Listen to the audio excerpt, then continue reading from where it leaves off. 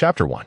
In March of the year 5221 of the stellar calendar, the planet Nada welcomed the arrival of spring once more. Trees known as dream language, transported from the Miller II colony, were planted along the streets of various cities on Nada. Every spring, the tall dream language trees would bloom with clusters of pink flowers resembling grapes. The magnificent air scooters whizzed by overhead. The winds they created would scatter the petals, resulting in a gentle rain of pink blossoms cascading over the city streets. In the imperial capital, Notai City, the air was equally filled with floating pink petals. Xiaoyi walked along the path, her gaze fixed on the swiftly passing air scooters above, feeling a tinge of envy. With the cheapest air scooter costing at least 50,000 Nada coins, her monthly income of merely 1,000 coins rendered it an unattainable luxury. Even if I could afford the scooter, I wouldn't be able to pay for the energy fluid this world looks down upon the poor, she sighed. Owning an air scooter was a dream shared by every young person on Nada, regardless of gender. Beneath the dream language tree stood a vending machine for a bakery offering 30 varieties of bread, currently advertising a buy two, get one free deal, with each priced at 10 coins. What? Xiaoyi exclaimed as she rushed towards the vending machine. I bought bread for 12 coins each yesterday, and there was no promotion. How come it's 10 coins today with a free one? The vending machine halted its movement, its overhead light flickering before it mechanically replied, apologies, the bread from yesterday still has a 2-day shelf life, while today's has only 1 day left, hence the discounted price. That's not right. I bought it after midnight, so it should count as today. You owe me 4 coins, and give me an extra flour pork bun, Xiaoyi insisted, blocking the vending machine and pressing the button for the flour pork bun. The machine paused momentarily before coldly stating, greetings, this vending machine malfunctioned last night and was repaired only at 6 a.m. Xiaoyi scoffed. What kind of malfunction? The time was off by 30 minutes, so the bread sold at midnight was actually from between 11:30 p.m. and 12 a.m. yesterday. The machine replied fluently. She glanced up at the prominently placed clock on the vending machine, designed to ensure customers could verify the time and avoid expired products. It displayed 14:28. Xiaoyi pouted and asked, what time is it? A raspy male voice emanated from her low-cost voice communicator attached to her right ear. 14:28. The time is accurate, but just give me back my 4 coins and the extra flour pork bun. I've been eating your bread every day of the year, making me a VIP customer. If you want to refund me, then toss in a vegetable bun as well, she declared, pressing the button for the vegetable bun while crossing her arms, waiting patiently. Please insert 20 Nada coins, the vending machine stated mercilessly. I absolutely despise being bullied, and machines should not be exempt, Xiaoyi remarked, casting a long sigh at the machine. Suddenly, a woman's scream pierced the calm of the street, drawing a crowd towards a commotion, while others sought help from the security team through their communicators. Xiaoyi sprinted to the overpass, swiped her transit card at the platform, and boarded a passenger air scooter. Settling into a window seat, she observed a gathering below. On the ground lay the bakery's vending machine, now severed in two, with components sparking and a large crack in the reinforced glass. Bread spilled out, littering the area. She reached into her old coat pocket for a bun, tearing off the transparent wrapping and taking a hearty bite. The flour pork bun from the bakery tastes divine. Why is the flour pork from Miller 11 colony so delicious? The fist-sized bun was devoured in just a few bites. She rummaged in her other pocket, recalling the vegetable bun inside, which made her frown that a lighter dinner would be preferable. She decided to save it for later. The passenger air scooter stopped in Sector 4, and Xiaoyi disembarked, stepping onto a transfer escalator that whisked her up to the 56th floor of the Xingqi building. In this city filled with dream language trees and various plant life, residential and commercial buildings were only accessible via escalators to the upper districts.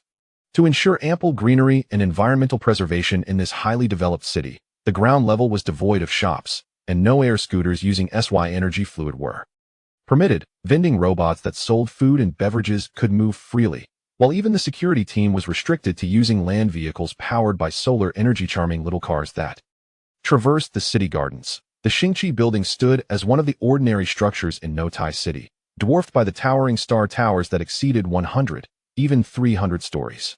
Xiaoyi entered the building and reached the 16th floor in a mere 15 seconds via the observation elevator. The 16th floor was lined with various fitness centers and combat gyms, bustling with activity.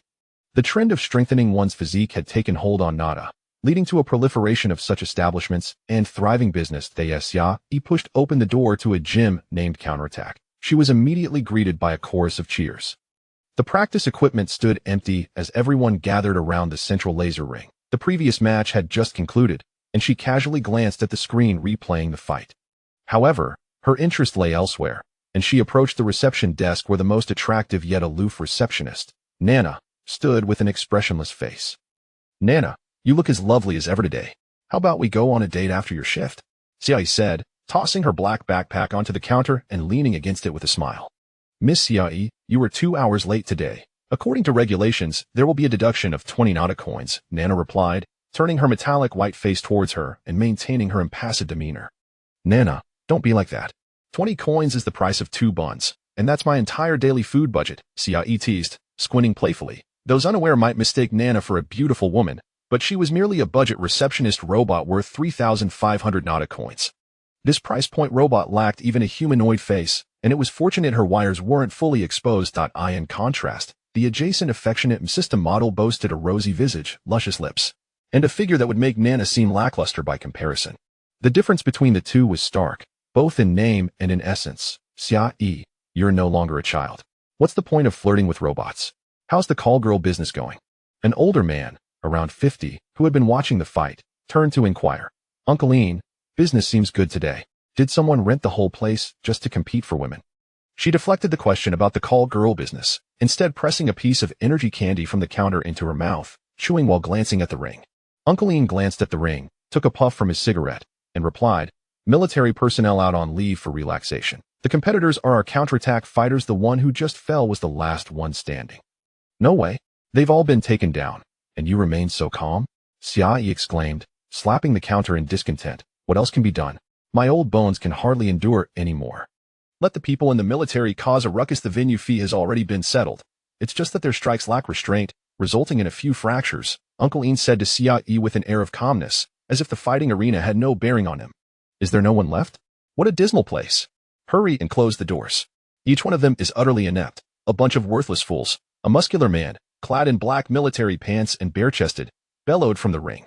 He swaggered about, fist raised in triumph, while a man lay unconscious in the arena, quickly removed by those who had been overthrown.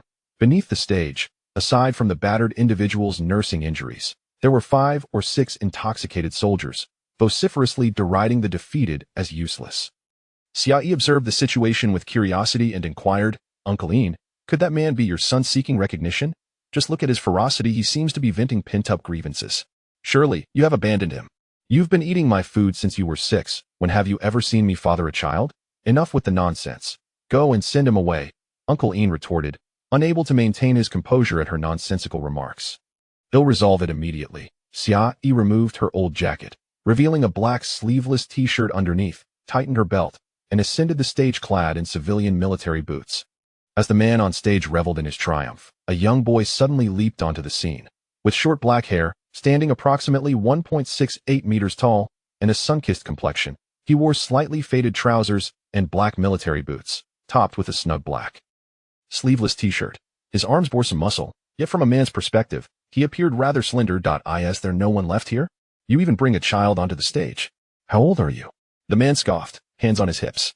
"I'm already 18. I'm not a child," Xiaoyi replied amiably. "Run home and drink your milk. This is no place for boys like you. If I accidentally kill you with a single punch, the guards will come looking for me." The man waved dismissively, showing no regard for Xiaoyi. Xiaoyi glanced at the laser recorder above the stage and mused, "I doubt they would trouble you. While murder is a crime, as long as a competition is underway, killing shouldn't pose an issue, right?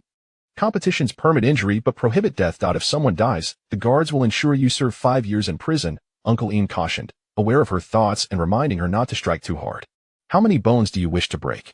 Xiaoyi casually inquired, cracking her knuckles to tee her words. The soldiers below and the man above erupted in laughter, astonished by her apparent foolishness. As they laughed heartily, Xiaoyi suddenly declared, "By the way, I am a woman, not a boy. If you insist on calling me a boy, kindly refer to me as the most handsome, Xing Qi Shuai, for I am indeed the most dashing in this establishment." Chapter 2. Is she a woman? The man's gaze lingered on Xiaoyi's chest for an extended moment before erupting into laughter, his chuckles laced with disdain. The soldiers in the audience joined in, taunting, "Yonggu, this is a woman. You ought to show some mercy. Be gentle with the fairer sex. We wouldn't want to harm her delicate skin. If she possesses any tender muscles, haha." Whistles accompanied their jeers, as Yang Ji's comrades clapped and laughed. Yonggu regarded Xiaoyi with contempt, dismissively waving his hand. "Step down. I refuse to engage with a woman." "Is that so?" I too seldom engage with women. Now that we've exchanged pleasantries, shall we commence? If we resolve this quickly, perhaps the arena can be rented out to others, Xia Yi replied with a bright smile. What did you say? Yang Ji's expression darkened as he glared at this girl, who bore little resemblance to a boy yet dared to speak to him in such a manner. Xia Yi pouted slightly. I mean, you're simply too weak to pique my interest. You little brat. Yang Ji's fury was ignited by Xia Yi's taunt, causing him to forget that he was facing a woman. He launched a left hook in her direction. Yang Gu was clearly a seasoned soldier, trained to possess formidable strength if he had seen combat.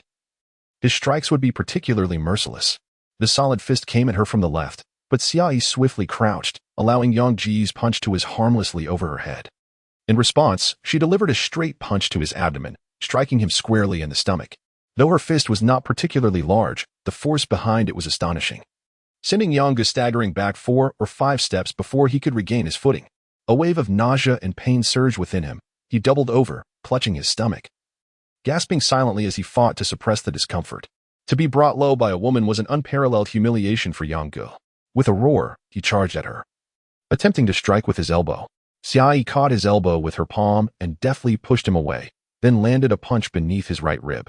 A sharp crack echoed as one of Yang Ji's ribs fractured, sending a searing pain radiating through him. Cold sweat erupted on his brow as he inhaled deeply. If he had merely sought to pass the time before, he now harbored murderous intent. Yang Gu lifted his head, fists clenched, ready to teach this girl a lesson, when suddenly a knee appeared before him. With a resounding crack, Xia Yi's knee collided with his nose, causing his head to snap back, blood gushing from his nostrils. The force of the blow sent him reeling backward, and before he could regain his balance, Xia Yi rushed in, delivering a powerful punch to his stomach. His body, still leaning backward, bent instinctively. In an instant, Xia Yi unleashed a flurry of rapid kicks aimed at his head and abdomen, each strike so swift that it was nearly impossible to discern how many she delivered. Finally, she retracted her right leg and executed a spinning kick, her left foot landing heavily on Yang Ji's face. The impact sent him spiraling through the air, completing 4 rotations before crashing down onto the ground, rolling against the wall until he came to a halt. Standing tall, Xia Yi brushed her hair back, her brow slightly furrowed as she remarked, too weak. Your combat prowess is akin to that of a toaster, far too fragile. Yang Gu lay motionless on the ground, but from her years of experience, Xia Yi was certain he was merely unconscious, not deceased. The extent of his injuries would only be revealed at the hospital. The crowd, once raucous, fell silent, staring in shock at the fallen Yang Gu, their minds struggling to comprehend what had transpired. In a matter of seconds, he had been utterly defeated, unable to retaliate. Until moments ago, they had believed Yang Gu was merely toying with this slender girl, allowing her a few playful strikes. They never anticipated that he would be rendered unconscious by a woman. The shift in events was too rapid for them to process, and they stood frozen in place. Meanwhile, Xia Yi extended a finger toward them, beckoning, I offer you a chance, all of you, come at me together. Such audacity. The soldiers' spirits were roused by her challenge, and they smashed their bottles on the ground, leaping onto the stage in unison. Today, they would teach this arrogant girl a lesson, ensuring she understood her place. 6 soldiers ascended the platform, surrounding Xia Yi. In the face of these 6 robust men, Xia Yi merely smiled and said, let the games begin. No sooner had she spoken than the 6 charged at her like fierce predators. With a beaming smile, Xia Yi clenched her fists, and in an instant, the arena erupted with the sounds of heavy blows and muffled grunts, punctuated by the unmistakable crack of breaking bones. Silver Uncle. I need to take them to the medical facility on the 7th floor for bandaging. 3 fractures, 1 sprain, and Harper's head has been kicked. He feels nauseous and may need to take a few days off. Those who had once gathered around the platform now departed, supporting one another as they approached Silver Uncle. Take a leave? That lad was knocked out by Xia Yi last time. I didn't see him suffer a concussion. Now that he has a girlfriend, he suddenly wants to take time off. Don't think I don't know. Silver Uncle glanced back to see Harper being supported, his head drooping. Harper quickly raised his head to defend himself. Silver Uncle, who said anything? Xia Yi didn't even have a bruise. But I went straight into a wall and got my head split open. Just now, I got kicked again. It's an old injury flaring up. Enough, hurry along now. Silver Uncle waved them off, urging them to head to the medical facility on the 7th floor. The clinic, known as Chiaohua, thrived primarily due to the clientele from the Fight Club, even acquiring mobile units, indicating substantial profits. Silver Uncle, with all of us gone, are you and Nana going to be all right? Silver Uncle lit a cigarette and nodded toward the arena. With Xiaoyi around, what problem can't be resolved? Inform the staff at Xiaohua to send someone up for the injured. We should have 7 severely injured. See if they can give us a discount. The army will cover their medical expenses. Is it true that we can claim expenses for being beaten outside? How marvelous. The departing soldiers left, envious and resentful, murmuring amongst themselves. As they exited, Silver Uncle turned to find Xiaoyi leaning against the counter, engaged in tormenting the energy candy machine. While the soldiers lay scattered on the ground, the arena remarkably tidy. During the course of their conversation, Xiaoyi had effortlessly taken down all 6 of the burly soldiers, leaving none standing. Each lay unconscious, unable to maintain consciousness until the end. Shaking his head in resignation, Silver Uncle addressed Nana. Please notify the Xiaohua staff to come and collect the injured. It would be troublesome if they perished here. Understood. Nana connected with the mobile unit from Xiaohua to send for assistance.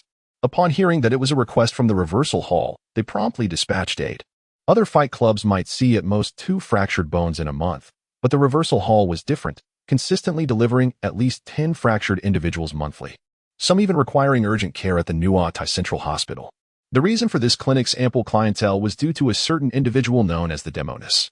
Whenever she appeared at the reversal hall, Xiaohua would be inundated with business. Observing the NT-93 tier transport frame, specially procured for transporting the injured, Xiaoyi couldn't help but chuckle. This transport frame featured 3 layers and included a mechanical arm, making it ideal for transporting the injured. It could even be configured into a large bed for transporting goods with remarkable ease. Of the 7 injured, 6 were loaded onto the transport frame, while Yonggu was carried away on a standard stretcher. Just as 2 domestic robots were about to carry him out, Yonggu painfully opened his eyes. Awakening from his unconscious state, he gazed at Xiaoyi, who leaned against the counter, an energy candy clenched between her teeth, intent on feeding it to the tin-kin named Nana. With a phrase squeezed out from the depths of her throat, she inquired, "Who are you?" Silver Uncle. Wishing to shield Xiaoyi from any trouble the soldiers might cause, contemplated disclosing her identity as a defiant spirit, but Xiaoyi preempted him. She stepped forward, standing at attention, and saluted Yonggu with a precise military gesture, the candy still in her mouth as she declared, "Logistics Department recruit, Xiaoyi. Logistics recruit. Just wait." Yang Ji's voice emerged, accompanied by a sharp pain in his ribs, compelling him to threaten through gritted teeth. Haha. Xiaoyi revealed a bright smile, her teeth gleaming white as she leaned casually against the counter, dismissively waving her hand. Noted. If the sergeant wishes to find me, I am always available. Your uniform has already been discarded on the stretcher, no need to return for it.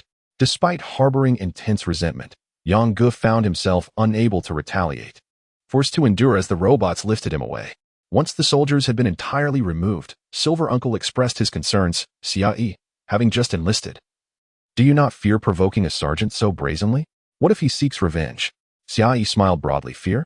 With so many in the logistics department, even if he locates me, he is no match. But you are, after all, a defiant spirit. Even within the military, this situation lacks a clear right or wrong. The Federal Guard will not intervene. There are still federal laws to consider, Silver Uncle remarked. Federal laws? Humph. Xiaoyi scoffed, her face etched with disdain. Such regulations merely serve to control the common folk. Those with power exist above them. Silver Uncle shook his head, having watched Xiaoyi grow up. She had always held a contemptuous view of federal laws, and whenever the topic arose, her demeanor shifted, refusing to elaborate on her disdain.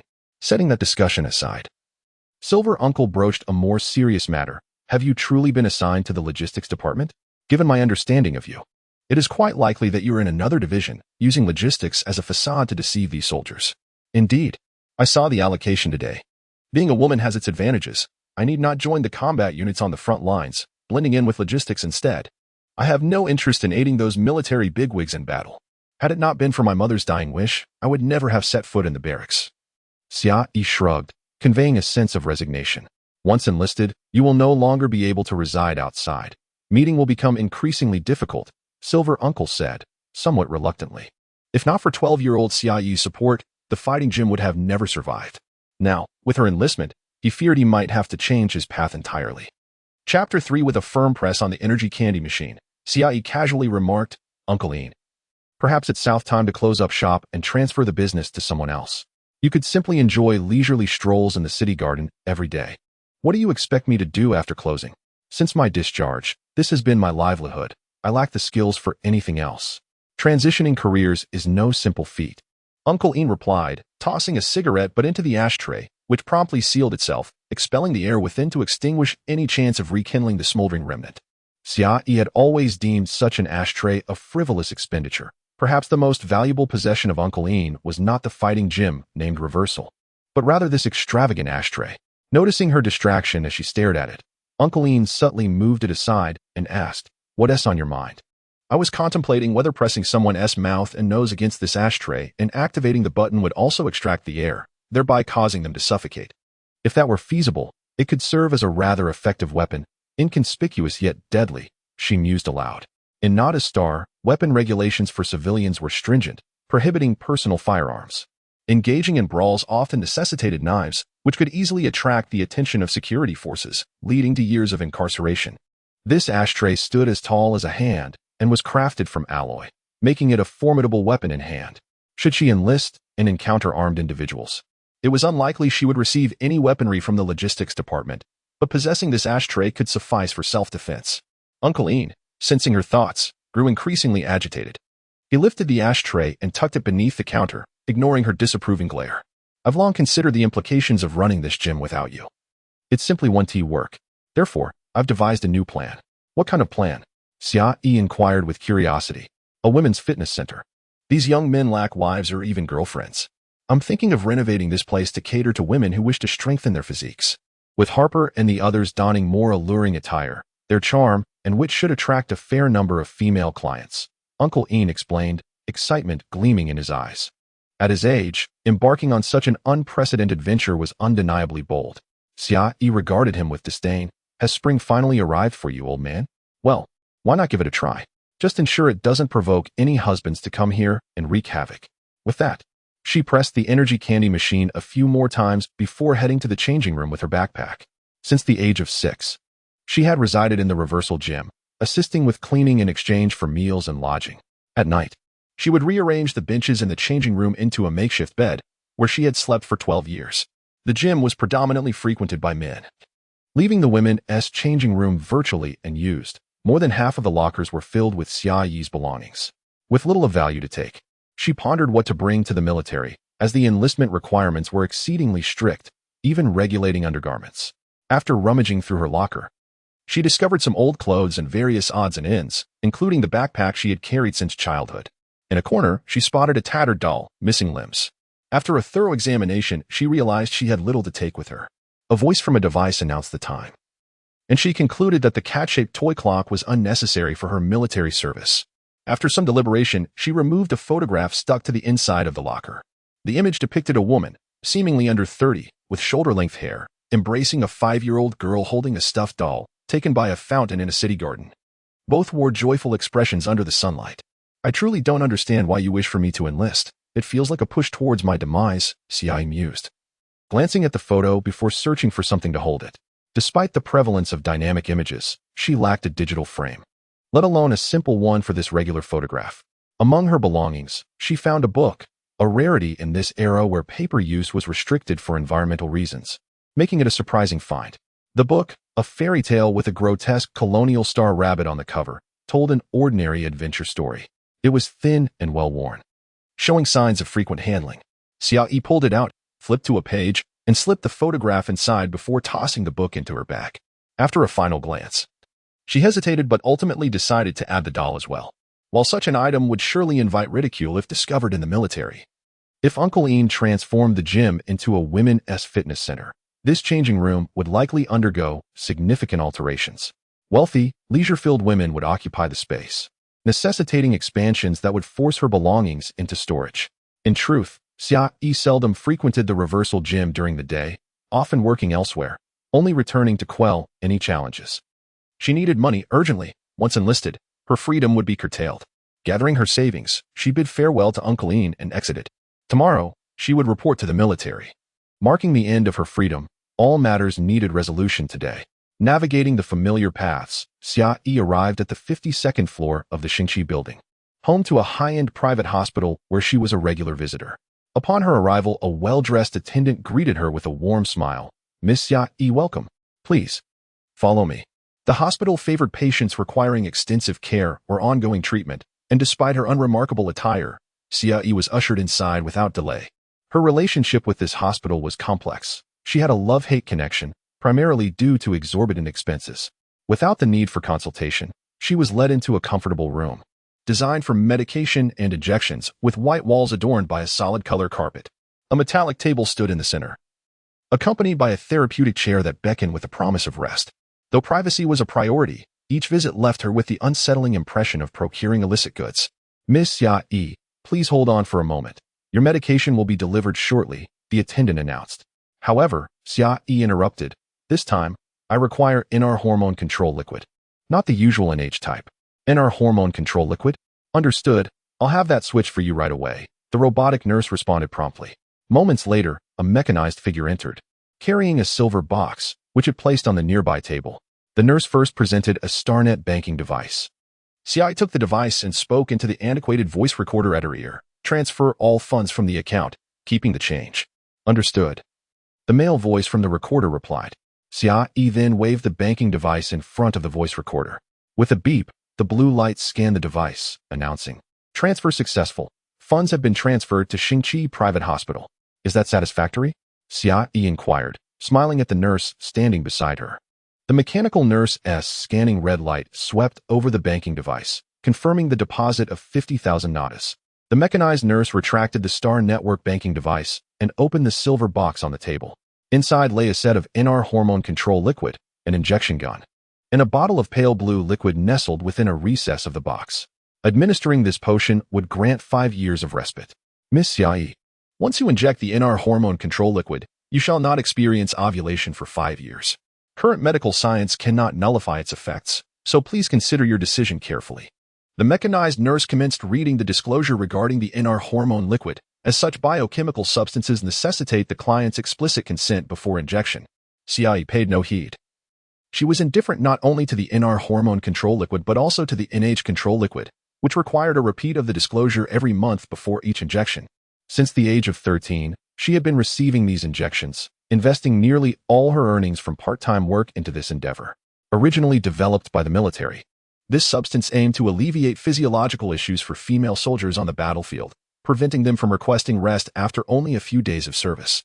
Not only did it ensure troop readiness, but it also aimed to mitigate the personal challenges faced by female soldiers. However, within a few years, the control liquid infiltrated civilian society, gaining increasing popularity among women. For instance, when vacationing at the Paradise Beach on Colony Star Miller 6, many young women would visit hospitals to receive NH hormone control injections, ensuring they could enjoy their time without hindrance. Most opted for the short-term, monthly NH control liquid, while few dared to use the NR variant. Prolonged use of these substances rendered feminine characteristics less pronounced. Those like Xia, who had begun injections at 13, appeared nearly androgynous, possessing a notably flat chest. Particularly, the NR variant, which could suppress pregnancy for 5 years, was an unacceptable prospect for adult women, and its hefty price of 50,000 nada coins was equivalent to that of a hovercar. Xia practiced frugality, reserving her funds for the necessary NH injections each month, saving the remainder in anticipation of receiving the NR injection before enlisting. "Miss Xia, I have finished reading. If you have no objections, please enter your citizen password on the consent card to confirm." The mechanized nurse concluded the lengthy disclosure and presented her with a transparent card displaying numbers and a confirmation symbol, awaiting her input of the citizen password.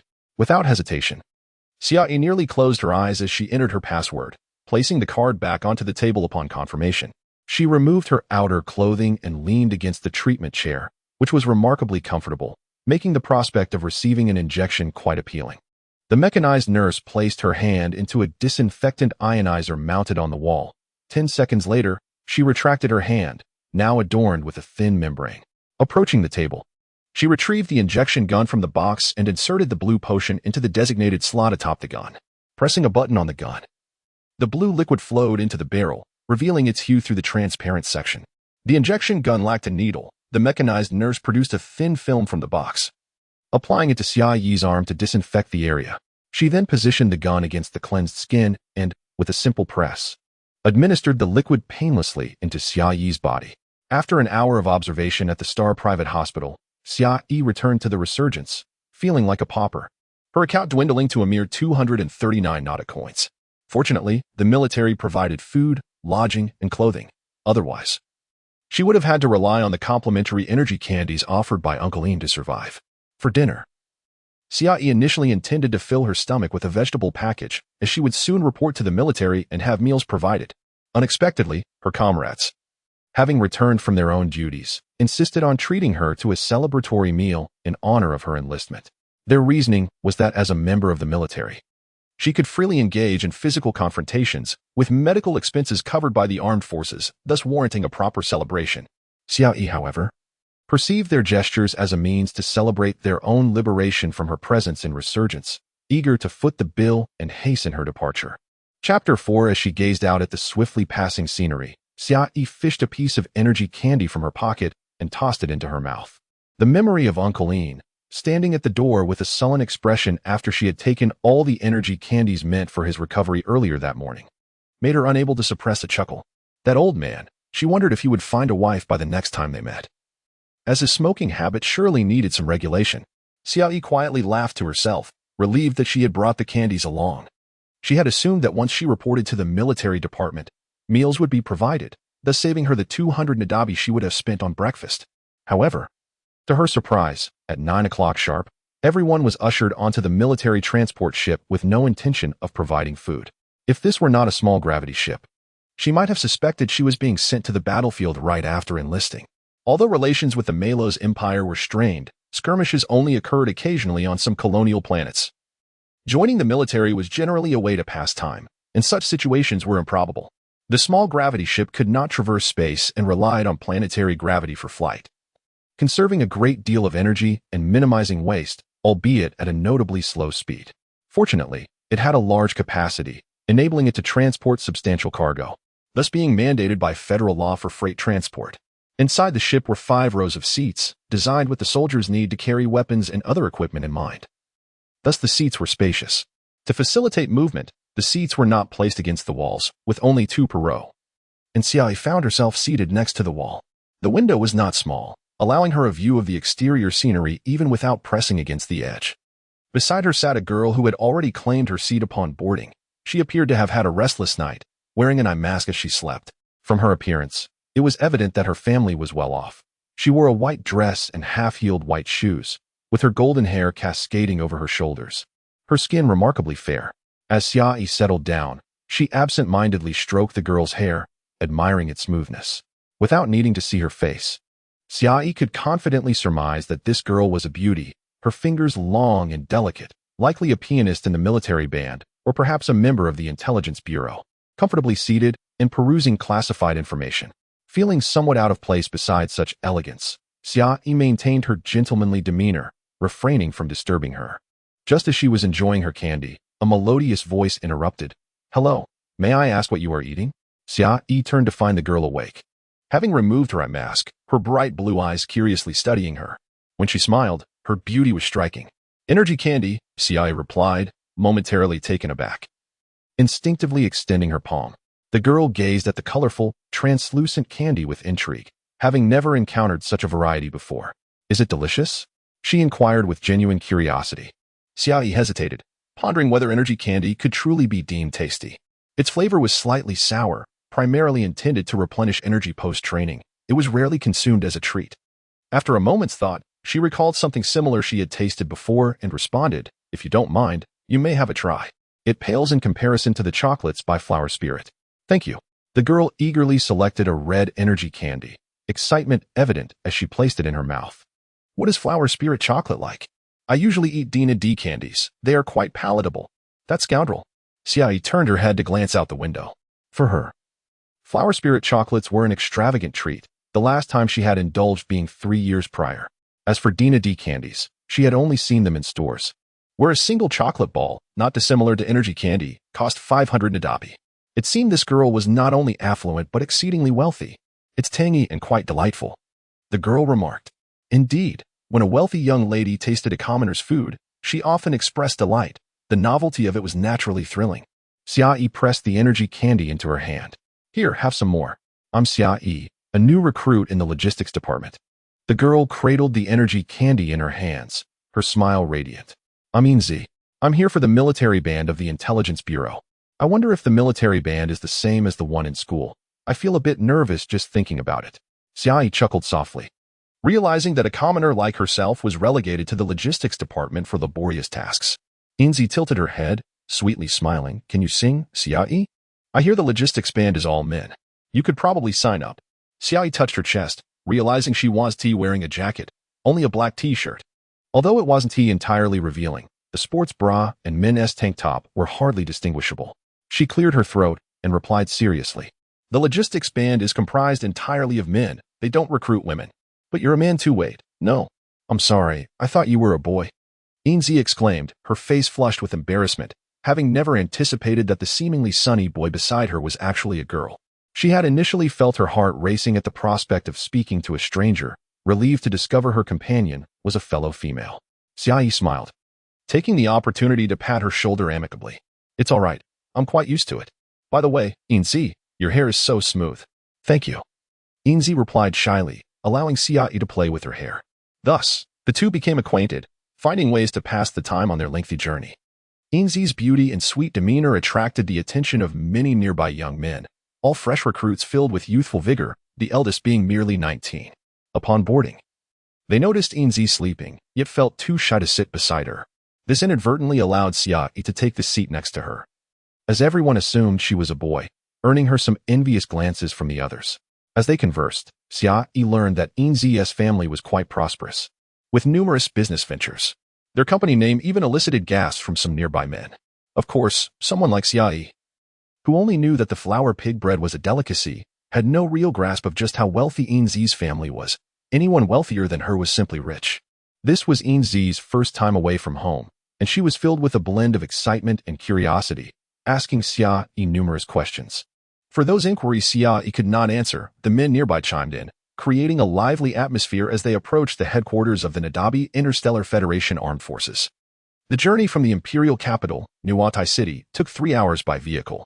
A personal hovercar would have made the trip quicker, potentially reducing it to 2 hours. When registering for the recruitment examination, each recruit received a packet of information detailing the headquarters conditions. This provided a general overview, allowing recruits to select departments based on their abilities and preferences, with enlistment contingent on individual assessment results. The packet was stored in Xiaoyi's communicator. As the imposing structure of the armed forces headquarters loomed ahead, she accessed the data from her device, projecting a small holographic display before her right eye. The display contained the information they had been given, but her communicator was rather outdated, causing the image to flicker before stabilizing after a few seconds. Before she could even read it, Inzi tugged at her hand, and when Xiaoyi looked up, she found Inzi gazing at her with a puzzled expression. Is that on your ear communicator? Inzi asked, her curiosity piqued. Xiaoyi suddenly found it exceedingly challenging to converse with wealthy individuals, particularly those who were rather immature in their affluence. She nodded and remarked, indeed, 6 years ago, an uncle I met gifted me this when he replaced his voice device. Isn't a voice device supposed to be replaced every 6 months? Inzi's words rendered Xiaoyi speechless. She glanced at Inzi's ear, noticing the absence of a voice device. Sensing Xiaoyi's gaze, Inzi raised her hand to reveal a beautiful bracelet adorning her wrist and said, Xiaoyi, do you like this? I shall gift it to you. The MOUT-1 anthropomorphic voice device costs 120,000 Nada coins. Xiaoyi's lips twitched, and she shook her head. No, thank you. I find this one quite convenient. I do not rent Star network space, and most of my data is stored on a chip. Switching to another voice device would complicate the data transfer. You could utilize my Star network space. It is exceedingly convenient, Inzi sincerely offered. Xiaoyi could only respond perfunctorily, really, no need. Look at me. I resemble a man and am rather impoverished. Using such an extravagant voice device might easily lead others to assume it was stolen. I prefer to avoid any trouble. I appreciate your kindness. Oh, I see. Even though Inzi was naive, she was not foolish. It was evident that Xiaoyi's background was not affluent, which was likely why she wished to gift her a voice device. However, it now seemed that she might have erred, potentially hurting someone's pride. So she promptly ceased her insistence. As everyone retrieved their data to examine, she used her melodious voice to command, Annie, activate. A beam of light emanated from her MOUT-1, conjuring a fairy clad in elegant attire before Inzi. Xiaoyi felt a wave of embarrassment wash over her. Although the anthropomorphic feature could be customized, this was rather fantastical. She felt a twinge of envy towards the affluent, Few could afford such a luxurious voice device. Xiai tucked her own device away and focused directly on Yinzi's.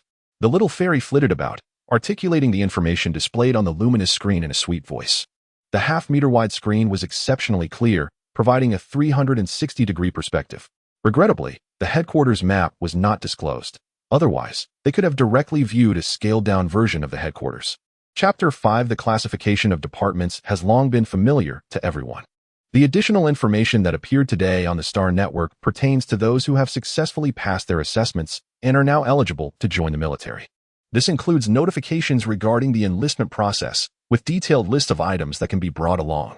Upon careful examination, Xiaoyi noted that personal belongings such as photographs and paper books could be brought in as long as they passed inspection. However, all other items, including voice communicators, must be surrendered. She glanced at Yinzi, who seemed completely oblivious to this matter, buzzing with excitement at the prospect of disembarking the ship. Many of the others on board were also standing to gaze at the imposing armed forces headquarters. "Look, those are heavy mechs," someone suddenly shouted, pointing out the window. The previously composed individuals immediately sprang to their feet, crowding around the glass. Upon their arrival, Xiaoyi had already spotted the heavy mech standing approximately 10 meters tall in the headquarters, located on the far left side. It occupied a third of the entire headquarters area, with at least 20 heavy mechs slowly moving about, far less agile than the rumors had suggested. Xiaoyi had little interest in becoming a soldier. Her aim was merely to pass time in the logistics department, fulfilling her mother's last wish while finding a means to sustain herself. With her abilities, she figured it wouldn't be difficult to secure a position as a corporal or sergeant. The military would provide for her needs, making life considerably easier.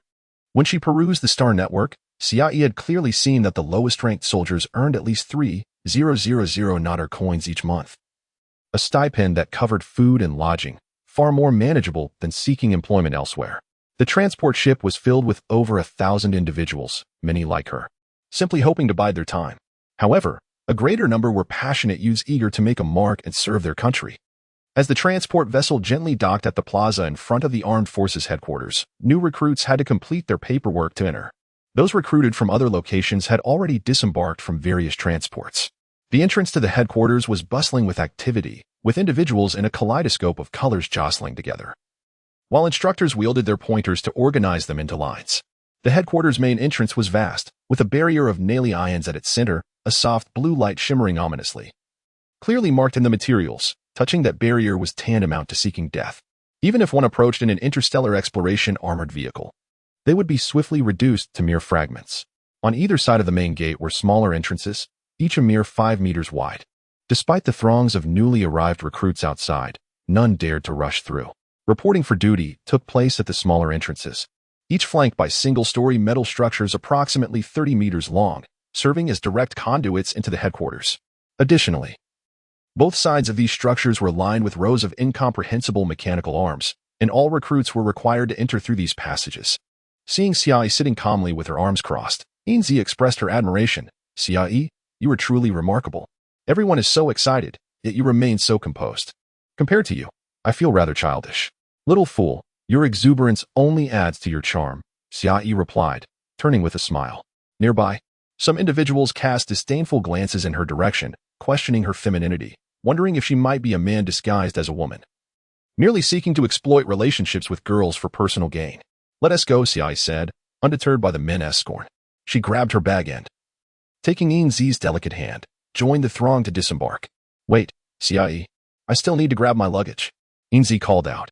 Without pausing, Xiaoyi turned to the enthusiastic young men around them. "Gentlemen, who would like to assist the lovely Miss Yinzi with her luggage?" As soon as she finished speaking, several surged forward, shouldering aside others to seize the luggage secured beneath the seats. It turned out to be a silver, square object, and once removed, they realized it was a travel robot about 1 meter tall. How extravagant! The would-be helpers froze in disbelief at the sight of the robot, pondering what sort of wealthy heiress could afford such luxury. It soon became clear that none among them could match her financial means, and they quietly dispersed, realizing that a beautiful and affluent girl was beyond their reach. Xiaoyi felt exasperated. Was such ostentation truly necessary for enlisting? The travel robot followed Yinzi closely as the two descended the transport vessel. Upon stepping onto the plaza, all the recruits' communicators activated simultaneously. displaying a flickering screen that clearly indicated the direction and location for reporting. "I'm sorry, Inzi, but it seems we must part ways here," Xiaoyi said apologetically. "You are the first friend I've made in the military. I truly don't wish to separate.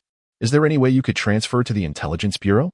Inzi pleaded, feeling a sense of comfort in having someone familiar in this unfamiliar place, despite having known Xiaoyi for only a couple of hours. "You can always come find me. I'll be in the logistics department, not directly thrust onto the battlefield," Xiaoyi reassured, suddenly embracing Inzi tightly. Her right hand seemingly unconsciously brushing against her backside, as though parting from an old friend. Inzi hesitated before reciprocating the embrace. "I will definitely come to find you. And you must visit me as well." "Of course," Xiaoyi replied, patting Inzi's back and smiling at her. As the two friends who had known each other for merely 2 hours separated at the entrance of the Armed Forces headquarters, they followed their respective directions into different entrances. As Xiaoyi walked, she glanced around and noticed that the entrance she had chosen was exclusively filled with energetic men, with not a single woman in sight. Conversely, Inzi's direction was vibrant, populated largely by adorably dressed young women, making her stand out amidst the men. "I think I might have reported to the wrong department," Xiaoyi muttered, suddenly feeling regretful. While the stipends for new recruits were uniform, the nature of work varied significantly across departments. One could easily surmise that members of the military band would be engaged in singing and playing instruments daily. While those in the Federal Medical Corps were primarily drawn from medical schools, their routine little different from their previous academic life aside from standard physical training. The logistics department, however, it seemed to entail merely operating large machinery to transport goods. As Xiaoyi queued up, the line moved forward steadily, exhibiting the military's innate sense of rhythm, devoid of any delays or pauses. When she was only a few individuals away from the front, she noticed 2 neat rows of soldiers, totaling 20, standing at attention on either side of the corridor, with their hands clasped behind their backs, feet spaced 20 centimeters apart. Clad in black training uniforms and polished black boots, their stern expressions effectively subdued the excitement of the new recruits. While those at the back curiously glanced around, the moment they reached this point, no one dared to move. Their bodies tensed into rigidity. "Move faster. What is this? Do you think you're on vacation? You are now a soldier. If I catch a whiff of cologne from you again, you'll find yourself in confinement." "Sir, silence. Move inside. That's rather valuable. Here, we only have obedience. You can take this trash with you when you leave the military. Now, shut your mouth and take your things inside." At the entrance stood 2 expressionless soldiers beside a metallic platform, swiftly placing the items surrendered by the new recruits into a vacuum chamber. They swiftly tossed their belongings inside, closed the lid, and removed the air before turning and discarding the container onto the ground behind them. Subsequently, a mechanical arm extended, grasping the vacuum-sealed box from the floor and placing it upon the adjacent conveyor belt for immediate removal. The new recruit stationed at the entrance hesitated for a mere second, reluctant to part with the necklace adorning his neck, only to be met with a torrent of scolding from a drill instructor standing at the door. The insignia on the instructor's collar revealed him to be a second lieutenant. His sun-kissed, copper-hued visage, swollen with indignation from a morning of reprimanding, bore the marks of bulging veins as he stood rigidly upright. Clutching a wooden pointer firmly tucked under his arm, he exuded an air of palpable authority, as if at any moment his ire could be unleashed upon an unsuspecting face. As the individuals before her were hastily reprimanded and ushered inside, it was finally Xiaoyi's turn. Possessing few valuables, she deftly removed her voice communicator, pressed a blue button, and extracted a slender chip measuring 1 millimeter in width and 2 centimeters in length. She retrieved a fairy tale book containing photographs from her bag, leaving the remaining items on the table for disposal into the vacuum box. Placing her hands upon the rounded metal scanner at the entrance, she underwent a fingerprint scan, followed by a DNA check to confirm her identity. Xiaoyi, age 18, female. Address, Class E confidential, family members, Class A confidential, education, Class E confidential. Identity verification complete. Assigned to the Marine Corps. Upon hearing the cold, mechanical voice, Xiaoyi couldn't help but chuckle at the absurdity of her educational classification. Having barely scraped by in a third-rate school, now deemed Class E confidential. Even her address was classified.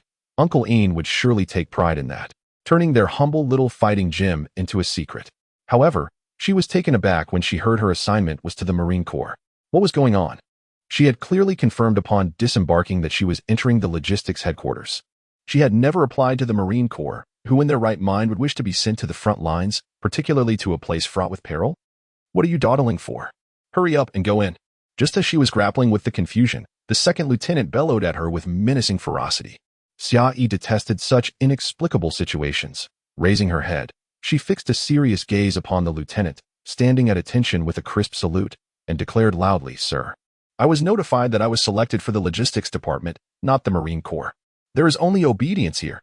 You will go wherever you are assigned. What you need is compliance, not rebuttal or protest."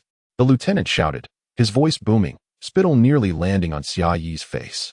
Chapter 6 Commander. I am a person of principle, and the military is a place that upholds rules above all. The current situation is a disgrace to the honor of our armed forces. Where is fairness in military law? Can the FBI truly tolerate such occurrences within our ranks? I have yet to cross this threshold. I remain a free citizen and have the right to know why my choices have been altered. Xia Yi raised her head defiantly and spoke in a sharp tone.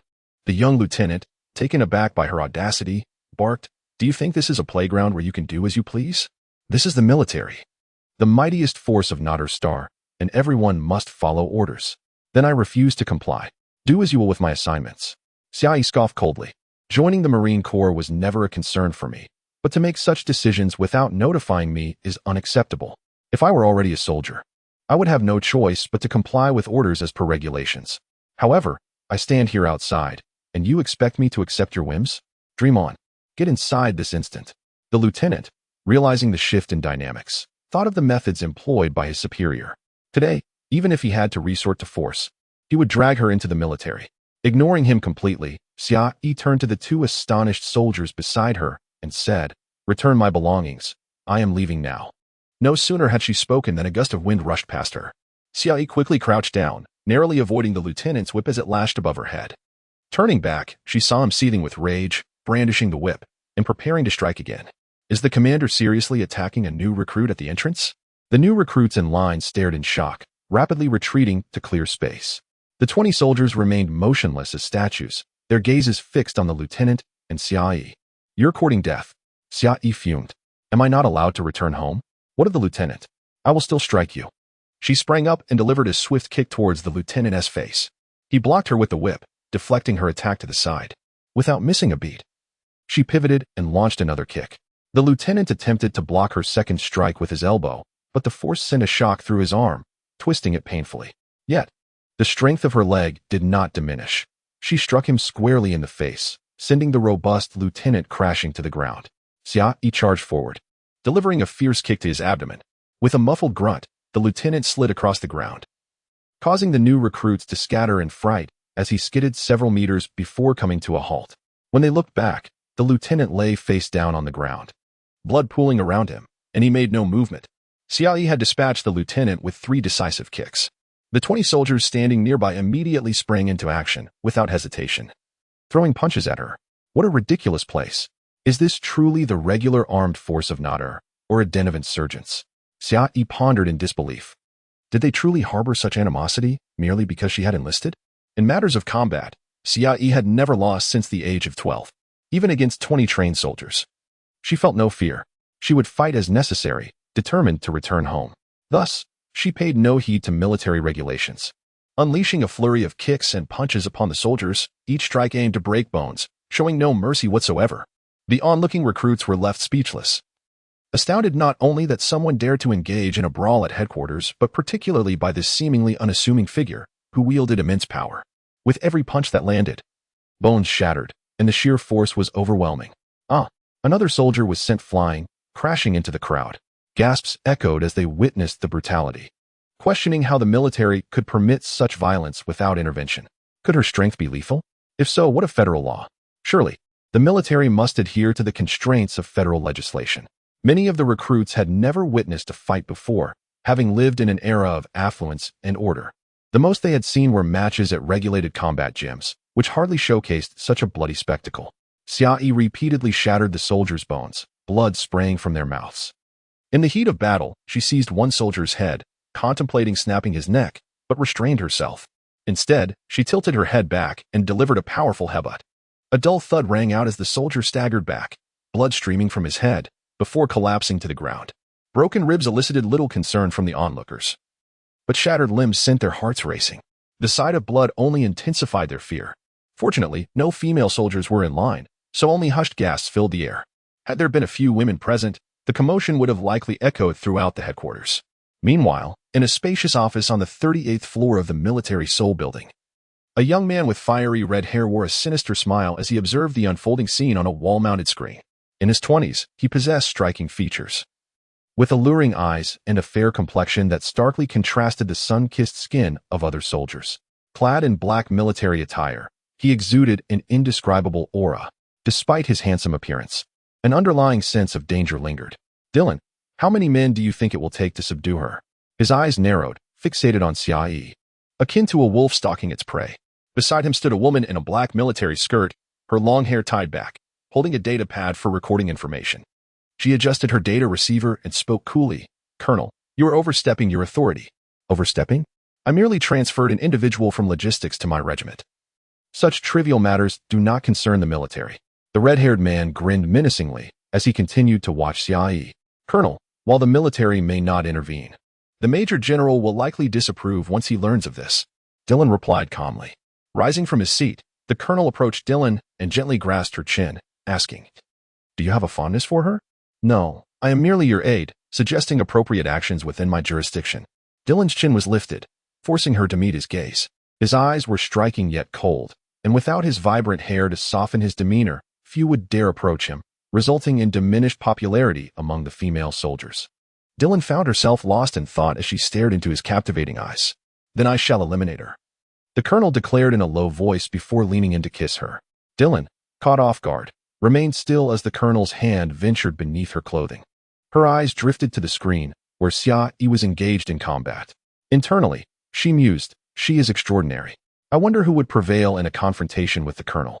Suddenly, she pushed the colonel's hand away in alarm, exclaiming, Colonel, the Angel Corps. The colonel, momentarily irked by the interruption, turned to the screen. Xia had toppled all 20 soldiers and, noticing no one from the military intervening, realized she had become a target. Seizing the opportunity, she pivoted to reclaim her belongings from the two soldiers. Without mentioning that the doll remained in the bag, her 200 or so Nader coins were still within, leaving her without funds for a taxi ride home. Walking would necessitate purchasing some food for the journey. Just then, a sound echoed from a distance, and something came charging toward her. As Xia turned her head, a deafening explosion erupted before her, propelling her through the air. The surrounding recruits, terrified, began to shove one another in their haste to retreat. The source of the commotion was an electromagnetic laser cannon, intended for use against landing vehicles. Its destructive power was formidable. Who could be such a fool as to employ it where so many were gathered? The recruits of this year were shockingly inept, reduced to panic by a single shot. A windswept vehicle, sleek and jet black, appeared in the sky, adorned with an emblem of white wings on its front.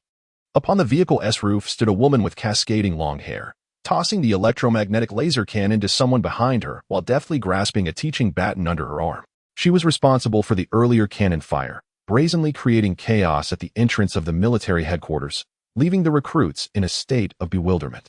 Her flowing black hair, military cap, and jacket, paired with an ultra-short military skirt that barely concealed her backside, were far from standard military attire. When she had crouched to fire the cannon, many had caught a glimpse of her black underwear, which intriguingly reflected light as if made of leather, leading to speculation that it was indeed a pair of leather panties. In any era, such an undergarment style could only belong to one category, the queenly ensemble.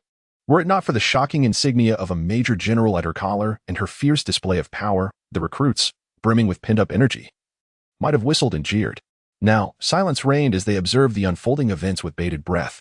The windswept vehicle hovered a meter above the ground, and she leapt down, her high military boots landing steadily and firmly. With a graceful twist of her slender waist, she strode confidently towards Xia, head held high, exuding an aura of authority. 6 soldiers descended from the vehicle, each a paragon of masculine beauty, their disdain for the recruits palpable. With ranks no lower than lieutenant, they inspired a mix of envy and admiration among the new soldiers, trailing behind a formidable woman, evoking a subtle sense of intrigue. Chapter 7. The woman disregarded the gazes of the crowd and approached Xia, where the ground bore a gaping hole from the electromagnetic laser cannon. Her shot had been deliberately aimed at the ground, ensuring Xia's survival. She was merely rendered unconscious by the shockwave. Standing before Xia, she grasped a pointer and adjusted her face, declaring, Information. Behind her, an officer donned a data receiver, and after a brief silence of 10 seconds, he spoke. Commander, the information has a security level. Security level? The general raised his voice, curiosity piqued. There are A and D levels. My clearance only extends to C. The man promptly handed the sensor panel to the general. The general accepted the panel with his left hand while tapping the pointer lightly on his shoulder with his right.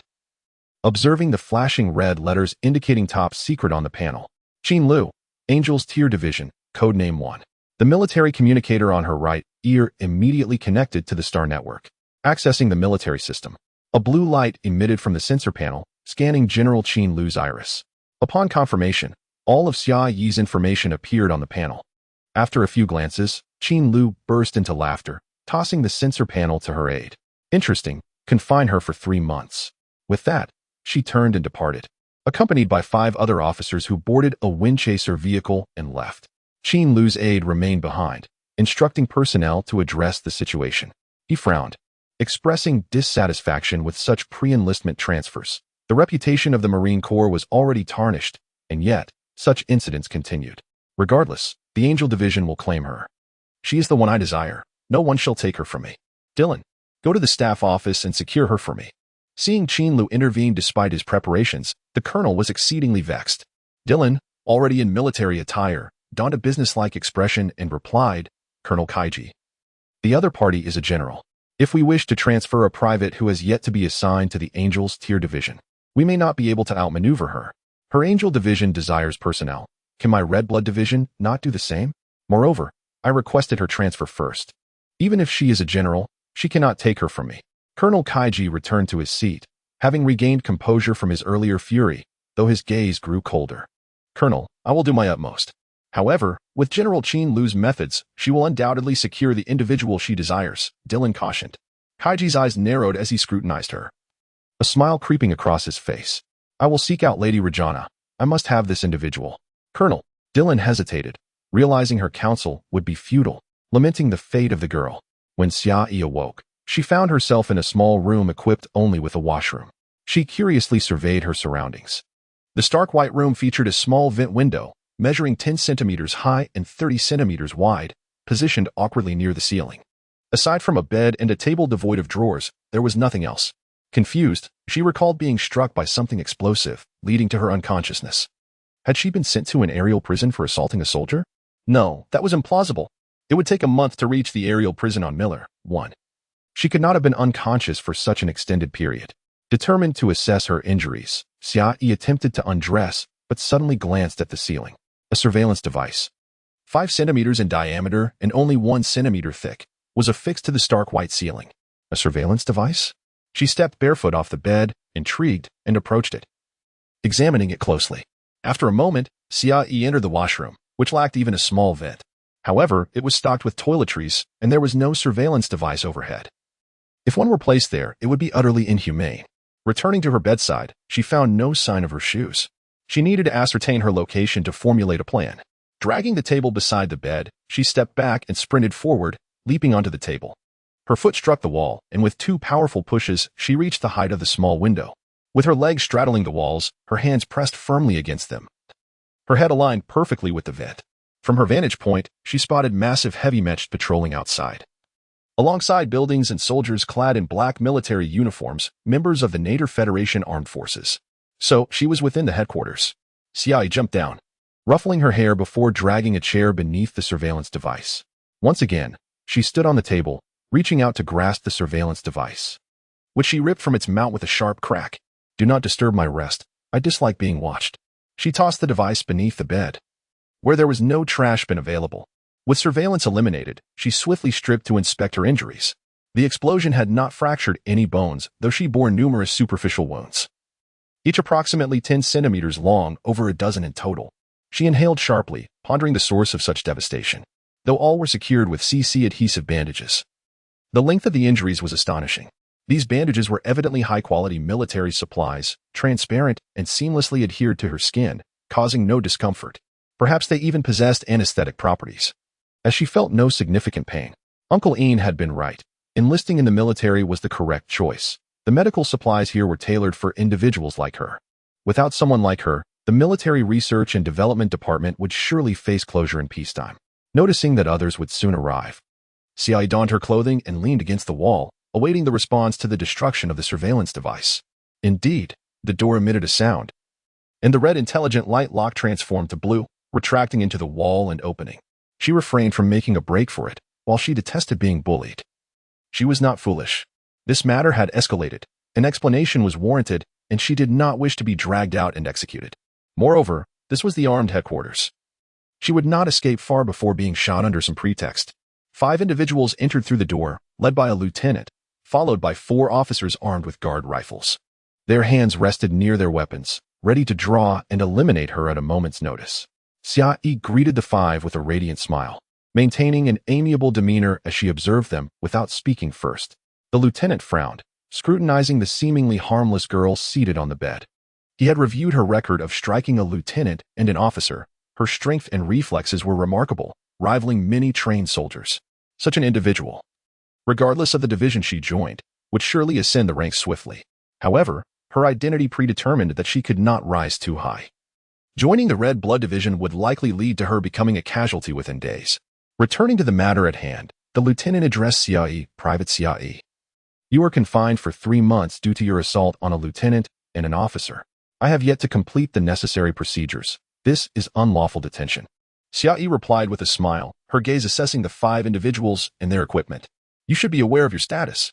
Moreover, I must inform you that the general has been gravely ill for over 6 months. This information has been suppressed and not disseminated. I trust you comprehend your current predicament. Do not complicate matters for us, nor for yourself. The lieutenant stood with his hands clasped behind his back, warily observing Xia Yi, fearful that she might unexpectedly spring into action. He was taken aback to learn that the old man was gravely ill.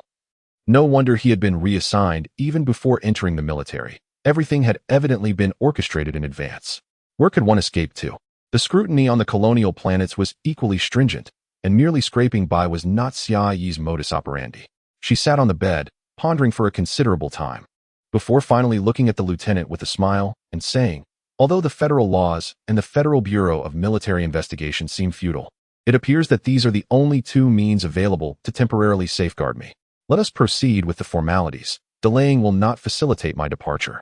The lieutenant had anticipated that he would need to exert considerable effort to persuade her, for the information gathered indicated that Xia Yi was prone to explosive anger, particularly when threatened.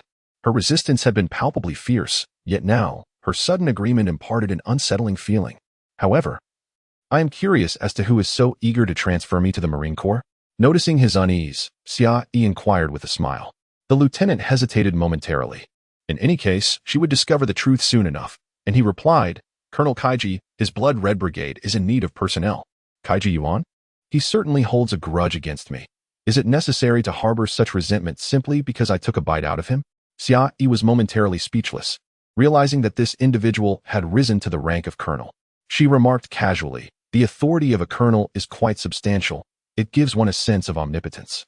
The Angels Tier Brigade wishes to transfer you, but Lady Rajana suppressed that initiative. If you are resolute in your decision, we may commence with the enlistment procedures. The lieutenant regarded Xia Yi, uncertain as to why he divulged matters that should have remained unspoken. Perhaps it was the compassion he felt for this newly adult girl facing such grave circumstances, or perhaps he wished to salvage something for certain individuals. Lady Rajana. Xia Yi gazed at the lieutenant, who appeared to be in his 40s, and sincerely expressed, Thank you, Lieutenant, I understand now. Let us begin the necessary paperwork. Prolonging this will only complicate matters for you. Thank you, the lieutenant said, waving his hand, prompting the sergeants behind him to breathe a sigh of relief. Yet their hands remained poised on their guard weapons. At that moment, a female officer entered the doorway, accompanied by a silver floating box. Chapter 8 Caution. Xia Yi was placed in confinement without completing her procedures, and now, for her sake, special home service was provided. A beautiful officer brought a complete set of enlistment materials. Once enlisted, one ceases to be a civilian, thus the civilian password is sealed, and a military identity is assigned. This signifies that the Nada coin stored under Xia Yi's civilian identity cannot be accessed at all. How humane, she thought of those wealthy new recruits who, once their civilian numbers are sealed, cannot withdraw even a penny. In the military, everyone consumes the same provisions. The distinction between the affluent and the impoverished diminishes. Without a civilian number, Xia Yi acquired an identity within the military, where the number need not be memorized, Verification is conducted via DNA coding. She even received a StarNet space, which she had never been able to afford as a civilian, nor had she rented it due to its limited utility. Moreover, the confidentiality level has elevated. Previously, she used a civilian password, but now it requires iris scanning. All clothing and gear must be military issued. Thus, the officer left the uniforms on the bed and stepped outside to wait, gazing at the military outfit laid out before her. Xiaoyi pondered that regardless of her choice to wear it, she was now a private in the NADAC Galactic Federation Armed Forces. However, the name of the military seemed rather lengthy. As she remained in confinement, other items would only be delivered to her unit upon her release. Her current task was to change into the uniform and dispose of her old clothes in the vacuum box to be returned to her after her discharge or upon completing 3 years of service. The navy blue shirt, black tie, and a black jacket with silver buttons, along with a knee-length black military skirt, awaited her. As she prepared to change, she discovered that even the underwear was provided by the military, yet the skirt made her feel uneasy. Taking a deep breath, she approached the officer outside and communicated for a while. After an additional half hour, she finally received a pair of trousers. Once clad in the full military attire, Xiaoyi observed her reflection in the restroom mirror and felt increasingly handsome. Indeed, a uniform is an unequivocal allure for young women, unless one is exceptionally unattractive. It is rare to see someone appear disheveled in military garb. Regrettably, she was merely a private, marked by a single silver stripe on her collar. The insignia of a private. It would be only upon her promotion to a corporal that she could add another stripe to her collar. While changing into her uniform, she was still confined. A monitoring device was newly installed. Meals were delivered through a small aperture in the door, and unlike imprisonment, she had no time for fresh air. Xiaoyi harbored no fondness for the monitoring device. Each time a new one was installed, she ensured to sabotage it. After several attempts, she guaranteed that she wouldn't create a scene of self-harm. Otherwise, she would merely continue to destroy them. Moreover, destroying several devices would not lead to a military tribunal, ultimately resulting in the cessation of further installations in her room. For 3 entire months, while other new recruits trained, Xiaoyi slept in her confinement cell. While others rose at 5 in the morning for runs and drills, she dreamed in bed. Despite the lack of entertainment, she enjoyed a comfortable 3 months of rest. After this period, Xiaoyi concluded that military beds are supremely comfortable, the meals plentiful, and the quality of uniforms exceptional. Furthermore, her new recruit account, previously devoid of funds, now boasted an additional 6,000 NADA coins. To do nothing, enjoy free meals, and even receive money was an extraordinary stroke of luck. Xiaoyi even felt that 3 months of confinement was brief. She wished to remain there indefinitely, knowing that KG had no means to exert control over her. Alas, such bliss was fleeting.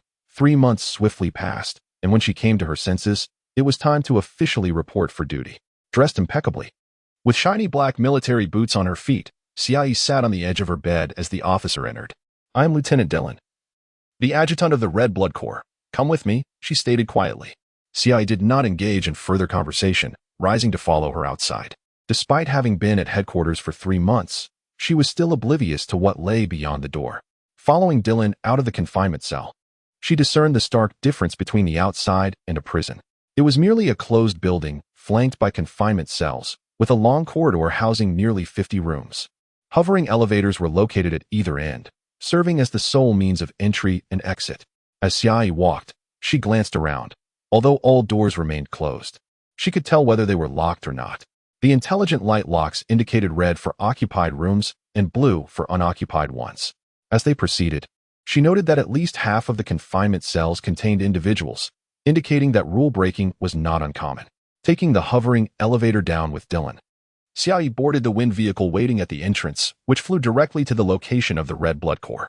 Observing the scenery as they traveled, Xiaoyi casually inquired, "Commander, where are you taking me?" "The colonel has arranged for you to join the 2nd Battalion of the Red Blood Corps. But as a new recruit, you must undergo 6 months of training before officially entering the Corps. I am taking you to the new recruit training camp, where new recruits have already been training for 3 months. Although you have arrived, the normal procedure must still be followed. Colonel KG cannot immediately transfer you to the Red Blood Corps. Each class is at full capacity, and you can only join as a new recruit," Dylan explained. "KG isn't in a rush. He will let you enjoy your time at the training camp." The wind vehicle brought Xiaoyi to the new recruit training camp of the Red Blood Corps, where they were currently engaged in firearms training. Walking along the corridor on the 2nd floor, she could see the new recruits on the 1st floor. This time, there were 200 new recruits being trained, who would disperse to various locations for specialized training after 6 months. The first floor was filled with weapons used by the Marines, each new recruit assigned their own set, creating an atmosphere akin to a military factory. Just as she was about to descend the stairs, Xiaoyi abruptly halted. Dylan looked back in confusion, wondering if she had changed her mind. With bright, clear eyes, Xiaoyi asked, "Could you give me a hug?" Dylan, taken aback, pondered the motive behind the request. "Perhaps I won't even see the new year," Xiaoyi confessed, her voice tinged with fear. "Could you replace my mother and embrace me?" Lowering her gaze, she added, "I'm sorry, I'm being quite rude." Dylan hesitated, observing the disappointment on Xiaoyi's face and recalling Colonel Keiji. She approached and embraced Xiaoyi, understanding that she merely sought comfort. After all, she was still just a child. Smiling faintly in Dylan's embrace, Xiaoyi wrapped her arms around her waist, resting against her. The sensation was pleasant. Leaning against Dylan, she mused, "Indeed, there is substance here. Keiji clearly favors this. One cannot discern it in uniform. Yet the feeling is unmistakable." "Thank you," Xiaoyi whispered sincerely as her hand discreetly slipped away. The two remained embraced on the second floor, attracting the attention of the new recruits below, particularly as Xiaoyi wore no skirt and bore a boyish appearance, prompting envious glances from the recruits. Xiaoyi glanced at the recruits on the first floor, a mischievous smile gracing her lips as she turned away from Dylan, relishing the moment. She had successfully ignited the ire of the recruits below. The instructor, who was teaching them weapon handling, lifted his gaze towards Xiaoyi, remembering the colonel's previous instructions. 50 corporals were stationed nearby under the guise of demonstrating for the new recruits, eagerly awaiting her arrival. "Come at me. The confinement cell awaits," Xiaoyi thought practically. "Keiji, don't you wish to make things difficult for me? I spend my days in confinement, doing nothing while the military grants me allowances. You cannot touch me." Merely confining a few individuals to the isolation chamber appears to be an attempt to amuse oneself at my expense. The new recruits have seldom encountered Dylan, who, as Colonel Kaiji's adjutant, is not inclined to provide any instruction to them. Orders are conveyed directly through the Star Network, rendering personal intervention unnecessary. However, it is evident to even the blind that she holds the rank of lieutenant, and the blade insignia upon her shoulder signifies her affiliation with the Red Blood Corps. More significantly, she is a striking beauty, yet finds herself in the embrace of a newly enlisted soldier. The audacity of the lad is remarkable. He audaciously touches the lieutenant's posterior, flaunting his actions for all to witness, clearly reveling in the provocation. The lovely lieutenant remains blissfully unaware of her misfortune, completely deceived. Under the unsuspecting guidance of Dylan, Xiaoyi descends to the first floor and stands before the instructor. "Lieutenant Kara, this is the new recruit Xiaoyi, who will commence training under your supervision from today," Dylan states with a solemn demeanor. "This is merely a formality, as all are loyal to Colonel Kaiji and arrangements have been preordained. Lieutenant Kara, having served for 6 years, has followed Colonel Kaiji from the rank of private up to her current position. She requires no elaboration on the colonel's intentions, merely a mention suffices for her understanding. The individual before her need only be made to suffer." The new recruit Xiaoyi presents herself. Standing at attention, she salutes. Despite lacking the ceremonial training of the first month, her execution is nonetheless commendable. Immediate enlistment, Lieutenant Kara proclaims, dispensing with any superfluous discourse and granting her entry into the ranks. The other recruits remain oblivious to Xiaoyi's gender, harboring resentment toward this newcomer who was trained for 3 months late and audaciously groped the female lieutenant. Though she is to be enlisted, no one offers her a position. Lieutenant Kara directs her to stand aside. Then, she raises a heavy ground combat particle gun, addressing the soldiers with gravity. This is a heavy ground combat particle gun, possessing formidable lethality, capable of penetrating the alloy plating of a hunter armored vehicle. However, it weighs 30 kilograms and may only be wielded by select personnel, specifically for the purpose of countering enemy armored vehicles on the battlefield. I shall now demonstrate how to equip it. All eyes are fixed upon her, intent on missing not a single movement, for a failure to comprehend may result in punishment. 500 push-ups are inescapable. Lieutenant Kara elevates the heavy ground combat particle gun, swiftly raising it with her right hand and bringing it crashing down to the right. Xiaoyi stands to the right, mere centimeters from the trajectory of the particle gun aimed at her face. With a resounding thud, Xiaoyi instinctively raises her hand to block the descending weapon, just 2 centimeters from her visage. Tilting her head, she addresses Lieutenant Kara, "Ma'am, be cautious." Chapter 9, confronted by Xiaoyi's smile. Second Lieutenant Kara attempted to reclaim the particle gun.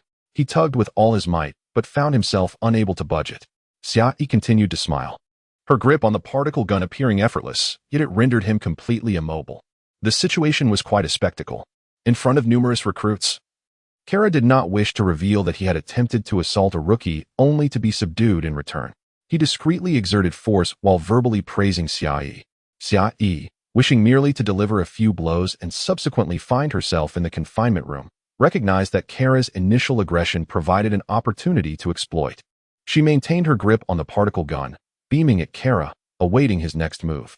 If he were to strike first, she would have justification to retaliate. Even if the Military Investigation Bureau intervened, the worst that could happen would be confinement. Xiaoyi merely sought a brief stay in the confinement room or a transfer, not to escalate matters to a military tribunal resulting in imprisonment. While the others remained oblivious to the unfolding drama, Dylan was keenly aware of the situation. She furrowed her brow, glancing at the 50 elite soldiers stationed nearby. Had Colonel Kaiga truly deemed it necessary to dispatch so many? This was Xiaoyi's first day in service, and if a brawl broke out in the training camp, it would surely attract the attention of the Military Investigation Bureau. At that moment, an unexpected command from Colonel Kaiga crackled through Dylan's communicator, leaving Kara momentarily stunned as he too received the order. Although taken aback, he eased his grip and addressed Xiaoyi, instructing her to step back as the situation had become perilous. Xiaoyi hesitated before gradually releasing her hold and retreating a few steps.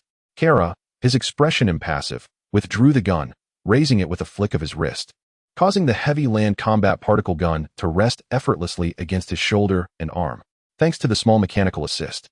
The once 30-kilogram weapon now felt like a mere 5 kilograms, easily manageable for a trained soldier. Kara demonstrated the weapon's handling before returning it to its place and proceeding to introduce other armaments. Xiaoyi stood quietly beside him, attentively observing his manipulation of the firearms, memorizing the proper methods of equipping and firing each weapon. While her prowess in hand-to-hand combat stemmed from years of training and frequent brawls, she understood that ignorance of weaponry would ultimately lead to her demise on the front lines. Now that we have covered firearms, I shall present cold weapons, some of the most commonly used equipment in our military. A hovering box, under control, glided over and ascended to an accessible height. Its intelligent light lock disengaging as the lid lifted automatically. Inside lay several knives sheathed in leather, which Kara retrieved with a flourish. Xiaoyi watched with curiosity. While these mere knives were carefully stored, the heavier, more destructive weapons lay carelessly atop the table. Did these knives possess a lethality surpassing that of the formidable armaments? This is the Battle Soul, a product of the Kenner Weapons Development Center. It is an alloy laser combat knife, crafted with the latest technology. Observe the blade. It is infused with a layer of primal ore. Kara held aloft a 1-meter-long combat knife, removing its leather sheath to reveal a gleaming blade. Unlike ordinary knives, this one featured a millimeter-thick transparent blue-edge primal ore. The recruits, unfamiliar with the significance of primal ore, stared in anticipation as Kara continued his explanation. Instead of elaborating on the knife's merits, he picked up a metal rod, addressing the crowd. This is no alloy, a material utilized in many weapons and vehicles, and even in various civilian applications. He tossed the no-alloy rod into the air, seizing the combat knife with both hands to slice through it. A gust of wind accompanied the resounding clang as the rod was cleaved effortlessly in two, landing neatly on the table. The cut was smooth, more effortless than slicing through bread, demonstrating the knife's incredible sharpness. Xiaoyi marveled at the Battle Soul knife, realizing that such a keen blade would undoubtedly yield the same results against heavier weaponry. No wonder it was secured within a box for soldiers to admire rather than distributed freely. She longed for such a weapon. Possessing it would mean she could strike down whomever she desired. She was not alone in this sentiment. Many gazes were fixated on the Battle Soul, each recruit yearning for their own. A dagger or short knife would suffice, yet Kara's next words extinguished their hopes entirely. Only officers of the rank of major and above are authorized to wield the Battle Soul knife. Today, you are merely permitted a glimpse. He lifted the smallest knife from the box, claiming it was a short blade, though it resembled a dagger, measuring only about 10 centimeters in length. Had they not witnessed its ability to sever no alloy, one might assume it was intended for officers to use in self-destruction if captured. This implied that even Second Lieutenant Kara lacked the privilege of wielding the Battle Soul knife. He could only borrow it for demonstration purposes. The exhibition continued, with Kara determined to test every possible target with the knife, reluctant to relinquish it. Meanwhile, in the building known as Roar in Sector 2 of the headquarters, Major General Chin El sat comfortably, her feet resting on the desk, idly tapping a teaching baton in her hand. Her aide, Kai, was reporting on recent developments. Ma'am, Mrs. Lajana has intervened, halting our transfer orders. The individual has been released from confinement and is now in the recruit training camp. It will be challenging for us to request her again. Chinel scoffed. How dare that brat Kaigo attempt to steal my personnel? Next time, I shall send him to a colonial mining planet to deal with the Malaz Empire there. Kai frowned, cautioning, Ma'am, while we are both part of the Marine Corps, the Angels are an independent unit. It will not be easy to meddle in the affairs of the General Staff. If you truly wish to transfer that recruit, should we not leverage our connections in the Ministry of Defense? No need. I value her combat prowess, while the Yuan family values her life. I have already relayed this matter to Eda Yuan. I trust he will not overlook it. However, I have no interest in useless personnel. The Angels must be stained with blood. Merely engaging in brawls is insufficient. Chinel's cold laughter echoed. She fixed a piercing gaze on Kai, inquiring Kai. What does the Angel of Tears represent? Kai snapped to attention, declaring solemnly, slaughter and bloodshed. We must make the angels weep tears of fear. Chinel chuckled. Her laughter filled with a sinister delight. To show mercy to our enemies means that the angels shed tears of pity for their demise, leading them to annihilation amidst their own tears. I have no desire to meddle in the affairs of others. My interest in transferring Xia Yi stems solely from her impressive combat capacity. If properly trained, and if she survives a few years on the front lines, she may yet join the ranks of the Angel of Tears. Should she fail to survive, it merely indicates her worthlessness. I, Chinel, have never sought the weak. If you are indeed strong, one day you shall find yourself in my grasp. If you wish to act without restraint, prove it to me. Observing the audacious and commanding demeanor of Major General Chinel, Kai pressed a button on the data receiver, querying, Ma'am, I have recorded your musings. Should I relay them to recruit Xiaoyi? Who permitted you to record that? Chinel cast a discontented glance at him, and with a swift motion, the teaching rod in his hand struck down, leaving a crimson trace across Kai's face. Yet, Kai did not flinch, appearing completely unfazed by the blow. Chinel, having daubed the blood from Kai's face onto the rod, licked the crimson residue and remarked with a sense of lingering satisfaction. It has been a while since I have tasted blood. I have heard that the inhabitants of the Malaz Empire have been engaging in covert activities on the Miller 47 mineral star. Submit an application to the General Staff for me. I intend to lead a team to Miller 47 and confront those nefarious beings, while also earning some merit and military rank for last year's newcomers. Understood. In the 38th floor chamber of the Military Soul Building, the air was so frigid that it felt almost solidified. Kaiji stood grimly at the table, while a man occupied his designated seat. With long black hair and a pallid complexion akin to Kaiji's, the man's exquisitely chiseled features radiated an icy demeanor. Clad in black gloves, he leaned on the table with his elbows, fingers intertwined beneath his chin, his gaze fixated on Kaiji with a fierce intent that reeked of lethality. Who authorized you to unilaterally alter the orders? He inquired coldly. Kaiji furrowed his brow slightly and replied in a low voice, I did it myself. It appears you have too much time on your hands. The troop losses on the Miller 60 mineral star should have been sufficient to prompt some reflection on your part. Perhaps a stint in confinement would serve as a valuable lesson for you, Colonel Kaiji, steering your focus away from trivial matters. The usually overbearing Colonel Kaiji, who boasted of his prowess, was unyielding in the presence of General Chinel, who outranked him by 2 levels. Yet now, facing Major General Eda Yuan, who held a mere 2-star rank, he shrank back like a child caught in wrongdoing. Reluctantly, Kaiji muttered, Brother, I have told you, within the military, you shall address me as Major General. Ida offered him no leniency, coldly admonishing him. Major General Ida, the general is gravely ill, and the order prohibiting any action against her should now be lifted, Kaiji asserted. Upon hearing this, Ida's murderous intent intensified. You are a soldier, a colonel bearing the honor of Nadar. Is this how you choose to validate your worth? I care not for who she is. This matter concerns neither you nor me. You would do well to remember this. And what of her? Kaiji asked, unwilling to relent. Ida replied frostily, the general wishes to see her. For now, she shall remain in your new recruit training camp, and her final assignment will be determined by the general staff. The general wishes to see her?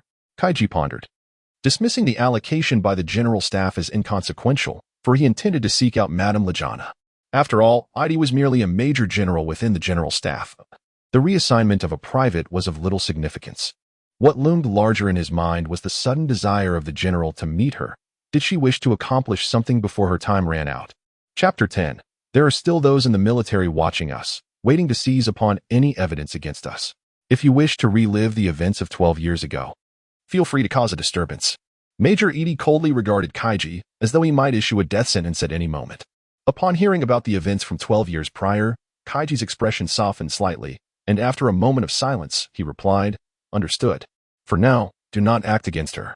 At that moment, Xiaoyi had just completed her very first military lesson, and it was time for lunch. The training for new recruits was extensive, allowing only a brief respite after meals.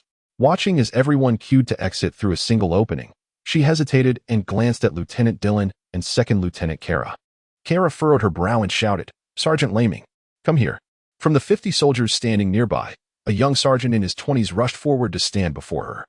It turned out that not all were privates, among them were non-commissioned officers. Xiaoyi was keenly aware that this group had been eyeing her closely, likely having been arranged to deal with her, yet for reasons unknown, they had not yet taken action. "Sergeant, take the new recruit Xiaoyi to the barracks and inform her of the necessary precautions to avoid violating military discipline," instructed Second Lieutenant Kara. The sergeant seemed taken aback, quickly asking, "Sir, which barracks should we go to?"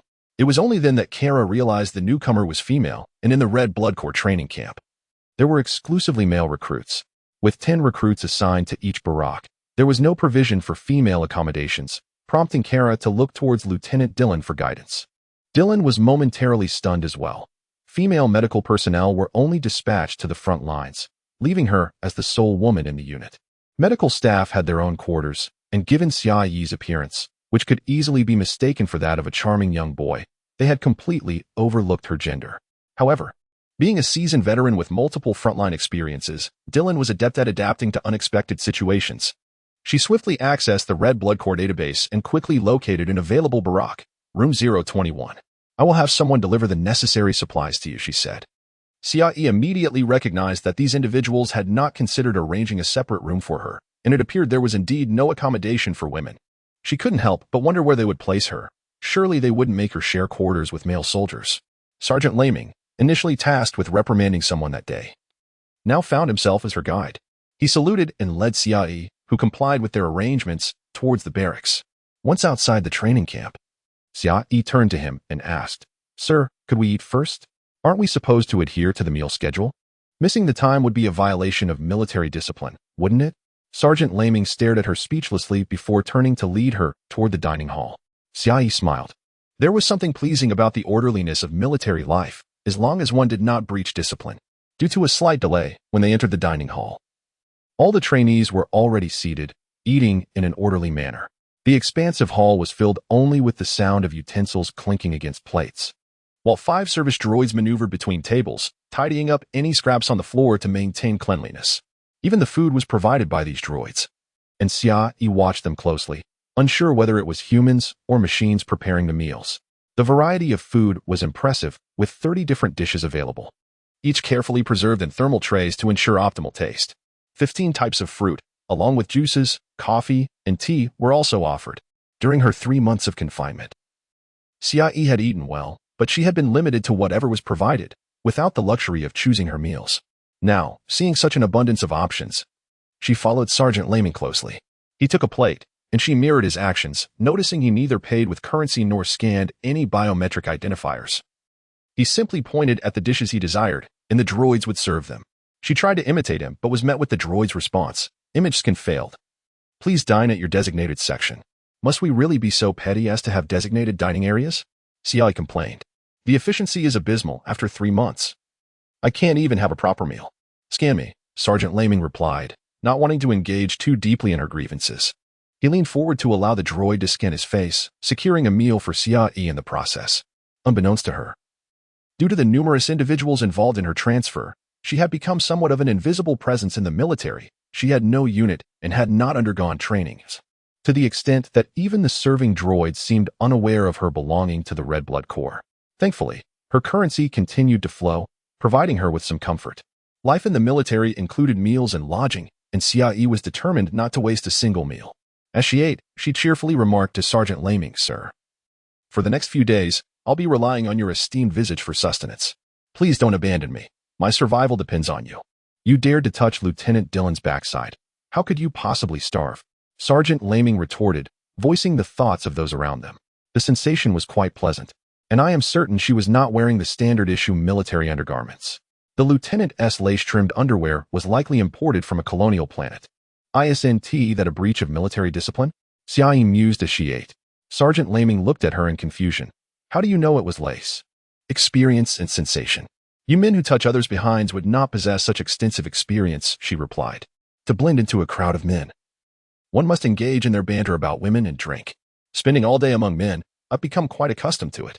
Sergeant Laming paused, his fork suspended in midair as he observed Xiai devouring her meal with gusto. You fancy women? You've come to the wrong place. Here, it's all men. Sergeant, please refrain from jumping to conclusions. It's merely an interest. However, if you have a target, I can assist you in approaching her, Xiai said earnestly. Relying on others for such matters? How can one be a soldier like that? Sergeant Laming scoffed, yet he found the girl somewhat intriguing.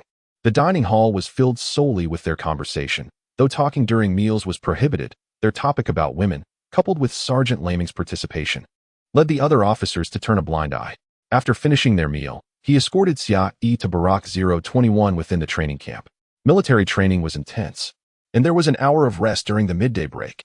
The barracks were adjacent to the training camp, consisting of mobile mechanical structures equipped with large tracks, allowing them to be relocated when not housing new recruits. Constructed entirely of metal, each floor housed 10 rooms across 5 levels, accommodating up to 500 soldiers. These mobile barracks could be transported to the front lines, traversing uneven terrain without being hindered by battlefield conditions. Xiai had heard that in times of crisis, these barracks could be combined into massive colonial tanks for extensive offensive capabilities. The frontline medical units operated within these structures, designed to withstand damage and capable of relocating to evade small guided missile attacks. As Xiai followed Sergeant Laming into the elevator to the second floor, she noted that in order to prevent the transportation equipment from being destroyed during combat, the barracks were also equipped with standard staircases. At the front of the barracks stood 5 metal pillars resembling railings. Should the stairs be destroyed, one would have to slide down the pillars to safety. It is evident that with such an array of functionalities, the living quarters are rather confined. Upon opening room 021, Xiai found herself at a loss for words. This could hardly be termed a room. It was merely a corridor, measuring a mere 1.5 meters in width. The corridor featured 5 beds embedded within the walls on either side, each a diminutive single bed, comparable in width to the lounge chair where she slept at the combat training center. There were no bathing facilities. Only 2 restrooms barely accommodating a single occupant, one located at the entrance and the other at the far end, each set into the walls. The living conditions for the enlisted personnel appeared rather subpar, undoubtedly more comfortable for the officers. Sergeant Laming informed Xiai that this space was solely for her use, allowing her the liberty to choose any bed. Once her iris was scanned, the selection would be irrevocable. He indicated a spot for her luggage, which could be accessed following a fingerprint scan. Pressing a button on the fingerprint scanner above the bed, a chest-level wall ascended, revealing a storage compartment. The dimensions of the compartment matched those of the bed, enabling the 10-person barracks to accommodate 20 during combat readiness, optimizing space to an extreme degree. With a temperature regulation system and automatic lighting, the amenities were quite satisfactory, despite the limited living space. After surveying the area, Xiai nodded in approval. And before Sergeant Laming departed, he informed her that notifications regarding training missions would be relayed directly to her quarters and the voice communicator. In the absence of training, she was free to explore. After a half-hour wait, the logistics department delivered her belongings, which included her fairy tale book and photographs. She received 3 sets of black military uniforms and various personal items, including exceptionally absorbent towels that cleaned themselves with a mere shake in water. The military mouthwash required only a 3-second hold in the mouth to cleanse the teeth, leaving no residue whatsoever. Tooth decay had been eradicated around the Nodderstar region a century earlier. Naturally, a military voice communicator was included, which far surpassed her previous model dubbed rubbish and was considerably more compact. Regrettably, the chip she had previously extracted from her communicator was lost during a scuffle at the entrance. There was no need for her to search for it. During her confinement, someone had already cleared the area and discovered it was damaged. In the absence of Star Network storage, such items were difficult to replace, and physical chips, once broken, were challenging to repair. Nonetheless, the contents were not of great significance. Who could expect a destitute citizen to retain any valuable information? There were no bathing items provided, as each floor of the barracks featured a dedicated bathing facility, similar in size to the living quarters, containing 20 cramped shower stalls. With at least 100 soldiers residing on each floor, the 20 shower stalls sufficed, given that each soldier was allotted only 3 minutes of water for bathing. In times of war, there would be no luxury for leisurely singing in the shower. Expedience was paramount. Although the beds were somewhat small, living alone seemed rather agreeable. Xia chose a bed near the entrance, as the 2 available positions were either adjacent to or directly across from the restroom. This arrangement would expedite her morning routine for restroom access and facilitate a swift exit in case of emergencies. She retrieved her photographs and tucked them into her military wallet. The benefits of military service were commendable, even extending to the provision of standardized wallets, while transactions could be directly deducted from her not-her-currency account. Many preferred to carry cash for convenience when purchasing refreshments from vending machines, as accessing their accounts each time could become tedious. Just as she finished organizing her belongings, a notification from the military command echoed through her voice communicator. Private Xia, report immediately to the colonel's office on the 38th floor of the Military Seoul building. Chapter 11. The colonel's military office. Xia murmured to herself, wondering if he intended to personally confront her. She was uncertain whether she could withstand him. Searching around, she found no suitable items for self-defense, ultimately settling her gaze on the freshly delivered military uniform. There were 2 belts, one around her waist, and the other draped over her attire.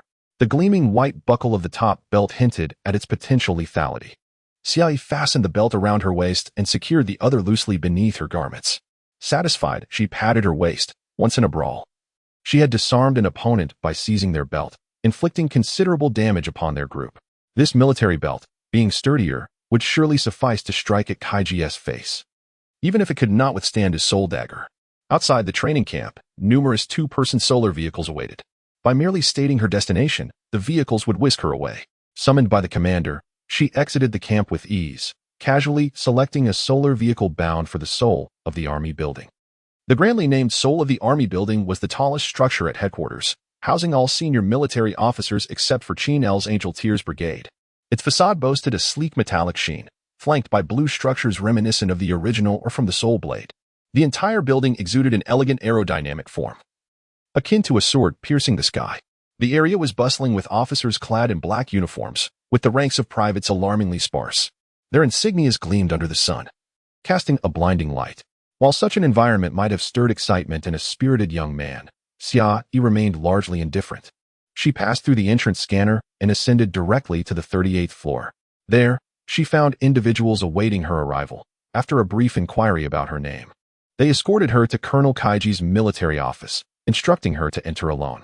As the door slid open, Xia placed her hand on her waist and stepped inside, the door closing automatically behind her. Upon entering, she beheld a dark-haired man with a fierce gaze seated behind a large desk, handsome yet exuding an icy demeanor. Beside him lounged another man, legs crossed, casting a somber look her way. His fiery red hair caused her to instinctively grip her belt tighter. Xia scanned the room, her eyes settling on the soul dagger at Kaiji's waist, before she spoke slowly. Commander, Private Xia reporting for duty. Major General Idi regarded her in silence, his aura of menace enveloping her in an intangible pressure. She met his gaze, devoid of emotion, silently accepting the chill emanating from him. You lack passion. You are ill-suited for military life, Major General Idi remarked abruptly. Xia remained silent. There was indeed a certain foolishness in rushing towards death. Idi rose, addressing her. The general wishes to see you.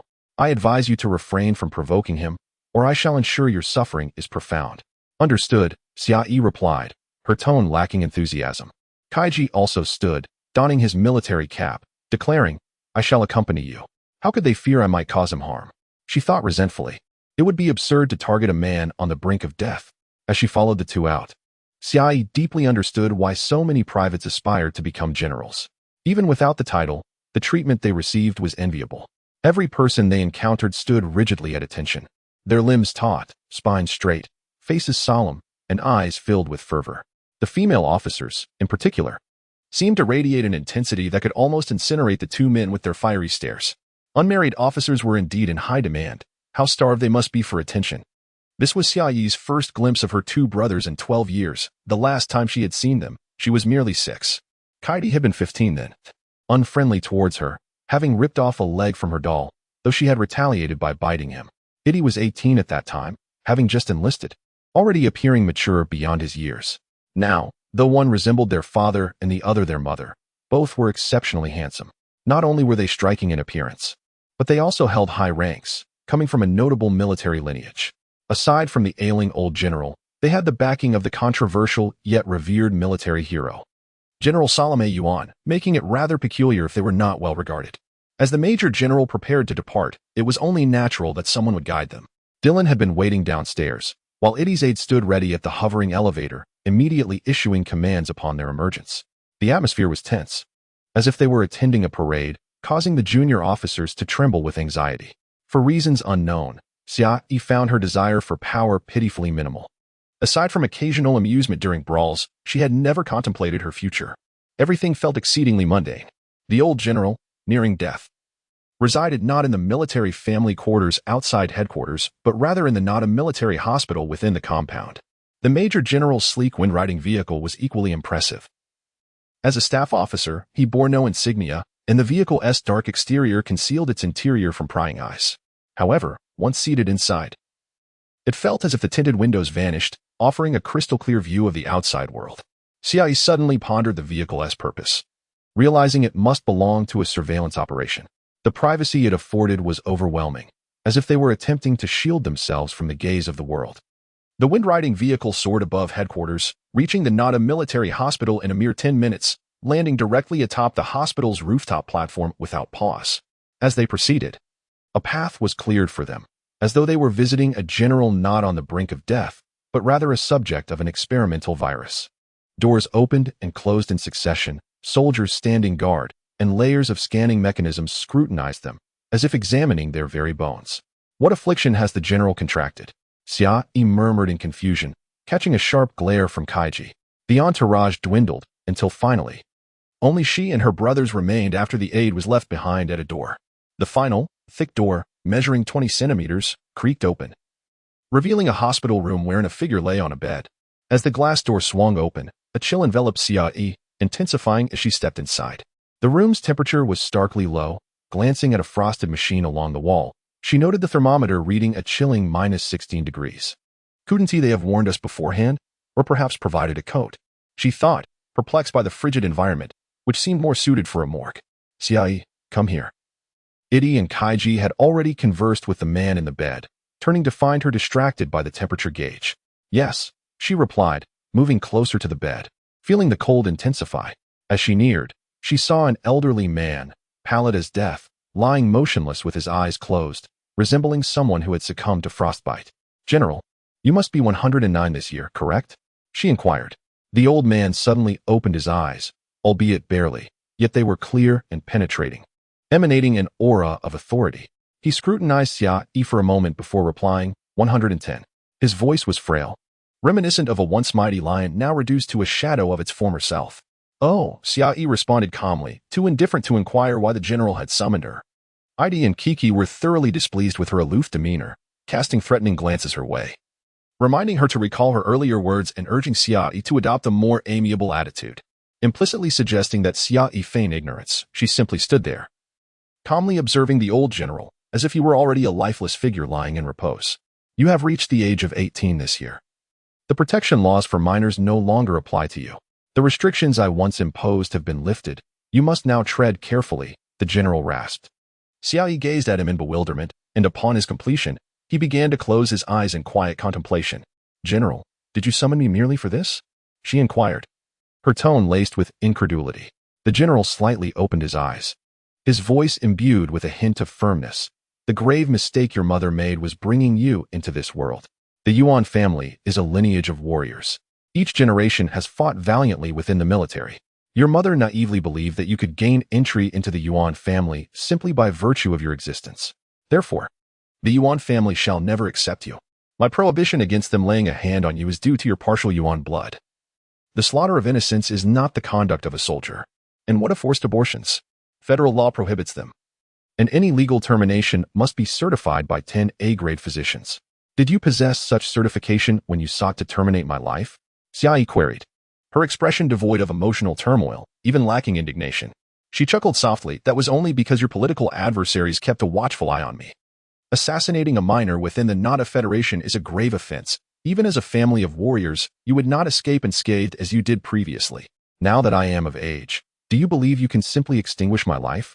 Your enemies cannot leverage this against you. The fighting gym where I reside. Uncle Ian is a retired soldier. Perhaps his retirement was not voluntary, but rather orchestrated by either your faction or theirs. Even those within the gym, apart from myself, are all military personnel. Do you truly think me a fool? Xiaoyi casually ran her fingers through her hair, addressing the ailing general. The military regards you as treasures. The president and his government see you as wolves, and the citizens idolize you as heroes. However, I have never held you in such esteem.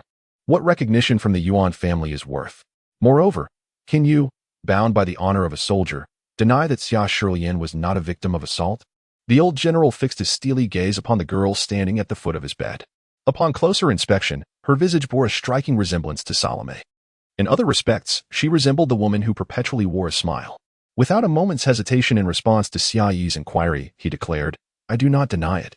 Chapter 12. Upon hearing the resolute response from the old general, Xia Yi smiled and remarked, if that is the case, why do you bother telling me all this? Whether I live or die is of no concern to you. If you wish for my demise, then do so. Is your intention to add to your vexation before your end? The Yuan family has many political adversaries who are ever eager to bring us harm. The old general, despite his age nearing the end, still spoke with an air of superiority. Xia shook her head, stretching her neck, manifesting a hint of impatience. I am not one of you from the Yuan family, so your enemies are of no relevance to me. I bear the surname Xia, and even if there are adversaries, they do not concern me.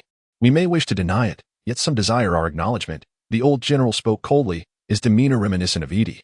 Xia Yi had long since diverted her attention to Edie. It was rare to witness such a striking resemblance between grandfather and grandson. However, the old general had aged so much that his youthful visage was barely discernible, though it surely must have been quite admirable. Having not paid proper attention to his words, Edie shot her a sidelong glance, admonishing her to be more serious. I truly have no interest in your family, although bearing a name holds little weight. I would be drowned in public scorn if I were to recognize my identity as yours. The thought of being besieged by ridicule wherever I go is hardly appealing. Should I be incited to approach the court demanding recognition of my identity, I would be a fool. Xia Yi shrugged, feeling the chill in the air. Suddenly noticing the two brothers, Edie and Kaiki, glaring at her, she clarified, I meant no disrespect towards the Yuan family. General Salome is a legendary warrior of Nada's military, with countless accolades to his name, having fought on at least 47 colonial worlds. It is fortunate that the public was unaware when he faced the military tribunal, otherwise, I would have long since been stoned to death by the citizens. Xia Yi almost scoffed at the memory of Salome Yuan, who was once a celebrated general, being brought before a military tribunal by his 6-year-old illegitimate daughter. With political adversaries' relentless involvement, the situation could not be downplayed, resulting in a portion of his military power being relinquished and his rank reduced from general to admiral. After years of relative peace, it was challenging to regain his former glory through battle accolades. Even if war were to break out, many would ensure he stayed off the front lines, relegated to advisory roles in the military. At 51, he was not considered old, yet the constant skirmishes with political rivals kept him preoccupied, leaving the family's honor to be upheld by Edie and his siblings. Who could possibly have instigated my summons to the military tribunal? The thought eluded her, as it was of no concern to her. Xia Yi continued to glance around restlessly, rubbing her hands together in a futile attempt to warm herself. Standing outside in a temperature of -16 degrees, her demeanor hardly reflected that of a competent soldier. Observing her unseemly behavior, the old general furrowed his brow. Recognizing the weakness that mirrored that of another, possessing the physique of the Yuan family, yet lacking their courage, seemingly determined to irritate the old general further, Xia Yi maintained her cheerful demeanor, saying, Indeed, I enlisted primarily because my academic performance was abysmal. After exhausting the free courses, I discovered that as a private, I could earn 2,000 Nada coins a month. As long as I managed to rise to the rank of non-commissioned officer, I could remain in the military. With no wars currently, I had originally signed up as a logistics soldier, allowing me to stay away from the front lines. Unfortunately, that plan was thwarted. Leave. The old general, finally provoked by her flippant remarks, sat up and shouted at her. I have said nothing to warrant such anger, if you die from rage. It cannot be held against me, Xia Yi retorted, glancing at Edie for support. Edie shot her a cold glare before turning to Kaiki, instructing, take her out. Following Kaiki with a grin, Xia Yi cheerily exited, glancing back at the old general, who was still glaring at her from his bed. In an impulsive gesture, she drew her thumb across her throat, gesturing with a sinister smile as if to say meet your end. In an instant, before the old general could react, she withdrew her hand, resuming her vacant, carefree demeanor. The old general's piercing gaze followed her, but she had already fled. Once outside the hospital room and beyond the heavy door, they stood in the lengthy corridor. Xia and Kaiki exchanged no words. She stood aside, vigorously rubbing her hands, having nearly frozen from the prolonged wait inside. The old general managed to sit up and berate her in such frigid conditions, showing no signs of imminent death.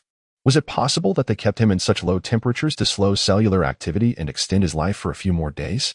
Humans are indeed greedy, living to 110 yet unwilling to depart. Xia Sherlian passed away at 31, leaving this world with such poise. It was hard to compare to this old man, who lingered on, unable to find peace. Xia shook her hands, feeling somewhat warmer. This corridor lacked surveillance cameras. Suddenly, Kaiki spoke from behind her, causing her heart to race. Instinctively, she grasped the belt within her clothing, yanking it out and swinging it backward. Clang! She swiftly turned to see the belt wrapped twice around Kaiki's wrist, the buckle striking a blade. It was an original alloy laser combat knife, and as a major, Kaiki could choose freely among the knives available at his rank. His blade measured 20 centimeters, akin to a short sword, with original alloy stones on both sides. Versatile for both stabbing and slashing, a fitting weapon for ambush. Are you so bold as to attempt to kill me here, unafraid of political repercussions? Xia questioned, bewildered by Kaiki's intense animosity toward her. At 15, he had no reason to hold a grudge against her, a mere child of 6. With a swift motion, Kaiki severed the belt as if it were mere pasta, his voice low and grave. You are a prime suspect in plotting against the general. I am merely safeguarding him. As the belt buckle fell to the ground, bouncing between them, Xia asked, Kaiki, what have I done to harm you so grievously that you cling to this vendetta? If you had not ruined my doll, I would never have bitten you. You were an adolescent, and I was but a toddler, even if I did bite you. You cannot be so petty as to demand my life in return. You wounded Lady Lejana's heart, thus you must pay with your life, Kaiki replied. Xia stared at him in disbelief. What is that to me? If Lady Lejana could manage her husband's affairs, such matters would not arise. Is this your attitude? He pressed. Aside from the two of them, who knows what transpired? You dare suggest that the general's compassion was the reason he claimed responsibility for the incident? A mere battlefield nurse, facing a national hero, who knows what actions she might take in admiration. Kaiki spun the sword elegantly in his hand, his gaze rendering Xia as lifeless in his eyes. I have told her more than once that she should have plunged a scalpel into the general's eye, preventing anyone from blaming her. Yet, she never heeded my counsel, not once, even in her final moments, insisting I enlist. Her reckless idolization of personal heroes ultimately led to her demise at the general's hands. Let Lady Lejana grieve all the more. Xia calmly recounted these words, then suddenly sprang into action, kicking the buckle on the ground toward Kaiki's face. If struck there, he would momentarily lose his faculties, granting her 3 precious seconds to seize his sword and sever his throat. Reacting instinctively, Kaiki sidestepped, narrowly avoiding the flying buckle. The belt buckle did not strike his nose, but rather grazed his face and heavily impacted against the metallic wall, ricocheting off and splattering blood across his handsome visage. Having suffered this hidden blow, Kaiji thrust his soul blade towards him, while Xia charged in, intending to seize the moment to kick him in the groin. However, the blade was aimed squarely at her chest, swift and ruthless. Xia had no choice but to crouch down to evade. Her intended kick swiftly transformed into a punch aimed at Kaiji's groin. Kaiji, enraged, retaliated with a powerful kick. Xia quickly retracted her hand to block his fierce assault and executed a backflip to escape. Unwavering, Kaiji lunged forward with his blade. And this time Xia did not evade. The soul blade grazed her shoulder. The razor-sharp edge sliced through flesh like bread, embedding itself into her scapula. In retaliation, she struck Kaiji's wrist in an attempt to disarm him, but despite the fracture in his wrist, he refused to relinquish the weapon. The blade withdrew from her shoulder and was deftly transferred to his left hand, his expression betraying no hint of pain as he leaped and delivered a kick. Despite his fair complexion suggesting a lack of strength, Kaiji's power was formidable. His kick sent Xia crashing against the wall, reminiscent of how she had previously dispatched others. Springing back to her feet, Xia swiftly retrieved the belt from her outer garment, coiling it around her hand and launching it at Kaiji, targeting his head with each strike. Both combatants fought with ferocity, aiming for each other's vital points without an ounce of mercy. In mere minutes, Xia had sustained 3 stab wounds, one in her shoulder, another in her thigh, and the last piercing her palm. Though her bones remained intact, they bore significant cracks. The severity of her injuries did not dim the intensity in her eyes, which now glinted with a savage smile. Kaiji, too, was not unscathed. He bore 2 wounds from the belt buckle on his forehead, blood streaming down. His right wrist was fractured. Yet he clutched the soul blade tenaciously with his left hand. Wiping the blood from his face with the back of his hand, he licked his lips and chuckled. Interesting. Let me see how much longer you can survive. His eyes narrowed, a predatory grin forming on his lips. Xiaoyi clenched her fists tightly. Blood from her pierced palm flowing freely, and returned his grin with one of her own. You are the first opponent to excite me. Allow me the pleasure of sending you to your demise. Simultaneously, they roared and lunged at each other like 2 fierce tigers, unwilling to relent until one of them lay defeated. Enough. Suddenly, the voice of Edie rang out, and 2 dark figures emerged, pulling Xiaoyi and Kaiji apart and slamming them to the ground. Standing between them with a pointer in hand, Edie surveyed the disheveled pair, then raised the pointer and unceremoniously struck at both of them. Chapter 13. Like 2 exuberant individuals doused with a bucket of icy water, Xiaoyi and Kaiji were left bewildered by the relentless strikes of Edie's seemingly ordinary black cane. It was not that she wished to refrain from retaliating. Rather, each lash felt as if a steel whip had struck her, inducing a numbing sensation throughout her body. The pain was excruciating, leading to a state of self-induced anesthesia, making her bones feel as though they had surely fractured. This implement was undoubtedly not crafted from mere plastic or leather. Once she rendered both of them incapacitated, Edie tucked the cane under her arm and coldly regarded the disobedient pair, stating, I summoned you out here not to engage in a brawl. It was bewildering that he initiated the conflict first. Xiaoyi propped herself up and pointed her bloodied palm at Kaiji, accusing him. With a grunt, Kaiji struggled to rise. Leaning against the wall, retrieving his battle blade and sheathing it at his waist. Wiping his mouth, he remarked, the research center should procure a cane like this for me. Are you trying to curry favor with me? Speak of this again once you ascend to the rank of Major General. After delivering a few retorts, Edie utilized a communicator to summon personnel from outside to escort the 2 for medical treatment. The door swung open, revealing a throng of doctors and nurses who promptly placed Xiaoyi onto a hovering stretcher and whisked her away to the medical facility downstairs. Noticing that Kaiji was being taken in another direction, Xiaoyi inquired, perplexed, where is he headed? To the cellular repair gene laboratory, one doctor casually replied. What? Xiaoyi exclaimed, astonished as she glanced towards Kaiji. His injuries appeared similar to her own, yet he was being directed to the most advanced medical facility. Even if she had not seen it firsthand, she had often encountered its introduction on holographic broadcasts. Regardless of the severity of the injury, even if a heart were pierced, revival was feasible within 13 minutes using the cellular repair liquid. The cost of each application was a staggering 6-figure sum and not a currency. Was it truly necessary to utilize such sophisticated treatment for a mere head injury? Before her astonishment could dissipate, she was thrust into the treatment room. And as the door sealed shut, the nurses began to remove her clothing. It was at this moment that she realized many of her bones were aching. That whip was indeed formidable. In order to effectively subdue an adversary, the choice of weapon was paramount. Do you wish to enjoy such treatment? With your combat prowess, you could attain such heights in just a few years. Edie had not departed. Instead, he stood beside her, cane in hand, his tone devoid of warmth. As Xiaoyi was positioned on the treatment table, she inquired, General Edie, what business do you have standing here? Is there no military code prohibiting officers from entering a female soldieress treatment room? What do you suppose I would do? Edie cast a glance at Xiaoyi, noting her skin was darker than Kaiji's, reminiscent of General Salome. Of his 3 offspring, this illegitimate child bore the closest resemblance to him. Had she been male, they would have been nearly identical. Major General, even if we are not destined to be together, you should at least maintain some decorum. You are not a physician. Xiaoyi remained calm, lying on the treatment table, her military uniform having been swiftly removed by the nurses. In the presence of the highly regarded Major General, they disregarded the fact that their patient was a female soldier. Major General Edie remained inside, turning his back to her, waiting in the treatment room. The doctors and nurses quickly got to work, various instruments extending from the ceiling to manipulate Xiaoyi's body, while medical robots approached, unveiling rows of shelves stocked with assorted medical supplies. Xiaoyi permitted them to proceed, pondering that this must be a treatment room reserved for officers. If she did not indulge now, she would be relegated to the private treatment room upon her next injury. The incessant chatter of doctors and nurses filled her ears, creating an atmosphere of urgency. Left palm perforated, laser surgical needle for suturing. 21 fractures in the bones. Activating magnetic energy bone consolidation machine. T56 bone consolidation cellular liquid ready. 2 lacerations. Prepare CC adhesive tape. 50 milliliters of muscle cellular repair liquid. Huh? Xiaoyi furrowed her brow. The laser suturing was excessively painful. Is there no anesthesia available?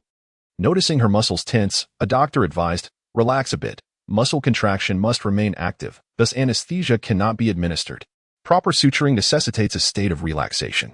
Are they trying to make life difficult for me? Xiaoyi endeavored to relax her muscles, her gaze fixed on ED's back. Since he had turned away, she had not observed any gestures from him. Perhaps he had issued commands to the doctors through the communicator. The military's medical standards had reached their zenith. Fractures typically allowed for a discharge from civilian hospitals within a week, yet the military facilities operated even more swiftly. To the military doctors, Xiaoyi's injuries were trivial. They could manage cases where intestines had exploded in merely an hour, as long as one was still breathing. They could swiftly snatch life back from the clutches of death on the treatment table. Thus, in a mere 34 minutes, her wounds were sutured, and CC adhesive tape was applied.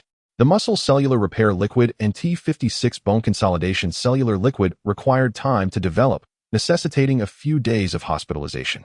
Once the treatment concluded, under ED's watchful gaze, the medical staff exited, leaving Xiaoyi clad in a patient gown upon the treatment table.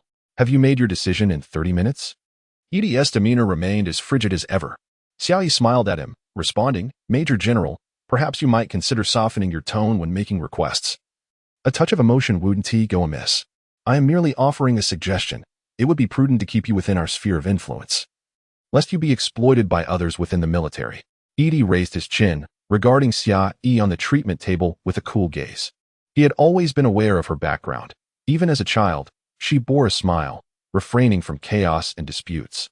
However, to assume she was simply a demure and amicable woman would be a grave error. If she felt slighted, she would not hesitate to retaliate. Over the past 12 years, she had committed acts of vandalism and assault on public property a staggering 612 times, half of which she evaded through the use of the StarNet surveillance system, exploiting blind spots and legal loopholes to escape the punitive measures of the Guard. Though the other half did not go unpunished. Assaulting civilians as a minor rendered her guardians liable, as did the destruction of public property. The military council members bore the brunt of her misdeeds. The sole minor without a guardian in the Nada Federation had previously leveraged protective laws to act with impunity. Now that she had reached adulthood, how would she exercise that liberty? Without a moment's hesitation, Xiaoyi nonchalantly replied, Materialism? You refer to the high-quality life afforded by elevated power. I find myself rather uninterested. The military merely serves as a place for me to pass the time. Your proposal fails to ignite any enthusiasm within me. Why should I serve you? I hold no admiration for your kind. It seems the old general's scheming is rather astute. Do you consider me a pet to be commanded at will, to be discarded when no longer needed? We must eliminate all hazardous elements. Should you prove unserviceable to the Yuan family, you risk being exploited by others within the military. Edie stepped forward, lifting Xiaoyi's chin with the cane, piercing her gaze as he coldly inquired, Do you seek vengeance? Pushing the cane away with her finger, Xiaoyi replied quietly, No. Are you so indifferent? From where does your propensity for violence stem? It is difficult not to suspect that you are merely biding your time, waiting for the opportunity to strike back. Edie tapped the cane against his palm, poised to strike at her neck at any moment. Xiaoyi broke into a smile. When my mother passed away, I was consumed by a desire for vengeance, which led me to military court under your so-called political adversaries to bring charges against General Salome. Thanks to the testimony of a 6-year-old illegitimate daughter who witnessed the murder, he relinquished his military authority, and his rank was reduced from general to lieutenant general. For your esteemed Yuan family, this was a significant blow, not merely to his rank, but to his power. Pausing for a moment, she continued, But what does this have to do with me?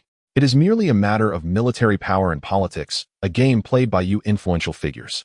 My life was quite satisfactory. My mother was a fool. 12 years ago, she returned with me, hoping that the Yuan family would acknowledge me. What a ridiculous woman. How could a paragon of virtue like the war god general accept a child born out of wedlock? Even more absurd was her weakness, engaging in arguments with the general over this matter. That punch shattered her skull, and she died in the hospital. Even then, she clung to me, insisting that I must join the military when I grew up, still harboring a glimmer of hope that the Yuan family would recognize my identity. Xia raised her head and gazed earnestly at Yi Yuan. Like all citizens of Nada, she harbored an inexplicable reverence for the general and the Yuan family. Idolizing the war god, as if he were divine. She believed that bearing the Yuan lineage meant I was no longer her daughter, but a member of the war god's household. Do you comprehend the extent of her fear? She was always deferential, spending every Nada coin she earned while evading colonizers on my behalf, her gaze filled with fervor. If I were unhappy, she would tremble in fear. I am not a war god. What was there to fear? I am merely a child of an ordinary woman. Yet she regarded me as a divine offspring descended upon the mortal realm, which was quite vexing. Have you ever seen a daughter offer her mother a piece of candy? Causing that mother to weep tears of joy. Extending her injured hand, Xia observed her palm and softly remarked, my mother was an excessively adoring, ignorant devotee of personal heroism. She must have felt a complex mix of emotions on the battlefield, fighting fiercely, yet never mustering the courage to pierce the war god's eye with a scalpel. How tragic it is that she transferred her admiration to a child born of sin. Edie regarded her impassive face and, with equal emotionlessness, stated, upon your discharge, return to your unit.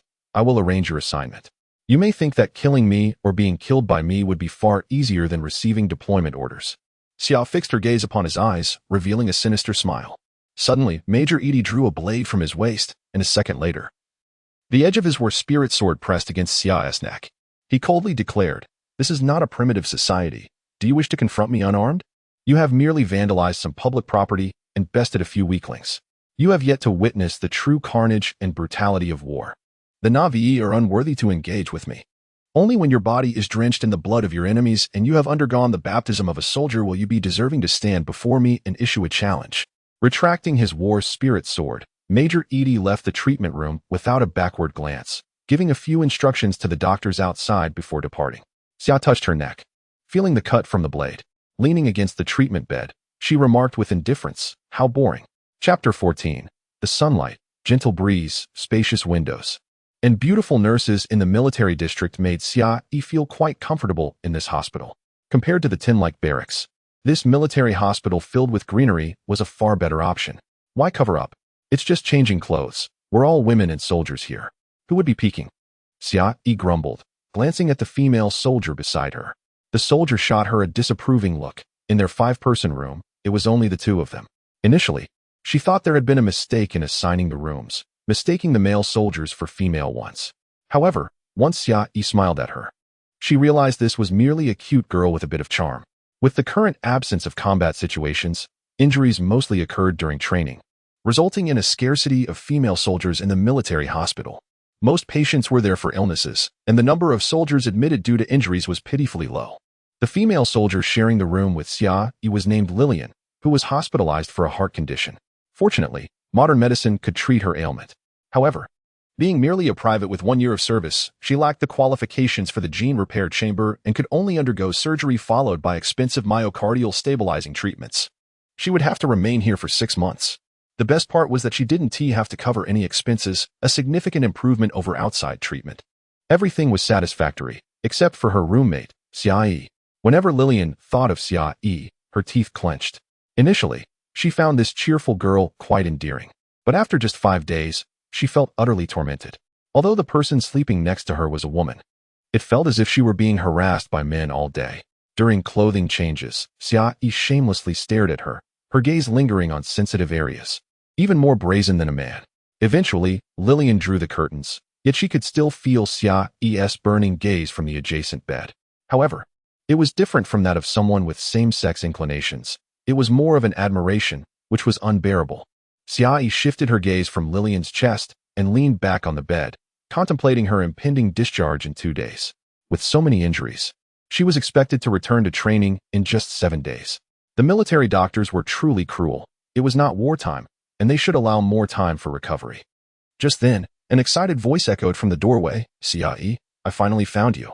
Turning around, Xia saw a woman in a white military uniform standing at the entrance, her golden hair gleaming in the sunlight. Curiously, she inquired, Yitzi, what brings you here? Are you unwell? I'm here to see you, Yitzi exclaimed, rushing over to embrace Xia and scolding her. It's been over 3 months. I've been searching for you everywhere. You said you were in the logistics department, but I couldn't find you at all. Thankfully, I asked for your name and discovered you were in confinement. As Yitzi spoke, Her eyes brimmed with tears. Xiaoyi gently patted her back in comfort, feeling rather perplexed. It was as if they had known each other for years after just a 2-hour chat. With that gentle pat, Yitzi began to sob. I wanted to visit you in confinement, but they wouldn't let me in. A few days ago, I was busy, and when I learned you were out, I couldn't come over. Today, I went to the new recruit training camp of the Red Blood Corps to find you, only to be told you were admitted to the hospital. Were you bullied? Xiaoyi chuckled. How could that be? I'm not someone who gets bullied. I just had a little scuffle with an officer. It's nothing serious. I'll be discharged in 2 days, and we can see each other often then. By the way, I brought you some fruit.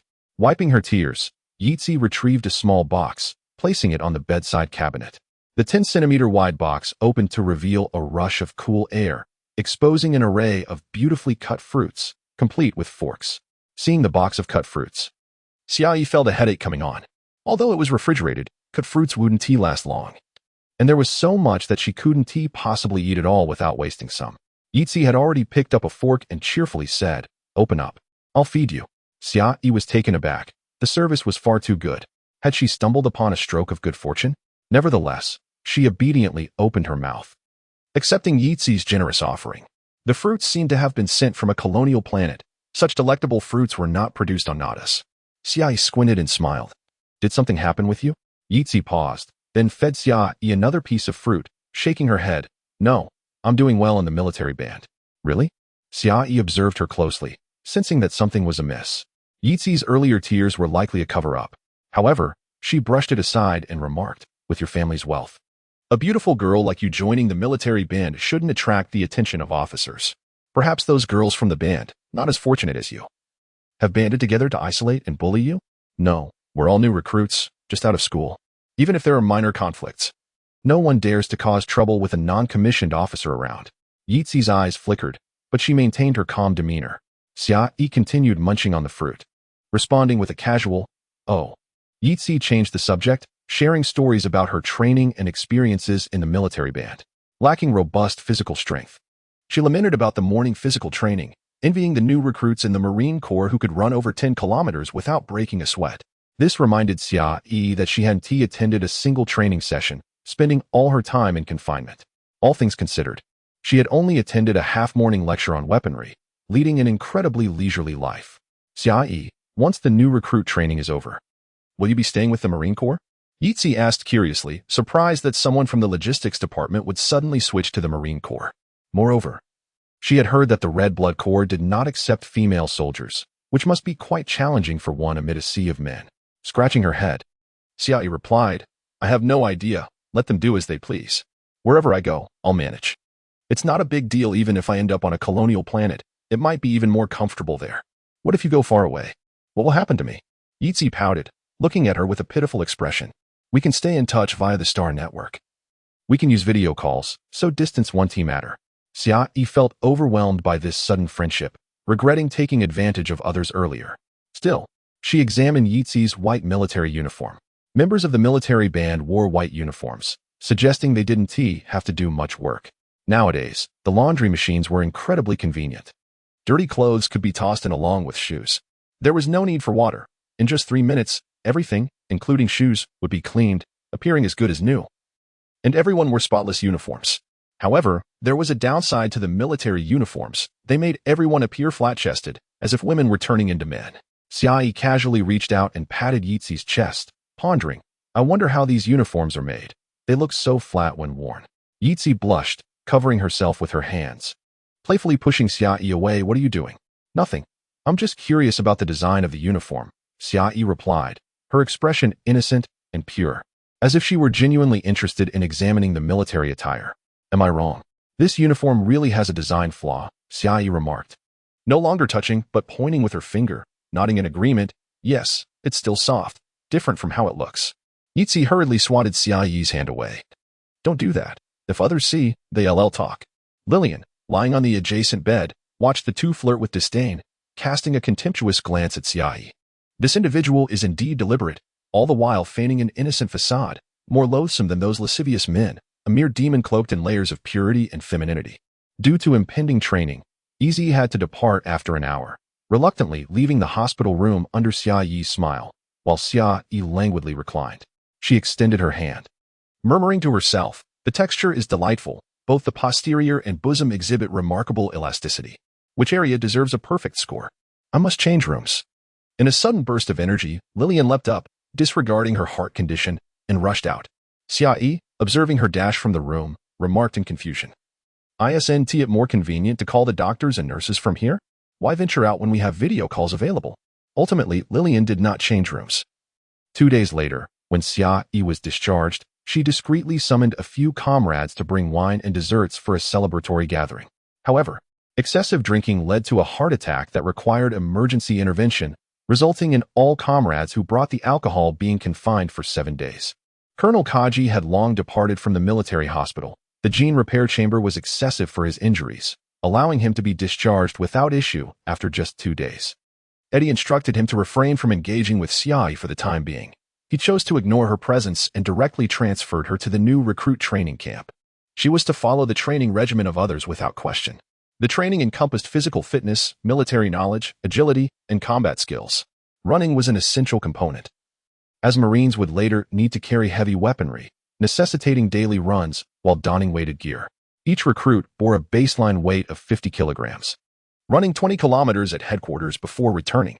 This was merely the new recruit training. It was rumored that upon formal assignment to various Marine regiments, running would escalate to the gravity chamber, where they would run under high gravity conditions.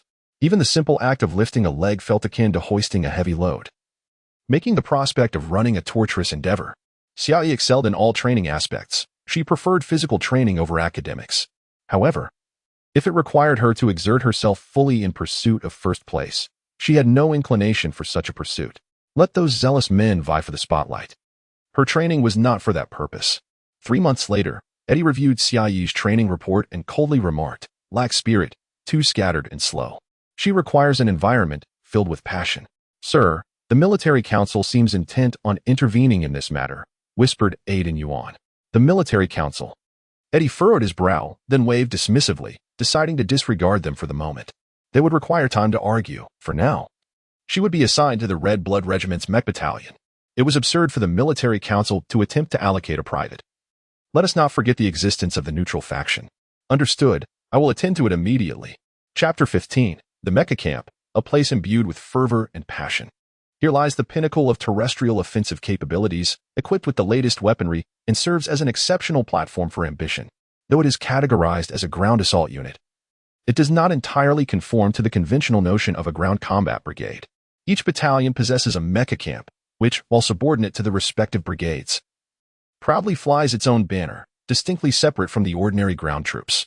It is a realm steeped in honor, for the vanguard in every conflict is invariably the mecha squadron, composed of the most formidable soldiers within the military. Members of the mecha camp hold ranks no lower than second lieutenant, having undergone 2 years of prior training in mecha operation, followed by an extensive period of menial tasks within the camp before they can truly wield a mecha in battle. Xiaoyi, bearing the rank of private, steps into the Red Blood Brigade's mecha camp, now faced with 2 years of mecha operation training. The initial 6 months require a comprehensive study of the theoretical aspects of both light escort mechas and heavy mechas, interspersed with practical sessions that allow for observation but not yet active engagement. Given the considerable size of the heavy mechas, the headquarters cannot accommodate many. Thus, training is limited to controlling robotic arms and basic locomotion. The camp possesses only 20 light mecha training machines, merely sufficient for foundational training. The first half of the year is dedicated to theory, followed by 6 months of fundamental training. Once the soldiers can maneuver the mechas with ease, they will be dispatched to various colonial planets for further training. On these expansive and varied terrains, mecha pilots will use dedicated training machines, marking the true commencement of their mecha training, where their aspirations will finally take flight. Furthermore, female mecha pilots are a rarity.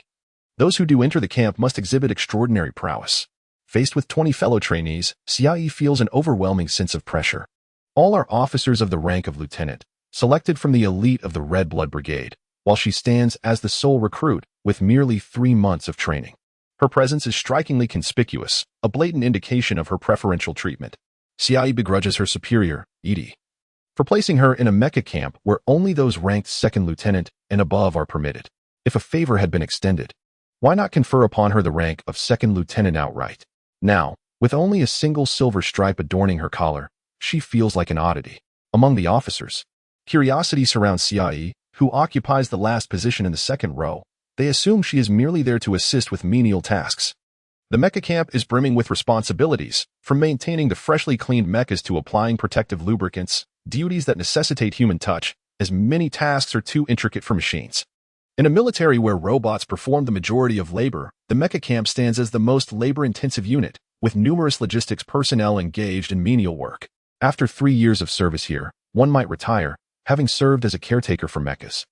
The cohort of 20 officers has already spent 6 months mastering mecha theory and is now poised to commence practical training. Xiaoyi's timing is fortuitous. The mecha instructor, a middle-aged colonel, is unknown to her, but veterans of the Red Blood Brigade are well acquainted with him. General Lei Bei, a seasoned veteran of the mecha camp, retired at 35 to become an instructor. Renowned for his stringent discipline and fierce combat style, he is colloquially referred to as the mecha dinosaur. As per protocol, General Lei Bei initiates roll call. Clemens, present. Li Bo, present. Carl. After all 20 have responded, Lei Bei pauses for a moment before bellowing, Xiaoyi, present. Xiaoyi stands tall and responds with vigor. The others do not turn to look at her, yet their peripheral glances betray their curiosity. They wonder what her purpose is here. With a stoic expression, Lei Bei surveys the perplexed mecha soldiers and states, Private Xiaoyi will henceforth be a member of the Red Blood Brigade's mecha camp, and she is our sole female mecha pilot. Were it not for military decorum and the intimidating presence of Lei Bei, chaos would have erupted. Fortunately, the veterans, having served for at least 5 years, managed to contain their astonishment without causing an uproar.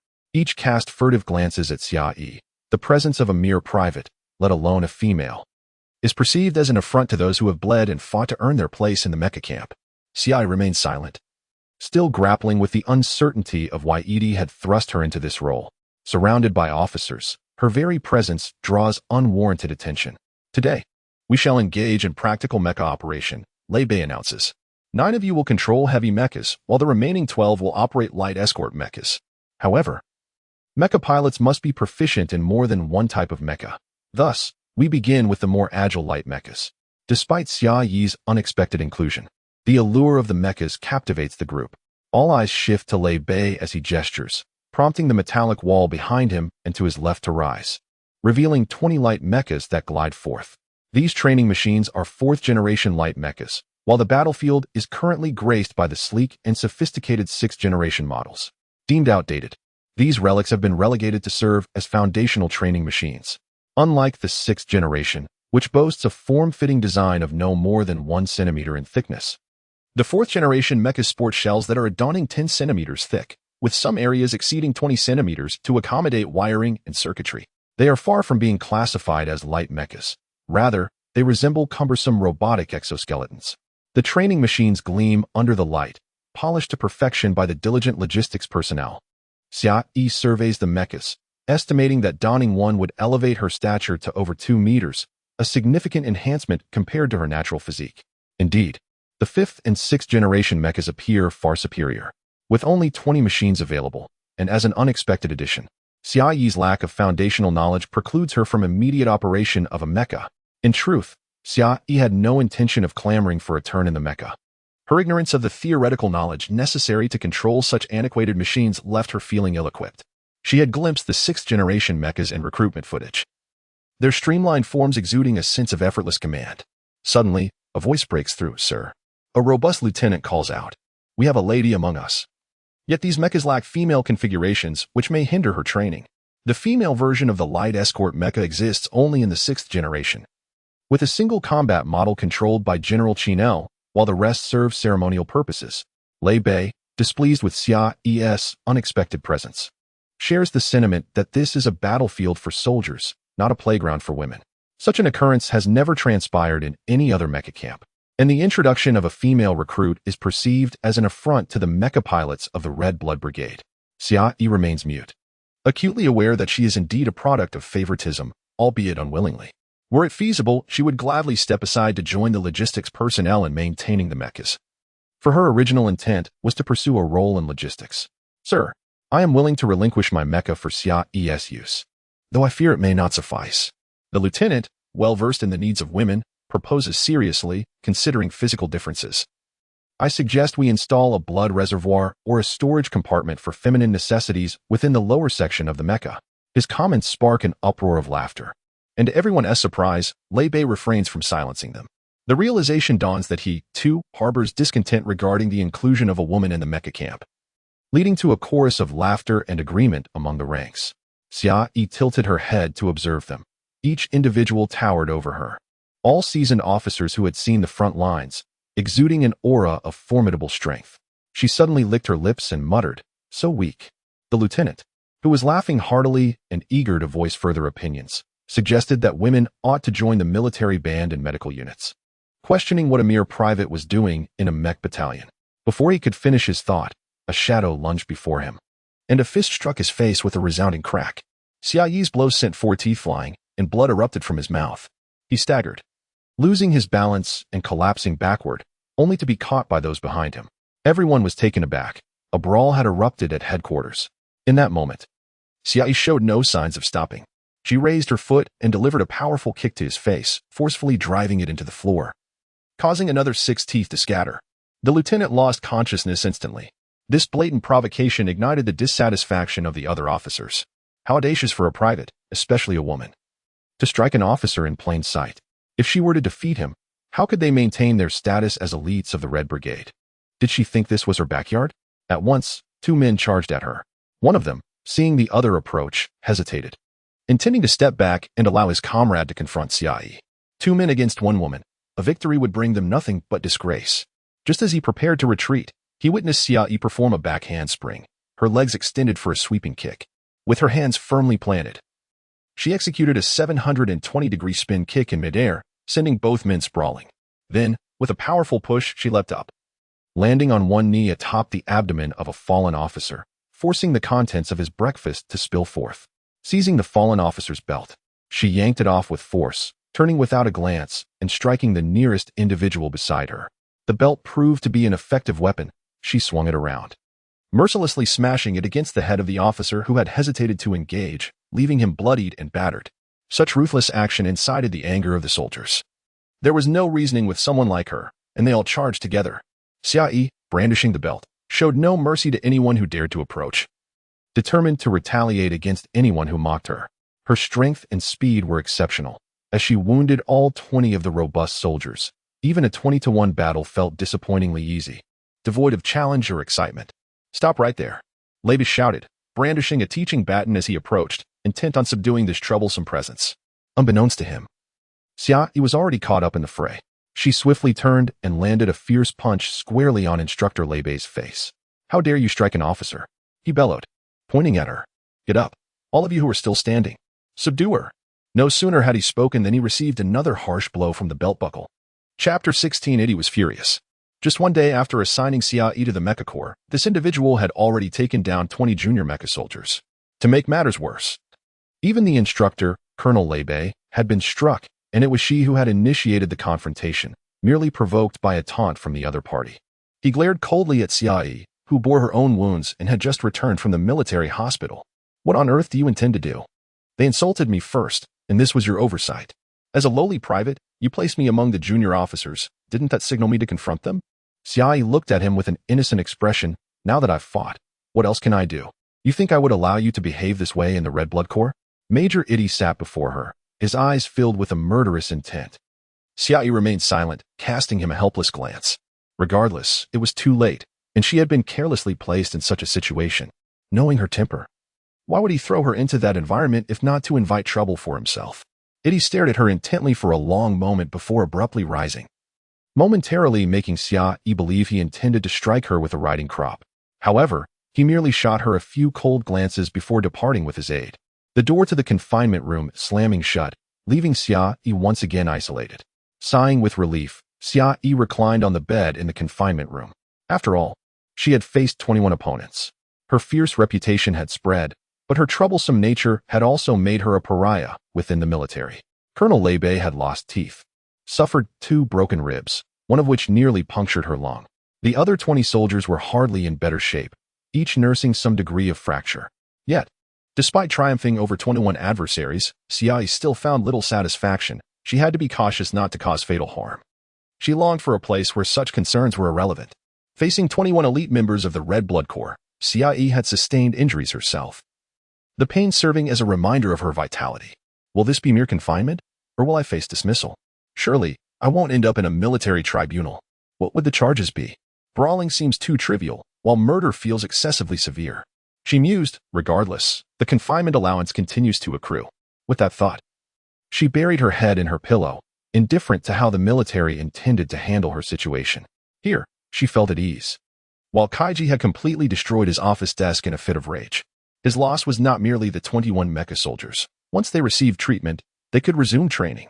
The greater loss lay in his and the Red Blood Corps reputation. The entire headquarters now knew that a mere 18-year-old private had bested the new recruits of the Red Blood Corps in a 1-on-21 showdown. This disparity made his soldiers appear utterly ineffective. Those in the know understood that any one of the individuals involved could effortlessly overpower a regular soldier. Meanwhile, those unaware believed the Red Blood Corps was recruiting any dregs available, turning the Corps into a laughingstock throughout the headquarters. Deline, connect me to Itty immediately. I want her dead. Kaiji bellowed in fury. Calmly, Deline facilitated the connection to Major Itty. Initially, Kaiji's anger boiled over as he ranted about wanting to eliminate CIE. But his outburst suddenly ceased upon hearing Itty's voice through the communicator. After a moment of silence, he finally asked, General Salome has intervened? After severing the connection, Kaiji sat in his chair, a sinister grin spreading across his face. Get me Mrs. Lajana. Yes, Deline replied, suppressing her thoughts. Colonel, could you possibly stop being so motherly? Must you involve Mrs. Lajana in this? CIE's predicament was indeed delicate. Stripping away her inconvenient identity, her combat prowess drew the attention of various battalions. Such a person, if integrated into one's own team, would undoubtedly play a significant role. As for her penchant for fighting, there was no need to approach her directly. One merely had to review the footage to understand. The conclusion was clear. As long as she was respected, no one would seek her trouble, and fighting would be unlikely. Expelling her from the military was out of the question. Releasing such talent would be a waste and could introduce instability into society. A few years of confinement might suffice as punishment, but what then? With a criminal record, she could not re-enter the military, and in a floating prison, she might be led astray. Releasing her with restrictions on weaponry, given her capacity to take on multiple opponents, would undoubtedly pose a significant challenge for the security forces. Everyone sought to have CIE in their respective teams. Keeping her confined was not a viable solution, while releasing her would lead to a scramble for her talents. Even the CIA expressed interest in recruiting her, and the Department of Defense hinted at wanting her on their team. CIE had not anticipated that her mere brawling would elevate her to such prominence, making her a sought-after candidate wherever she went. The battles had been worth it. Attacking one person could be labeled a brawl, 5 could be deemed a scuffle, but taking on 21 showcased formidable strength, with some individuals stirring the pot. CIE's transfer orders swiftly escalated from the Operations Department to the Military Council. Just as the meeting concluded, the intelligence agency brought this matter to attention. The deputy director of the intelligence agency, his impeccably styled red hair contrasting with his pristine white gloves resting on the holographic table, addressed the assembly. Recently, Melaris Empire forces have been discovered on Colony, Star 91. I require capable individuals to establish an intelligence unit there. I hear there is a remarkably strong female recruit among the new arrivals, Xia, who could easily conceal her identity. The operations department should transfer her to the intelligence agency. The defense minister, who had been preparing to depart, halted, his ample belly protruding as he regarded her with a benevolent expression. General Lajana, personnel in the intelligence agency require a minimum of 3 years of training before deployment. A mere private would be of no use. Does the intelligence agency not have many capable individuals? Why is it that no one is available now? General Lajana, despite her 50 years, maintained an appearance akin to one in her 30s and exhibited capabilities equal to any man. With a graceful smile, she replied, that is irrelevant. The intelligence agency must continually recruit new talent. Moreover, I am requesting an individual from the operations department. The Department of Defense has no right to interfere. Xia was more suited to the Marine Corps. After all, she had publicly assaulted military personnel twice within 6 months of service, indicating her temperament was ill-fitted for the intelligence agency. Her operational style, however, aligned well with the ethos of the Tears of Angels unit, making her placement there more advantageous. Had General Lajana not raised this issue, the defense minister might have forgotten entirely. It was unexpected for this formidable woman to take such decisive action. Resolving this matter would not be straightforward. Yet, Contemplating the requester was someone far more troublesome than the woman before him, he steeled himself to reclaim her. The elite of the tiers of angels were already numerous. Would Minister Chin not grant me this favor over a mere private? General Lajana continued to smile, exuding confidence as she regarded the defense minister, her eyes glinting with determination. You need not fight over her. Simply send her to our logistics department. If that fails, she can join the fleet. If there's south nowhere else to place her, just leave her with me. After all, she originally filled a position in the logistics department, and I know not who meddled with her transfer. The head of the general logistics department observed the two adversaries and attempted to mediate. General Lajana turned to him with a smile. Such a combat asset would be a tremendous waste in your department. Furthermore, her records indicate poor academic performance. She might even collide with our own personnel while piloting a warship. I merely require one individual. Your incessant bickering serves only to complicate matters. The old general is still very much alive. The logistics minister chuckled. General, your argument is fundamentally flawed. As guardians of Siai for 12 years. If you truly wish to discuss this matter, let us tally the accounts. What accounts? Major General Liliana inquired with an impassive demeanor. She has breached federal law 612 times over the past 12 years, causing damage to public property amounting to $379 million. The medical expenses for those injured total $425 million, and there have been 317 instances of dispatching personnel to retrieve her from the guard station. Are you now demanding her return, flaunting your grotesque intentions too openly? The Minister of Logistics casually began to calculate. Major General Liliana raised her head, asking with haughty defiance. I fail to comprehend how 1/3 of Parliament's members becoming guardians of this girl pertains to me. I merely seek a normal recruit for the Military Intelligence Bureau. Why should I be accountable for the expenses incurred on her behalf? Every enlisted soldier serves the Nada Federation. If the Military Intelligence Bureau requires personnel, must they still settle accounts with the Guardians? The entire army respects the old general, but that does not grant you the authority to wield it as leverage. The appointment and allocation of CIE are not within your purview. Major General Liliana, do not extend your reach too far. The Military Intelligence Bureau does not oversee the issue of soldier assignments. The Minister of Logistics retorted defiantly, unwilling to concede, emphasizing that they had invested too much in CIE over the years to see this valuable piece on the chessboard discarded so easily. Most infuriating was the General Staff, who had secretly assigned her to the Marine Corps, clearly having enticed her into applying for the Logistics Department at the time. The Minister of Logistics cast a discreet glance at the members of the General Staff, who were entitled to 3 representatives in Parliament, the Minister, the Deputy Minister, and Major General Eddy. As the most prominent figure within the General Staff, with prospects of rising to the position of Chief of Staff in the future, does the Yuan family wish to extend its influence here as well? The 3 members of the General Staff maintained their icy expressions, perhaps too absorbed in strategizing to engage in levity, appearing as stern and humorless individuals. They had remained silent since the outset. Despite the fact that the transfer orders had to pass through their hands, now, it seemed they were indifferent as the Military Intelligence Bureau and the Logistics Department fought over personnel, without so much as a comment. Why don't we hear the opinion of the General Staff? The Minister of Logistics shifted the burden onto them, seeking to ascertain their stance before making a decision. Others who had not yet engaged in the personnel tussle also turned their attention toward the Chief of the General Staff, whose frigid demeanor could freeze the room. The Chief of Staff lifted his gaze, casting a cold glance over the 20 or so individuals present. Speaking in a tone devoid of any emotion, the transfer order for Private Xia has long been decided. This matter falls under the purview of the Combat Power Distribution Department. Are you attempting to overreach into the affairs of the General Staff? Decided? To where? Major General Liliana finally ceased her smiling facade, frowning as she inquired. A group of the highest military command officers squabbling over a private transfer order. You truly have achieved great things. The Chief of Staff did not disclose where Xia had been assigned, merely delivering a cold mockery before departing the parliamentary hall with his entourage, leaving behind the discontented faces of those present. Chapter 17. 3 days later, Xia received her assignment notification while in solitary confinement. Miller Colony, star number 52, base number 22. What an unfamiliar place. She never expected to be sent so far away. She had no idea where colony star number 52 was located. The further the number, the newer the colony. Generally underdeveloped and, in some cases, devoid of breathable air, merely serving as mining outposts. The thought of being dispatched to an entirely unknown colony right after completing her basic training struck her as quite intriguing. Moreover, Her departure was scheduled for the very next day, indicating that her confinement would soon come to an end. On the second day, as their departure loomed, they decided against continuing her confinement and allowed her to pack her belongings. Xia Yi had little to gather. She simply tossed her military uniform and other items into her military backpack. After a moment of contemplation, she headed to the Military Intelligence Bureau. The military band practiced in the sunroom on the rooftop of the Ministry of Military Affairs.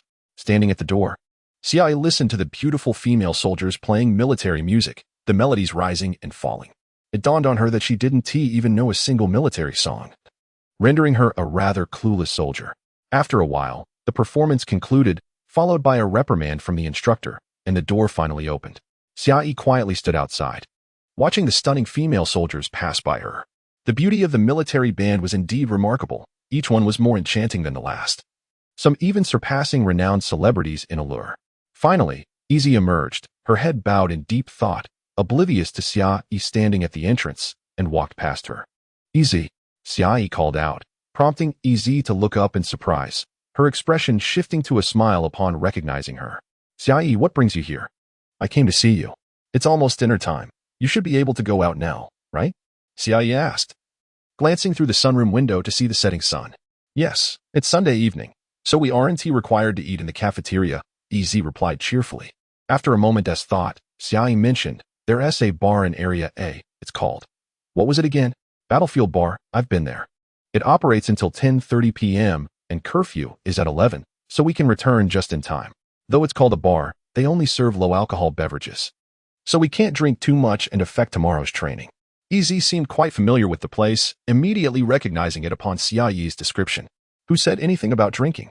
We're going out for dinner, and it's on me, Xia Yi declared, tapping the pouch on her belt with a grin.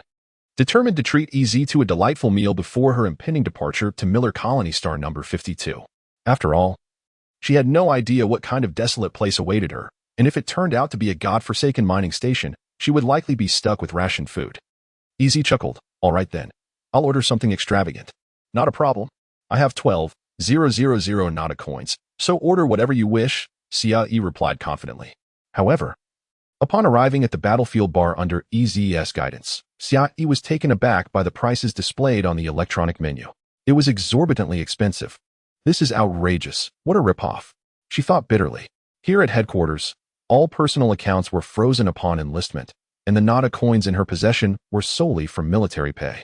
Logically, the cafeteria should be free, and the bar ought to charge only a nominal fee. Yet the reality was far different. Wolf brand beer was priced at 200 per bottle, fruit juice at 50 per glass, and a fruit salad at a staggering 800. The prices for main dishes and snacks were even more astonishing, with a Devil's black pepper steak costing 200, even if it was the famed frosted snow beef. This price was utterly absurd. Surveying her surroundings, Xia Yi noticed a fair number of patrons, mostly officers, but also several sergeants. How could these soldiers afford such prices? They certainly weren't just sipping on complimentary ice water. What would you like to eat, Xia Yi? Easy inquired after waiting for some time without seeing Xia Yi place an order. Instead, she was busy scrolling through the images on the menu. What do you fancy? It seems like the daughters of wealthy families love steak. How about a Devil's pepper steak? Xia Yi hesitated but ultimately resolved to splurge, reasoning that once at the base, her meals would be covered, and she could always save up again. Easy nodded. Sure, go ahead and order. For Easy, a 200 steak was not exorbitant. Frosted snow beef was the best in Nada Star, and such prices could only be found in the military. Xia Yi had never experienced such delicacies, having only tasted the cheap Moni beef, so she decided to order one for herself as well.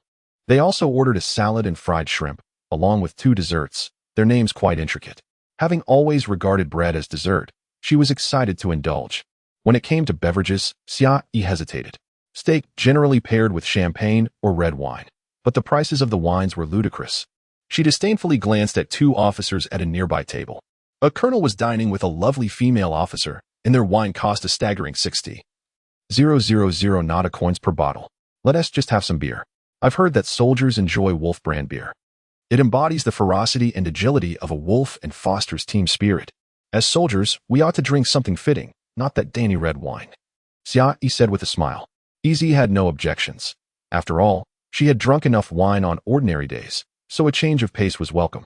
What mattered more was not what they ate, but rather who they shared the meal with. After placing their orders on the electronic menu, The food arrived before Xiaoyi had even finished her glass of ice water. The sizzling steak, accompanied by mashed vegetables and other greens, was a sight to behold. With a polite invitation, Xiaoyi picked up her knife and fork, taking a bite of the steak. The rich juices and tender meat made her realize that what she had previously consumed was merely sawdust by comparison. After taking a sip of beer and savoring the flavor of the steak, Xiaoyi recalled what Eddie had once advised her.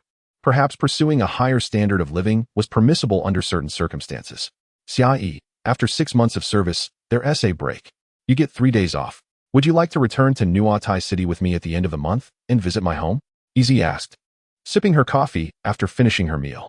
Your home?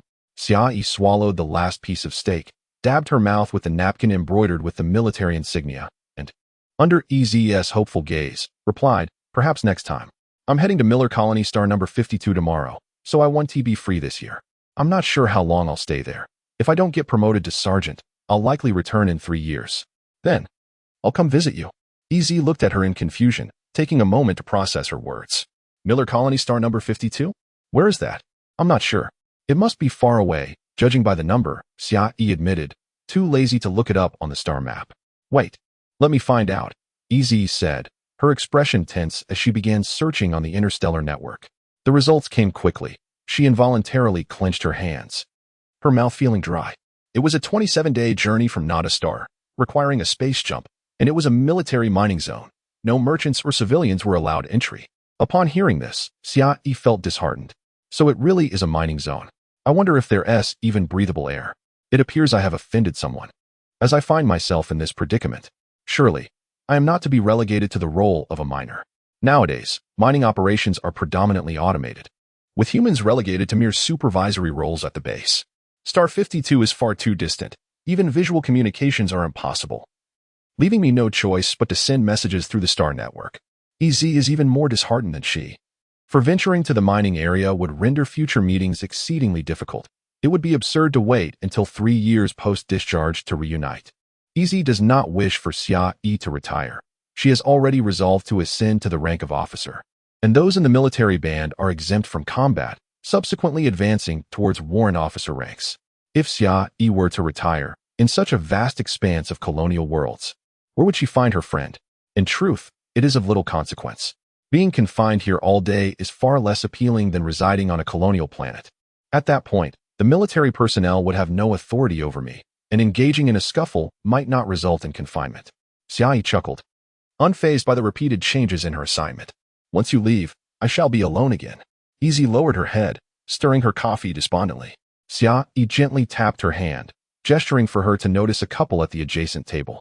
Curiously, EZ turned to glance, finding nothing amiss, merely an ordinary couple. Puzzled, she turned back, awaiting Xiaoyi's explanation for this observation. Once I depart, find yourself a formidable officer as your partner. When trouble arises, he can act as your muscle. Although few in the military can match my handsomeness, you can make do with someone possessing half my charm, Xiaoyi murmured, feeling the weight of responsibility upon her shoulders. EZ could not help but laugh, assuring her, rest assured, I will find someone capable of standing up for me. Then do not wear a perpetual frown. Your family is quite affluent. Do not endure bullying in the military band. You have every ability to turn the tables, Xiaoyi advised with a smile. I understand. EZ nodded, though unsure if her words resonated.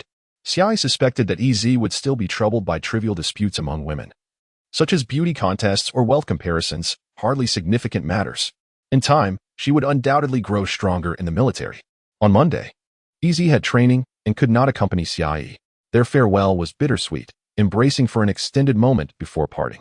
Seizing the opportunity, Xiaoyi discreetly took the chance to touch EZ, who remained oblivious. The following morning, Xiaoyi arose before dawn, prepared, and stood outside the barracks. In the military, there are no late risers. Even at 6 a.m., a small transport vehicle awaited her. The military insignia adorned the sleek black vehicle, and through the front window, she discerned a major already seated within, ready to transport her to the flagship center. Observing the compact vehicle designed for 4 passengers, Xiaoyi suddenly realized, was she the sole one dispatched to the colonial planet? Surely, a substantial vessel should be present to ferry numerous personnel. It would be absurd to send her alone on a mere shuttle for a spatial leap. The vehicle had been waiting for some time, and as Xiaoyi approached, the door opened automatically. As she leaned into board, she noticed another occupant in the rear. She paused, raising her gaze to the individual inside. Her attention was drawn to the black collar adorned with 3 golden insignias arranged in a triangular formation, resembling 3 small suns, an indication of a general's rank. Her gaze traveled upward to meet the piercing eyes of a robust man with short black hair. Despite his striking masculinity, he remained motionless, exuding an aura so commanding it overshadowed his appearance. Report. Xiaoyi stepped back, executing a precise military salute towards the general. Enter, his voice, while not cold, were a weighty authority. Without hesitation, Xiaoyi seated herself, placing her bag between them as the vehicle ascended, directing its course towards Nuantai City. Beside her, the general remained silent, and Xiaoyi offered no reaction, treating his presence as if he were merely a collection of luggage rather than the esteemed General Salome. The atmosphere was laden with silence, punctuated only by their steady breathing. Many had slain countless foes, and numerous individuals had earned accolades. Yet only he had attained the title of God of War. This was due to the unwavering righteousness he embodied. A palpable sense of military valor and sacrifice radiated from him. From another perspective, he appeared entirely unassuming, unlikely to engage in nefarious deeds. Such a paragon of virtue is ideal for a national hero. The military requires figures like him to inspire fervent admiration from the populace, serving as a beacon of motivation and encouraging more youths to enlist. With a clear objective, determination flourishes. Thus, he must remain unblemished. The general's vehicle traversed swiftly, the scenery blurring past as they arrived at the flagship center just outside Nuantai City within an hour. The sprawling structure, low and wide, bustled with various spacecraft coming and going. Unlike the remote colonial worlds, here, strict regulations governed flight operations. Xiaoyi recalled a small flagship center adjacent to headquarters, encompassing 50 hectares, designated for military vessels. She had anticipated a direct route from headquarters, but found herself journeying to Nuantai City instead. The general, enjoying privileges, directed the vehicle to bypass any stops, flying directly into the flagship center and halting at a designated location. Immediately, personnel from the center approached, standing in formation beside the vehicle. Recognizing the honor of hosting a national hero, Xiaoyi remained silent, retrieving her bag and preparing to exit. Just then, General Salome spoke, "Survive." The implication of his words suggested that once aboard the ship, it might detonate in space. Xiaoyi nonchalantly acknowledged his remark and stepped out of the vehicle. The awaiting personnel beheld the general's profile as the vehicle door closed and ascended away. Standing before them was merely a lowly private, uncertain of her identity. They nonetheless proceeded according to protocol, dispatching a secretary to escort Xiaoyi to her designated vessel. As they walked, the secretary explained, "Conditions are somewhat lacking. Please bear with us. There are few ships heading to Colony 52. Today, only one vessel is en route to Colony 53, which will make a brief half-hour stop at Colony 52. That's quite all right. I am not particular," Xiaoyi responded politely. Understanding the implications of the secretary's courteous remarks but not taking them to heart, maintaining her usual demeanor. However, upon beholding the so-called subpar vessel, Xiaoyi was momentarily speechless. It was nothing more than a cargo ship, small and seemingly dilapidated, with a crew of merely 20. It appeared so worn that it seemed destined to disintegrate upon entering space. Resembling not a grand commercial vessel, but rather a modest trader's transport ship. This is what the general has arranged. And Xiaoyi understood that these individuals had no intention of allowing her any respite. Did they not fear that she might refuse to board the ship? Xiaoyi mused over this. If she truly wished to flee, she found herself utterly powerless. Previously, she had utilized her civilian identity for confirmation, which would have allowed her to escape to a colony planet. But now, with a military identity verification in place, fleeing would mark her as a deserter, rendering all identities inactive. Without an identity confirmation, even the wages earned from labor would be nearly impossible to access. Cash payments had become exceedingly rare, and everywhere demanded identity verification, unless one sought refuge on a desolate, uninhabited colony world. The dilemma was that without identity confirmation, she could not even purchase a ticket to such a remote place. Moreover, the boarding area was located at the rear cargo door, leaving Xiaoyi with no one to bid farewell to as she stepped directly onto the vessel. Upon entering, she was met with a warehouse brimming with goods. From the packaging outside, it appeared to be entirely composed of food and daily necessities, with only a narrow passageway left for a single person to traverse. Beside the cargo stood a middle-aged man with a thick beard, who, upon noticing her staring blankly at the goods, barked impatiently, "Hurry up. We've already surpassed the departure time by 5 minutes, and the launch control is yelling at us. We're just waiting for you." "Oh, my apologies." Xiaoyi was aware that this 5-minute delay had likely held up at least dozens of ships. She hurried a few steps inside, only to see the cargo door close behind her, leaving only the illumination of lights. As soon as the door sealed, the merchant ship took off with urgency. And Xiaoyi and the man were still standing inside the door, not yet seated. Xiaoyi had never traveled to other colony planets. She had only heard tales of the comfort and speed of sightseeing ships when vacationing on a colony world, which had no turbulence at all. She assumed this merchant vessel would be similarly stable, allowing for easy movement, and thus felt no particular curiosity about the ship's launch. However, the middle-aged man quickly grasped a handle on the wall and shouted at her, "Grab hold. It gets a bit bumpy when we break through the atmosphere." What is happening? Xiaoyi was momentarily taken aback.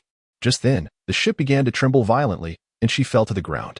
The intense shaking sent her crashing against the ship's wall, and she quickly reached out to grasp a protruding section of the wall, pulling herself up and seizing a handrail for stability. The ship was shaking violently. Xiaoyi felt as though her bones might rattle loose.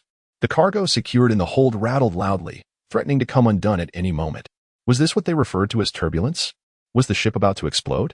Xiaoyi could only entertain such thoughts. This merchant vessel was horrendous. Surely the military would not conspire to eliminate her along with the crew. Fortunately, the turbulence subsided after 10 minutes, stopping once they entered space. The middle-aged man adeptly released his grip, patted Xiaoyi on the shoulder, and said, "Kid, follow me. Is this ship not going to explode mid-journey?" Xiaoyi inquired, not revealing her true gender as she let go of the handrail and adjusted her bag, which had been jostled to her elbow. Bah, what a morbid thought. This ship is remarkably sturdy. It could withstand a meteor shower without a scratch. It'll outlive me, the man scoffed. Captain Xiaoyi thought to herself. Who knows how long you might last? If you were to perish in a few days, then the ship would certainly have to endure a bit longer. The military was exceedingly stingy. The detour to colony planet 52 would take an additional 5 days, yet they only compensated with 10,000 nada. A complete waste of my fuel. The captain led the way, grumbling as he walked. If it were a loss, you wouldn't have agreed. You must be hauling some contraband, which is why you accepted such terms. The military doesn't allow inspections of your ship, so it seems you're still making a profit. Xiaoyi casually remarked, though she had never witnessed smuggling, she had heard of such matters. Merely transporting food and daily necessities to a barren colony world was bound to incur losses, should the ship encounter space debris and sustain damage. The earnings would scarcely cover repairs. The captain halted and turned to her with a grin. Kid, are you not afraid I might silence you on the way? Xiaoyi stretched her neck and replied curiously, you probably couldn't overpower me. Besides, your smuggling doesn't concern me. I'm merely a passenger. The military sent me here not to meet my demise aboard your vessel. If you killed me, you'd only become a space pirate. Bah, children are indeed naive. Where in space are there so many pirates? Come, I'll show you your bunk and introduce you to the other passengers. You all must get along for the next 3 months. If there is any trouble on my ship, I won't care if you're military. I'll toss you all out, the captain huffed, turning to continue guiding her. Xiaoyi, perplexed, asked, why 3 months? Isn't it only supposed to take 27 days? The captain glanced back at her with disdain. Do you think this ship can withstand a space jump? Besides, space jump equipment costs money. If your fare could reach 1,000,000 nada, I might consider renting one. Forget it, you can fly at your own pace. I'm not particularly keen on visiting such a colony planet anyway. Xiaoyi replied, feeling quite speechless. It truly was a quintessentially small merchant ship. As she gazed at the diminutive merchant vessel, its holds crammed with cargo, she surmised that the living quarters would undoubtedly be cramped. However, when the captain led her to the front passenger cabin, she could not help but inquire out of curiosity. Captain, is this a morgue? Are you involved in the trade of corpses? Are you blind? This is a bunk, a honeycomb-style crew bunk. The captain glared at her with irritation. Honeycomb-style crew bunks. As Xiaoyi surveyed the cramped crew quarters, the 15-meter-wide ship was entirely filled, stretching only 10 meters long. The crew bunks resembled honeycomb cells, stacked tightly together, with beds encroaching from all sides. The uppermost bunks reached the ship's ceiling, and there were no makeshift stairs in sight. They indeed resembled an upright honeycomb, but a morgue bore a similar resemblance. Surely not. A sinking feeling gripped Xiaoyi. Without stairs, she could not access the upper bunk. Were they planning to disable gravity, forcing her to float up? This was not merely a wretched ship, but an antique. The captain pointed to the top bunk labeled 125 and said, Kid, you'll be sleeping up there. The other spots are all taken. This is the last one left for you. Captain, you crammed 125 people into such a small space? Xiaoyi exclaimed. astonished at the realization that there were indeed other passengers aboard besides herself. What kind of person would choose to travel on such a decrepit vessel to a remote colony planet? The captain approached a door wedged among the crew bunks and pressed a button, causing the door to slide open. A cacophony of voices erupted from within as he added, "Keep an eye on your belongings. Besides you, there are quite a few miners heading to Planet 53, and I cannot guarantee that none of them will try to pilfer. To access the warehouse or the main control room, one would need to pass through this entrance." And the most crucial operational area was also located within the main control room. In fact, on such a small ship, the kitchen, activity room, and dining area were all combined within the main control room, making it exceedingly cramped. As Xia followed him into the main control room, she was met with a scene of overcrowding. The space was filled to capacity, with even the floor occupied by seated individuals. The already compact area felt even more constricted, populated entirely by middle-aged men. Those traveling to colony planets as miners were predominantly older, with only a few younger individuals among them, yet the middle-aged men prevailed in number. Though they are referred to as miners, they need not engage in the labor of excavation themselves. It is entirely performed by robots. Their sole responsibility is to operate various machines, although some tasks, such as loading or still require human oversight. The majority of these workers are middle-aged men, primarily because many resource-rich colonies lack breathable air, endure high radiation levels, and are devoid of women. Entertainment options are scant, with only a small patch of greenery cultivated within the base, rendering life exceedingly monotonous. The food situation is even more dire when supplies run short. They are left to consume compressed emergency rations. Military-grade emergency rations are somewhat palatable, but civilian provisions consist of the most convenient mush, which is hardly appetizing. Occasionally, some mining colonies face disturbances from Malaw's Empire forces, yet the financial rewards are substantial, making this one of the higher-paying professions in the NADA system. The ease of entry and lucrative returns make it a favored choice for many men seeking to provide for their families. Having spent several years or even decades on these colonies, they aim to save enough for retirement before turning 60. Hoping to relocate with their families to a more hospitable colony with affordable living costs, where they can enjoy their remaining years. Although traveling by merchant vessel is less than comfortable, the low cost makes it the preferred choice for miners facing financial constraints. Xia found herself aboard such a subpar merchant ship, albeit destined for military colony 52, in stark contrast to the civilian colony 53 her fellow miners were headed to. The only difference being the type of resources extracted. Upon entering the ship, the captain was immediately met with a chorus of complaints from the miners. "Captain, is this vessel going to explode in space? The previous trimmer was too intense, and we weren't even provided seats to secure ourselves, leaving us to tumble on the floor," one shouted, brandishing a palm-sized metallic part. The captain, undeterred by the uproar, approached and snatched the part from the miner's grasp, tossing it to a crew member. "Tom, I instructed you to secure the star map locator. How could this have come loose?" Realizing the source of the issue, Tom sheepishly accepted the component and activated the repair robotic arm to reinstall it. The miners, who had been clamoring, fell silent, realizing the severity of their predicament. Without the star map locator, they would be lost in the vastness of space. All eyes turned towards the robotic arm as it diligently reattached the component. The captain relished the newfound silence, accustomed to the miners' discontent, but knowing that a critical component's failure would swiftly quell their complaints. He unceremoniously cast Xia into the throng and retreated into the control room, separated by transparent metal glass, where 10 crew members managed the ship's navigation. Finally finding a place to sit, Xia gazed out of the small window at the starry expanse, bracing herself for a 3-month voyage. Life aboard the ship was drab. Yet the filtration system was efficient, ensuring the air remained breathable. The sleeping quarters resembled a morgue, but were tolerable enough for rest.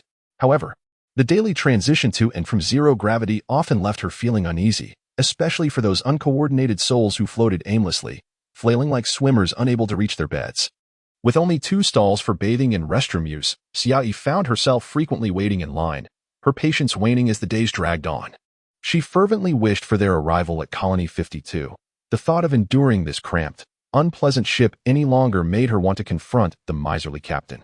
The ship maintained a strict no-smoking policy, yet the captain led the way in the dining area, indulging in his cigar while consuming the poorly prepared meals crafted by the chef. Xia surveyed the metallic tray before her, filled with slop, beans, and a paste-like meat alongside bread or rice. The chef merely heated pre-packaged meals, occasionally boiling rice. while the only dish he prepared himself was bread made from a simple dough mixture placed in an automatic oven. Xiai mused that if bread took up no space, they would likely have brought pre-made loaves instead. The chef, donning his apron at mealtime, transformed into a maintenance worker post-lunch, showcasing his multifaceted talents. Grateful for the hearty meal she had before departure, Xiai quietly consumed her unappetizing reheated lunch when suddenly, the ship jolted violently, sending her tray crashing to the floor. Some individuals toppled over, prepared to unleash their frustrations on the captain, when a piercing alarm echoed through the ship. Enemy attack! Enemy attack! The crew erupted into chaos. With the captain bolting into the control room, Xiai turned to peer out the window, spotting a small combat ship approaching, its cannons firing in rapid succession. Enemy attack? Space pirates? She queried, bewildered. It's the Malaz Empire's hunter ships. Everyone to the crew quarters. We must escape. The captain bellowed, inciting a frenzy as all scrambled towards the designated area, save for Xiai, who remained steadfast in the main chamber. Noticing her stillness, the captain intended to chastise her, but paused upon recognizing her. Soldier, can you operate a weapon? Yes, Xiai replied without hesitation. Then you four, hurry to the weapons bay. The captain directed 3 crew members, instructing them to take Xiai along. They dashed to the cargo hold, where they felt along the ship's wall, revealing 4 hatches. The trio swiftly entered 3 of them, sealing the doors behind them. Xiai squeezed into the remaining hatch, discovering a combat seat surrounded by numerous boxes. As she settled into the chair, her earpiece connected to the control room frequency, where the captain's voice thundered. Activate the quantum low-pressure cannon and fire with all your might. While Xiai was trained in weaponry, her experience was limited to ground combat gear, and she had never fired a gun before. Faced with the ship's outdated quantum low-pressure cannon, she was clueless about how to operate it. Yet, as she examined the console, she found no advanced interface. Instead, a simple red button labeled on graced the surface. Without a second thought, she pressed it, and with a hum, the metallic panel in front of her slid open, revealing a semicircular transparent viewport. Peering through the glass, she caught sight of a Malaz Empire hunter ship zipping past their merchant vessel. The control panel for the quantum low-pressure cannon materialized before her. The right side featured a semi-spherical joystick for directing the cannon, while the left governed the energy output for each shot. Data began to populate the display, detailing the number of hunter ships surrounding the merchant vessel and their distances, along with the ship's energy levels and damage status. 6 hunter ships. That's quite a number, Xiai murmured to herself. Then, the captain's voice rang out once more. Soldier, there's another parallel warship capable of deploying 24 hunter ships. If you wish to survive, you must engage. 24? Did you steal the Malaz Empire Queen's undergarments, summoning such a horde? Xiai inquired, intrigued. Scoundrel, is this a time for jest? These are the marauders dispatched by the Malaz Empire to plunder merchant vessels. They never take prisoners. If you wish to survive, strike with all your might. The captain, incensed by her inquiry, could hardly believe that at such a moment, there remained a spirit for levity. Xiai could not help but smile, realizing that even refraining from combat would lead to certain demise. Chapter 20, as the ship trembled, Xiai noticed a white beam of light emanating from a nearby weapons compartment. The quantum low-pressure cannon discharged its quantum beam at one of the hunters. Remarkably, the hunter spun rapidly 5 times, evading the quantum cannon's assault and swiftly maneuvering out of range, darting through the debris and asteroids in space. Heading back towards the merchant ship, Xiai's communicator crackled with the furious curses from other compartments, causing her to grimace. After departing from the Nada Star, they had exited the satellite network's range. Ordinary communicators struggled to connect directly to the star network. They relied on the ship or nearby asteroids equipped with star network communicators. Inside the weapons compartment, Xiai's communicator was directly linked to the ship, allowing clear exchanges between the 4 weapon compartments and the control room. The hunter's firepower is overwhelming. Aim accurately and activate the backup thrusters to get us out of here. The captain's booming voice rang out, making Xiai feel as if her eardrums were about to burst. Drawing on her non-existent combat experience, Xiai inquired, Captain, with such firepower from the enemy, can we escape just by activating a thruster? That's why I need you to eliminate them quickly. There are only 6 hunters right now, so hurry up and take them down. The captain snapped back, his frustration palpable. The situation was dire. It couldn't possibly worsen. The captain sent out a distress signal to surrounding colonial planets via the star network, hoping that military bases nearby might lend assistance. However, they were situated near a dusty ring, with no other planets in sight, and the closest colonial planet number 47 was 2 days away. It was a grave oversight. They were already nearing colonial planet number 52, teetering on the edge of Nada's influence, where encounters with the Malaz Empire were all too common. Compared to colonial planet No. 53, planet number 52 was closer to the fringes, and had it not been for its military-grade mineral resources, that asteroid would have remained unoccupied by the military. Xia had traveled back and forth to colonial planet number 53 for years, encountering hunters at most twice, with no more than 3 ships each time. She had never before witnessed a situation where parallel battleships appeared simultaneously. Reflecting on it, she realized that if it weren't for her mission to deliver this soldier to colonial planet number 52, they would not have found themselves in such perilous circumstances. Now, there was no room for regret. They could only fight for their survival. After several attempts, Xia finally grasped how to control the quantum low-pressure cannon and began searching for the hunters. The hunter aircraft darted among the asteroids, occasionally hiding behind them before launching surprise attacks. Renowned for their agility, these small yet swift spacecraft were difficult to target. That asteroid is obstructing my view. I shall destroy it first, Xia decided, noticing a large asteroid in the distance that hindered her line of sight. She aimed the quantum cannon at it and pressed the attack button. The cannon emitted a powerful beam, striking the asteroid, which exploded into fragments. Suddenly, Xia spotted a hunter concealed behind the asteroid. As the asteroid shattered, the debris and shockwaves struck the hunter, momentarily destabilizing it. Seizing the opportunity, she quickly aimed the quantum cannon at the hunter, intent on obliterating it. However, when she pressed the attack button, the cannon failed to fire. Confused, she glanced at the glass screen, realizing that the cannon was still in preparation mode. What a piece of junk. I want to fire, she exclaimed in frustration. Use the kinetic weapon, lock on, and press the blue button, someone shouted, recognizing the need for the cannon to be ready. If the hunter escaped, they would lose a golden opportunity. Having already locked onto the hunter, Xia promptly pressed the blue button, causing a hatch beneath the weapons compartment to open. Suddenly, a projectile shot forth, slicing through the void towards the targeted hunter. Without the dazzling light of a beam, the object appeared only as a shadow, moving faster than the eye could follow. What shape does this kinetic weapon take? Xia mused, though there was no time for such thoughts as everyone was preoccupied with survival. The kinetic weapon was unique, neither ionic nor particle-based, but rather a tangible projectile. Xia recalled her instructor in the military explaining that these weapons mimicked high-speed flying asteroids, repurposed from decommissioned battleships or other metallic debris, and launched at superluminal speeds. The more advanced the kinetic weapon, the faster the projectile traveled. While it did not explode, its destructive capability against small ships was formidable. This cost-effective kinetic weapon was now standard on every civilian vessel, as the Nada federal government enforced strict regulations on weaponry, permitting only a limited range for commercial ships. Kinetic weapons and quantum low-pressure cannons were among the few allowed. Acquiring more advanced armaments required special permits. Although Xia could not discern the exact form of the kinetic projectile, it accurately struck the hunter. There was no need to launch a second kinetic projectile. A massive gap was torn in the center of the hunter, and with that force, the hunter split in two. Wonderful. Xia couldn't contain her excitement. Even if her interest waned, it was still her first victory against a spacecraft, and her joy was entirely warranted. Continue. Don't let up. We still have 5 hunters to deal with. The captain showed no concern for Xia's elation, focusing instead on navigating the ship while evading the hunters' attacks. He relentlessly sent messages to the Star Network, attempting to contact other merchant vessels or military reconnaissance teams. At that moment, an excited voice emanated from another weapons compartment, announcing that yet another hunter had been destroyed. It seemed the hunters were not overly formidable, with the merchant ship having downed 2 of them. Xia's opinion of the ship had shifted slightly. However, eliminating 2 hunters did not deter the ruthless Malaz Empire, fueled by vengeance for their fallen comrades. The attackers grew even more ferocious. The merchant ship was relentlessly bombarded by laser beams, with multiple breaches melting through its outer layer. Fortunately, the captain managed to control the situation well enough to prevent the laser from lingering too long in one spot. Otherwise, penetrating the inner layers would have been catastrophic.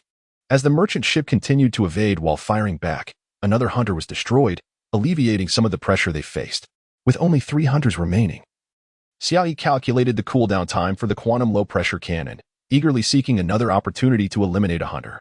Suddenly, from a distant parallel battleship, a particle beam was unleashed. The red particles swiftly approaching. The captain, quick as lightning, steered the ship with desperate urgency. In a narrow escape, the particle cannon grazed the ship's rear, startling the crew. Before they could celebrate their survival, the captain's voice filled with despair rang out. This is bad. That blast damaged the energy shield. We needed to escape. Can't we just repair it? Xia remarked nonchalantly. But Captain, you really went all out. I didn't even realize we had an energy shield until now. You could have activated it before we started firing. 10 minutes later, Xia looked at the captain with a serious expression, saying earnestly, "This isn't right. What if I die?"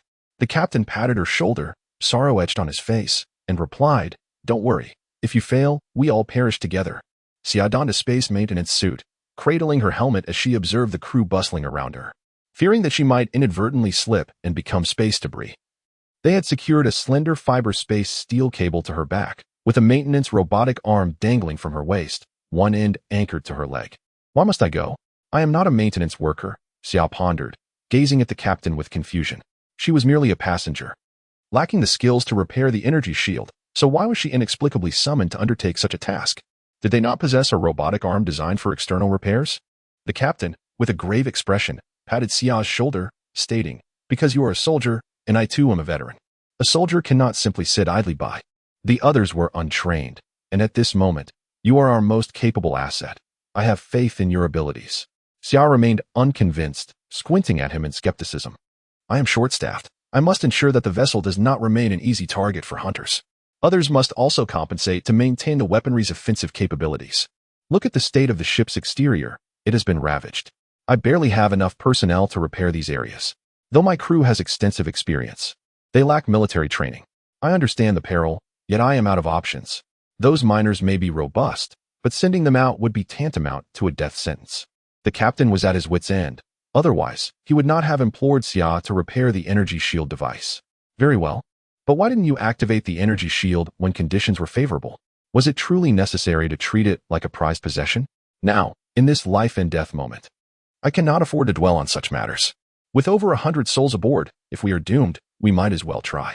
However, standing outside the ship amidst a hail of gunfire to repair a merchant vessel posed a significant challenge. The energy shield could only endure for 3 minutes, and during that time, 5 thrusters needed to be activated for a full-speed escape. This was their only chance to evade capture. And I have already established contact with Colony 47, which is dispatching reinforcements. If we can hold on, salvation will arrive. The extent of the damage to the energy shield was unclear, as visibility was obstructed, and the maintenance arm in that position had been severed, so exercise caution. The captain urged, his face taut yet resolute. Xia said little more, donning her helmet and testing its flexibility. The space maintenance suit fit snugly, allowing for ease of movement. Having trained extensively in a mechanized helmet during her military service, she had no difficulty adjusting to it, with foot magnets enabling her to secure herself to the ship's exterior and small propulsion devices providing an additional 2 minutes of thrust when necessary. This dilapidated merchant vessel offered only these meager provisions. Chapter 21. There was a small door on the side of the ship, and Xiai stood behind it, facing the vastness of space for the first time. She glanced back. Another door remained, and once it closed, the front door would open, plunging this area into a vacuum. The steel cables binding her were securely fastened. As soon as the energy shield was repaired, the cable mechanism would pull her back. The captain stood behind the inner door, observing Xia, who appeared somewhat listless, as if she were preparing to venture out to repay a debt. Unable to restrain himself, he remarked, "Do not present yourself as reluctant to go. We have no choice. This is the only way to survive." "Not at all," Xia responded intriguingly. "I am a soldier. This is my duty, and I harbor no grievances. Is it not a good thing that my emotions remain stable? It is far better than weeping and wailing." "True. Excessive lamentation is unwarranted," he conceded, "but do as you wish, as long as the energy shield gets repaired." The captain, rendered speechless by her response, instructed her briefly before closing the door. He needed to hurry to the front to control the flight without delay. As the inner door closed, the outer door swung open immediately, and the air rushed out in a violent torrent. Xiai gripped the edge of the door tightly. Once the air had completely evacuated, she leaned out to glimpse the abyss beyond, her fingers finding purchase on the ship's irregular surface. Her gravity boots activated, allowing her to climb successfully onto the ship's hull. "This task is truly not meant for humanity," Xia exclaimed into her communicator, met only by the captain's anxious urging. She pressed herself against the ship's exterior, the high-speed flight threatening to dislodge her. The energy thrusters at the ship's rear propelled it forward, increasing the force that sought to hurl her away. If she were running on land, the wind at her back would provide some relief, But now, in the vacuum of space, the ship had to evade the assailants' attacks, maintaining its velocity regardless of her precarious position. Were her hands not firmly gripping the ship, Xiaoyi felt she would be tossed about like wild grass in a tempest, perilously colliding with the vessel. Moreover, each time she lifted one foot to move backward, she sensed her other boot's grip weakening, making her progress painfully slow. After a formidable struggle, she had climbed halfway, nearing the energy shield. Suddenly, the ship jolted violently. It had been struck by the assailants. Debris flew through the air, striking her with merciless force. The fragments spiraled towards her, their sharp edges crashing against the ship and severing the fiber cables that bound her, propelled by the impact. Not good. The crew members aboard witnessed through external footage as Xiaoyi was flung by debris, tumbling through the void toward the thrusters below. With such hazardous debris, her gravity boots were rendered ineffective. Should she fall behind the thrusters, the intense heat would incinerate her in an instant. Xiaoyi felt a sharp pain in her back. Fortunate that the fragment had only grazed her rather than inflicting a grievous injury. Yet, she faced a dire predicament. With no time to ponder, she swiftly activated her thrusters.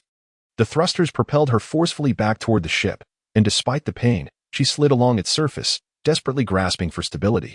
At last, she found a recess seemed to hold on to.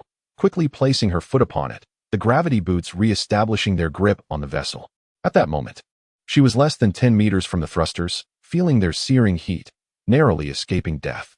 The captain and crew breathed a sigh of relief upon seeing her cling to the ship. Had she not reacted quickly, a lesser individual would have surely succumbed to disorientation and drifted into the abyss. With the fiber cables severed, her return depended solely on Xiaoyi. They had to safeguard the lives of over 100 miners on board. Although these miners had merely paid a modest fare, they were still living souls, and the captain felt a profound sense of responsibility for their safe transport.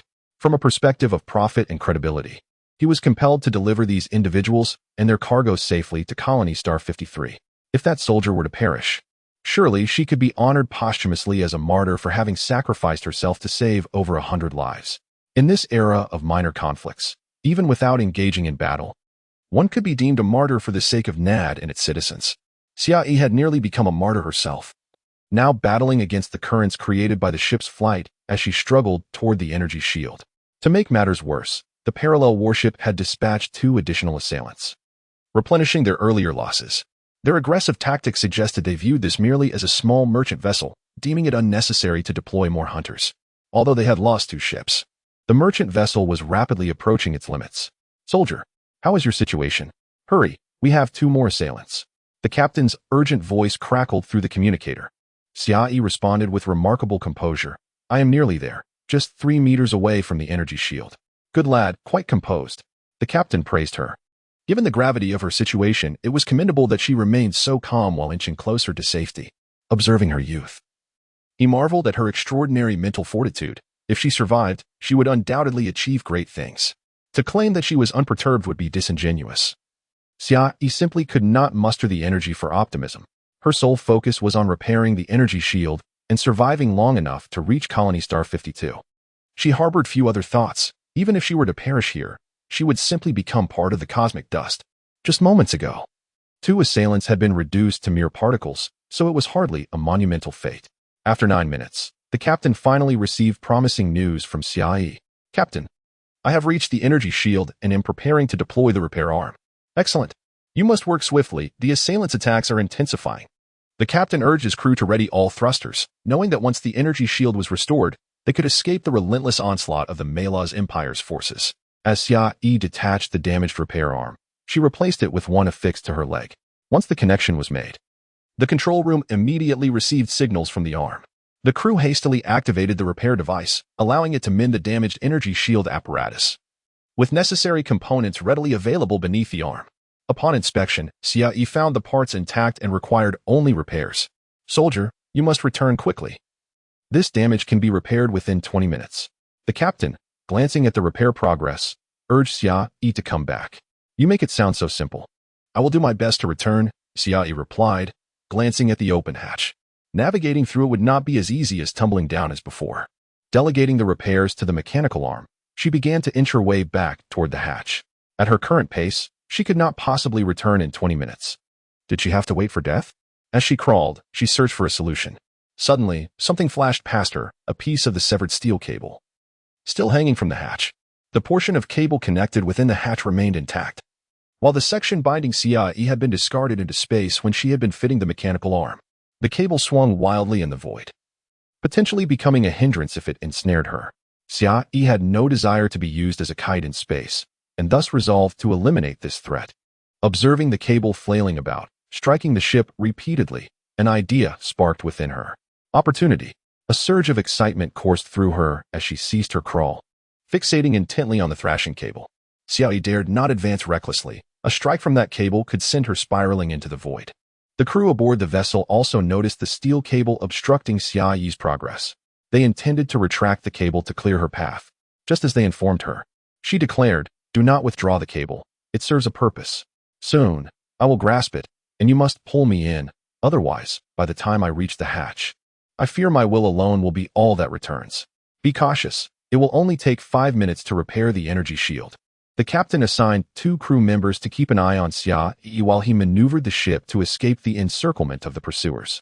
However, during the repairs of the energy shield, the parallel battleship dispatched 5 more hunters, menacingly surrounding the merchant vessel, intent on seizing its cargo rather than annihilating it.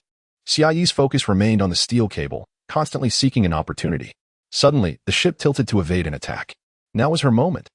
Activating the last vestiges of propulsion from her thruster, she released her grip and let go of her magnetic boots, launching herself into the air. Harnessing the thrust force, she propelled herself toward the swinging cable. In a fleeting instant, she accurately grasped the cable, her body being flung against the ship's hull. The 2 crew members who had been waiting for her quickly engaged the cable winch, transforming her flight into a whip-like motion. As she was repeatedly smashed against the vessel by the cable's inertia, even as her bones felt as though they might shatter, she clung tenaciously to the steel cable, gritting her teeth in determination. At last, she was pulled into the ship's hold, the outer door slamming shut with haste. Before the air could fill the compartment, a resounding thud reverberated through the ship. Through the helmet and the small porthole in the hull, Xiaoyi beheld the blue energy shield rising, successfully repelling the hunter's attacks. 3 minutes. Charge. The captain's anguished voice echoed as the ship shuddered violently, all 5 thrusters igniting simultaneously. Still in the vacuum, Xiaoyi was thrust against the hull by the sudden acceleration.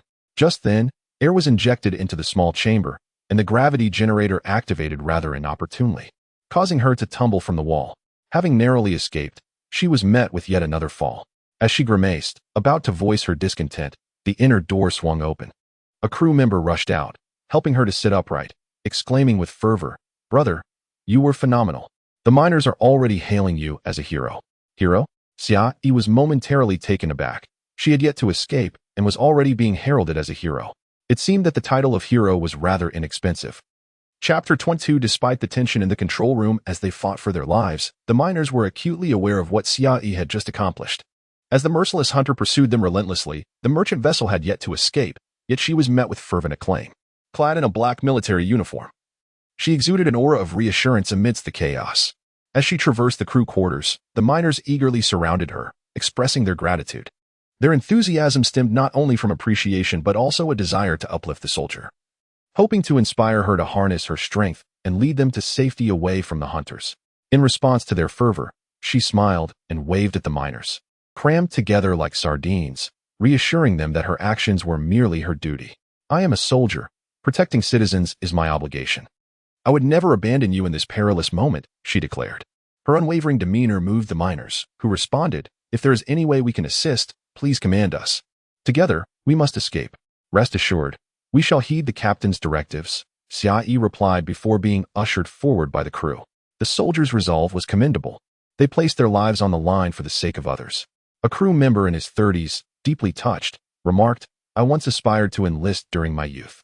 Xiaoyi, maintaining her composure, replied, "I was merely speaking candidly. If we cannot escape, we all perish together. Offering kind words is simply a means to comfort." "You're deceiving us," the crew member retorted, astounded by her cunning. Her earlier expressions had momentarily fooled even a seasoned merchant like him. Not entirely deceitful. "I merely echoed the sentiments of the moment. After all, I nearly lost my life just moments ago," she shrugged, flashing an innocent smile, devoid of any slyness. Pointing to her spacesuit, she inquired, "Am I allowed to remove this?" "Surely, I need not continue wearing it. The crew member chuckled awkwardly. Let us wait and assess the situation first. Inside the control room, chaos reigned.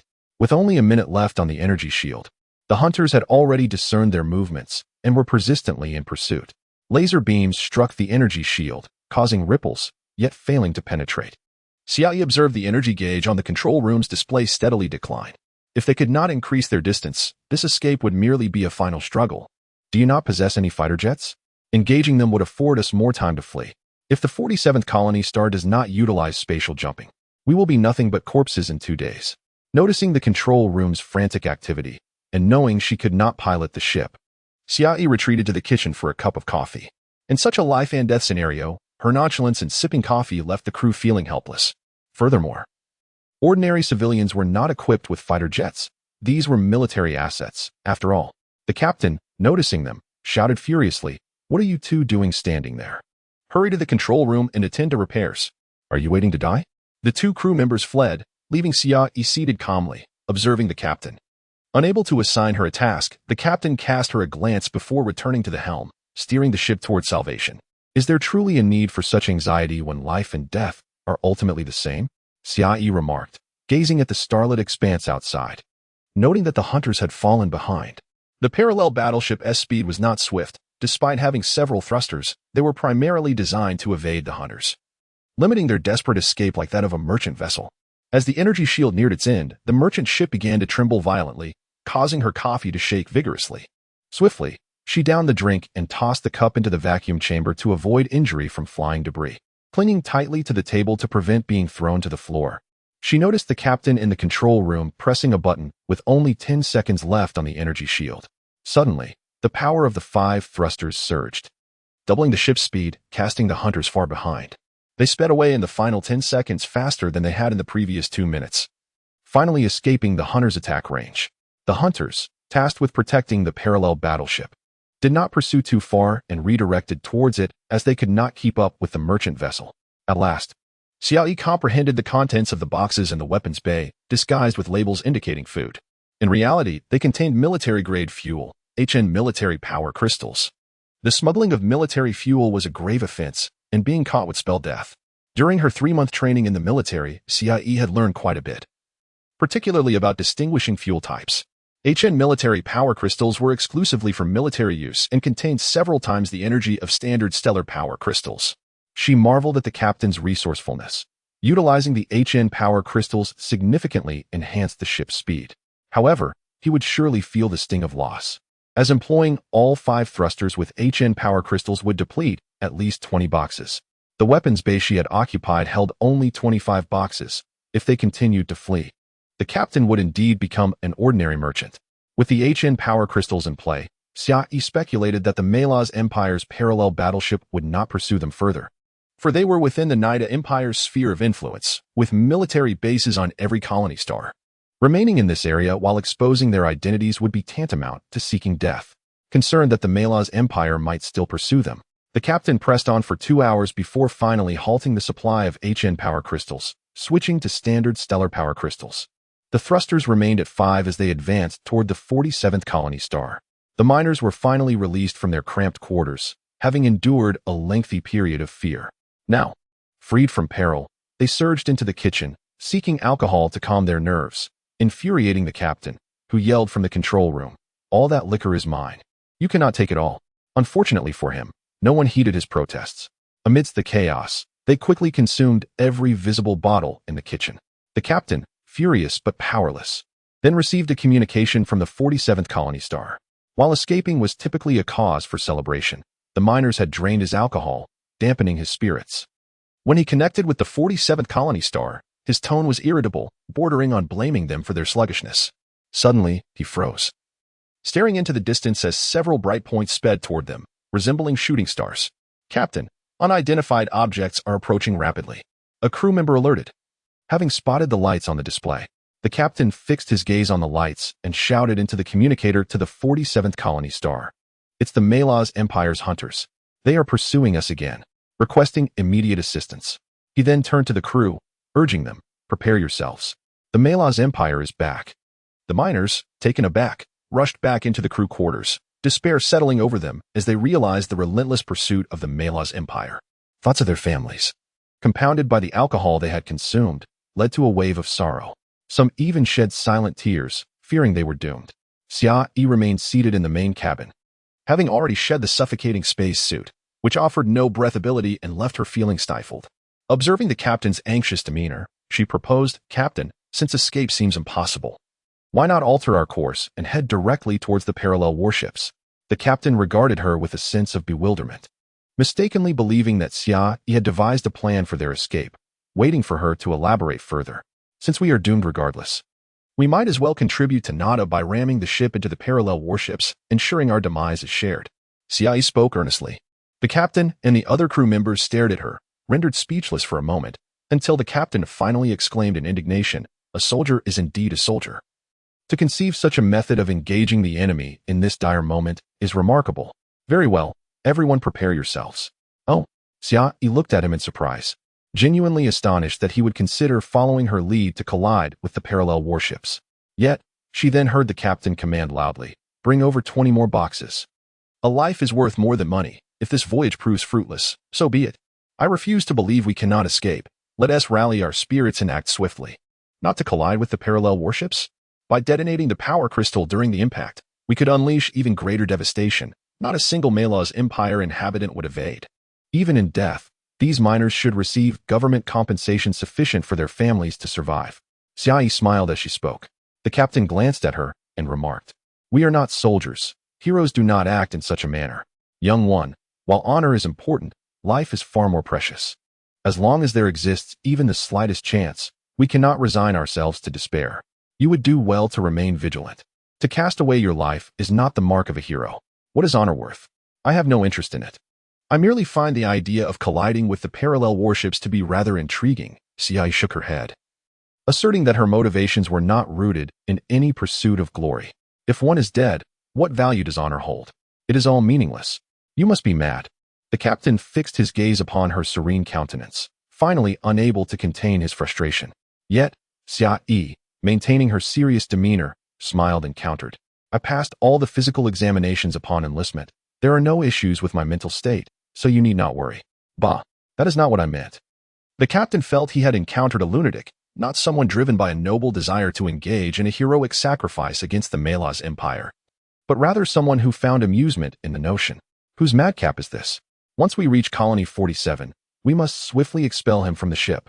At worst, I shall purchase my own ticket and let others take him to Colony 52. Chapter 23. Perhaps fearing that Xia might act rashly, the captain chose to ignore her, focusing intently on maneuvering the ship towards the escape route to Colony Star 47. Abandoned in the main cabin, she found herself in a state of leisure, quietly awaiting either their escape or demise.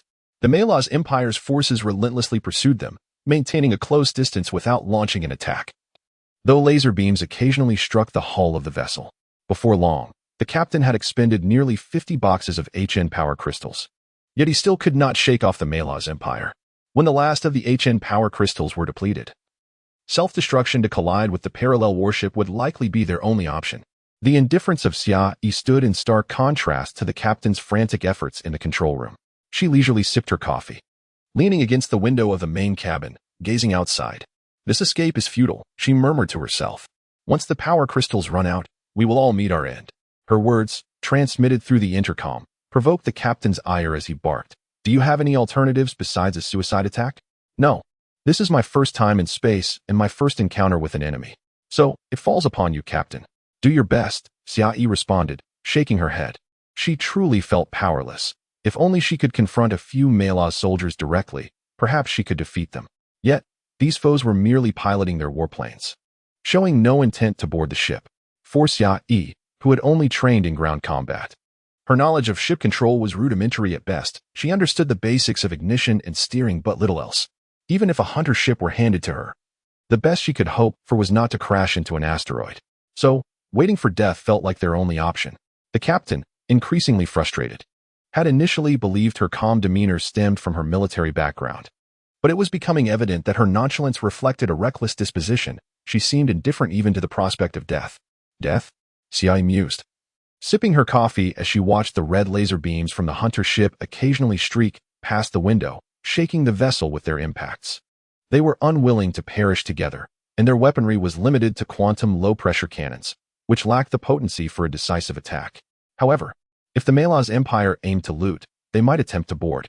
With this thought, Xiaoyi stood and returned her coffee cup to the kitchen, rummaging through the cupboards. She opened a magnetic cabinet to find 5 gleaming kitchen knives, seemingly untouched by frequent use. Though not particularly wide, they could serve well as daggers. And she decided to take all 5. 2 were affixed to the straps of her military boots, and after securing her bag tightly to her body, she strapped 1 knife to each side of the bag. The last knife she held in hand, wrapping the blade in a sleeve torn from her shirt before tucking it into her waist. "What are you doing, soldier?" The captain, taking a moment from his frantic duties, shot her a glance and immediately noticed her unusual behavior. "It appears we cannot escape," Xiaoyi remarked. "We do not know how long it will take for rescue to arrive. If they aim to rob us rather than kill, they will likely come to board. Without fighter jets, we must resort to hand-to-hand combat. If we can eliminate their personnel, we might even seize the parallel warship. Surely that would count as spoils to sell to the military for profit," she said with a bright smile. The captain was taken aback by her audacity to think she could take down Malaz soldiers with mere kitchen knives. Yet, her reasoning bore some merit. Over 100 miners remained on board, capable of putting up a resistance for a time, perhaps allowing for an escape via the lifeboats. Then Xiaoyi continued. "We could preemptively set the merchant ship's self-destruct system. If we cannot eliminate the Malaz, we can die together." The captain regarded her quizzically, pondering her apparent desire for self-destruction, as she incessantly spoke of dying together. While her plan had some logic, the risks were immense and nearly impossible to execute. The parallel warship boasted at least 300 combat-ready soldiers, while they had just over 100 civilians without weapons. Engaging in a direct confrontation was utterly hopeless. "I will send someone to release them. They will need to find weapons on their own. I have none to spare," he stated. "Will they not be more of a hindrance?" Xiaoyi inquired. "Do you intend to take on hundreds of Malaz soldiers by yourself?" The captain was tempted to kick her off the ship for her arrogance, as she seemed to regard even their own men as impediments. Xiaoyi chuckled lightly. "Your ship is small. As long as we secure the entrance, the soldiers cannot enter. We only need to ensure they do not use laser beams to breach the hull, and we will station guards at those points. It is better than resigning ourselves to death. But what if they simply wish to kill us and not loot?" The captain countered. "Captain, you are losing your clarity in desperation. First, contact them and propose that we will not escape, willing to surrender all cargo, including the individuals who just defeated the hunter ship, in exchange for our lives. What do you think? Show a bit of sincerity and lower your attitude. We can lure them in one by one and take them out. If we cannot prevail, we blow up the ship and take them with us." Xiaoyi elaborated on her audacious scheme. The captain fell silent, contemplating for some time before finally saying, "You just want to blow up my ship, don't you?" Xiaoyi shrugged innocently. "Blowing up your ship would serve no benefit to me. I am merely suggesting the best possible plan. After all, you are the captain. Whether to proceed is entirely up to you. These knives are not used for cutting vegetables anyway, so I might as well borrow them for my own purposes. If I survive, I shall return them to you. Stay put and behave." The captain barked, his mood sour as he redirected his focus to commanding the ship. Entirely dismissing Xiaoyi's proposal, the vessel continued its frantic escape as the miners were summoned, and the captain instructed the crew to explain their precarious situation. They were to find weapons, and anything resembling a stick was quickly brought to them. Resources were scarce, and even pots were seized by eager hands. Xiaoyi felt fortunate for her swift actions in procuring the 5 knives. Otherwise, she would be left unarmed. When others, unable to find weapons, saw her with so many knives, they sought to claim one, but she refused all requests. Her only condition was that if they wished to stand at the door against the enemy, they could borrow a knife. Only a fool would follow her into danger. Even in such a critical moment, these civilians, who had only ever swatted mosquitoes, dared not stray from their group. To confront armed Malaz soldiers single-handedly would be sheer folly. Even if someone foolishly desired to risk everything and accompany her, Xiaoyi would deter them. The more people there were, the less room for her to maneuver. And it was better to have fewer companions to avoid collateral damage. In the end, Xiaoyi positioned herself at the entrance of the main cabin, silently waiting for the captain to recognize the futility of their situation and consider her plan, hoping to secure a favorable position. Boom. Just then, the ship was struck by something, causing it to shake violently, nearly toppling her. The interior was suddenly plunged into darkness, with emergency lights flickering to life on the floor and walls. After 2 minutes, the tremors ceased and the lights returned. accompanied by a persistent red glow, evidence that the recent attack had struck a critical component. The propulsion system has been hit. Propulsor 1 is damaged. Propulsor 2's power is diminished. The crew reported hastily, and the captain's expression turned grave. Everyone could distinctly sense that the ship, which had been advancing at a rapid pace, was beginning to decelerate. At such a sluggish speed, the pursuers would soon catch up. At that moment, a transmission crackled through the communicator. Lida. This is the destroyer warship from Base 3 of Colony Star 47. We are prepared to initiate a space jump and will reach your location in 30 minutes. 30 minutes is unacceptable. Our propulsion system is damaged and cannot sustain that duration, the captain replied, devoid of any joy. Although the warship's space jump would take only 20 minutes, followed by an additional 10 minutes to reorient itself, it was still far from sufficient. Even if they could endure the wait, the Malos Empire would not be so patient. They would likely come to collect the bodies after 30 minutes. I am Lieutenant Linda. This speed is the utmost we can manage. You must find a way to delay them. If necessary, consider negotiating for surrender to buy us some time. As long as you can hold them off for 30 minutes, we will arrive. The voice from the communicator did not wait for the captain's response and promptly ended the transmission. The captain attempted to reconnect several times, but the other side was already in the midst of a space jump and was unreachable. Gritting his teeth, he glanced at the crew members he knew and the miners outside, who were oblivious to the situation. Find a way to contact that parallel warship and inform them that we are willing to surrender all our cargo. We can also hand over those who destroyed the Hunter aircraft, but we must request safe passage for everyone aboard. If they ask how many people there are, say there are just over 20. Do not mention that there are more than 100 of us here. The captain entrusted this task to the Star Network liaison officer and stepped out of the control room.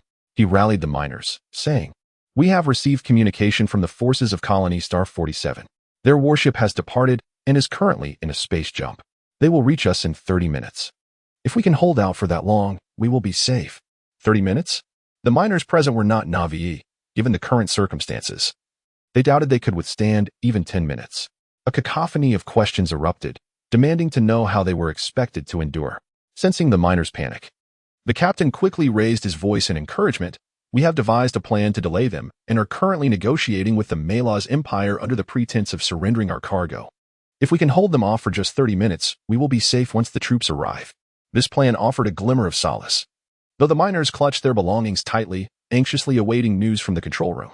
The liaison officer emerged, signaling an OK gesture, indicating that contact had been established with the parallel warship, prompting the captain to step forward to speak. In an effort to prolong the negotiations, the captain began to bargain for their lives, pleading for mercy, and, once the opposing side seemed amenable, he inquired about the possibility of retaining some fuel.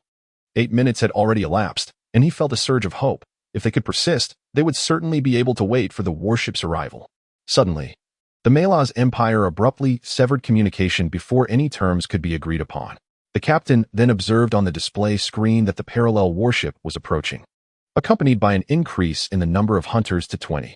Negotiations had failed, and the Malos Empire was closing in. He exited the control room, speaking gravely to those outside. Xia lifted her gaze to him briefly before turning and making her way toward the warship's cargo door. Chapter 24. It seems now I can kill. Xia stood behind the hatch, extending her tongue to lick her lips, drawing the kitchen knife from her waist and holding it in her right hand. A peculiar excitement and tension welled up within her. Taking a deep breath, she reveled in the sensation. Indeed, being a soldier was a splendid choice. One could kill at will. Just then, a crew member rushed over, and upon seeing Xia genuinely poised behind the hatch with a knife, exclaimed, "Soldier, you are really standing here?" Xia waved the knife in her hand and replied, "Of course, I'm here waiting for the people from Malos Empire to arrive. As soon as one steps in, I'll stab them. But won't they just flee immediately and allow the hunters to blast us and our ship to smithereens?" The crew member was sent by the captain to find her. Just as the captain had warned, she had indeed come ahead of time to wait here. "Oh, I didn't consider that," Xia realized. Perhaps due to her lack of experience. She asked, "So what should we do? Just let them come?" The crew member was almost speechless and finally said, "The captain's instructions are for us to hide first. After the Malos Empire personnel enter, we'll confront them. If we have someone on board, their hunters won't bomb our ship.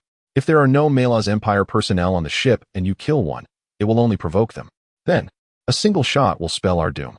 After contemplating, Xia wrapped the knife back up and tucked it into her waist, acknowledging her oversight. I'll find a place to hide right now. With that, she kicked off the cargo pile and swiftly squeezed herself into the gap between the cargo and the ship's ceiling. The crew member watched her in astonishment. Her movements were remarkably swift. The captain seemed to want her to return, but at this moment, she appeared intent on leading the charge. Aren't you coming back? Don't worry, I'll wait until they come in before I act. Just be cautious. Xiai poked her head out from above and flashed him a smile. This isn't hide and seek. Why are you so cheerful? The crew member thought to chastise her, but considering that in mere minutes they might all face death, he decided to let her be. After all, the captain had secretly prepared for an escape if things went awry. The control room at the bow could detach from the ship's body.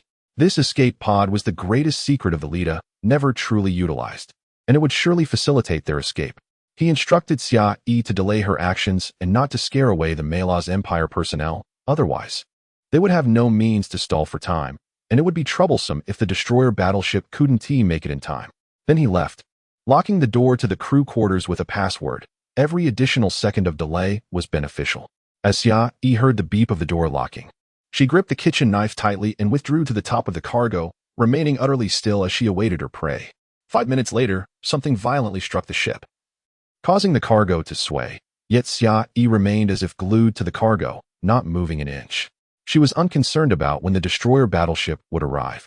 Her focus was entirely on her ears, carefully listening for any sounds from outside.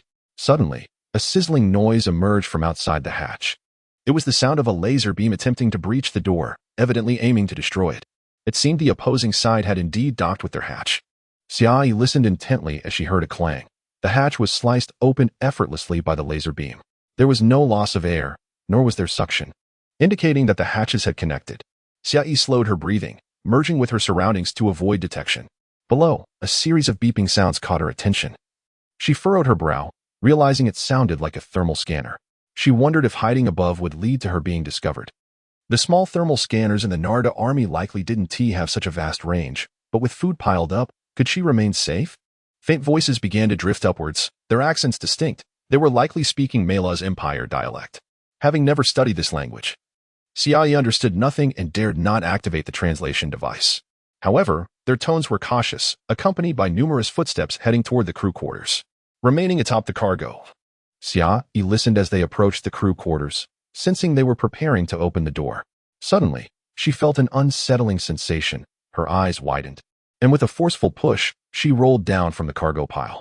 In that instant, she spotted Mela's Empire soldiers clad in dark blue uniforms lurking around the shelves, their furtive demeanor clearly indicating that she was their target. Xia Yi landed on the ground, thrusting her knife towards the nearest soldier pressed against the shelf. The suddenness of her movement caught him off guard, and with a swift thrust, her kitchen knife plunged into his neck. She severed his carotid artery in one stroke. Withdrawing the knife, his blood gushed forth like a spring, splattering onto the shelves. The soldier clutched his neck, mouth agape in a silent gasp, his body beginning to weaken. Without time to seize his firearm, Xia Yi heard a crack behind her. Grabbing the soldier's body, she swiftly pulled him in front of her and pushed him forward, causing him to tumble sideways. Gunfire erupted. Brilliant beams of laser erupted from the muzzle, striking the soldier and piercing through the stacked cargo. The packaging of the cargo was shredded, collapsing partially, and suddenly, Mela's Empire soldiers shouted. They had initially intended to open fire, but halted at the sight before them. Seizing the moment, Xia Yi dashed towards another soldier, slicing off one of his hands and using him as a shield, retreating to a corner. It was then that she realized the cramped ship, nearly filled with cargo, was teeming with over 50 Mela's Empire soldiers. The hatch stood wide open, revealing a docking interface that provided a glimpse into the interior of their ship. Most of the soldiers' gazes were fixed on the cargo, while the soldier in front of Xia Yi struggled desperately after losing his hand. With a swift motion, Xia Yi slashed his throat, using him as a barrier before glancing at the cargo. In that moment, she understood why the Mela's Empire soldiers had ceased fire. The outer layer of the cargo was indeed food, and cans of stewed meat lay scattered across the floor. However, within the exposed gap, a vibrant blue shimmered. What is that? Xia Yi was taken aback. It wasn't the HN military power crystal, but rather a TS concentrated energy block used for traction beams. The captain was smuggling such items. Compared to power crystals, these blocks would explode upon attack. If that happened, it would trigger a chain reaction. obliterating not only the ship but also ensuring that the surrounding parallel battleships and hunters would have no chance of escape. Indeed, the captain had long been prepared for self-destruction, but perhaps a bit too early. At the very least, these items should have been placed in the control room, making it more convenient for detonation. Xiaoyi was now in awe of the captain's foresight. How astute to smuggle volatile materials, perfectly suited for mutual destruction. The Mela's Empire soldiers recognized the items as well and immediately ceased fire, clearly fearful of igniting the TS concentrated energy block. Although the blocks were encased in protective ion glass panels to deflect stray laser attacks, excessive fire would indeed result in an explosion. At that moment, a Mela's Empire officer began issuing commands. Xiaoyi couldn't understand a word. But seeing the surrounding soldiers efficiently stow their firearms and draw their sabers made her comprehend their intentions. They were planning to take her down in close combat. What a stroke of luck. Before they could make a move, Xiaoyi forcefully pushed the individual in her grasp towards them, following it up with a swift kick to temporarily halt the advance of the soldiers before her. With a cleaver in hand, she lunged towards the soldiers on her flank. Blood splattered as she plunged into the throng of soldiers, her blade swiftly severing flesh. With a single hand, she reached into her backpack, retrieving a new cleaver that fell into her grasp. Undeterred by the enemy's numbers, and knowing that the soldiers of Mela's Empire were reluctant to open fire, Xiaoyi embarked on her first massacre. Meanwhile, the captain and over 100 armed miners remained in the main control room, witnessing the chaos unfold within the cabin with crystal clarity. Almost everyone believed Xiaoyi to be doomed. How could one individual possibly contend against such a multitude of soldiers? The captain was particularly concerned about his precious TS energy core, relieved that the Mela's Empire soldiers soon discovered its presence. As time ticked away, Xiaoyi had transformed into a figure drenched in blood, her body bearing not only the blood of her adversaries but her own as well. The wounds she sustained were too numerous to count. Those in the main control room felt a shiver run down their spines. Some could hardly bear to watch, as it appeared she was being mercilessly slaughtered by dozens, if not hundreds, of soldiers. In stark contrast to the miners, the captain's focus lay elsewhere. Beyond the injured, panting Xiaoyi, he noticed the 20 or so corpses sprawled on the ground. She had single-handedly dispatched over 20 men. Despite her injuries, she showed no signs of retreat. Such combat prowess would be a lamentable loss if extinguished. Should he venture out to save her? The captain glanced at the time. 7 minutes remained. If he opened the control room door now, everyone inside would surely be met with a hail of gunfire, leaving no survivors. Moreover, with so many soldiers outside, any attempt to intervene would be futile. He shook his head in regret. The youth was far too reckless. No one could save her now. Such naivety was disheartening. At that moment, Xiaoyi found a brief reprieve, leaning against the wall as the soldiers drew nearer, yet she did not immediately strike. Was her body beginning to instinctively protect itself? The captain recognized this scene. Xiaoyi was faltering, her severe injuries compelling her body to initiate self-defense mechanisms. The most apparent sign was her dizziness, a precursor to unconsciousness as her body sought to shield itself from further trauma. The pain from her myriad wounds was inescapable, directly affecting her mobility. Suddenly, Xiaoyi performed an action that left the captain astounded. She swiftly retrieved a syringe from her pants pocket and plunged it into the vein of her neck. This madwoman, the captain now fully understood. She was not merely seeking to appear strong, she craved bloodshed, a thrill in the act of killing. Chapter 25. The crew members were all armed with firearms. As such, small weapons were minimally equipped on the vessel. Observing the captain's peculiar reaction, they inquired with confusion, "Captain, what is that?" "That is a military-grade drug. A nerve blocker," the captain explained solemnly. "Although it is a common medication that even ordinary soldiers might encounter, it is rarely used in this context." "What exactly is it?" the crew pressed, as merely naming it did little to clarify its purpose. The captain shook his head. "This agent blocks pain receptors, not merely dulling the sensation like an anesthetic, but directly interrupting the transmission of pain signals from the spine. It is generally administered to severely wounded soldiers in the heat of battle, allowing them to temporarily escape the agony and survive. Pain serves as a protective mechanism. Without it, a person becomes akin to a machine, impervious to the suffering of losing limbs. Thus, very few would resort to such injections. And to utilize it in this circumstance is utterly reckless." As the nerve blocker coursed through her body, Xiaoyi felt an immediate cessation of pain, her body becoming remarkably light. Moments ago, her injuries had rendered her almost unable to lift her arms. Now, with the pain dissipated, she felt as if she could soar, reveling in an overwhelming sense of comfort. She wiped the blood from her face, discarded her broken kitchen knife, and drew a fourth blade from the side of her military boots. Seeing Xiaoyi inject herself, She sprang back to life, agilely extracting the knife from her boot. The soldiers of Mela's empire assumed she had taken a stimulant. They too had their own battlefield medications, including those enhancing physical strength. Though such substances were seldom used due to their detrimental effects on the body, a soldier on stimulants posed a formidable challenge. Especially one who had already claimed the lives of over 20 soldiers. She was undeniably dangerous. Xia charged forward, the nerve blocker's effects lasting only an hour. She could not afford to waste a moment. The Mela's empire soldiers, however, were undeterred. Even if she slaughtered them like vegetables, they believed her grievous injuries would eventually catch up with her. This was not a myth. No one could escape death forever, and they surged forward to engage her. A soldier's death in battle was a noble sacrifice for their country, and there was no room for hesitation. The clash between fearless soldiers and reckless lunatics resulted in a carnage aboard the ship, with corpses strewn about and blood pooling on the floor, weapons littering the scene. Even if Xiaoyi's kitchen knives broke, she could easily seize a military blade from the ground. Witnessing her escalating ferocity, one might think she was oblivious to her own injuries, as flesh was cleaved from her body, yet this did not hinder her movements. Particularly at this moment, a sinister smile adorned her face, reminiscent of a demon reveling in bloodshed. The captain suddenly recalled another individual, one who had exhibited a similar demeanor while killing, though without the terrifying smile, more like a gentle chill that gripped the heart. This person had been dubbed the Smiling Demon for slaying enemies with a disarming grin. While the soldier before him evoked a similar feeling, her youth rendered her less imposing, lacking a certain malevolence. The captain chastised himself for his idle thoughts. He was too distracted, and he barked at the nearby crew. Has the destroyer-class battleship not arrived yet? Captain. They completed their spatial jump 3 minutes ago and are en route to us. At this pace, they should arrive in 7 minutes, a crew member reported promptly. 7 minutes. It was doubtful they could hold out that long. The captain furrowed his brow as he observed Xiaoyi. Even if she could endure for 7 minutes, her body would ultimately succumb. Although the pain had been blocked, excessive blood loss could not be mitigated. 7 minutes. How long could those aboard hold out? The captain was engulfed in indecision. Preserving the cargo and his own life was no longer the priority.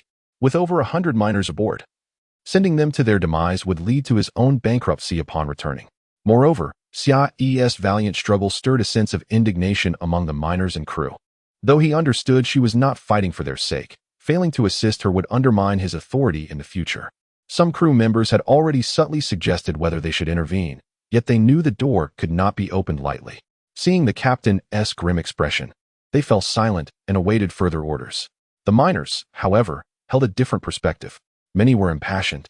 Witnessing a slight soldier being mercilessly butchered and yet managing to slay several Mela's empire soldiers, reaching around 30, ignited their fervor. If they did not act, they would be branded as cowardly. Thus, some took up their weapons, shouting, "We must go out and help. We cannot allow him to die for our sake." Although he was a soldier, he was no older than a child, merely a kid. To be protected by a child, what did that make them? Their words resonated with many, most of whom were men with families. Xiaoyi, despite her military attire, appeared youthful and innocent. In their eyes, she was merely a child, often smiling warmly at others, earning their affection. Now, witnessing this child potentially sacrificing herself for their safety, inaction would render them inhuman. Thus, they rallied, demanding the captain open the ship's doors to charge forth and confront the brutal Mela's empire soldiers. The captain found himself in a dilemma, neither opening nor keeping the doors closed. Public sentiment was difficult to navigate, yet he clenched his jaw, determined to delay for a few more minutes.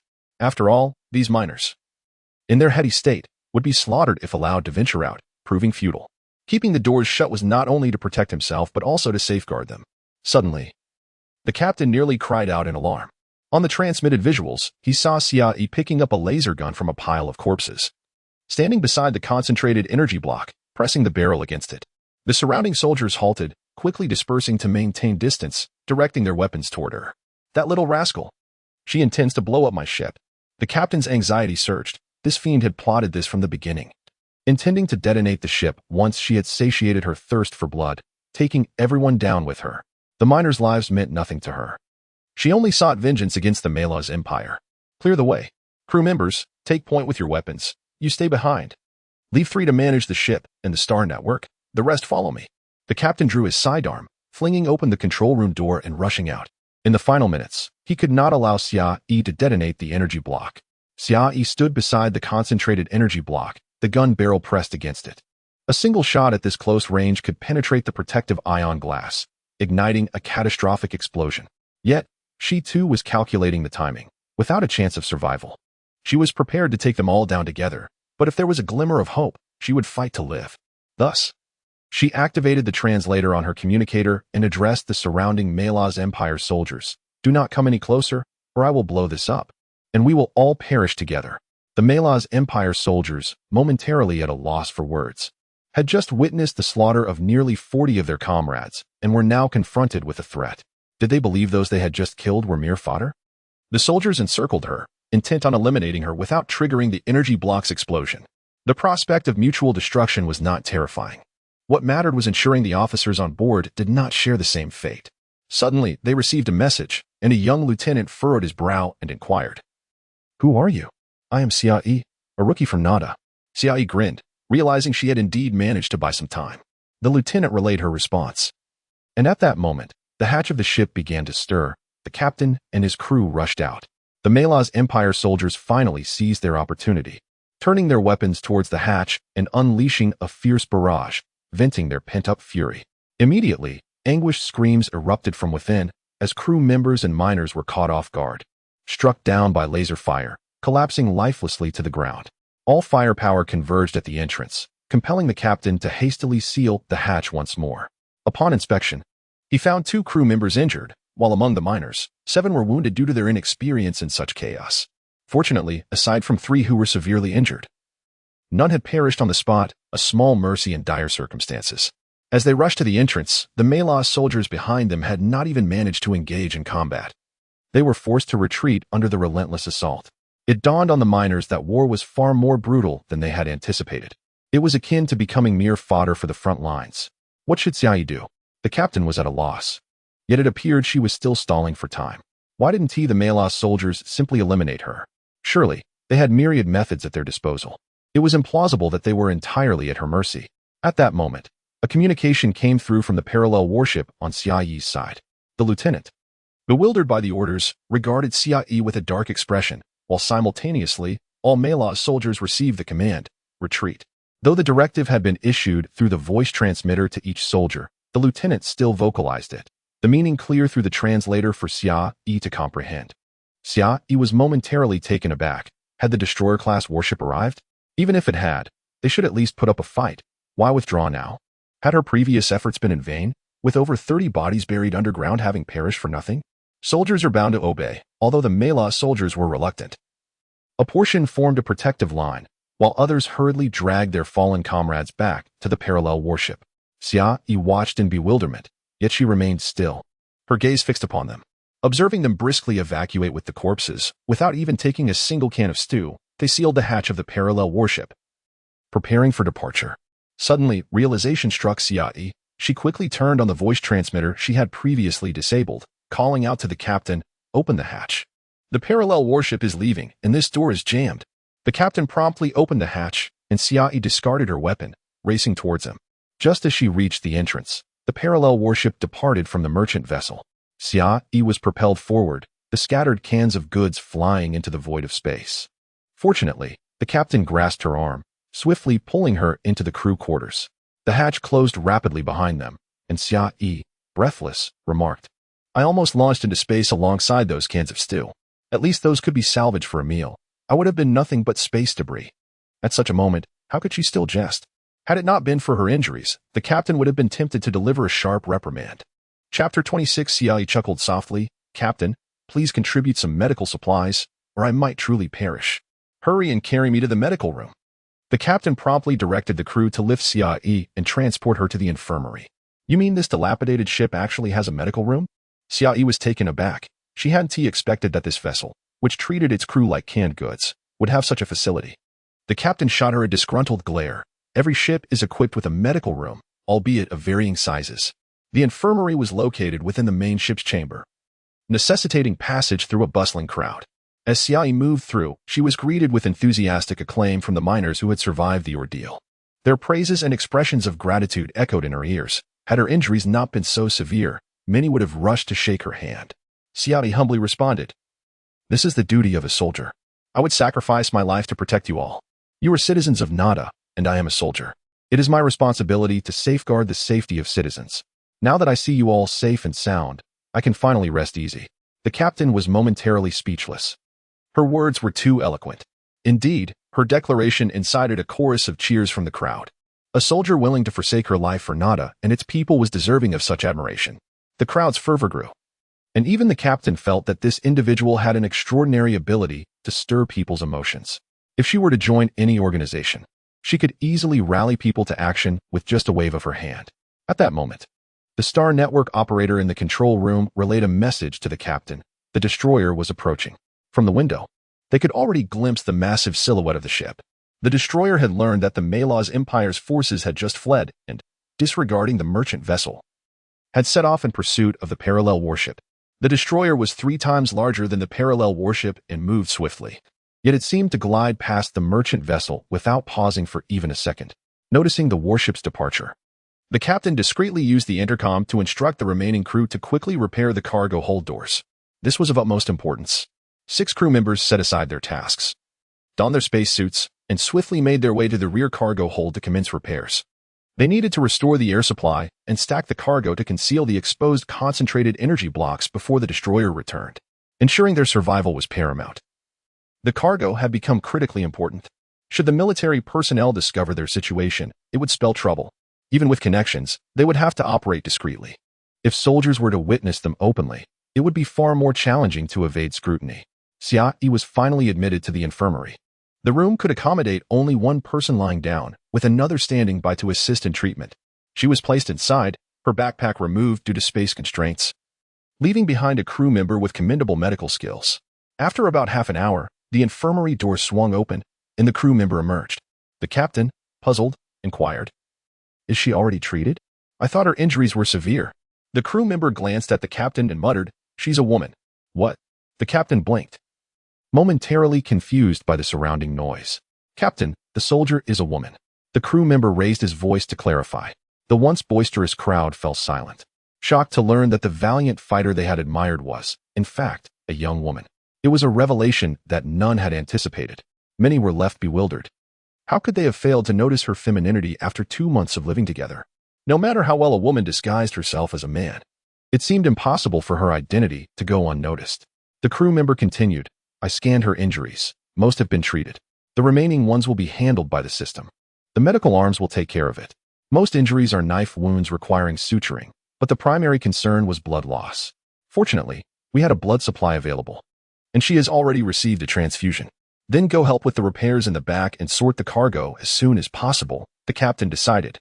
Believing there was little risk involved, he was eager to avoid any further complications.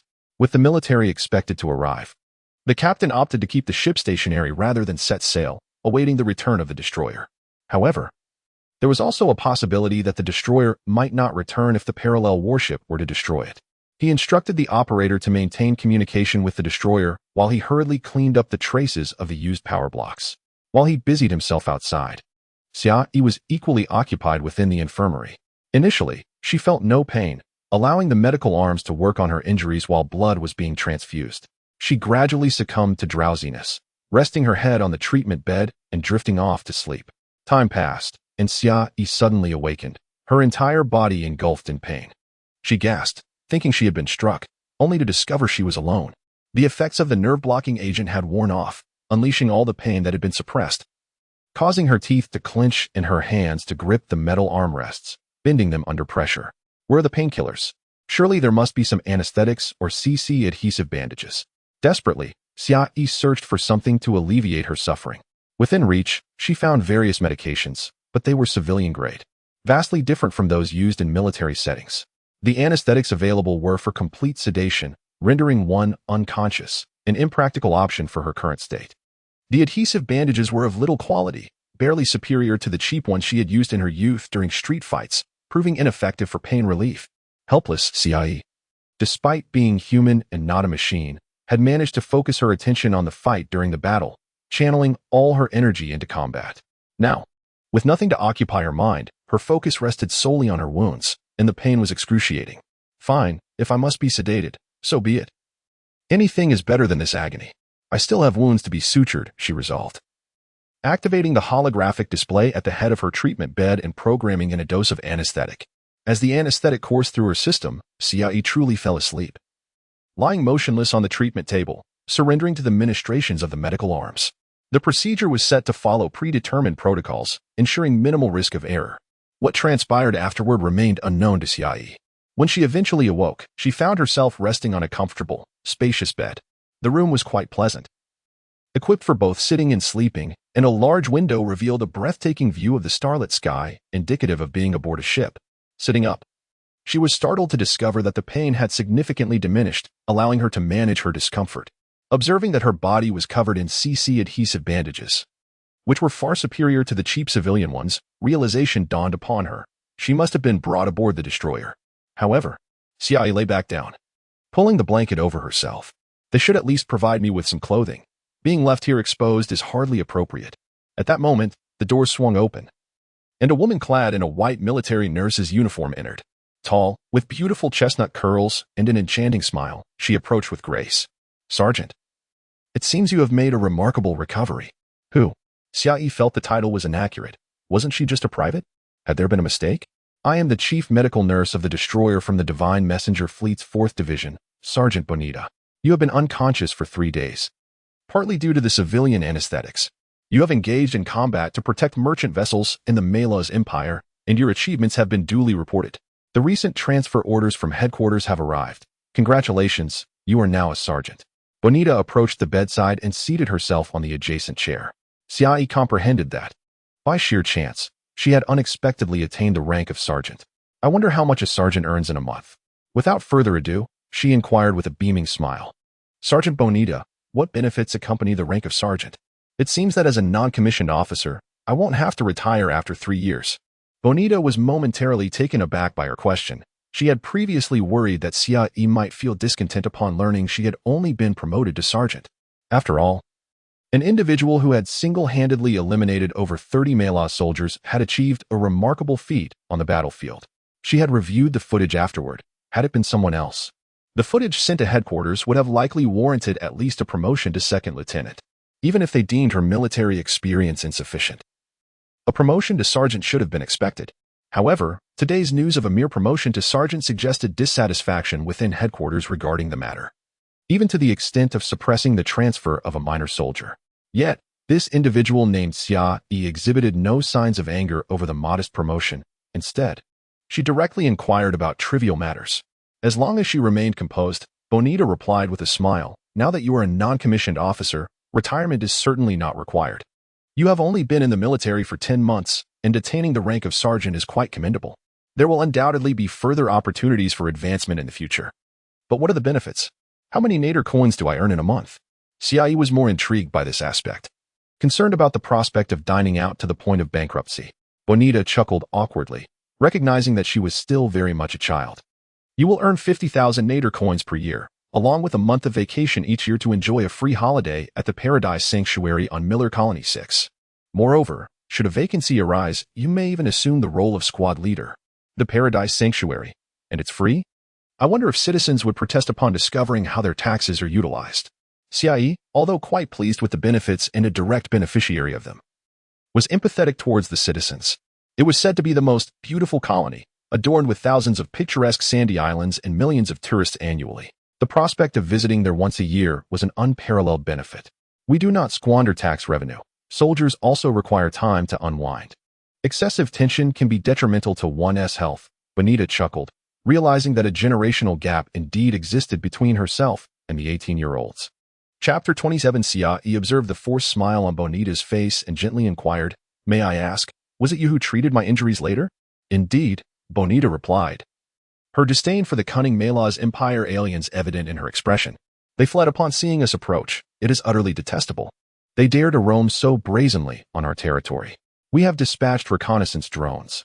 Once located, they shall not return." Bonita furrowed her brow, clearly harboring a strong dislike for the Mela's Empire aliens. However, she soon relaxed and continued, "When we arrived on the Leda merchant ship, we found you there. The medical equipment was inadequate, and since you are a soldier, we brought you here. That merchant vessel is currently following us, intending to make repairs on Planet 47.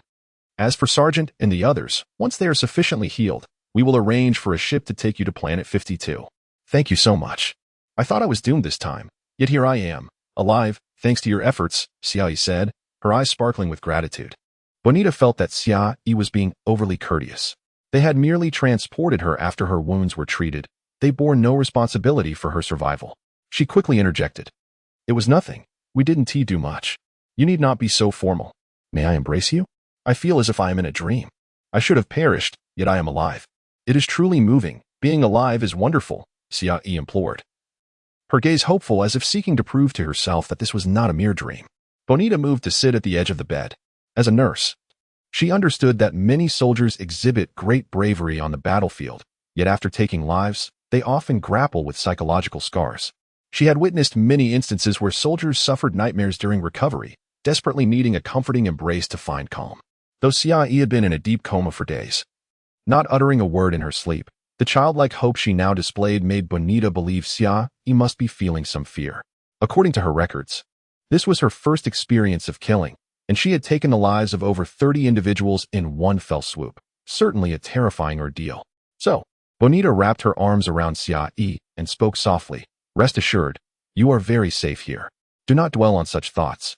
Although war is brutal, you have protected many. They too have families, loving elders, and young children. You did right, and you need not worry. Everyone is grateful to you. You have saved over 100 families from losing their loved ones. At that moment, Bonita felt Xiaoyi's body stiffen slightly, indicating that her words had struck a chord. It seemed that Xiaoyi had begun to unburden her heart, finding some peace regarding the act of taking lives. Xiaoyi's tension had nothing to do with guilt. Rather, she was startled to discover that her hands, resting on Bonita's waist, could not find the edge of her underwear. Was she wearing seamless briefs? How dull. Xiaoyi felt a pang of disappointment, losing interest in the conversation as Bonita continued to speak softly in her ear. Suddenly, her eyes lit up. What was this sensation? A thin string. Could it be a thong? No, perhaps it was string-shaped underwear. How provocative. A nurse wearing such beneath her white uniform was quite unexpected. Finding amusement in this discovery, Xiaoyi licked her lips and let her hands wander to Bonita's side, saying, Really? But those Malos Empire aliens have parents too. The moment I close my eyes, I see blood.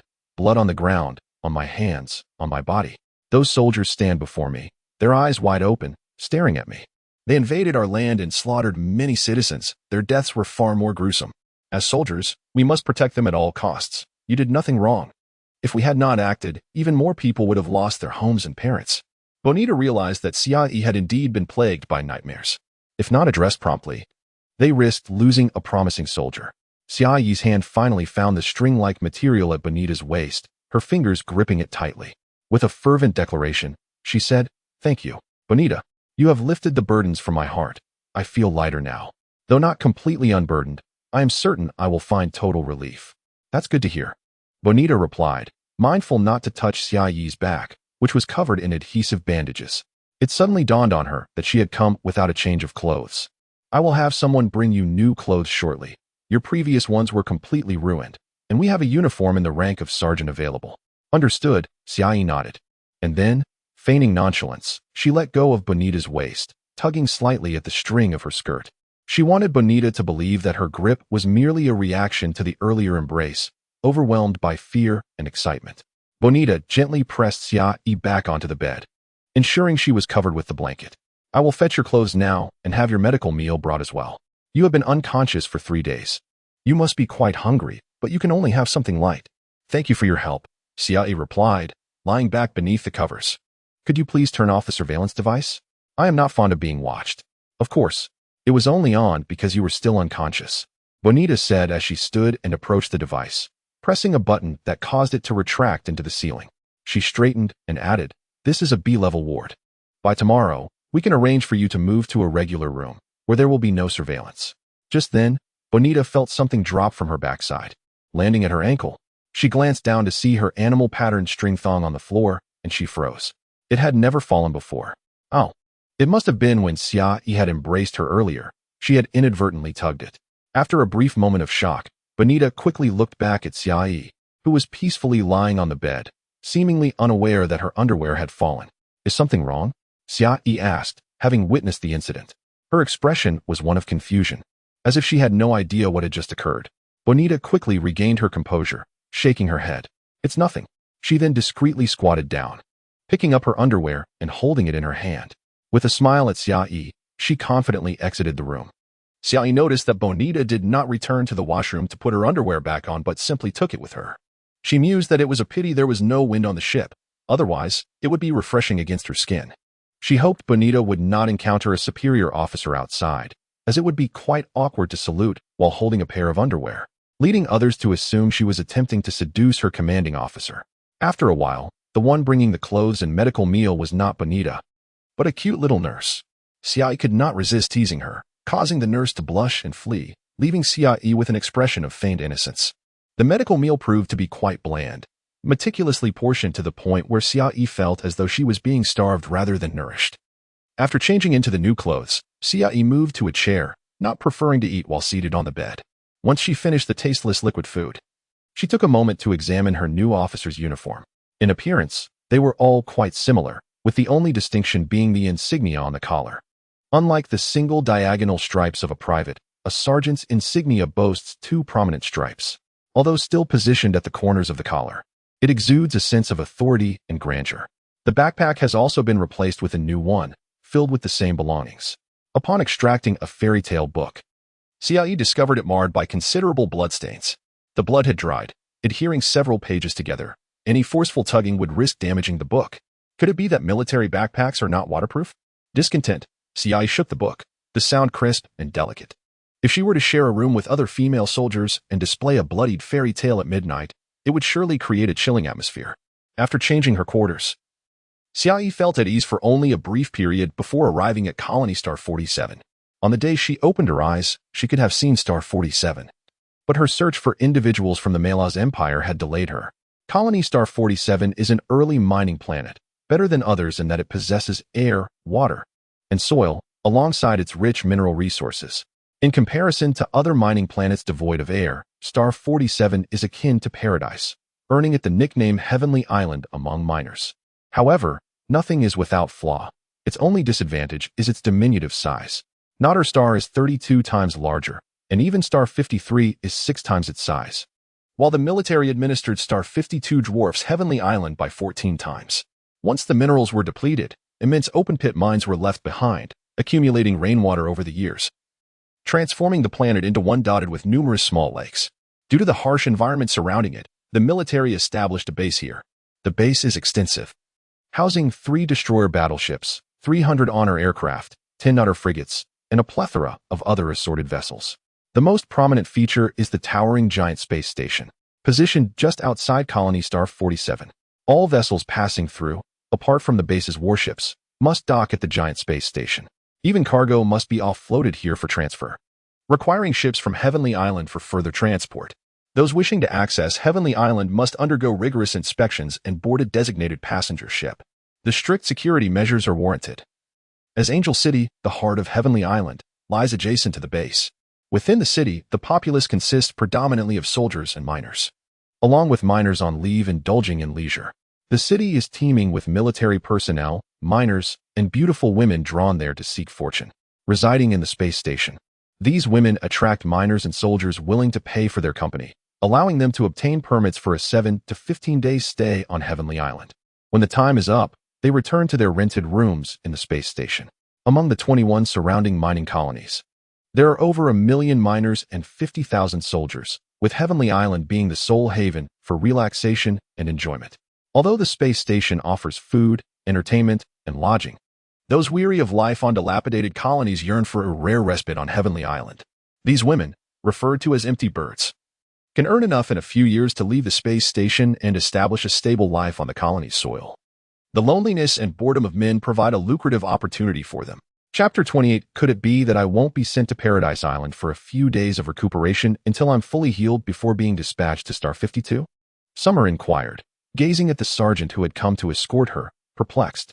The sergeant, merely following orders, explained, "No, there's a mining ship heading back to Star 52. So the corporal has been assigned to take this return trip. Is it really that urgent?" Summer found herself at a loss for words. When she had initially been sent away, no one had mentioned a specific time frame.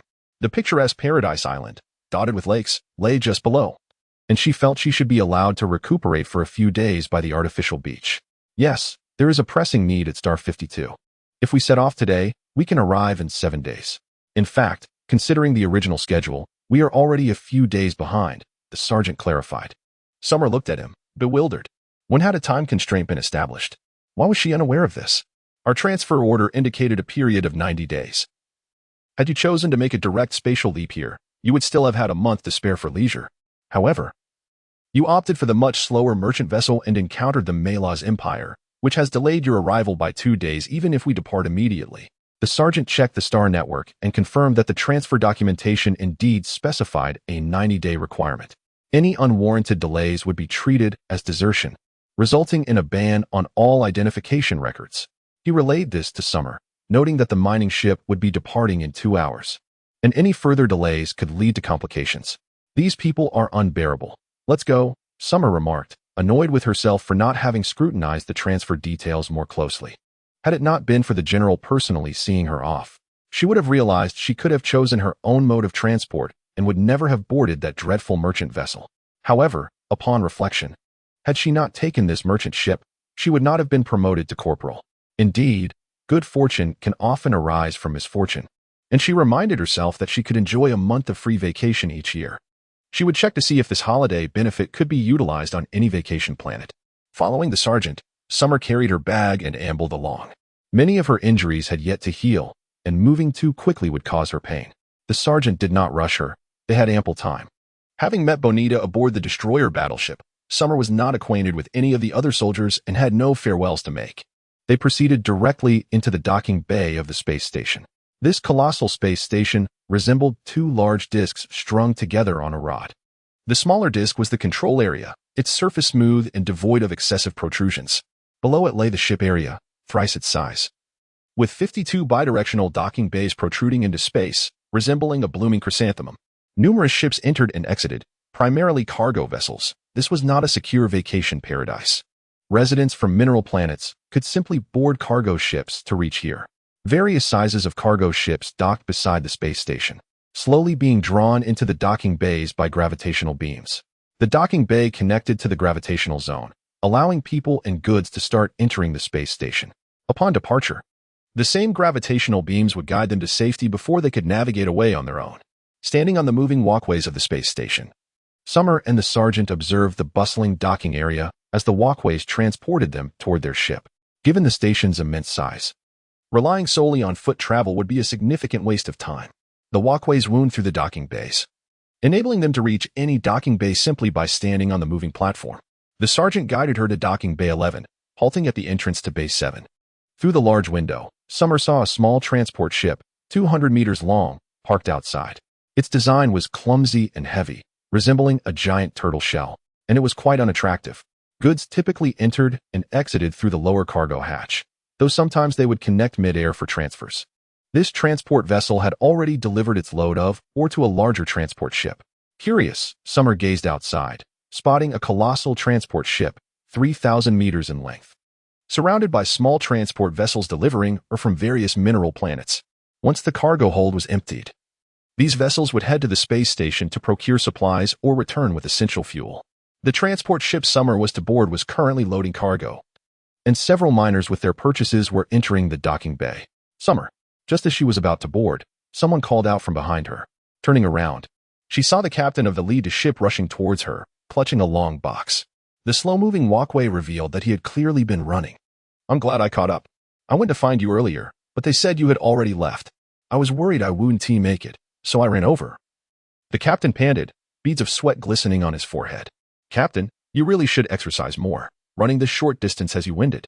Your physical condition is rather poor." Summer teased with a smile. The captain replied, somewhat irked, "Can't you say something nice? I'm here to give you this."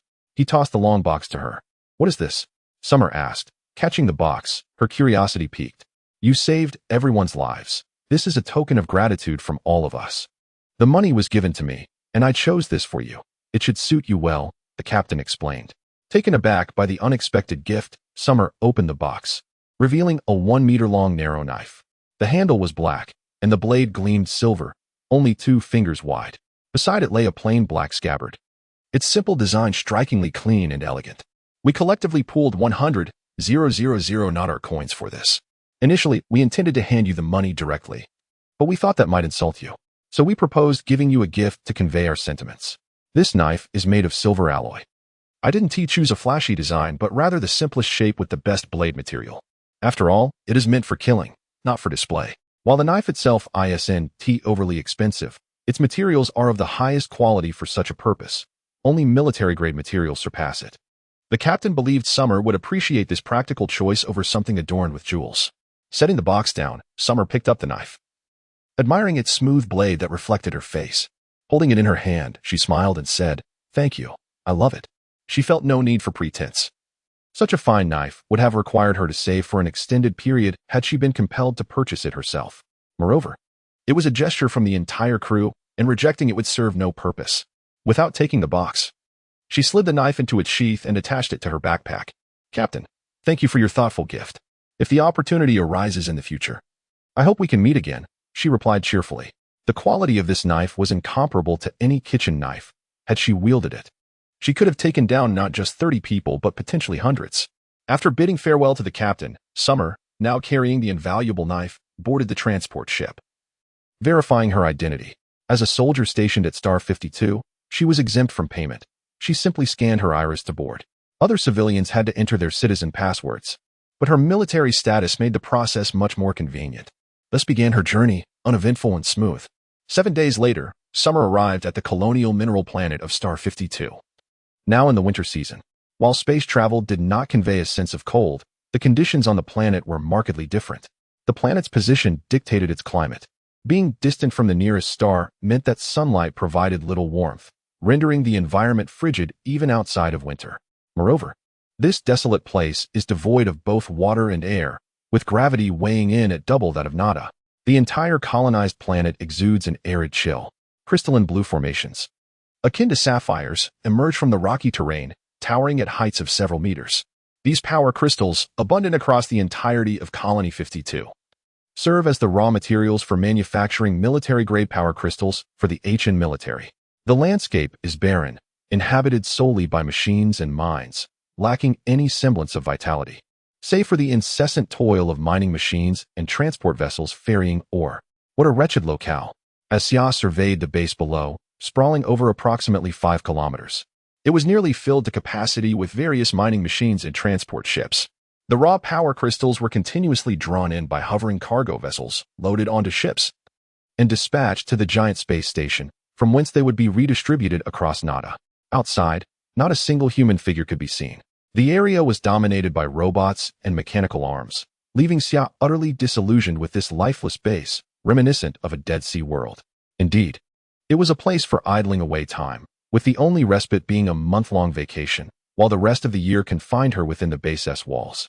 Upon entering the base, Xia finally exhaled in relief. Despite the exterior's grotesque appearance, the interior was equipped with state-of-the-art facilities. In the center, an artificial botanical garden had been constructed, offering a glimpse of greenery. Outside, temperatures plummeted to -50 degrees, yet the base maintained a comfortable 26 degrees Celsius, creating a pleasant atmosphere. However, Xia did not encounter the commander managing Colony 52. Instead, she was promptly ushered into a room for a brief transfer of command before being crammed into a 10-person interstellar armored vehicle. A military-grade winter coat was tossed over her shoulders, and a burly man in his 40s, reeking of alcohol, took the wheel, navigating the rugged terrain outside the base. "Commander, why are we driving instead of taking a ship?" she inquired, though the warmth inside rendered the coat unnecessary. The bumpy ground made it impossible for her to remain seated for more than 3 seconds. Observing the lieutenant insignia on the driver's uniform, she politely asked her question. The lieutenant, with a breath laden with alcohol and without turning his head, retorted, "Base 22 lacks docking space and transfer pods. Are we supposed to leave from the sky? It could have taken a day, but I wasted 2 waiting for you." Surprised that a lieutenant had been dispatched to fetch her, Xia was perplexed by the treatment. She had assumed the lieutenant was merely offering her a lift, given her accustomed experiences of hitching rides. "You little rascal! I am your squad leader, Lieutenant Nain," he barked. Xia raised an eyebrow. A lieutenant serving as a squad leader? Surely the military had lost its senses. Furthermore, this squad leader was so careless as to misidentify her gender, casting doubt on his reliability. After a moment's contemplation, Xia replied, "Captain, I am female. It's clearly stated in the records." "I know that. Do you think I'm blind? They send me a woman? I've never had a female soldier before. It makes no difference whether I'm dealing with a man or a woman. All are equally worthless. You're just another rookie. Nain dismissed her concerns entirely, indifferent to the implications of gender, regarding everyone as mere expendables. As Xia observed the crude demeanor of her captain, she couldn't help but think that if this was the quality of leadership, her comrades were likely to be equally unsavory. Chapter 29 The interstellar exploration armored vehicle raced across the rugged mountainous terrain at a staggering speed of 300 kilometers per hour. All under manual control. The music blared loudly as the sultry siren, Mallory, belted out her fiery, pulsating tunes. Captain Nain, one hand on the wheel and the other clutching a metallic flask, continuously guzzled liquor. There were several moments when the vehicle collided with rocks. But this was no ordinary vehicle. It was designed for such encounters. It smashed through the boulders scattered across the wilderness, charging forward with wild abandon. Aside from avoiding the impassable mountains and exposed power crystal or deposits, it seemed unstoppable, roaring and careening recklessly. Xiaoyi was tossed about within the cabin, clinging to a box filled mostly with alcohol, with some provisions mixed in. It wasn't that she was particularly eager to eat. It was merely that if those boxes fell, she would be the first to bear the brunt. Seated at the back, she had no place in the passenger seat, which was occupied by a precarious stack of boxes. The wild lettering on the exterior proclaimed, "The taste of wilderness, a soldier's favorite." Xiaoyi was unsure of the contents within. The phrasing suggested something rather salacious. Was it something meant to cater to soldiers' more primal needs? But why the taste of wilderness? Did it imply robust, untamed women? To the seasoned veterans, Xiaoyi, who had barely served a year, was as green as they come. While she pondered this, Captain Nain, swaying with his flask, bellowed, "What crime did you commit to end up here?" "Crime? I haven't done anything. This is merely a routine reassignment," Xiaoyi replied, uncertain whether he was offering her a drink or simply trying to be jovial. "Impossible. Only worthless scum would be sent to us. I have a pile of seemingly loyal trash of my own, so don't play innocent with me." Captain Nain laughed heartily, clearly unimpressed. Xiaoyi chuckled. "Perhaps I did strike Colonel Kaiji Yuan. You struck someone from the Yuan family? That red-haired brat. Good for you." Captain Nain paused, suddenly exhilarated by the idea of someone standing up to the Yuan family, especially if it meant they had been sent to him as a result of their victory. It might sound like an excuse, but had I wielded a battle spirit instead of a belt buckle, I might have claimed his life, Xiaoyi said, her smile radiant, as if discussing the death of an ant. Nain took a moment before responding. "I've heard about your exploits on that dilapidated merchant vessel. You seem to have a promising future. What are your ambitions? To become a general, a celebrity, a hero?" "Captain, you are quite passionate," Xiaoyi replied with a smile. "Nothing at all. Then you've come to the right place. The only station squad at Base 22 welcomes you. Our goal is to squander the federal government's tax dollars, enjoy their holidays, and indulge in the most leisurely and pleasurable lives." Captain Nain took another swig from his flask, inadvertently crashing the armored vehicle into another rock. This time, the rocks proved more resilient, and after a futile attempt to force his way through, they remained stuck. Seeing that Captain Nain was clearly intoxicated, Xiaoyi had no choice but to drag him from the driver's seat to the back, carelessly tossing him aside. She then climbed over his back to seize control of the vehicle. Everyone in the military was required to learn to drive. And while she was not adept at piloting ships, terrestrial vehicles posed no challenge. The only distinction was that one needed to land and ascend, while the other did not. After halting the vehicle, Xiaoyi reversed it and, glancing up, activated the Star Network navigation system on the display. Upon locating their destination, Base 22, she realized they had veered significantly off course. They should have been heading north, yet the vehicle's front was stubbornly pointed west. "This place seems intriguing," Xiaoyi mused, casting a glance back at the once mighty captain, now a drunken mass, and smiled silently as she redirected the vehicle towards Base 22. This was her first time driving the interstellar exploration armored vehicle outside of training. The undulating roads exhilarated her. Had it not been for the absence of air outside, she would have longed for a window to enjoy the wind and pulsating music while racing through the wilderness. She matched, if not exceeded, Captain Nain's speed, gleefully crashing into small rocks along the way. Uncertain of the potency of the liquor, Xiaoyi continued to navigate until they reached Base 22, with Captain Nain still deep in his inebriated slumber. From a distance, Base 22 resembled a turtle shell wedged between rocky crevices, flanked by mountains on three sides, with the only flat area cluttered with power crystal or deposits, offering no space for transport vessels to dock. When it came to mineral yield, however, this place was a treasure trove. with an abundant concentration of ore, particularly as a small mountain of crystal ore loomed beside the base. Numerous small open-pit mining machines extended their mechanical arms, extracting fragments from the towering ore deposits, then utilizing small hovering vessels to transport the chunks to the summit of the ore pile. The limited space necessitated such methods for mining operations. The base itself was modest, measuring approximately 3,000 meters in width and length, and visually divided into 3 layers. Even with 3 layers, it resembled a turtle shell, appearing to accommodate only a handful of personnel. As Xia Yi approached the base, the vehicle received a transmission from within. "Captain Nain, you're 3 days late returning." Captain Nain was in no condition to respond, buried beneath a pile of boxes, still sound asleep. "Are you the new private, Xia Yi?" "Oh, promoted already," came the voice from the vehicle's communicator, initially languid but suddenly surprised, indicating that they had checked the records and noted her promotion to sergeant. Since the reason for the delay was also documented, no further inquiries were made, and the lowest gate of the base opened to permit her entry. Curious, Xia Yi asked, "Isn't there any identity verification needed?" "Nothing to verify. No Mela's Empire citizen would ever wish to come to such a decrepit place," chuckled the voice from the communicator. With that, Xia Yi drove the vehicle inside, which measured only 3 meters in length.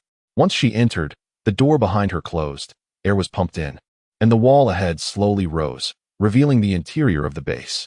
The entire first level was empty, filled with various mining machines, interstellar exploration armored vehicles, and small hovering vessels. Among them, the most striking was a heavy mech resembling a spider, distinct from the humanoid mech seen at the headquarters on Natus. This mech was not humanoid. It had a large, flattened body with 8 mechanical legs, and its exterior was armed with numerous weapons. Guided by the illuminated display, Xia parked the vehicle in the designated spot. Upon opening the door, a chill enveloped her. Puzzled, she utilized the voice device to check the temperature, only to discover it was a mere 10 degrees within the base. Had the central temperature regulator malfunctioned? Hastily, she opened the door wider and dragged her coat from beneath the captain, donning it promptly.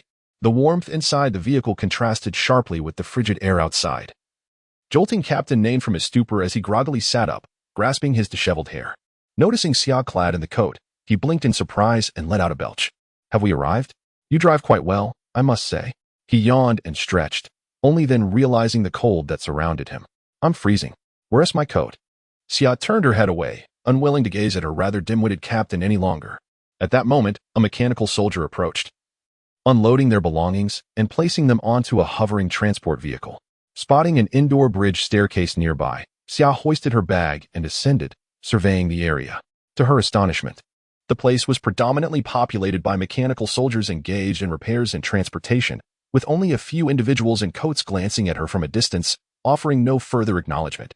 "There are so few people here," she muttered to herself. With only 118 personnel present, the usual military regulations seemed irrelevant. One could conduct their affairs as they pleased. Captain Nain, gradually sobering up, retrieved another bottle, and, still somewhat unsteady, approached her. Xia's curiosity piqued at the sight of a spider-like mech, and she inquired, "Captain, is that a mech?" "That contraption is the Sweeper T6, indeed a form of mech, though seldom utilized in combat. Most are left abandoned on mineral planets," he replied nonchalantly, taking another swig before suddenly recalling, "Ah, you're in charge of the light escort mech. There's a vacant one that might suit your needs." Xia's eyes widened in astonishment. "A mech for me?" "Of course, but don't get your hopes up. It's a discarded model from above and requires repairs. I'll introduce you to someone who can brief you on the environment. It's rare to have a crate of fine liquor. I intend to consume it all today." Captain Nain swayed slightly, shouting into the voice device, "Maitre, you rascal. Where are you hiding? Get over here at once." How fierce he is, cursing at anyone in sight. Xia thought, shaking her head, knowing she would inevitably endure his tirades in the future. Chapter 30, Captain Nain was exceedingly lethargic, contentedly seated on the staircase, indulging in his drink without offering any introductions. Xia Yi held no expectations of his assistance, wandering alone atop the overpass, her curiosity piqued by the surrounding machinery.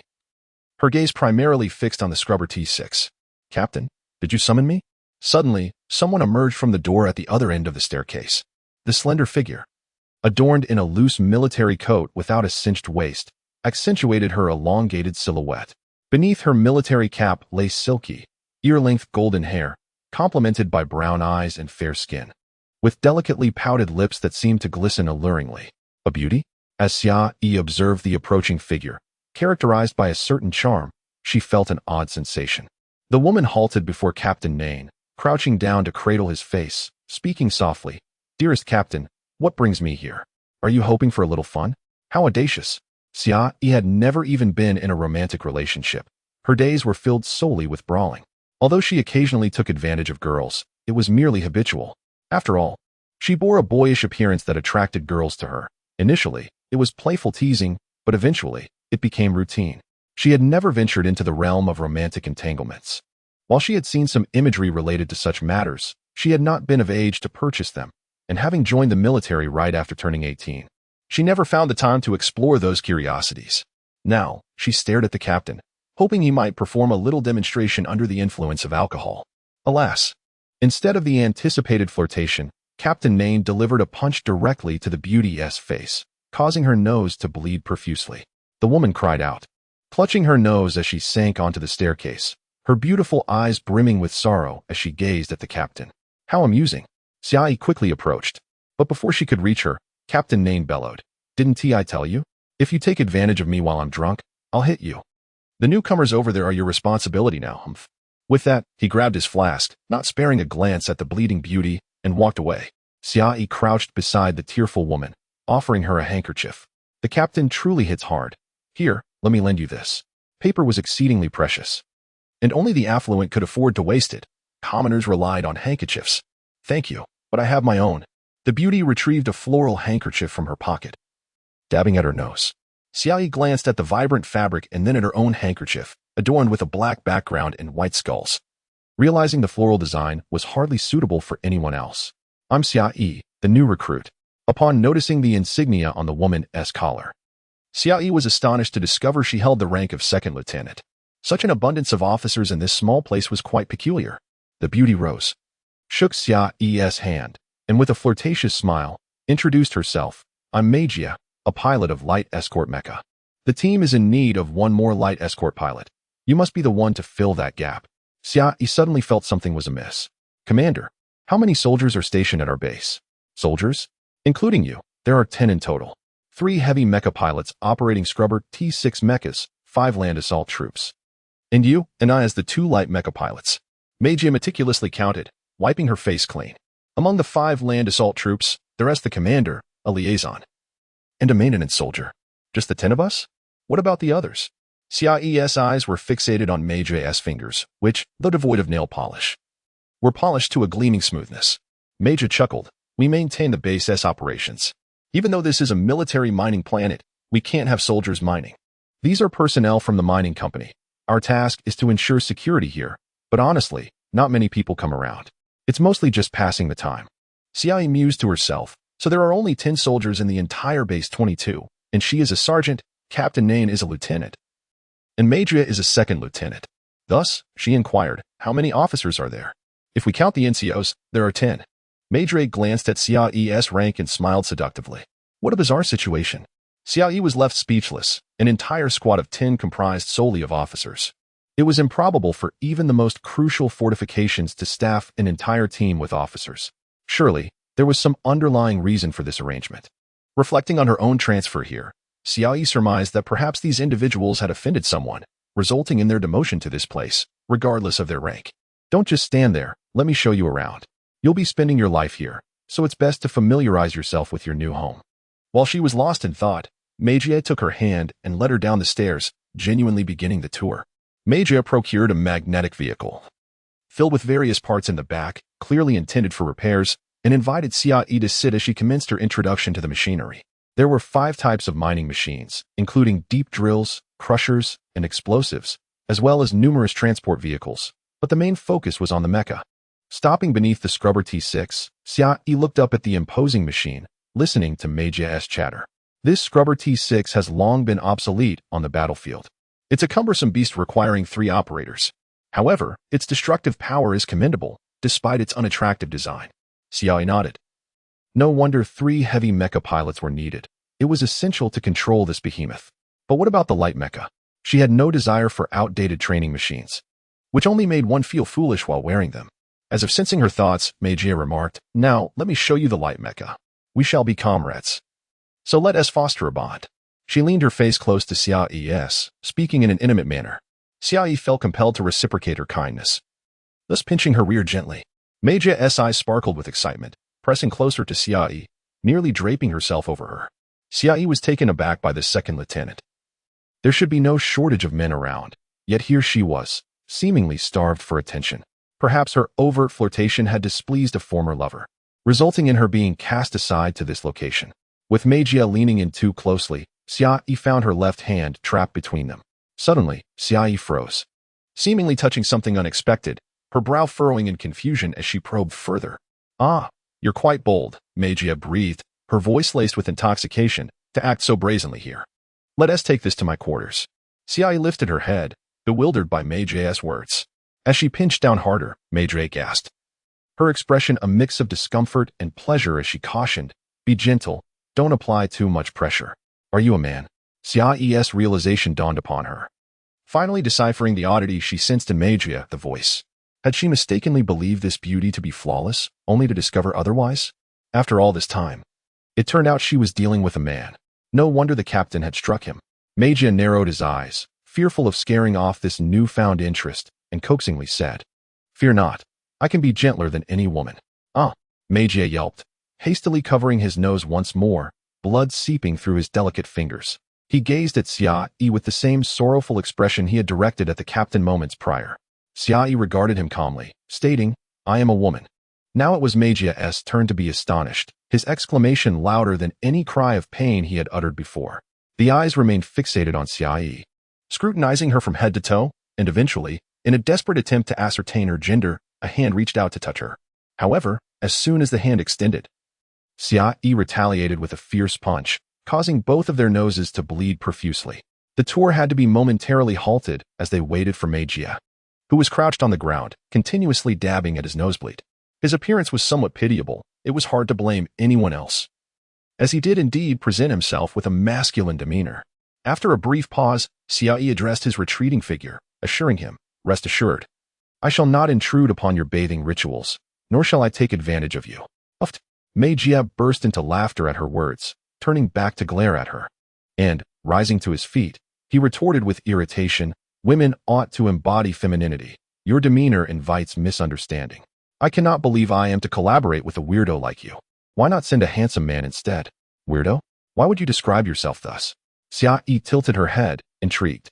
"I was referring to you, you androgynous oddity." Meijia exclaimed vehemently, evidently still agitated by their earlier misunderstanding. Xiao regarded her seriously, stating earnestly, "Regardless of your thoughts, you are the most beautiful person I have ever encountered." After delivering this line, she chose not to elaborate further, merely observing Meijia with an expression devoid of mockery. Meijia was taken aback, and then suddenly broke into a joyful laugh, declaring, "Come, let me treat you to a meal. Feel free to express your desires for food and drink. You are truly delightful. Wait, we haven't yet examined the light mechas." Xiao interjected hastily. To her surprise, Meijia excitedly hopped onto his magnetic vehicle, speeding towards the exit while casually remarking, "Those mechas are nothing worth seeing. They are rarely utilized over the years. A meal and a drink bring far more joy." What, then, are we to do here? Xiao realized that the people around her were utterly unreliable. Did they not have any work to attend to? Here she was, someone seeking to pass the time and enjoy the fruits of taxation without labor. Yet she felt an overwhelming sense of seriousness and diligence. In response to Xiao's inquiry, Meijia animatedly explained, "Did I not mention? We are destined to live leisurely here, indulging ourselves until we reach the end of our military service. Thus," he continued, "the military will sustain us. And we need not lift a finger. We are merely to relish our existence." A group of idlers. Xiao finally grasped the nature of this squad, a 10-member team, of which 3 were intent on living off the state's generosity for life, while the remaining 7 likely shared the same disposition, suggesting that their overall quality would hardly be commendable. Chapter 31. Meijia pulled Xiao onto the overpass, leading her through the door from which she had arrived. To her surprise, they entered a lift that took them directly to the second floor. The second floor was the brightest area of the entire base, with floor-to-ceiling glass allowing the faint sunlight to filter in, creating a noticeably warmer atmosphere compared to the first floor. As they walked, Meijia provided her with an introduction to their surroundings. The medical room, staffed by only 2 nurses, was often empty, requiring individuals with headaches or fevers to find their own remedies through the medical system. In the center, 4 trees were planted, serving as an indoor garden for the miners, a stark contrast to the rest of the base. As for the swimming pool, it somewhat resembled a proper facility. Yet the frigid water temperature left much to be desired. Was it a test of endurance against the cold? Even the gravity chamber was present, but with the door wide open and no one inside, Xia found it rather disheartening. The gravity here was twice that of not a star, meaning that an object weighing 10 kilograms here would feel like 20. The base lacked any gravity recovery devices, making walking a challenge, and even her backpack felt significantly heavier. Under such circumstances, the gravity chamber was virtually deserted. Even drinking a glass of water felt burdensome, leaving little incentive for anyone to seek out discomfort. To make matters worse, there was a notice indicating a fee of 20 nadas coins for an hour of use. How absurd. Thankfully, the gym had no such charges and was reasonably equipped. However, with only 10 soldiers in the entire base, any miners with free time were likely to be found in the recreation room, leaving the gym empty except for a robotic cleaner. As they made their way, Xia noticed that there were more robots than people, with only a few miners and base personnel clad in gray jumpsuits in sight. Upon arriving at the dining area with Mejia, she finally heard voices. The automatic doors opened, and a wave of warmth greeted them, prompting her to shiver involuntarily. This was indeed the warmest place, allowing her to shed her coat. Inside the dining area, the most people gathered, with dozens sitting in chairs, yelling excitedly at a 3-meter-wide holographic screen. That fool. Hurry up. Last night he couldn't get up on a woman's belly, and now he is all soft. Charge. My angel. Crush that turtle in front. Ridiculous. Your angel runs slower than he does. Who are you to call others turtles? I bet 500 coins on this. If I lose, I'll go bankrupt. You were already bankrupt 2 years ago. The holographic screen displayed the military's most popular event, the Wind Racer competition. Soldiers could sign up independently or be recommended by their teams. They raced lightweight, speed-focused wind racers across the ever-changing terrain of Miller Colony 5. Preliminary rounds occurred every Saturday, with about 30 races held that day, while weekends featured the challenge rounds to determine the 10 fastest competitors. A day each month was dedicated to the finals, culminating in an annual contest to crown the speed champion. This event was not only broadcasted within the military, but also open to public betting, making it immensely popular and a vital pastime for soldiers across the colonies. On the left, against the wall, was the kitchen and serving counter, since it was not mealtime. The counter was devoid of food. However, there was a complimentary coffee machine on the table, inviting anyone to help themselves. Next to the coffee machine, a strikingly beautiful woman, weighing at least 100 kilograms, leaned over the table, scolding those who slammed their hands down in frustration. No slamming the table. If those coffee cups break, we want to have the funds to replace them. Are you listening? Funds are tight. Come on, it's just a few coffee cups.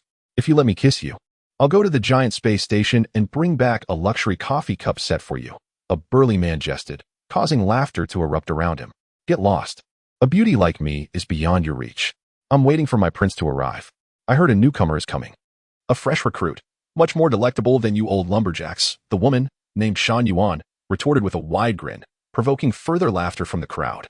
Xia, observing this beautiful woman, caught every word of the exchange and couldn't help but suspect that Shan Yuan might be a man-eater, perhaps having devoured several men in the kitchen behind her, feasting on their remains. It was evident that, in broad daylight, half the base was here enjoying themselves, while those who should be working were scarce. Let us head over there. Our people are waiting, Mejia remarked, guiding Xia towards the back of the dining area where a long table awaited them. From a distance, Xia spotted Captain Nang, who was holding a drink and a box filled with the soldiers' favorite treats, animatedly discussing something with a few others. Oblivious to Xia's presence, Shan Yuan continued to wait for her prince and did not acknowledge the dark-skinned girl passing by. Fueled by jealousy, she had no intention of teasing Mejia, finding Xia unworthy of her attention. Upon reaching the long table, Xia pulled out a chair and sat down, surveying the individuals present. Apart from herself and Mejia, there were 5 others seated, with a few still missing. Mejia began introducing the group, starting with the captain, who was eagerly unpacking cigars for distribution. The burly man with a fierce expression and a bald head, sitting with his feet on the table, was Sergeant Li, a heavy mech soldier. Across from Xia sat a seemingly simple-minded giant named Haika, who was intently listening to a nearby conversation, completely oblivious to the captain's call to take a cigar. After several attempts to catch his attention, Captain Nain finally hit Heike on the head with a cigar, waking him from his daze. Xiaoyi was particularly interested in Heike, as he was the only person here darker than her and held a lower rank, just a private. The one capturing Heike's focus was a sergeant named Kalik, who, upon a mere glance, ignited an impulsive urge in Xiaoyi to strangle him on the spot. He was hideous, so grotesque that words failed to convey the extent of his ugliness. Yet, to exacerbate matters, he sported meticulously styled golden hair and donned a pair of silver-rimmed glasses that served no practical purpose. In an era where glasses had evolved into military-grade equipment, ordinary spectacles had become a luxury item crafted by hand. Some men wore them to enhance their image while courting women, but on a face as repulsive as his, they only deepened the urge to vomit. The conversation between him and Heike was so absurd that Xiaoyi nearly flipped the table in frustration. Heike, with his simple demeanor, held the cigar without smoking it, eagerly inquiring, Kalik, is it true? Did the pure goddess Lin Minhua ever date you? Of course. Back then, she adored me to death. But as a dashing prince, how could I hang myself from a tree? My precious fans would be heartbroken. Kalik replied, raising his chin with an air of arrogance, his freckled face and unshaven stubble almost blinding Xiaoyi. At that moment, Heike uttered a remark that made her feel faint. Carriage, after knowing you for so long, I only just realized that you were a prince. Carriage visibly stiffened for a moment, but quickly regained his composure. Despite his hair lying perfectly flat against his head, he still brushed it with his hand and spoke with a grave expression. That is a kingdom lost to time, once extraordinarily powerful hundreds of thousands of years ago. I am the prince of that legendary realm. Otherwise, do you think an ordinary person could possess my looks and demeanor? Heike scrutinized Carriage's face intently and nodded seriously. Indeed. You do not resemble an ordinary person. It is truly an honor to know a prince. Hundreds of thousands of years ago, back then, your ancestors were probably single-celled organisms. Xia surveyed the surroundings. Carriage's words were audible to everyone, yet no one dared to contradict him. Thus, she kept her silence. Realizing that this individual often spoke nonsense, embodying the phrase talking nonsense. The last person was a seemingly timid man, around her age, with a fragile appearance. His frailty was not of stature, but rather an aura of timidity. He sat at the table with a fearful expression, holding a cigar given by the captain but not smoking it, merely observing his surroundings with caution. Although he held the rank of sergeant, his demeanor suggested he was wearing someone else's clothes by mistake. Meiji pointed him out to Xia, saying, "This is Lukai, a land-based infantryman who also serves as our liaison. He is exceedingly introverted and dares not speak without a voice device or StarNet receiver. Hello, I am Xiaoyi, the new light mecha soldier." Xia extended her hand for a handshake, only to find him shyly nodding and even inching away, not uttering a single word. Xia could only think to herself, how can someone so shy join the army? How can he be a liaison if he cannot speak? Are there even more peculiar individuals here? Meiji glanced around, and then informed Xia, 3 more have yet to arrive. Big should be in the repair shop on the 1st floor. I should have taken you there first, but he will come during mealtime. The other 2 should be arriving shortly as well. I will introduce them to you later. I am not suggesting I am treating you. You can order first, and I shall cover the bill. Then I will not be polite. May I see the menu? Xia smiled, unhesitatingly inquiring. This opportunity is not to be squandered. There is no menu. Only complimentary coffee is served before the free dinner. I can get you some. Would you like sugar and cream? It's all free. Meiji replied with a charming smile. In an instant, Xia regretted her earlier actions. Had she known, she would have preferred to strike him a few more times rather than overly praise him at that moment. Chapter 32. Impossible. You actually have 4 kings. Suddenly, from a nearby table surrounded by people, an angry shout erupted. Xia turned her gaze over, and amidst the clamor, the crowd eventually sighed and departed, revealing a man at the table. Clad in a black military uniform, adorned with the gleaming insignia of a junior lieutenant, he had short brown hair and pale greenish-gray eyes. The corners of his mouth curled slightly, displaying a smile that was both victorious and courteous. His left hand, gloved in white, rested atop the table, where 4 cards lay beside his slender fingers, 1 card showing 2 points and 4 kings. Across from him sat a plump man in a gray outfit, his hair disheveled, staring incredulously at the cards before him. His hand revealed 3 aces and a pair of 9s, visually appealing, yet ultimately a losing hand. The man with green eyes casually donned his gloves and remarked, "Adam, you owe me 30 Donati chocolates. You'd better deliver swiftly. Ding Nan. Can we exchange it for some floral essence instead? I promised Mei Ling I'd buy her a silk undergarment last time." The plump man lamented with a woeful expression. You have the funds to purchase luxurious undergarments for a bird, yet you lack the means for chocolates for me? Deng Nen raised an eyebrow, maintaining his gentlemanly demeanor. The plump man, now looking apprehensive, eventually conceded, "Fine, I'll ask someone heading to the giant space station to bring them back for me in a few days. Don't you have a holiday? Why not go yourself?" Deng Nen smiled. "How could I dare? If Mei Ling sees me, she would strip me bare and leave me at the space station." The plump man grumbled in dissatisfaction. Deng Nen stood up, patting the plump man's shoulder. "Thank you for your hospitality," he said before elegantly approaching Xia's table. He walked directly up to her, retrieving a piece of candy from his pants pocket and placing it on Xia's table. "New here? Consider this candy a token of our acquaintance." It was a Donati fruit candy, the price unknown to Xia, though she surmised it would not be trivial. Winning candy in a gamble was indeed an amusing twist. Xia picked it up, revealing her pearly white teeth as she smiled in gratitude. Before she could savor the candy, a figure rushed over, slamming a hand on the table. Speaking urgently, "Captain, I've heard that Mela's Empire soldiers are lurking nearby. We must capture them at once. If they escape, we'll lose our chance to eliminate them." The candy slipped from Xia's grasp and fell onto the table. After considering for a moment, she picked it up, blew on it, tossed it into her mouth, and then scrutinized the person who had rushed in. Without needing to ask, she recognized him as a member of her squad. With striking naturally curly black hair, well-maintained skin, tightly pressed lips, and sparkling eyes, he made a good first impression, much more normal than others. The captain casually pointed at Xia, addressing him. "Clark, this is our new recruit. She encountered Melo's Empire soldiers on her way here. Originally just a private, she single-handedly eliminated 37 Melo's soldiers, earning a promotion to sergeant." Clark stared at Xia, his mouth agape, unable to utter a word, his expression one of sheer astonishment.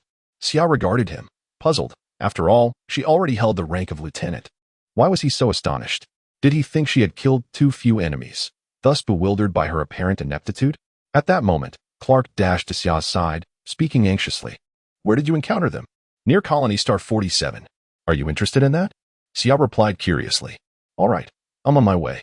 Without finishing his sentence, Clark bolted out the door, leaving Xia bewildered. Fortunately, Mei Jia was nearby to explain. It turned out Clark was a quintessential hot-blooded youth, originally from a prominent family. He had forsaken his family's legacy, enlisting with all the wealth he had inherited. He poured all his funds into his military endeavors, with the sole desire to engage in battle and earn military accolades. His money made an impact, but his family sought to protect him from harm, attempting to thwart his reckless behavior. Eventually, through some twist of fate, Clark managed to secure a junior lieutenant rank after a brief stint in battle and was then assigned to Colony Star 52. While it was considered a front line, it was relatively safe, leaving him with little to do. Clark was restless, clamoring to fight whenever he heard of Mela's soldiers in the vicinity. In truth, he had never killed even a single enemy, nor had he even injured anyone. When he first arrived at the front lines and witnessed wounded soldiers, he had been ill for days. No one stopped him when he rushed out. The base had a Starship armored vehicle that had become his personal ride. Regardless, he would invariably be sent back to the base, which had become a common occurrence. Such fervor is commendable. Having a soldier like him is a blessing, Xia mused. After enjoying 3 cups of complimentary coffee, Mei Jia finally noticed Xia and inquired, soon realizing she was the new recruit. When the captain lamented that she was a woman, Shan Yuan's heart shattered, leading her to scold everyone present in the dining area. Observing her sway her ample figure into the kitchen, Mei Jia half-joked, "We're doomed. Tonight's dinner will surely be dreadful." Heck, with a hearty demeanor, asked, "Why is that?" "Shan Yuan's cooking is better than my mother's. She's in a foul mood, so dinner will be subpar. A man needs to comfort her," Mei Jia suggested to Heck. "Go on, and maybe you can sweeten the meal." Mei Jia threw a flirtatious glance at Heck, causing him to shiver, as if he envisioned something terrifying. "How do I comfort her?" he stammered. Before Mei Jia could respond, Karich, feigning nonchalance, patted Heck on the waist. "Just make sure she enjoys herself. If she does, we'll all have a great dinner tonight." "Oh, I see. Captain, I'll head over now." Heck nodded, avoiding Mei Jia's gaze and addressing the captain. The captain, biting 2 cigars, nodded at Heck, adding, "After you've made some progress, mention adding a beef stew for dinner. If she declines, return immediately." "Understood. If she agrees to the stew, should I still come back?" Heck stood at attention, saluting, then asked in confusion. The captain shot him a fierce glare, exclaiming, "If she agrees to the stew, give it your all. The more effort you put in, the more beef there will be." "All right. For the beef, I'm off." Heck turned with utmost seriousness, heading towards the kitchen. Xia rubbed her forehead in exasperation, observing everyone watching Heck leave, and asked incredulously, "Are you all really deceiving such an honest person?" "My dear, this is Heck's favorite task." "Who is deceiving him?" Mei Jie chuckled, extending a hand as if to caress her face, but thought better of it, retracting his hand and glancing at the men present. Anyone who met his gaze either shuddered or glared back at him as if to say, "If you dare approach, I will make you regret it." Even the bald Li regarded him warily, lacking the ferocity he had shown earlier, viewing Mei Jie as a formidable foe. "Go bother someone else. If you keep staring, I'll make sure you can't get out of bed for a month." As Major's gaze fell upon the captain, he was finally reprimanded by the captain, who was exhaling smoke and mist. Reluctantly, he let out an unhappy grunt and made his way toward the base personnel. Upon seeing him approach, the base staff reacted as if an earthquake had struck, all standing up and rushing outside. However, one individual, slower than the rest, was caught by Major, who seized the man's collar and, after bidding farewell to the others, dragged him out. Witnessing someone being sacrificed, the remaining personnel, seemingly unscathed, hurried back to continue watching the unfinished whirlwind racing competition. Xia Yi, overwhelmed by the day's events, inexplicably inquired of the captain, "Captain, why are they so afraid of Major? Even if he prefers men, he is quite handsome. It seems odd for everyone to fear him. Aside from myself and old Bick, all the men in the base have been with him, which is why they fear him. You are truly fortunate. If you were a man, it would be your turn today," Captain Nain chuckled. Xia Yi shook her head with a smile. "If I were a man, I certainly wouldn't be interested in other men. They too have no interest in men, having been forcibly taken. You don't think he presents himself this way for women, do you? In fact, he is the one on top. Those he drags away are the ones beneath him." The captain's laughter grew as he observed Xia Yi's astonished expression. Meanwhile, the rest of the seated individuals wore grim faces, especially the taciturn Lu Kai, who curled up, trembling, as if recalling some terrifying experience. Xia Yi finally grasped that Major disguised himself in women's attire to confuse others, luring men into his quarters, only to reveal his true nature and dominate them. Yet, in this limited company, everyone was acutely aware of the kind of person he was, having all suffered at his hands, leaving them no choice but to comply against their will. The destructive power of this lightweight mecha soldier indeed blurred the lines between friend and foe. Suddenly, a cacophony resembling the cries of a slaughtered pig erupted from the kitchen, with Shan Yuan's voice calling out incessantly, "Beef stew? Beef stew. Tonight, we have beef stew. How wonderful. We shall have beef stew tonight. Heike, you must put in some effort." The people outside erupted in cheers, exhilarated by the prospect of beef stew for dinner. That evening, Xia Yi sent a letter to EZ via the Star Network, opting for text rather than imagery. As she performed a soliloquy in the empty room, she felt an unexpected sense of leisure. Chapter 33. I have arrived at Star 52, and along the way, I stumbled upon a fortunate opportunity. I am now a sergeant. The climate here is mild, my comrades are amusing, and the food is quite satisfactory. Tonight, we are having braised beef, which my new teammate procured through great effort. Even though it is canned, it tastes delightful. Thanks to his diligence, we each received an extra half an apple. After reading it aloud twice, E felt satisfied with the fluency of her message and sent it out through the Star Network. Correspondence from military colonial stars must undergo scrutiny via the Star Network, primarily to check for any suspicious content. After all, this is a military zone, and with a vast area comes a variety of characters, including potential spies. E inquired why the base was so cold, and she learned that over half of the heating units were malfunctioning, resulting in inadequate heating in many areas. It had been years since repairs were initiated, indicating the dire circumstances of the inhabitants. However, the sole advantage is the spacious accommodations. All personnel reside on the top floor of the base, and as the only combat team, each member enjoys a private room. Such privileges are rare in other locations. Even a 10-member squad might have to share a single room. After freshening up, E went to bed, spending her first night on Star 52. If all goes as planned, she will spend a significant portion of her life here. Captain Nain has been stationed here for 10 years, while Bake has been here for 6. The heating issues arose after Bake replaced the repairman, and since then, no repairs have been made. Base 22 of Colonial Star 52 is discreetly referred to as the Monster Concentration Camp, where the most perplexing individuals in the military are sent. Any one of them could easily bring destruction to an entire team without a moment's hesitation. On the following morning, after freshening up, E made her way to the dining area on the second floor. There was no morning exercise or training, The only task was to find ways to pass the time. The warm dining area was bustling with people at all hours, except for the night, as it was the most comfortable place. After finishing her breakfast, Yi noticed her teammates lazily appearing, yawning, just before 10 o'clock. Clark had returned from the main base, and piloting the interstellar exploration armored vehicle was his forte. He maneuvered it as if it were flying. However, he wore a disappointed expression, indicating that the main base had not approved his request to venture out. One could easily deduce that the Malaz Empire citizens had long since fled, and it was unlikely they would send a warship solely for him to search for individuals. Moreover, for a rookie with zero combat experience, even the rank of lieutenant held no persuasive power. Particularly after witnessing Yi's performance on the Leda, he was enviously impressed. To him, soldiers ought to engage in such endeavors. Idling about was not suitable for him. While he had watched the footage while clutching a bucket, feeling nauseous, he proudly declared that if he ever encountered such a situation, he would certainly not vomit.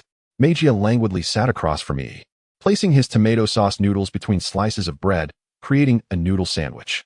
The sight was rather unappetizing. Sipping her coffee, Yi inquired, "Magia, what should I do here? Work? It seems there's not much to do. If you're feeling bored, why not wear a mech suit and familiarize yourself with the terrain? I heard you Haven T piloted a mech before? I can take you out for a bit to get accustomed to it," Magia suggested. Magia's eating habits were quite poor. Despite making a sandwich, he devoured it messily, with sauce and food remnants smeared across his face and chest. Earlier, when Yi saw him wearing a napkin around his neck, she thought he was attempting to be refined, but it turned out to serve a purpose akin to that of a baby. Intrigued, Yi responded, "Sounds good. But why do you always carry that knife? There is no one here to cut, and there are no beasts outside to hunt. Let me remind you. Besides our 10 people, everyone else has fixed positions, and if you were to harm someone, there would be a vacancy that no one would fill. For the sake of our leisurely days, please refrain from indiscriminately killing." While munching on his noodle sandwich, Magia solemnly replied, "Do you think I'm insane? Why would I kill them?" Noticing his serious demeanor, Yi was baffled, questioning when she had ever come across as a lunatic that would lead someone to genuinely believe she would kill indiscriminately. After finishing his meal, Magia wiped his mouth with a half-soiled napkin and stood up, saying, "Let us go. I'll show you the Mechs, and then take you for a stroll. We shouldn't emulate those lifeless old men. Young people should embody youthful vitality." The old men he referred to were naturally Captain Nain and Li. Li had remained statue-like, keeping his feet propped on the table from yesterday to today, while the captain had consumed 5 boxes of cigars and spent the night in the dining area drinking and watching holographic films with Li. In any case, everyone was idle, and whether they slept at night was inconsequential, leading to an exceedingly unhealthy and lax lifestyle. Only Clark, the young master, had risen early to train in the gym, collapsing onto the floor in exhaustion.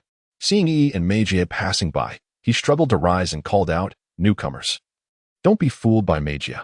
Come train with me in the gravity room. I'll check out the Mechs first. The gravity here is sufficient. I'll adapt before I consider training." Yi waved and smiled at him. Yi was ever polite, often sporting a smile, and her pleasant demeanor quickly earned her the affection of those around her. Although she resembled a boy, it didn't diminish their willingness to care for her. Throughout her life, Yi had been adored and found it easy to get along with others. Her arrival at Colonial Star 52 was no exception. She followed Magia to the first floor, finally spotting the mech in the corner. It was not the clunky training mech, but rather the latest 6th-generation model, with a sleek silver exterior. The thickest part measured only 3 millimeters, and the joints had a certain elasticity, made from distinct materials. The helmet featured a completely transparent faceplate, resembling a clear mask, while the other parts were adorned with various concealed chips. Judging by its appearance, the designer of the 6th-generation mech clearly prioritized aesthetics. "How beautiful. I can't believe we have the 6th-generation mech here. I expected an outdated 5th-generation model," Yi exclaimed, pleasantly surprised. The 6th-generation mechs had yet to be universally adopted across all mech teams, so encountering one in such a relaxed environment thrilled her. This surely indicated that her own mech should also be of the 6th generation. "This is the one I brought from my previous team. Although they may all appear similar, each mech has subtle operational differences. Once you become a true mech soldier, the mech becomes a part of you. If you are the soul, it is your body." Magia smiled at her, shedding his military uniform to reveal the fitted mech suit beneath. The black mech suit clung tightly to his form, accented by white streamlined patterns, enveloping him entirely except for his head. At that moment, Magia appeared quite intriguing to Yi. A woman's head atop a man's body. When clothed, he seemed feminine. But upon disrobing, she realized her initial impression was misguided. Mejia was not tall, and his modest stature belied the firm muscles beneath his mech suit. If one overlooked his face, he could easily be mistaken for a well-built soldier. Pay attention. The way to wear the 6th-generation mech differs from the earlier models, Mejia instructed. Approaching the mech stationed in its chamber.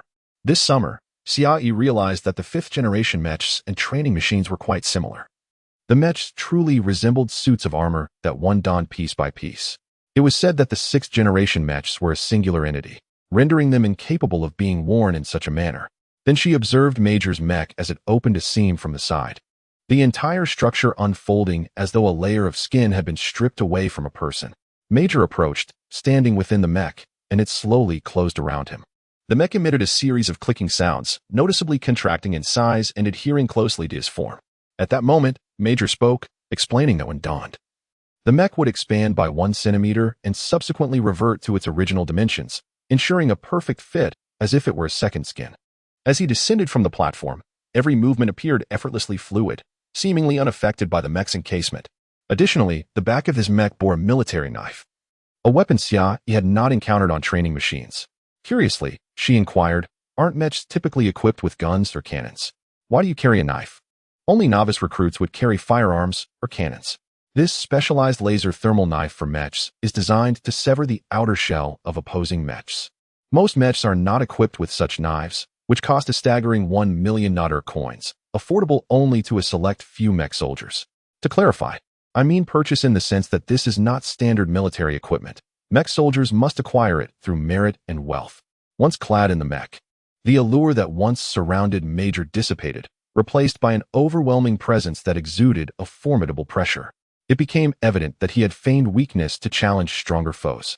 The fact that it was not standard military equipment, coupled with the exorbitant cost of 1 million, was beyond Xiaoyi's means. She touched the slender knife at her waist, licking her lips as she asked, what weapon can I wield then? Without a mech knife, you can only resort to something like a cannon. However, the knife you possess is also functional. As long as it is not used against mechs or armored vehicles, it is perfectly capable of inflicting harm on people. Come, let us examine your mech. It arrived here just a month ago, though it was in a rather dilapidated state. Bick should have repaired it by now. Major led her to find Bick, the only teammate Xiaoyi had yet to meet. Upon learning that Bick was the one working on her mech, she couldn't help but glance upwards at the ceiling. Half of the heating unit had been broken for 6 years, and it had yet to be repaired by Bick. If he couldn't fix the heating unit, how could he possibly manage to repair the mech? Chapter 34. Beck had claimed a maintenance room entirely for himself. In truth, he was the sole professional mechanic. Except for the occasional mechanical soldier vying for space, he operated with complete freedom. Xiaoyi followed Major into the maintenance area and was greeted by a chaotic array of disassembled parts, rendering it impossible to discern their original forms. A figure stood with their back turned, absorbed in tinkering at the workstation. From a distance, Xiaoyi discerned that the object on the workbench was humanoid. A single thought surged through her mind. This is a mech. In the entirety of Base 22, there existed only 2 mechs, one already donned by Major, leaving the one now languishing on the workstation to be none other than her own. Without a moment's hesitation, Xiaoyi rushed forward, elbowing Beck to the ground. Her gaze fell upon the disarrayed workstation, where a black mech lay. Her attention immediately fixated on its arm, the left one having been detached and cast aside. The rest of the mech appeared battered and broken, as if salvaged from the aftermath of an explosion, utterly unrecognizable. Stunned, Xiaoyi turned around and grasped the slender dagger at her waist, demanding, "What have you done to my mech? Who the hell are you? Can't you see I'm busy?" grumbled Beck, a man in his 50s whose hair had already turned gray. Clad in a gray maintenance suit, he stood up grumbling.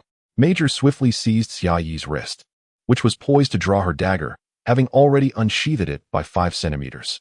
He firmly pressed her hand back down, stating, "Xiaoyi, the mech was brought in this condition, which is why I said I was unsure if Beck could repair it." Xiaoyi turned to glance at Major, whose expression beneath the helmet was grave. Aside from her earlier impulse to kill, there was the force he exerted to restrain her hand. The mech was not merely a layer of metal over the body. Its primary function was to enhance strength and speed. Major, an exceptional mech pilot, possessed the strength to easily crush a soldier's neck or dent a sturdy armored vehicle with a single blow. Yet now, encased in the mech, he was exerting all his strength merely to keep Xiaoyi from drawing her dagger. He, too, was curious about what sort of person she would become wearing the mech. But for now, he needed to prevent her from harming Beck. Is that true? It arrived like this? Xiaoyi interrogated, fixing her gaze upon Major. Indeed. It came in this state. The damage is extensive, otherwise, it wouldn't have been sent here. We should inquire how long the repairs will take, Major replied, meeting her gaze to affirm his honesty. The unboxing had been recorded, and they could retrieve the footage. Xiaoyi averted her eyes, allowing her grip to loosen. Major watched her anxiously. This was the moment of greatest peril. If he released her grip, she might suddenly draw her dagger, and he would be unable to stop her. Fortunately, Xiaoyi indeed released her hold, completely loosening her grip on the dagger's hilt. Major also let go, though he continued to watch her cautiously, fearing she might strike. To his surprise, Xiaoyi bowed to the now standing Beck, apologizing, I was too impulsive just now. Impudent brat, you've got quite the temper. Get lost if you have nothing better to do. Don't distract me while I work, Beck retorted, brushing off his pants and returning to the workstation without sparing Xiaoyi a glance. Despite her earlier display of hostility, his focus remained solely on the task at hand. I apologize, I shall not disturb you. I'll stand aside and observe. After all, this is my mech, and I wish to hear your insights. I have heard of your esteemed reputation, Xiaoyi declared earnestly, lifting her gaze to meet Beck's. Beck regarded her with surprise, noting the sincerity reflected in her eyes. Devoid of deceit, and chose not to dismiss her further. Instead, he gestured towards the mech on the workstation, explaining, this mech has been piloted before by an individual of considerable prowess, but it is severely damaged. The original pilot is likely deceased. Good riddance. That means I 1T have to compete for the mech. Xiaoyi interjected, examining the mech closely, its condition so dire that she might have mistaken it for a charred corpse if not for its mechanical nature. Beck glanced up at her, continuing, the materials are of exceptional quality. If sent back to headquarters, it could be fully restored. I wonder if there are no experts left. Such a valuable piece was discarded as scrap here, and many components require specialized materials that are not available on site. Xiaoyi murmured, not wishing to elaborate further. Do you have any money? Beck inquired. Xiaoyi, puzzled, responded, I don't have much. Why do you ask? To purchase materials, of course. These materials will likely have to be procured from Nader. If you want repairs, you'll need to provide funds. I'll calculate how much we will need, Beck replied, regarding her with disdain. I'm out of the Nader funds I saved before coming here, but I've managed to save 9,000 credits over the past 3 months. Once next month's payment arrives, I should have even more, especially since I received a promotion, Xiaoyi recounted, not needing to tally her holdings. She had kept track of her earnings since departing from Nader. Beck chuckled in disbelief, finally stating, that paltry sum won't even suffice for cleaning. The total cost to repair this mech will be no less than 1.5 million credits. Your funds 1T even cover a fraction. Why not find something to patch it together? As long as it's airtight, I wouldn't mind, Xiaoyi suggested, momentarily taken aback. Nonsense, Beck snapped irritably, waving her off. Get lost, you miser. Don't stand there and annoy me. Xiaoyi, feeling helpless, countered, then what will happen to my mech? Of course, I'll find a way to repair it. Such a fine piece cannot be left in disrepair. If there are no materials here, we'll dismantle something else at the base. Beck retorted, insisting that she return to wait patiently. Young people today know nothing of saving money, spending recklessly. Unable to even afford repair materials, Beck continued his tirade, ultimately shooing both Xiaoyi and Major out. Major, still clad in the mech, turned to Xiaoyi, saying, I've given you a sneak peek. I'll take it off now. Once your mech is repaired, I'll take you out for a spin. All right, thank you. I just wish I knew what materials to acquire. If he mentioned them, I could help him dismantle something, Xiaoyi replied, nodding slightly. A hint of regret in her tone. Enough. Beck knows precisely where to find anything worth dismantling in the base, Major remarked. He wondered if the temperature in the base would drop further in the coming days, contemplating whether he should retrieve his heavy military coat. Then a thought struck him. And he curiously asked, where did you hear of Beck's name? I've asked him numerous times, and he insists he is merely a mediocre mechanic. I had no idea he was renowned, even to you. What are you talking about? Didn't you mention him in the dining area before? Even if it was just last night, isn't that enough to have heard of him? Xiaoyi replied, perplexed by Major's apparent forgetfulness. You've outsmarted me with this trick. I underestimated you. Major exclaimed, realizing he had been taken in. I merely spoke the truth. Xiaoyi, lacking knowledge of mech repairs and funds, resigned the matter entirely to Beck. Moreover, she felt that she ought to remain composed. If she were to eliminate Beck today, there would be no one left to repair the mecha. It was a misunderstanding on her part. and perhaps it would be wiser to inquire further before taking action next time. Yet, would that not risk losing the optimal moment? She found this conundrum exceedingly vexing, for she desired a swift resolution while ensuring no innocent was harmed. Truly a perplexing dilemma. Bick remained alone in the repair bay, gazing at the mecha on the control panel, his hands trembling slightly. He extended a quaking hand to caress the battered machine, his voice quivering as he spoke. Magic smile. Are you prepared?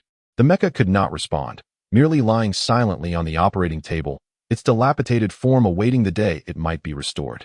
Regardless of who had brought you here, I have seen the image of that girl named Xia Yi aboard the merchant ship. She is not worthy of you.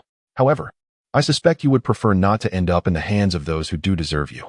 Luckily, her physique is rather unimpressive, so you need not undergo significant alterations. Bick rambled on incessantly, his hand continuously stroking the mecha as though the inanimate object were a slumbering beauty rather than a mere machine. Repairing this mecha would require considerable funds.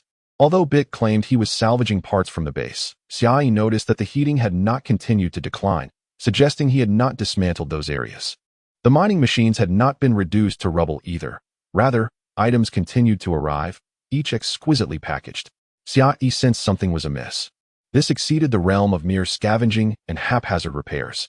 Consequently, she decided to visit the repair bay, standing outside and observing Bick, who was engrossed in his work. Before she could speak, Bick, without turning, queried, "What is it? Did you purchase materials out of your own pocket to repair the mecha?" Xia Yi hesitantly inquired. "What business is it of yours?" Bick replied dismissively, uninterested in her presence, considering her a mere impoverished rookie without funds. Xia Yi paused before stating, "This is my mecha. I'm not stealing yours, so why the rush to come here?" Bick retorted angrily, still not turning to face her, casually adding, "Fortunately, your physique resembles that of a man. Otherwise, modifying your chest would cost even more." Communication had become impossible, prompting Xia Yi to say, "I will owe you the money you've spent. I will repay you in the future." Unnecessary. Bick coldly dismissed her, showing no appreciation for her words. Finally, Xia Yi gazed at him in astonishment, her eyes filled with admiration. "Bick, it turns out you are one of those who are referred to as angels, devoted to selflessly serving others. 5 million Nada coins? You consider it a stone cast into water, offering it to me without expecting repayment. I shall thank you in advance." Chapter 35. Get out. Xia Yi was unceremoniously expelled from the maintenance room by Bick, with various parts being hurled at her in a frenzied manner, compelling her to flee. This old man has quite the temper. Is he treating me as if I were his grandson? Xia Yi could never comprehend the repair fanatic's obsession with junk, much like others failed to understand her. The mechanical maintenance had already consumed 2 months of her time, during which Xia Yi found herself confined within the confines of the diminutive base, quickly becoming familiar with its inhabitants. With her radiant smile and youthful appearance, coupled with being the youngest in the entire base, she effortlessly garnered everyone's affection. Shan Yuan often discreetly provided her with extra meals, and when others jested and teased, she would scold those gluttonous men. It was during these 2 months that Xia Yi finally grasped why the seemingly honest and straightforward Haika ended up stranded here. He had once lit a cigarette for Captain Nain, inadvertently singeing half of the captain's beard. When asked to assist with a mining machine, he somehow managed to collide with an energy block causing the entire to plummet and demolish the machine. Out of boredom, he attempted to swim, only to break the water control switch, flooding the entire second floor, transforming it into a veritable pool. The first floor was even more spectacular, with water cascading down the stairway like a beautiful waterfall. The water seeped into the maintenance room, prompting Bick to angrily berate him for an extended period. Furthermore, Bick refused to repair the water control switch, insisting that Haika fetch his own tools to fix it. Ultimately, the water control switch remained broken, and in the process, something else was damaged, leading to a complete failure of the base's heating system. The temperature inside the base plummeted to match the frigid conditions outside, and the water that had pooled on the ground froze into a thin layer of ice. Even the warmest dining area lost its heat, forcing everyone to don their thickest clothing while glaring at Haika. Xia Yi, clad in a heavy military coat with a fur collar, cradled a cup of hot beverage in her hands as she stood by the pool, observing Haika in the water. His naturally dark complexion made it difficult to tell if his lips had turned blue, but his body trembled incessantly. His teeth chattering as thin sheets of ice clung to him. "Haika, haven't you fixed it yet?" Xia Yi tilted her head and inquired. Haika, nearly unable to articulate through the cold, replied stiffly, "Almost there. The water has stopped, but the heating system is not operational." I'm currently investigating. Perhaps you should seek someone knowledgeable to repair it. Go plead with Bick, Xia suggested, noticing how severely cold Heiko appeared. No way. I broke it. So I must fix it myself. I cannot trouble others. I must handle my own affairs. Despite his lips turning blue from the cold, Heiko managed to flash a hearty smile, returning to his task in the icy water. Xia chuckled resignedly, recognizing his earnestness. However, she remarked, Heiko, the heating system should be on the ceiling. If you can damage it while in the pool, you must indeed possess some talent. Huh. Heiko was momentarily taken aback, lifting his gaze to the ceiling before realizing his mistake. He climbed out and, using the lift, made his way to the ceiling to commence his repairs. Suddenly, the lights within the base flickered and then extinguished entirely. It appeared that while he attempted to fix the heating system, he inadvertently cut off power to the entire base without any apparent reason. Night had fallen, plunging the base into complete darkness. Colony 52 lacked any moons, and the absence of moonlight rendered visibility non-existent. Cold and darkness enveloped the space, with the only source of warmth being the slowly cooling beverage in Xia Yi's hand. Heiko, you've killed my wife. Ah, my son, my daughter, they are all dead. Li Yi's furious voice echoed from the third floor, leaving Xia Yi puzzled. Did he bring his family along? At that moment, the emergency lights flickered on, finally illuminating the path. Xia Yi glanced at Heiko, who was now stiff on the lift, and shook her head.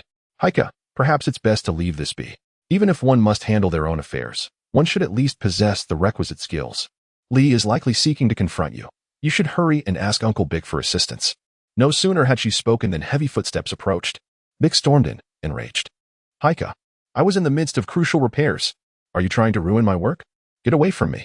If you can't repair it, stop meddling. It seemed that without power, Bick could not repair the mechas either, making it impossible to remain idle.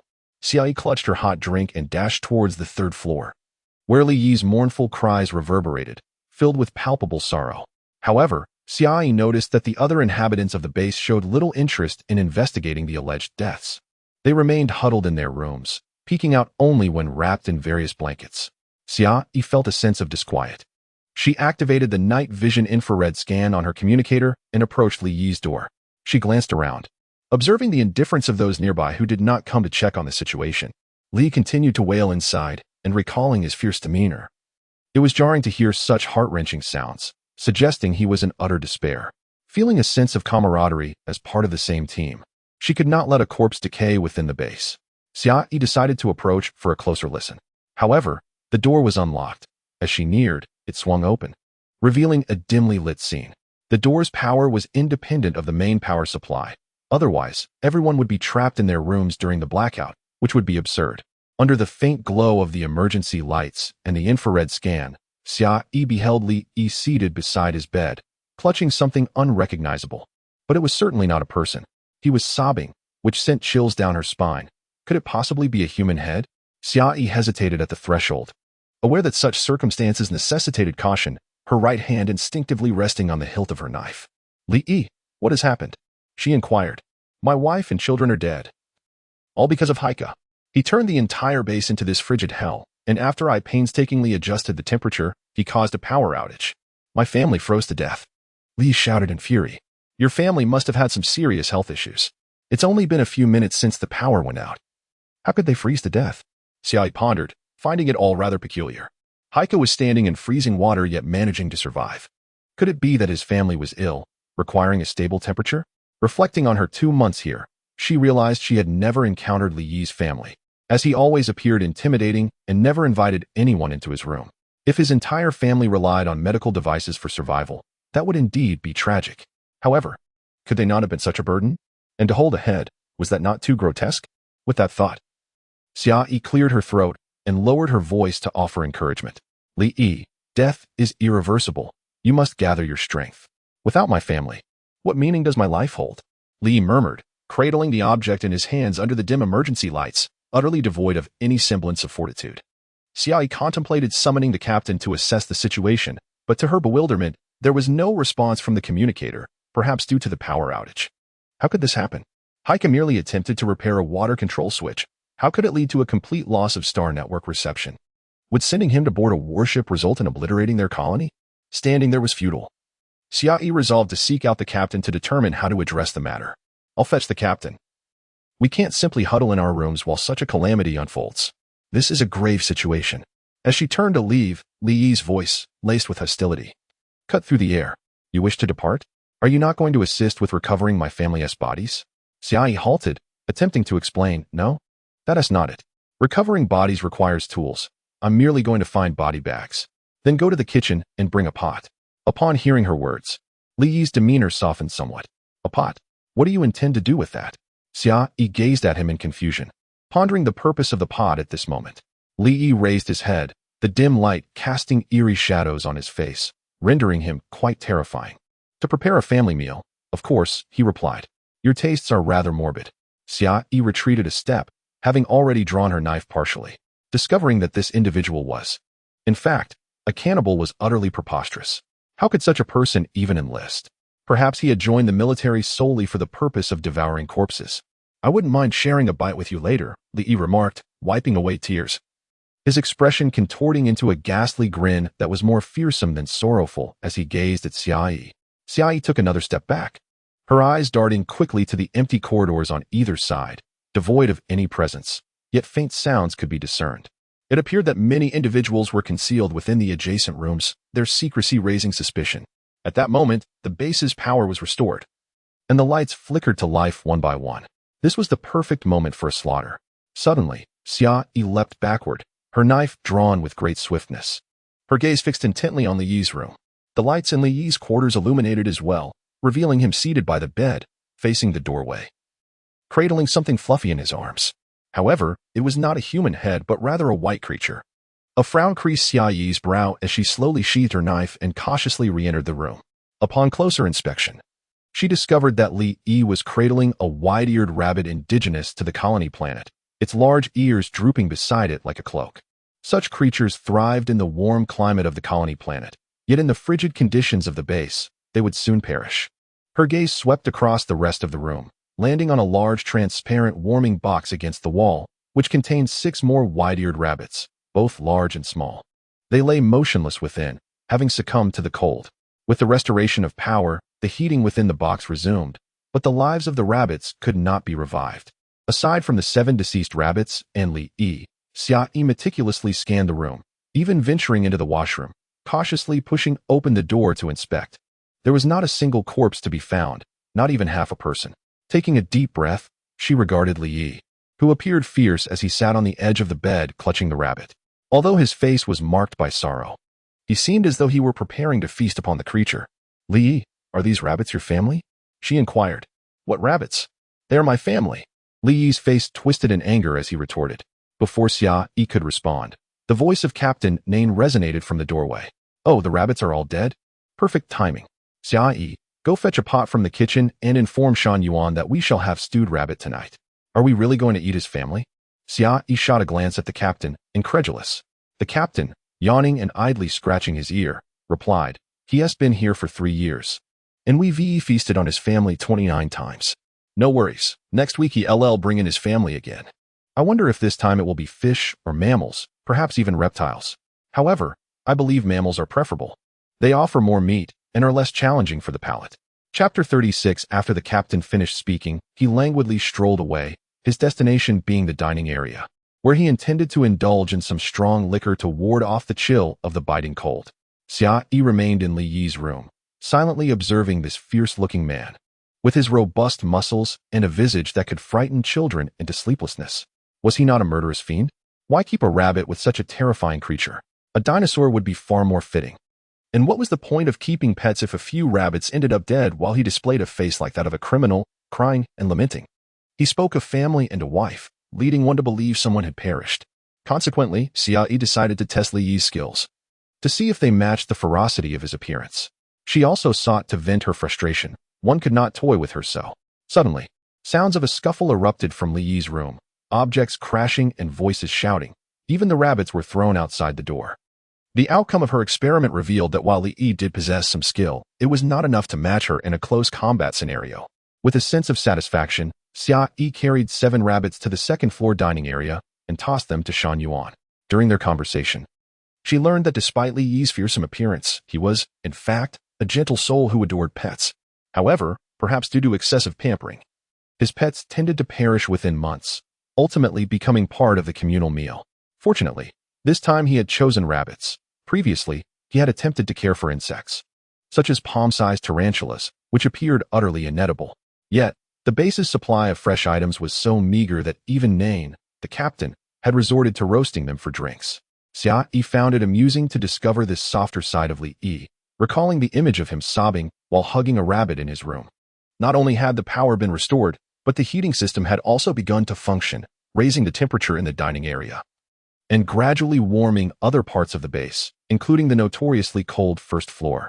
This elicited cheers from everyone. Finally, they were free from the biting cold. And Bick had a sudden realization of conscience and repaired the heating system. Having wandered around the swimming pool, Xia noticed that Bick had returned to the repair room, while Heike had already gone back to warm himself. After enduring the cold for so long, she felt slightly overheated. She rummaged through the medical supplies for some medication and then retreated to her room for a long sleep. The water that had overflowed was promptly cleaned by the robotic soldiers, leaving the base warm and tidy. Upon entering the repair room on the first floor, Xia immediately noticed that more than half of the scattered parts had vanished, and the chaos was not as overwhelming as before. Curiosity piqued, she inquired, "Bick, what happened to those parts scattered everywhere? I merely returned them to their rightful places. I didn't have time to put everything back. If you have nothing to do, please tidy them up and arrange them neatly in the corner," Bick replied, engrossed in work at a mechapod, without turning his head. "Return to their original places." So, the heating equipment wasn't broken at all, it was simply disassembled by you, which is why it had been out of order for 6 years. Xia suddenly realized. It turned out that the heating system had been functioning well all along. It was merely that someone had been too lazy to reassemble it. Due to the hacker incident, Bick had no choice but to repair it himself, diligently reassembling the dismantled parts. At long last, Base 22, which had been cold and unwelcoming for 6 years, was restored to normalcy. This method of operation made Xia uneasy. She wished to check on her mecha, which had already been placed in the mecha pod, and assumed it was nearly repaired. However, Bick refused to let her see it, waving his mechanical repair arm threateningly to shoo her away. Eventually, Bick instructed her to return in 5 days to assess the mecha's performance, firmly prohibiting her from seeing or touching it in the meantime. Xia found the old man rather peculiar. A mere glance wouldn't cause any harm. So why the secrecy? But since the funding came from others, and having already waited over 2 months, she decided to bide her time for another 5 days. The others showed little interest, as Clark was not a mecha pilot and was preoccupied with his own pursuits. Xia called for Mejia, opting to navigate her training machine while receiving guidance from a seasoned veteran. Bick, the old coot, had taken nearly 3 months to repair a mecha. No wonder he had been sent to this place to retire. The temperature in the base is high now, floors 1 to 3 are warm, and I no longer need to wear a heavy coat, Mejia remarked, pulling out the lightest military uniform to display his tall figure, alleviating his loneliness. Clearly, you were also abandoned here by the military. What brings you here, Mejia? Xia asked. Upon hearing her question, Mejia licked his lips, recalling fond memories, and said, "I got involved with an officer. He was such a delightful darling, the best I've ever met. That night was filled with joy, but the next day, he reported me to the military, and I was unceremoniously dumped here. Was it because I was too gentle enough? Or did he find my skills lacking? Or perhaps he wanted to possess me entirely, not allowing me to be with my other interests? I suspect it was merely revenge for a sore backside." What was his rank? Xia chuckled. A colonel, Mejia realized, understanding that the issue was not his lack of skill, but rather the aftermath of their encounter. Xia laughed. Was it the red-haired fellow with the surname Yuan? You mean Colonel Keiji? That guy is off limits, though I suspect he would be exceptional in bed. If I were to take him to bed, his brother would likely kill me rather than send me here, Mejia lamented. If there is a chance next time, I could assist you, Xia offered with a grin. With the right weapon, I should have the upper hand, and can simply tie him up. Mejia looked skeptical. You think you can take him? Of course. I was sent here for having beaten him up before. He wielded a battle spirit while I had a belt buckle, and I managed to leave him bloodied. Now, armed with this knife, I should surely have the advantage, Xia said, gleefully touching the fine blade hanging at her waist. You settle your own scores. Don't think of using me as a weapon. If you want to deal with him, do it yourself. Women can handle such matters too. And they tend to carry less animosity, Mejia replied, unimpressed, and casting a disdainful glance her way. Xia shrugged. I cannot help it. I am simply not interested in men. It's clear you're a lesbian. That's why we get along so well, Mejia nodded knowingly. Who spread that rumor? Xia frowned. I merely enjoy the company of beautiful women without any desire to get closer. I have no interest in either gender. No man or woman has ever stirred any passion in me. You're still a child under 19. Don't speak so definitively, Mech replied, treating her like a naive kid. Xia chose not to argue with him. Conversing with someone whose mind was solely fixated on seducing men was rather futile. The two arrived at the repair room, where they found Bick not working, but rather seated at a cluttered control desk, expressionless as he smoked a cigarette. Mech couldn't help but chuckle. Bick, are you indulging in a post-coital smoke? Little brat, Bick muttered, taking a few deep puffs, greedily inhaling until only the butt remained. He discarded the stub on the ground and crushed it underfoot before striding toward the mechapod resting against the wall. Come here. Xia followed. And a small cleaning robot scuttled over, promptly sweeping the cigarette butt into its body, emitting a series of sounds that seemed to express discontent at the littering. The mech pod was entirely transparent, yet Pick took a piece of black cloth and draped it over, treating it like a precious treasure that he refused to let anyone see. Xia thought to herself that it was not some exquisite maiden to be hidden away for fear of being abducted by unscrupulous men. Suddenly, Pick called her name. Xia. Startled, she wondered if he was about to demand repayment. With his back turned to her, Pick gazed solemnly at the mech pod beneath the black cloth and said, You must promise me one thing. If you cannot, I will buy you another mech from the black market, and this one will not be yours. What is it? Xia asked, bemused. It was merely an old mech. Did it warrant such a dramatic display, as if it were an inheritance? I need you to promise that you will never bow down to the enemy. No matter what foe you face. You may only die, but you must never surrender. Even in death, do so with valor, Pick declared with gravity. Xia was puzzled. It was just a mech. Why such ominous words? Surely, she wasn't part of any faction. Nevertheless, agreeing posed no issue. She had never been one to submit to others. If she couldn't defeat them, she wouldn't beg for her life. Perhaps this was merely a consolation for the elderly man S1. 5 million Nada coins. So she readily acquiesced. Remember your words. Otherwise, you are unworthy of this mech, Pick reminded her. And Xia realized he believed she needed to pledge her commitment to even qualify for piloting the mech. Was it really that serious? It was just a mech. All mech soldiers received mechs, and this one was merely secondhand. With a flourish, Pick yanked the black cloth away, revealing the mech within. It was entirely black, devoid of any reflection, and bore no distinct insignia. Instead, splatters of dark red marred its surface, resembling paint splashes. These chaotic crimson stains suggested the work of an abstract artist. Xia approached, finding nothing particularly astonishing about the mech itself, though she found the abstract patterns intriguing. Tilting her head, she remarked curiously, the previous owner must have been an abstract art enthusiast to have painted the mech like this. That is blood. The deep stains left behind, Pick retorted with disdain, clearly unimpressed by her ignorance. Who are you trying to fool? A mech is not fabric. It cannot be stained like that, Xia replied defiantly. Pick scoffed. If enough people are killed and the mech is steeped in blood, it will leave an impression on the SS alloy. There are no more than 20 such mechs in the military, and this one bears the most blood. SS alloy? Xia echoed, finding the name rather lackluster. Who would choose such a lazy abbreviation? Pick could no longer contain his frustration, shouting, Idiot! It means Grim Reaper. Major, who had been silently absorbing the conversation, was jolted from his stupor by Pick's outburst. Staring at the seemingly featureless black mech, he stammered. Why is the demon laughter here? Don't ask me. Ask yourself. Did you not recognize it before the repairs? Pick shot him a scornful look, incredulous that a mech expert could fail to identify it. Demon laughter? What is that? Xia interjected, bewildered by their exchange. Major's eyes sparkled with excitement as he grasped Xiaoyi's shoulders, exclaiming, What is this? This is demon laughter, the name of this mech. Let us trade. I'll sell my house in No Tai City to buy you a new mech, and you give me this one. Is it really that significant? Xia observed Major's exuberance and scrutinized the mech, which seemed far less dazzling than Major's own. Chapter 37. What nonsense. This mecha is tailored to her physique. You won't be able to wear it. Pick stood nearby, dousing Major with a bucket of cold water. Upon hearing this, Major became anxious. Gazing at Pick with a pitiful expression, pleading, Please make adjustments. I want this mecha, she's a rookie. Wearing it would be a waste, and she wouldn't be able to utilize it at all. Besides, she's only 18. What if her chest enlarges, her waist thickens? Or her backside sags and gains weight in the future? Are you going to keep altering it for her size? Before Pick could refuse, Xiaoyi delivered a fierce kick from behind, sending Majia sprawling to the ground. You're the one whose chest will enlarge, waist will thicken, and backside will deform. Mejia protested. I'm merely stating facts. Why at me? I wish my chest would grow, but it won't tea. Enough. I said she can have it. And based on my intuition, you're not suited for the Mo Xiao. Pick replied coldly. Mejia quickly got up, sidling up to Pick, twisting his waist in a flirtatious manner. Please don't be like that. I'm much more suited to wear the Mo Xiao.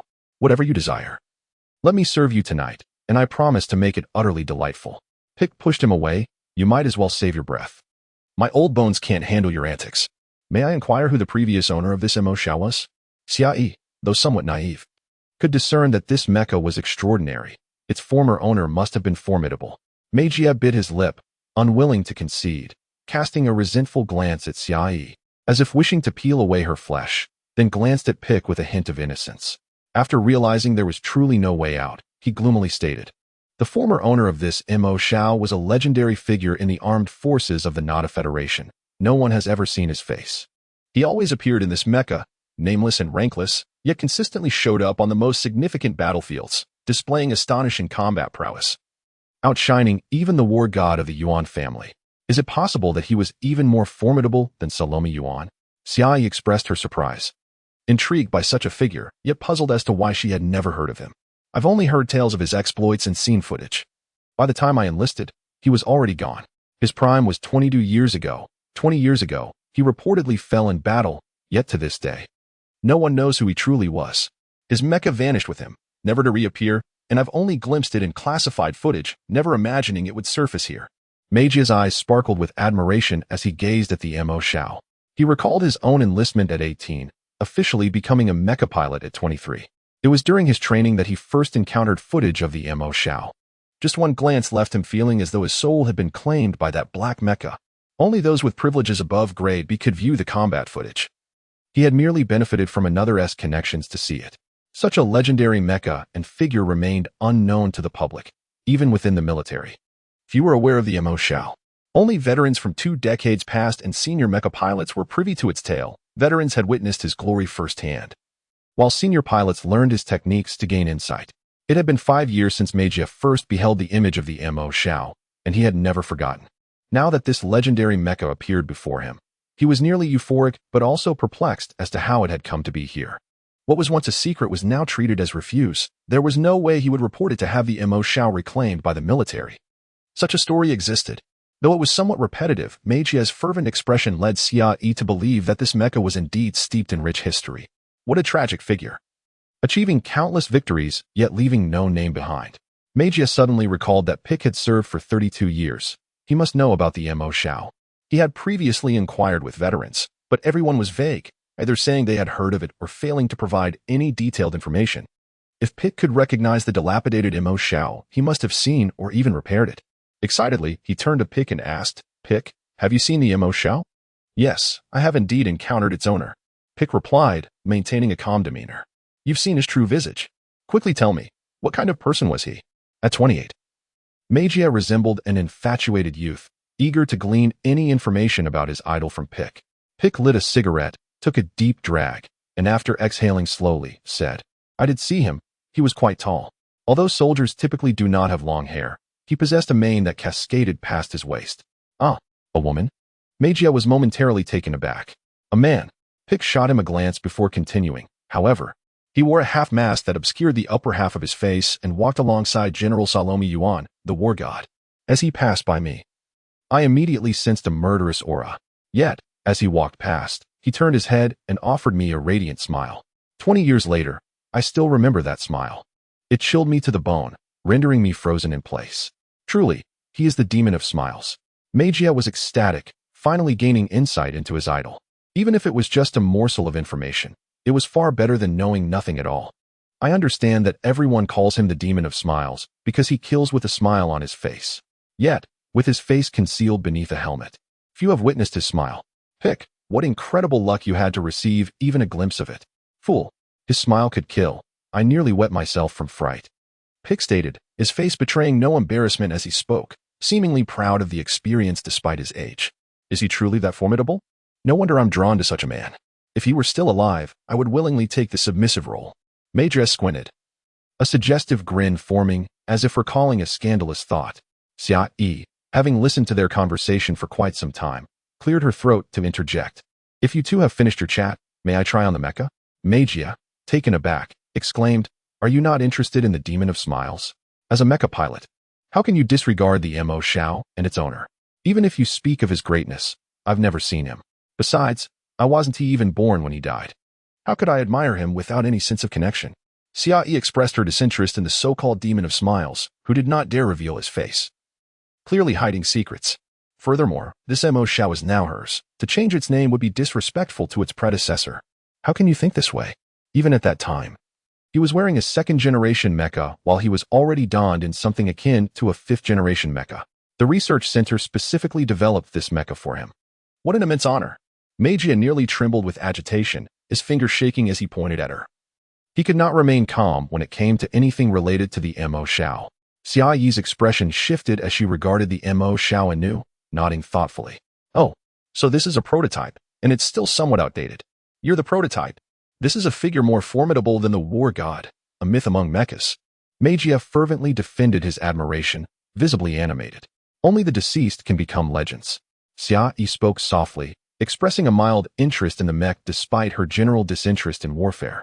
Having experienced the hardships of being unarmed, she felt it prudent to acclimate to the mech as swiftly as possible, so that should she encounter any future adversities, she could retaliate with the mech's formidable power. Approaching the mech's chamber, she smiled at Magia and said, Magia, could you please don the mech and lead the way? We are set to test it out. What a cheeky little rascal. Even Magia scolded her as such, casting a glance at the eager Xiaoyi, who was excitedly awaiting to don the mech. He resolved to impart a lesson on the respect that mech soldiers ought to show their seniors. Believing that her ignorance of the mech's capabilities had led her to underestimate them, Magia went to change into his mech, and Xiaoyi similarly donned her own, named Mo Shao.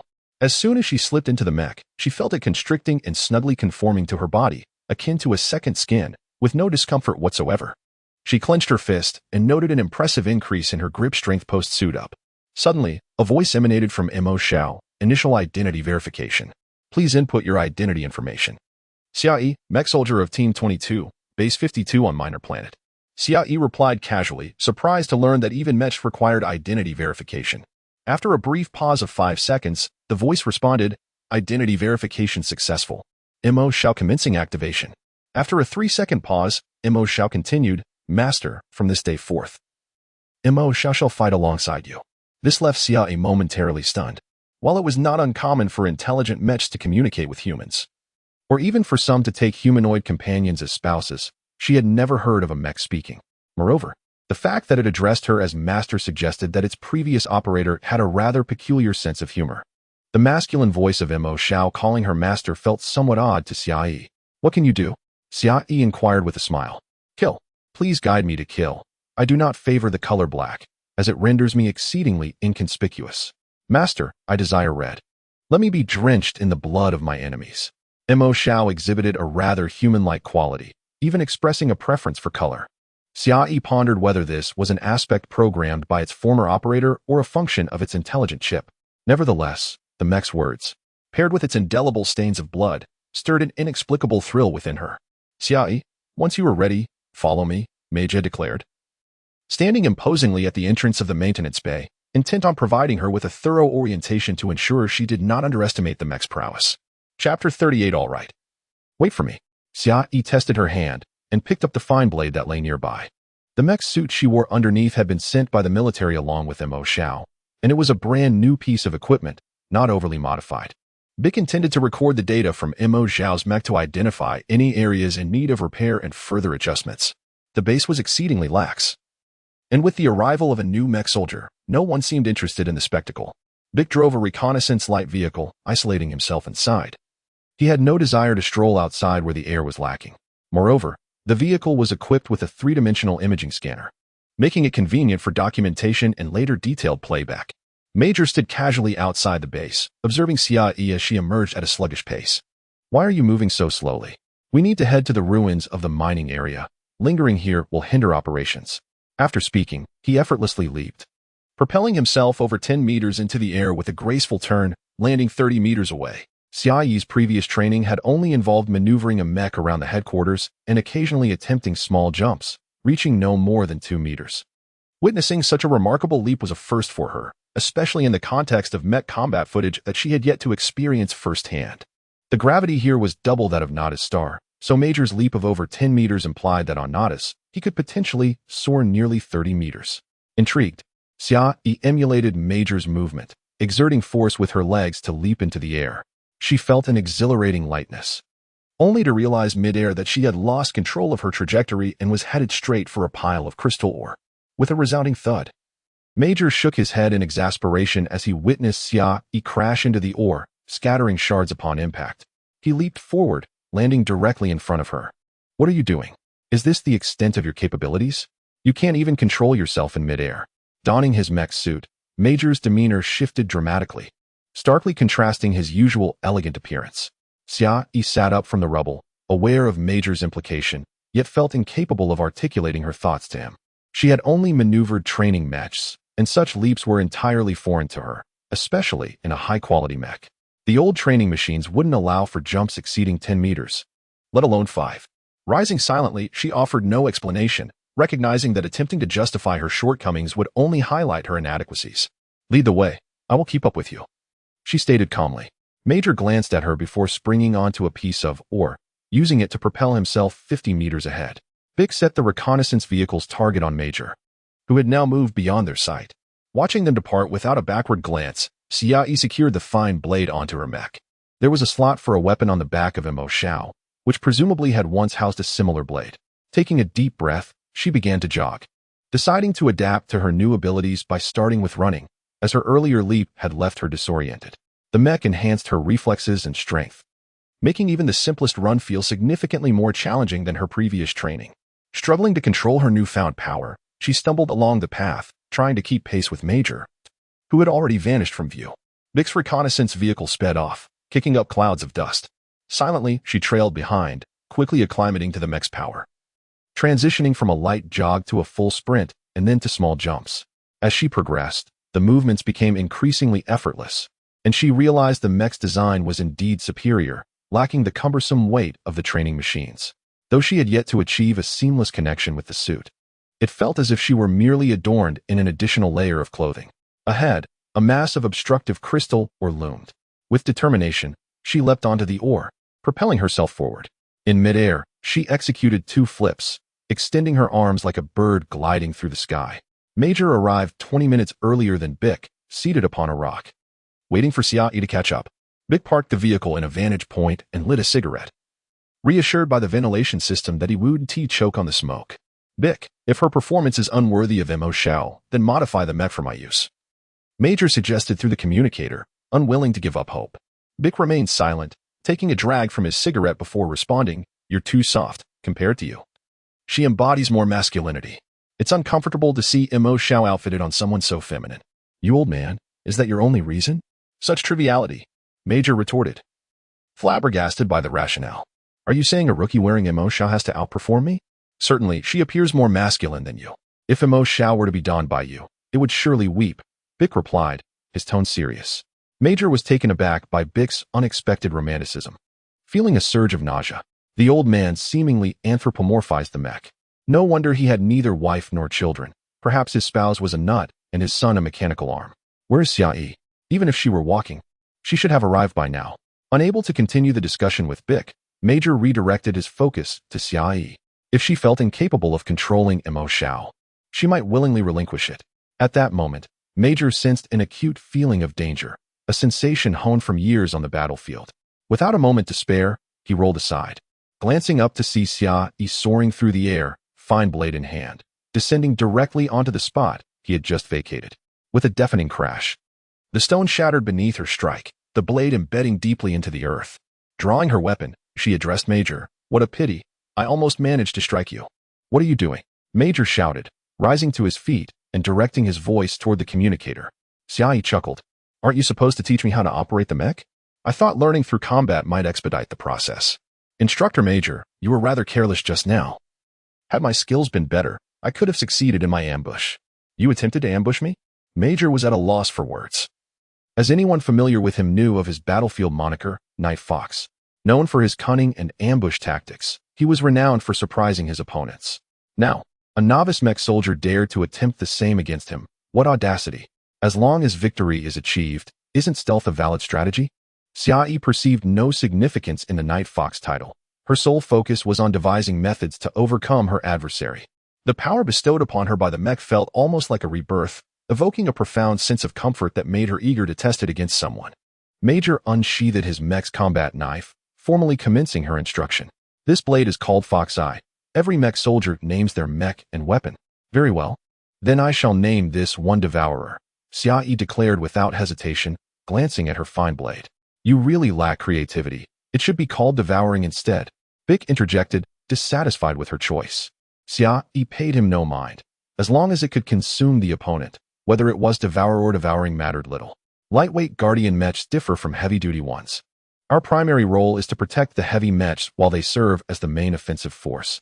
However, we must remain ever vigilant to the movements around us, eradicating any potential threats that could endanger the heavy mecha. Thus, agility and reflexes must be of the utmost caliber. For instance, Mei Jie wielding the Fox Eye suddenly vanished from sight. Xiaoyi, taken aback, widened her eyes in astonishment, swiftly turning around, her hands gripping the Devourer as a shield before her. With a resounding clang, Mei Jie reappeared directly in front of her, the Fox Eye colliding with the Devourer, igniting a shower of sparks. The Fox Eye, a laser-type military blade, surpassed the Devourer in performance significantly. Xiaoyi was reluctant to see the Devourer retired so easily. Loosening one hand, she aimed a strike at Mei Jie's wrist. Mei Jie swiftly raised the Fox Eye, deflecting her punch amidst the flurry of sparks. He anticipated easily blocking the blow but was taken aback as a jarring shock reverberated through his arm, nearly dislodging the Fox Eye as he staggered backward. It was not until he had retreated 5 meters that he came to a halt, his hand gripping the Fox Eye tingling with residual numbness, his brow furrowing at the overwhelming strength displayed. Was your disappearance a function of the mecha? Xiaoyi inquired curiously, prompting Mei Jie to recollect that he had nearly forgotten amidst the demonstration. With a deft motion, he twirled the Fox Eye, gradually shifting to the side.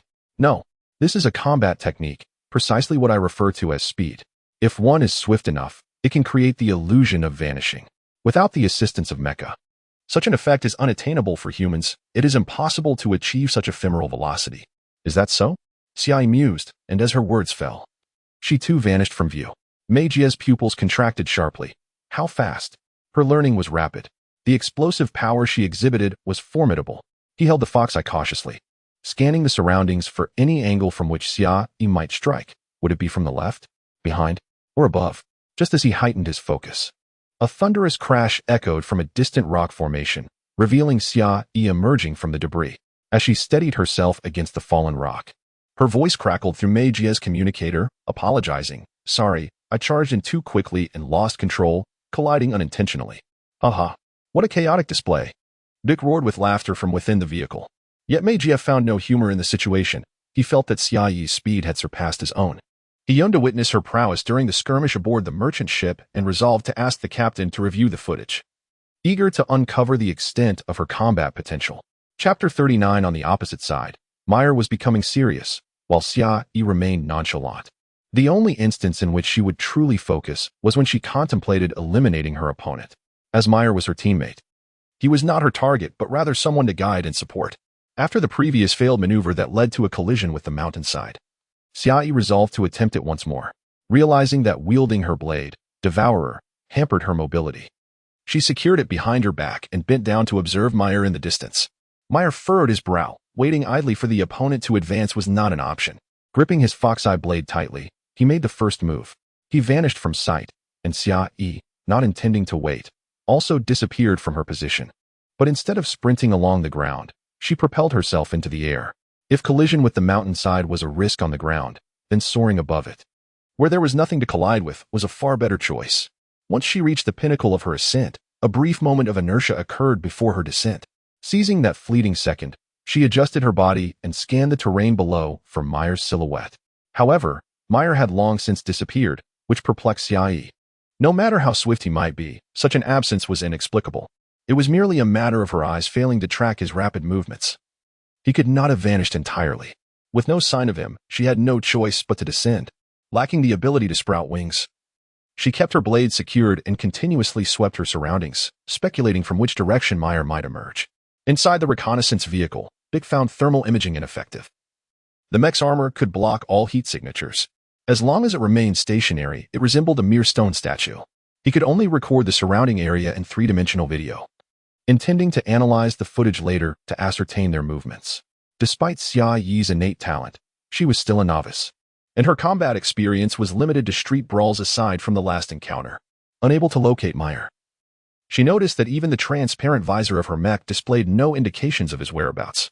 While the gravity of her landing and her distance from the ground were clearly shown, Bick, seated in the reconnaissance vehicle, could discern thermal silhouettes through the visor. As she approached the ground, only 3 meters away from landing, Xia Yi planned to leap back into the air upon touching down.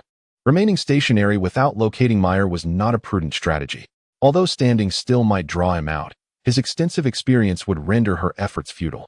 At that moment, Bick suddenly heard a noise from the roof of the vehicle, and Xia Yi's gaze swiftly darted towards it.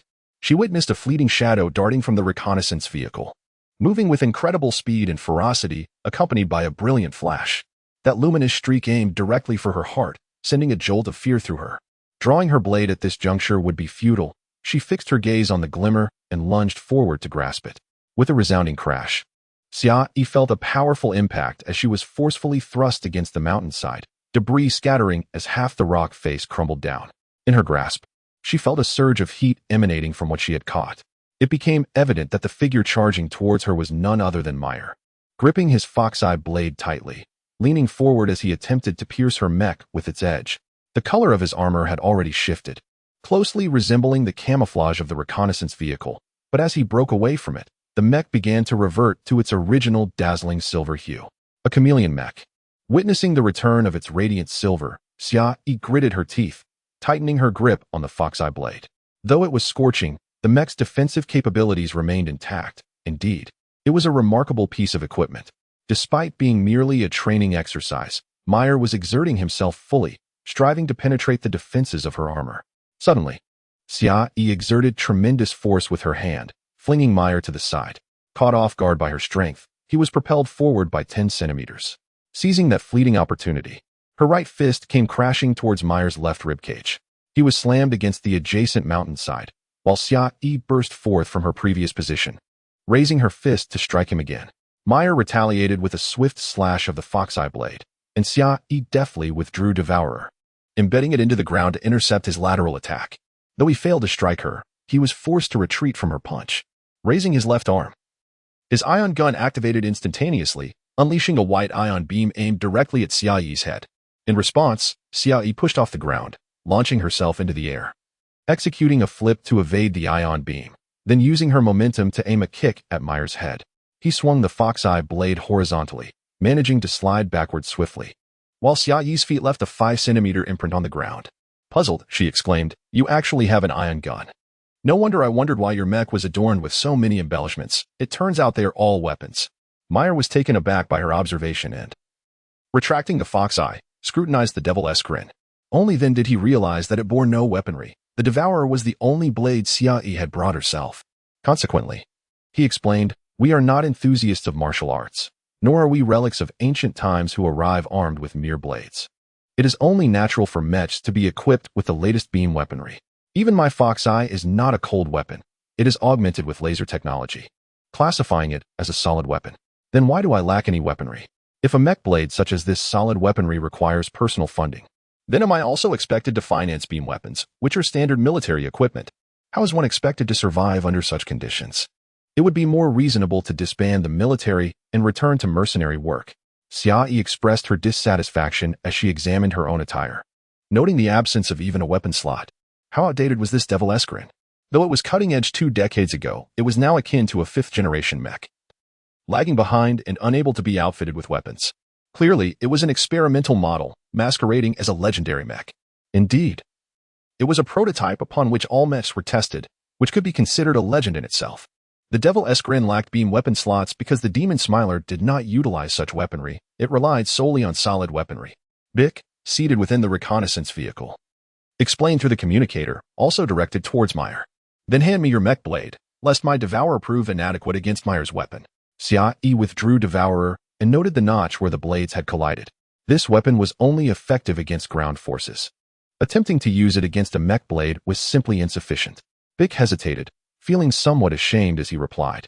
The mech blade used by the demon smiler did not accompany the mech, and I am unaware of its material composition. The last time I saw him, it was hanging at his waist, a completely black blade, its material and craftsmanship likely classified as S-level secrets. Xiaoyi fell silent, and after a moment, she declared, "Whoever is responsible for this, once I find out who withheld my devourer number 2, I will ensure they are so unrecognizable that even their spouse will not recognize them. You seem quite familiar with it, yet that blade is not yours, and you have already named it," Meyer remarked with amusement. "Vic, please equip me with some beam weaponry.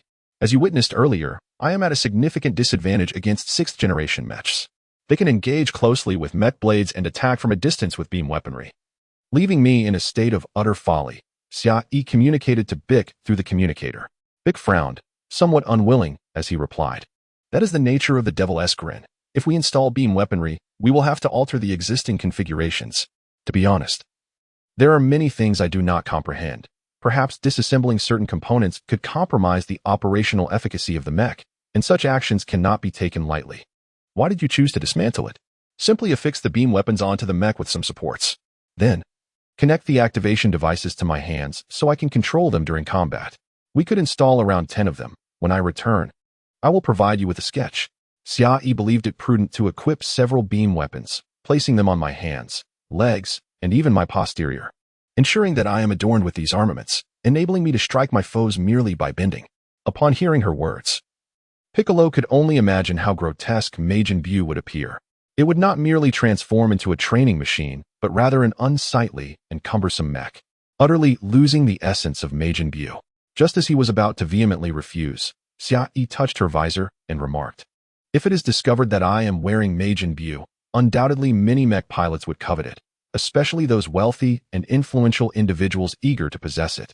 Though they may not wear it, having a mech in their living room or at a banquet to flaunt their ownership of Majin Buu would, in essence, serve as a form of protection for it. Absolutely not.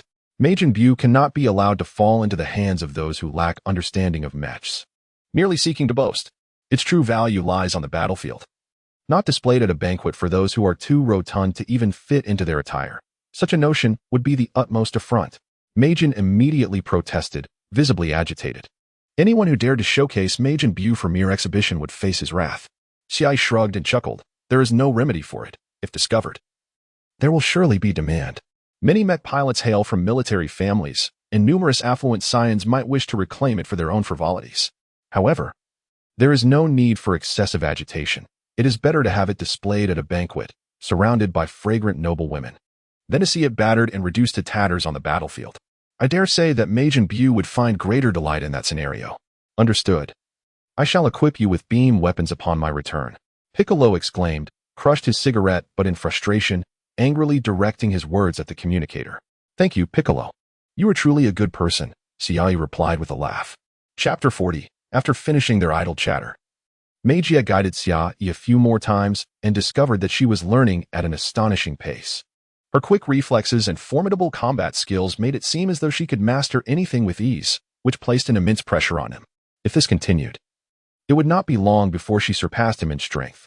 After 4 hours of grappling with this dilemma while instructing Xiaoyi, Meijia finally proposed a return to rest, remarking that while it was guidance, it felt like a battle that could break bones. After years of military service, he had never witnessed such a rigorous form of instruction. It was a matter of life and death. He voiced his concerns, and only then did Xiaoyi agree to return for the day, leading the 3 of them back to the base.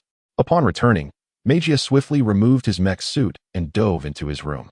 After a refreshing wash, he collapsed onto his bed, immediately feeling the aches in his body. A closer inspection revealed numerous bruises, all inflicted by Xiaoyi's fists. With no other recourse, Meijia made his way to the medical room, where he rummaged for some ointments to spray on himself. This rascal! What was the need for such force during a mere guidance session? He grumbled silently, forgetting that he himself had aimed his strikes at Xiaoyi's vital points without holding back. Meanwhile, Xiaoyi had not returned home. She needed to discuss with Bic how to equip the Demon Smile with beam weapons. However, after sketching a rough design, she was ruthlessly dismissed by Bic. No sooner had she left than Bic erased the sketches from the light board. If they were to follow Xiaoyi's design and install the beam weapons, the Demon Smile would no longer be classified as a light mech, but rather as a small turtle-type mech. Having been expelled by Bic, Xia, clutching her waist, headed to the medical room. She had not encountered Mech on her way, as he had already returned. After sifting through some medications, she couldn't help but grumble about the two nurses who had been transferred to the main base a year ago and had yet to return.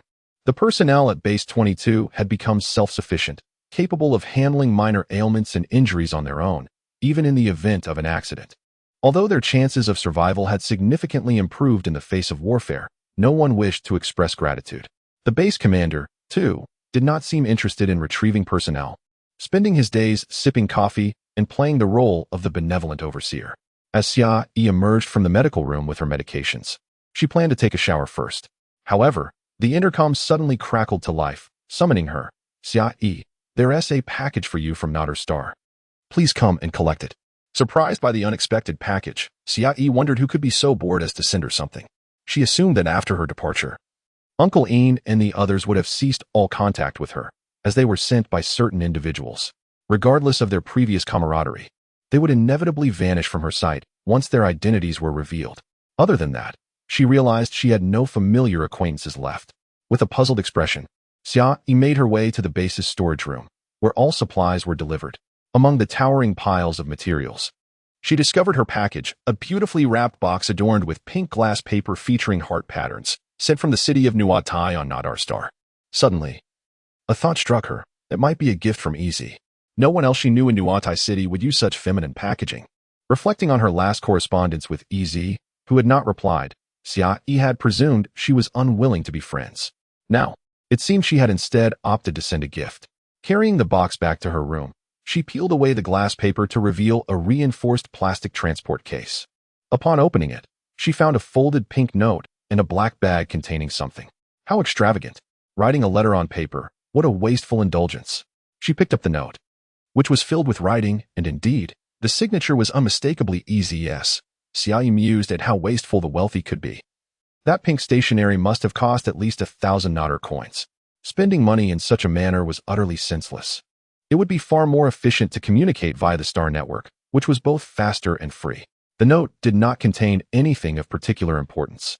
It merely detailed what EZ had been up to over the past few months and concluded with a mention of a birthday gift for Xia. Although the package had traversed interstellar routes and could reach the giant space station in 30 days, it had languished for an extended period before being delivered to Base 52. Ultimately arriving at Base 22 only today, EZ must have inquired ahead of time to ensure her gift would arrive before Xia's birthday. Xia suddenly recalled that her 19th birthday was on June 1st, and with it being only April, she had 2 months to prepare. How thoughtful of EZ to remember such details. Feeling slightly embarrassed, Xia reflected that she had never paid attention to EZ's birthday and realized she couldn't recall EZ ever mentioning it. Had she noticed during her visits to the infirmary? Determined to find out when EZ's birthday was so she could prepare a gift in return, Xia resolved to check the military system on the Star Network. If she had missed it, she would make it up to her on her 20th birthday. She pulled out the black bag to see what kind of birthday gift this affluent young lady had prepared for her.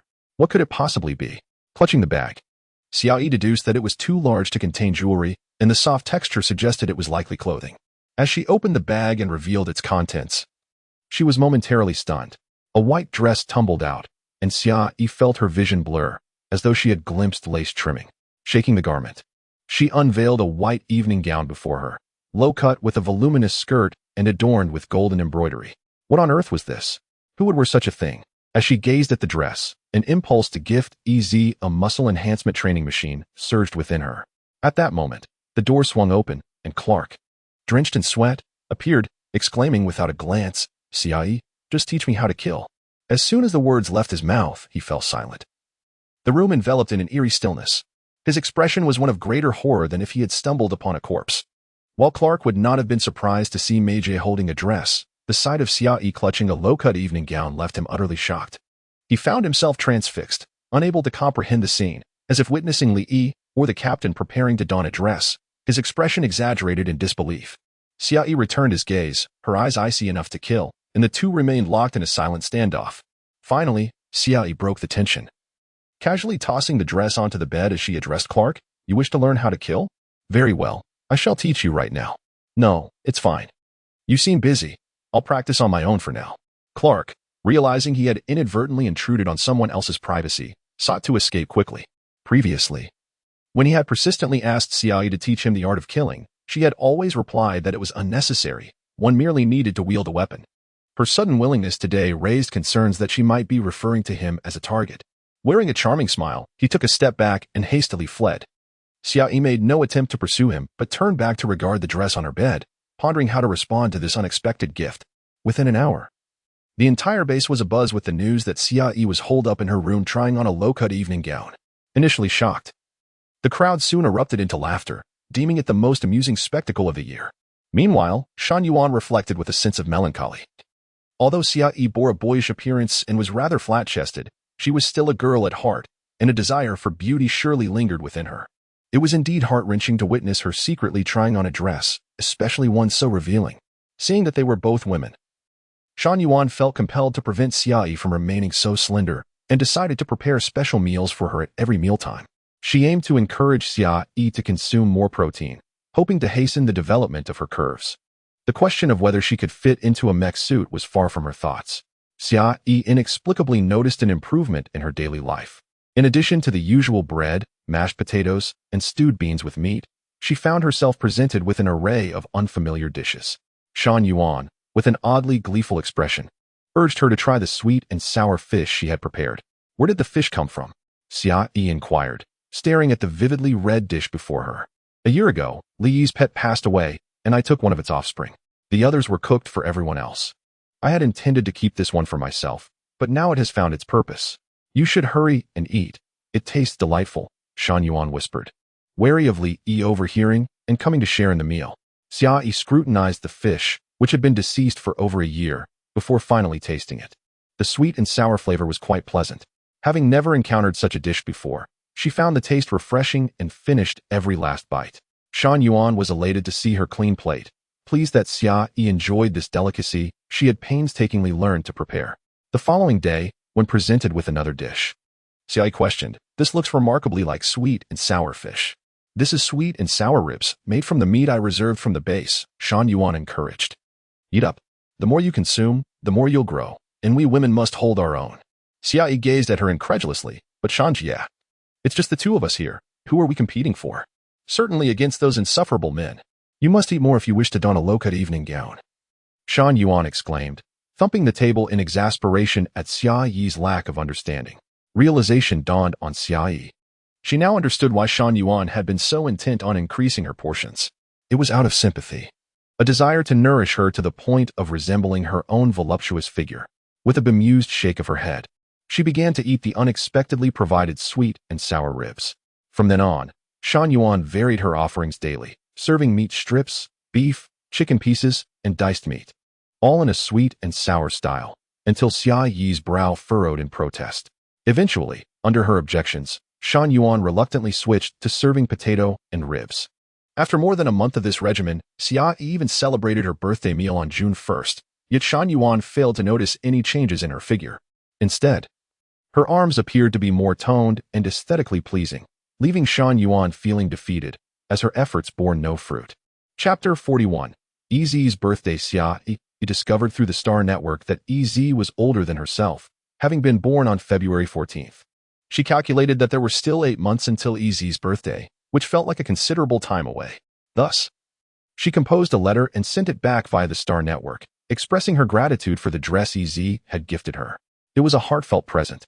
Although the price tag was removed, Clark, being a wealthy young master, recognized the brand instantly.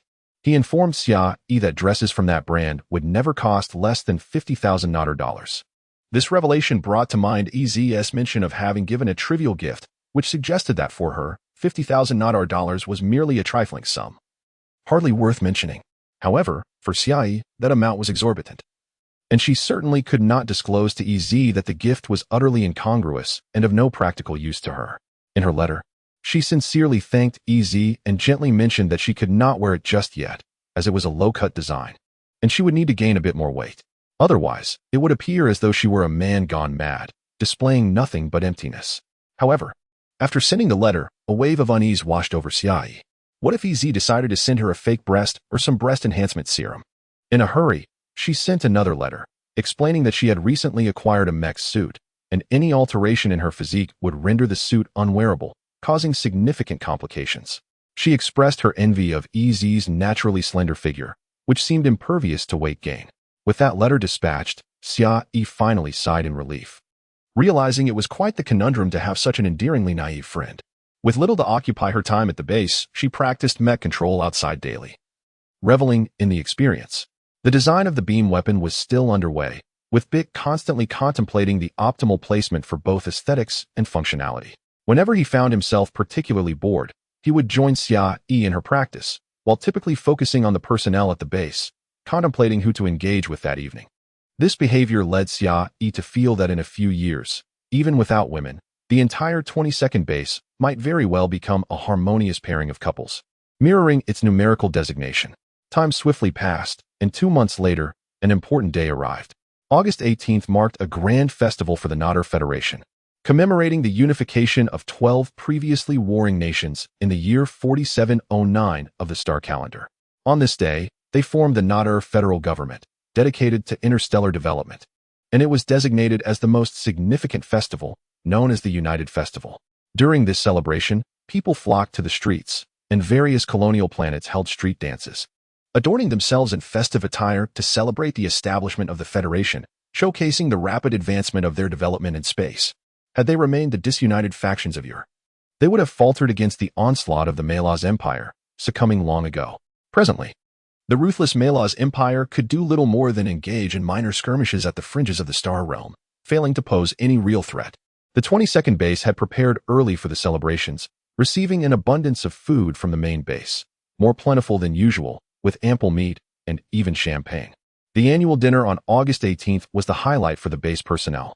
Naturally, at the main base, which boasted a larger female presence, a ball would follow the dinner, where ladies donned exquisite evening gowns, enchanting everyone with their beauty. Even those who typically spent their days observing would appear more radiant that evening. Of course, after the ball, individuals who indulged too much would often awaken the next day to find themselves in the company of someone else.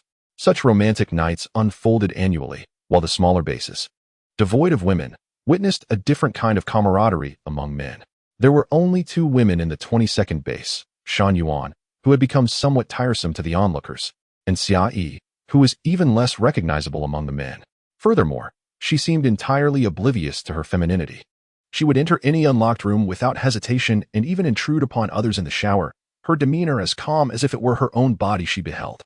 No one in the base harbored any intentions of teasing her, perceiving her merely as an additional younger brother, with not a single thought beyond that. The lack of interest was primarily due to her formidable prowess. If they could not best her, other thoughts simply did not arise. The dinner was under Shan Yuan's purview, and she was bustling about, spotting Xia Yi in military attire at their table, engrossed in the holographic display showcasing the celebrations across the colonial planets. She approached Xia Yi, nudging her. "Xia Yi, why are you still in your uniform? Change into an evening dress so these insufferable men can see a different side of you." Holding a bottle of fruit wine, Xia Yi leaned back in her chair, grinning broadly. "I lent it to Meijia. He looks far more stunning in it than I do." "What? Truly, our base is beyond redemption," Shan Yuan exclaimed, disheartened, and stormed away. Today, the teammates gathered at the table, and Bick, rarely emerging from the maintenance bay, joined them, though he was still busy sketching on a light panel. The table was already laden with a variety of delectable dishes. Before they even began to eat, Captain Nain was already inebriated, sprawled across the table, drumming his palms and singing a tune that was indecipherable. Li Kai sat cautiously beside the captain, tilting his head to listen intently, lightly tapping his hands in rhythm, as if trying to decipher the captain's lyrics. Li Yi had changed his pets once again. This time, he opted for exceptionally cold-resistant creatures, cradling a newborn woolly white elephant in his arms. Xia Yi had often thought him somewhat dim-witted. After all, this was a woolly mammoth. Though it was only a meter long now, it was merely an infant. Adult woolly mammoths tower over 3 meters.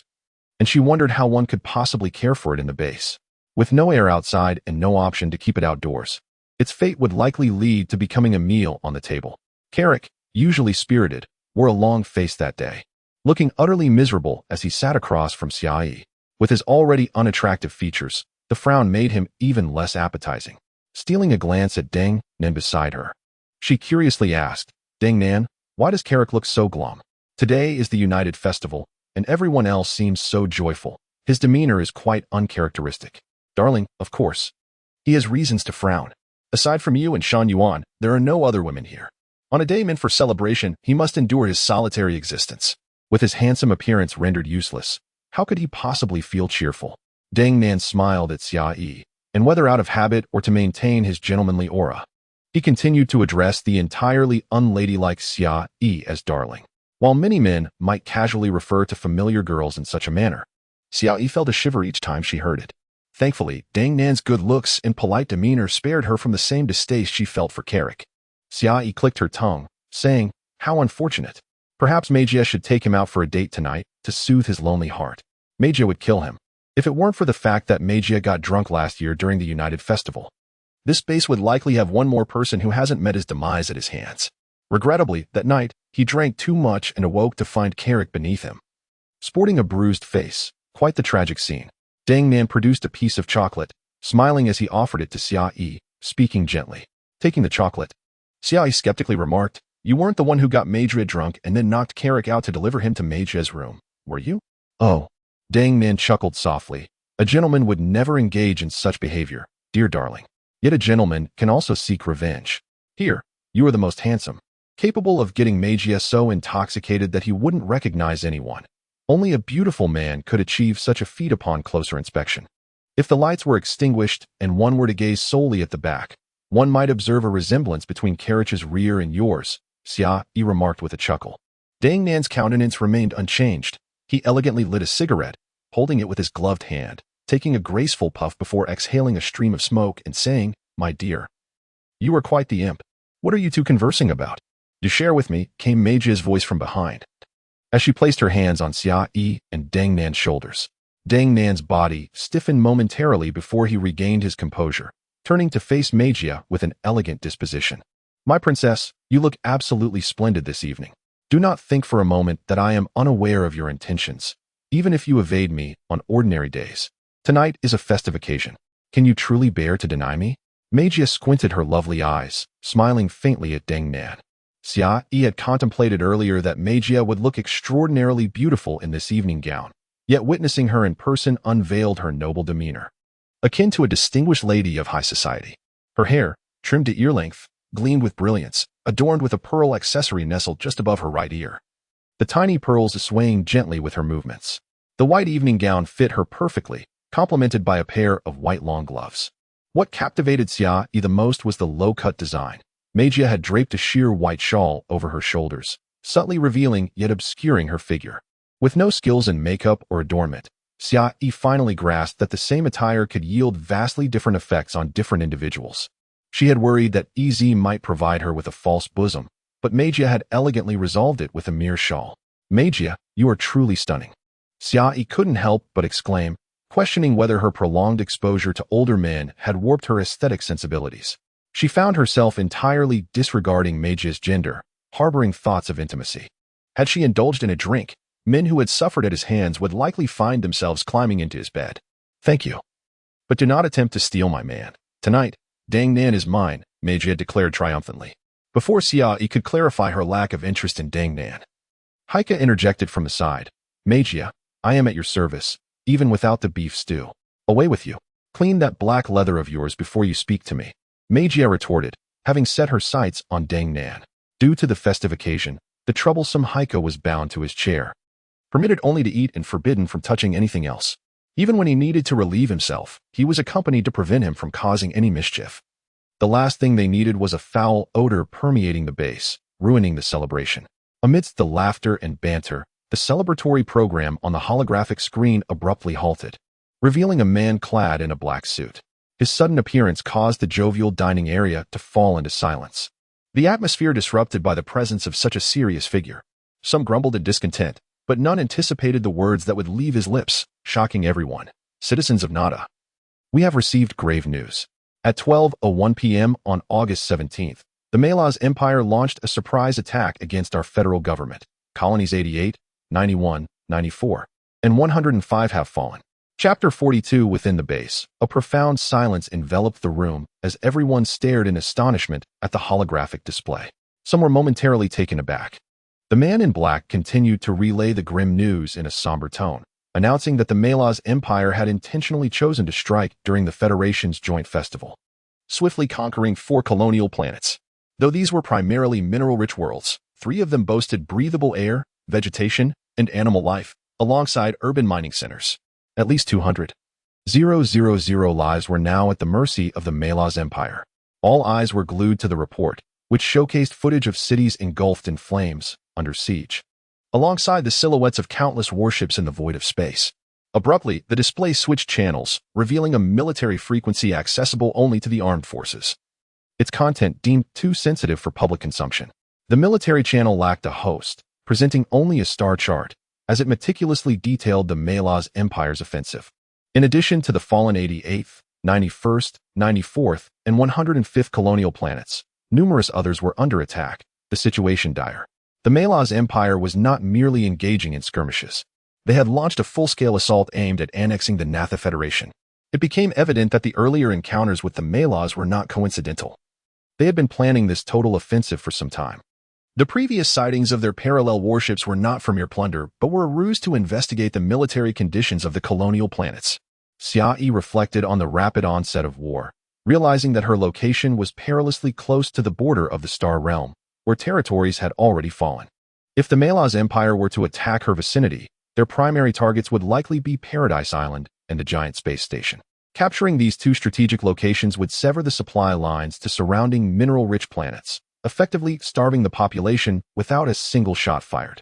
With this thought, Xiaoyi turned to her companions, who were riveted to the display, and proposed, "Should we not cancel the banquet and conserve all available food? If our supplies are interrupted, the crystal ore alone will not suffice." The urgency in her voice prompted immediate action. The banquet was to be halted, and all food reserves preserved. The base commander, Captain Galeth, rose swiftly to address the food situation and summoned Shan Yuan to inquire about the remaining stock. Shan Yuan, a base staff member rather than a soldier, had never encountered warfare in her years of service. The abrupt realization that she was ensnared in the throes of conflict left her trembling. Her responses to Galeth halting and uncertain. Her sole thought was whether she could request to return to her home on Planet 6, a major residential area. Should it fall, the entire Natha Federation would be lost. Xiaoyi's emotions remained subdued, her focus solely on survival amidst the chaos of war. Aspirations of glory held no allure for her. At that moment, perhaps to bolster the morale of the soldiers and stir their patriotic fervor, the display began to showcase captured footage. Unlike the sanitized images viewed by civilians, the military channel presented unfiltered scenes of devastation, revealing the gruesome reality of the conflict. Screams echoed through the footage, captured by surveillance drones controlled by the Star Network, depicting civilians fleeing in terror, only to be mercilessly gunned down by ground forces wielding beam weapons. The medium-sized humanoid mechs, towering at 6 meters, darted through the city, unleashing heavy weaponry. These were the primary assault mechs of the Malaz Empire. They combined the firepower of heavy mechs with the agility of lighter models, operated by a single individual, making them a formidable threat. Meanwhile, the Natha Federation's own medium-sized mechs were still in development. Although there had been previous successes, unforeseen circumstances necessitated a complete redesign. A cursory investigation revealed that the test footage had once been publicly disclosed, only to culminate in an announcement of total failure and the need for a renewed effort. This endeavor spanned 2 decades. While lighter mechs had already progressed to the 6th generation, the medium mechs remaining stagnant. The medium mechs boasted formidable propulsion capabilities, equipped with weapons typically found on armored vehicles and small warships, allowing them to adeptly strike any target. Buildings crumbled under the assault of quantum cannons, reducing countless civilians to ash while others lay lifeless on the ground. The harrowing scenes left many in shock, none more so than Clark, who vomited at the sight. As the footage shifted from urban chaos to the exterior of the colonial base, the relentless barrage of explosions underscored the Malaz Empire's unexpected offensive, catching everyone unprepared for the next day's joint festival. What had been deemed a trivial defense crumbled under the onslaught. The screen filled with soldiers' desperate pleas for rescue amidst the cacophony of explosions, resembling a hellscape. Xiaoyi's gaze settled on a medium mech engaged in fierce combat at the main base of the 91st colonial planet. 5 heavy mechs and around 20 light mechs had initially held the line against the Malaz Empire's advance. However, the tide shifted dramatically with the emergence of a pure white medium mech from their encampment. This mech wielded a massive sword over 2 meters long, cleaving through the naphtha-heavy Mech from a distance of at least 3,000 meters with a beam of energy that seared dark marks upon its target. Remnants of ionized destruction. Unlike beam cannons, this solid weapon could unleash beams with superior agility, targeting any desired location. Moreover, this mech exhibited remarkable mobility, leaping and maneuvering with an agility rivaling that of lighter models. If not for its size, it could almost be mistaken for a perfect lightweight mech. From the moment it appeared, Xia Yi's attention remained fixated on it, even drawing the concerned murmurs of Major Mei beside her, who remarked, "This individual is extraordinary." Medium mechs operate via manual controls, yet he mimics human movements flawlessly. His speed and precision are astonishing. The Melos Empire possesses such talent, a grave threat to us. Xia Yi felt an inexplicable compulsion to watch the mech, ignoring everything else. Adrenaline surged through her veins, her heart racing, making it difficult to breathe. Yet, her eyes remained glued to the mech's every movement. Each transition in the footage that failed to capture the mech momentarily eased her racing heart, allowing her to inhale deeply. However, the moment it reappeared, its relentless slaughter and fluid strikes sent her heart into a frenzied pace. Overwhelmed, she instinctively covered her face. Her expression contorted in distress as her heart seemed to threaten to burst from her chest too fast. Finally, gasping for air, she struggled to quell the pounding in her chest, yet found no solace. As long as that mech remained in view, Xia Yi felt her heart teetering on the brink of explosion. The situation has persisted for an extended period, and the entire Base 91 has succumbed, yet the footage shifts to a peculiar location, as if the surveillance device were being manipulated by someone. Personnel from the Intelligence Bureau have been captured alive. At this moment, Major furrows his brow and speaks in a low voice. What is this? Xia Yi also knits her brow, though her discomfort stems from her heart racing excessively. The Major whispers, the Intelligence Bureau deploys operatives everywhere. They implant chips behind their eyes, enabling direct transmission of what they see back to the Bureau through the Star Network. Once released, these individuals blend into the crowd, transmitting everything they observe instantaneously. However, due to time constraints on the chip's usage, it is activated only during critical moments to relay information directly. He is now risking his life to send back intelligence. Xia Yi takes a deep breath and raises her gaze to the screen, only to find the image trembling. The footage reveals soldiers from the Melos Empire dragging the intelligence operative outside, directly to the white mech. A chilling sensation suddenly washes over Xia Yi, causing her hair to stand on end and her body to grow cold. Her heart felt as though it had momentarily ceased, rendering her utterly devoid of sensation. This was because the side hatch of the mech opened, and a figure leapt forth. Clad in pure white mech armor, with platinum blonde hair so light it resembled silver. He was a man exuding an air of noble grace, a smile upon his face. He approached the operative, his entire visage captured on the screen. His glassy blue-gray eyes seemed capable of drawing forth one's very soul. With a beaming smile, he regarded the operative, suddenly producing an ion gun and aiming it at the man's forehead. From Xia Yi's perspective, the gun's muzzle aligned with her own, and she felt a faint pain at her brow. The Melos soldier spoke a line, but alas, the chip could not transmit sound, leaving Xia Yi ignorant of his words. Then, she witnessed the gun's muzzle gleam, and in an instant, a beam shot forth, causing the image to vanish. With a resounding clap, as the intelligence operative was killed, Xia Yi slammed her palm onto the table and stood up, shattering the table in half. Her chest heaved violently as she gasped for air. Her eyes fixated on the screen, consumed by a singular thought. I have fallen in love with him. I noticed that my words in the author's note below had vanished, so here I am again. Dear readers, starting today, I shall double the updates. Daily single updates are simply unbearable for you, and though I have no saved manuscripts, well, I will endeavor to provide double updates. Currently, updates occur at 9 a.m. and 5 p.m. It seems I ought to say something passionate. Let me think. Let us ignite our fervor. In the final 3 days of the month, there will be double monthly votes. Comrades with tickets, can you lend a few more for these days? 1 ticket becomes 2. 10 tickets turn into 20. Chapter 43. The report had been broadcast for over an hour before it switched back to the regular channel. Even though today marked a joint festival, the fall of the Colonial Star left no one, save for the malicious, in a celebratory mood.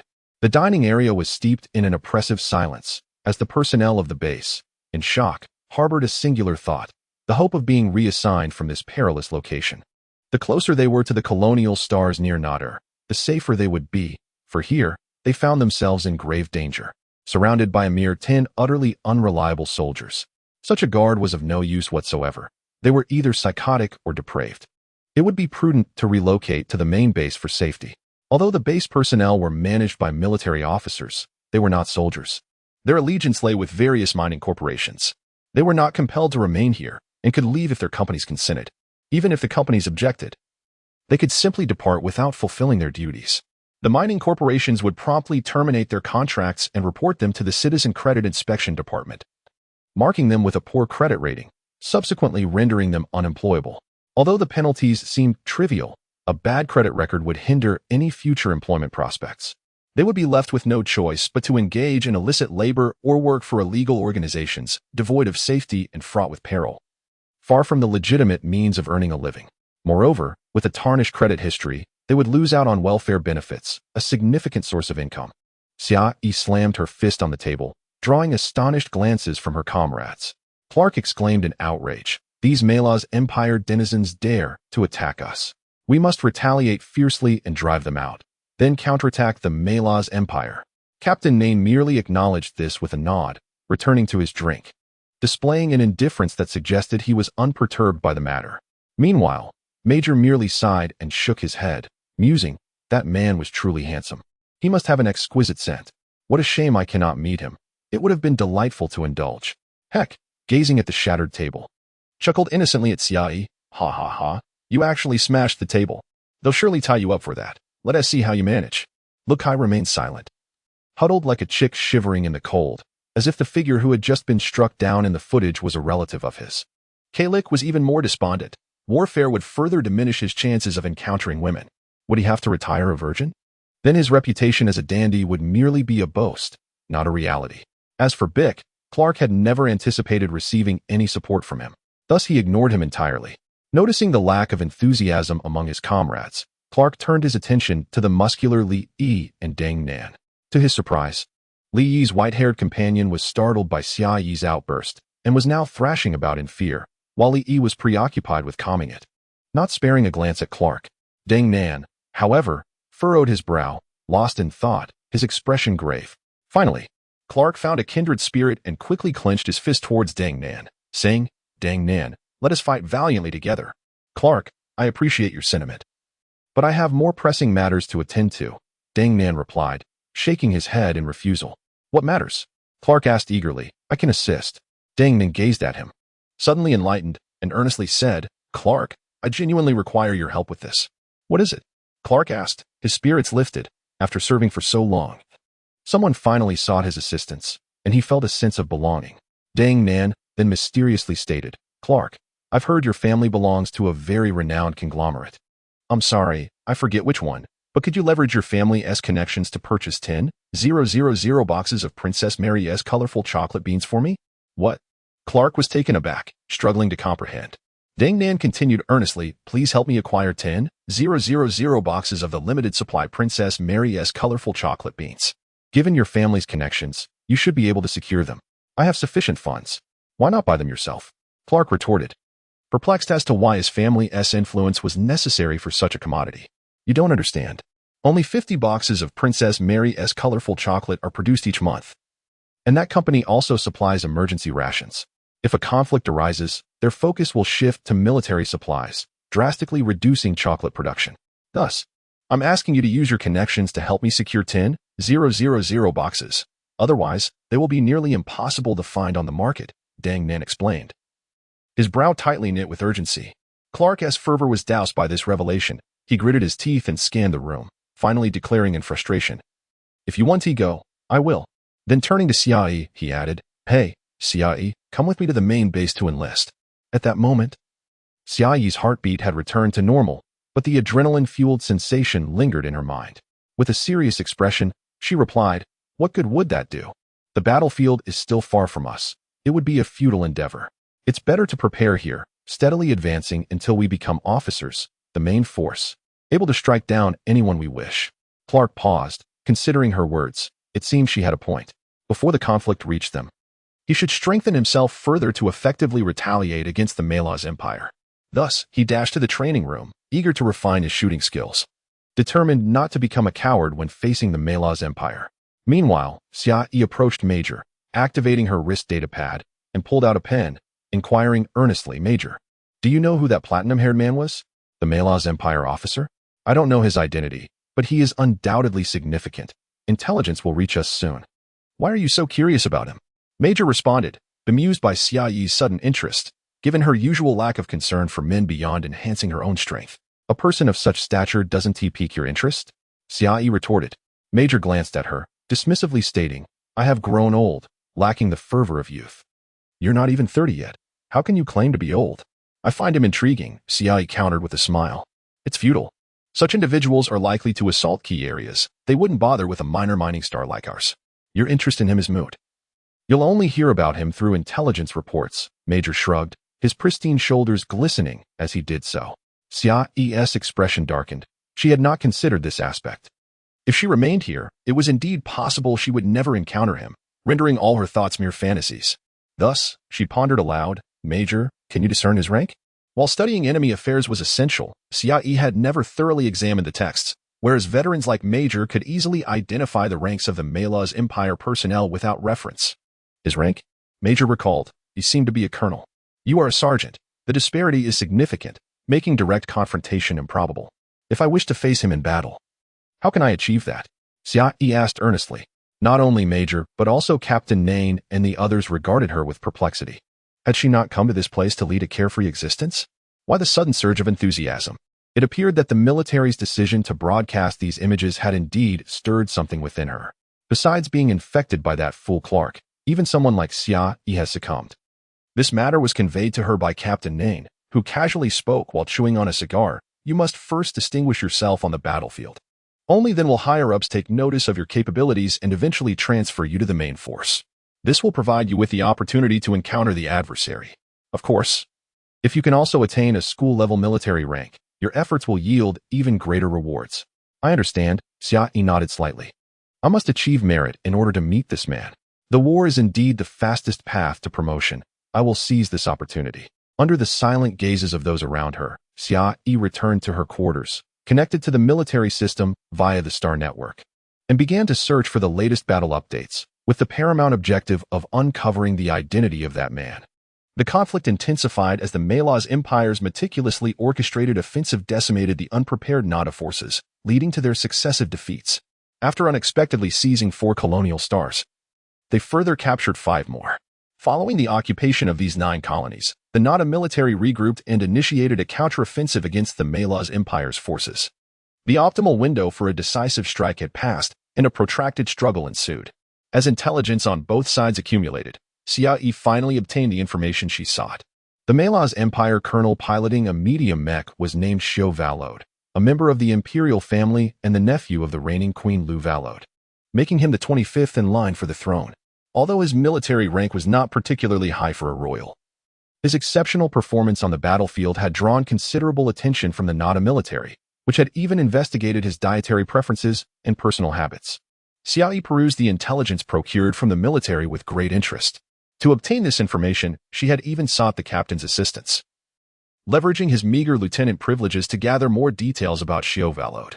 For instance, he was merely 24 years old, recognized as the most talented member of the Valode family. His relatively low rank was a result of his refusal to accept honors bestowed by virtue of his royal lineage. He sought to earn recognition through his own abilities. It seemed he intended to capitalize on this opportunity to achieve merit and advance in rank.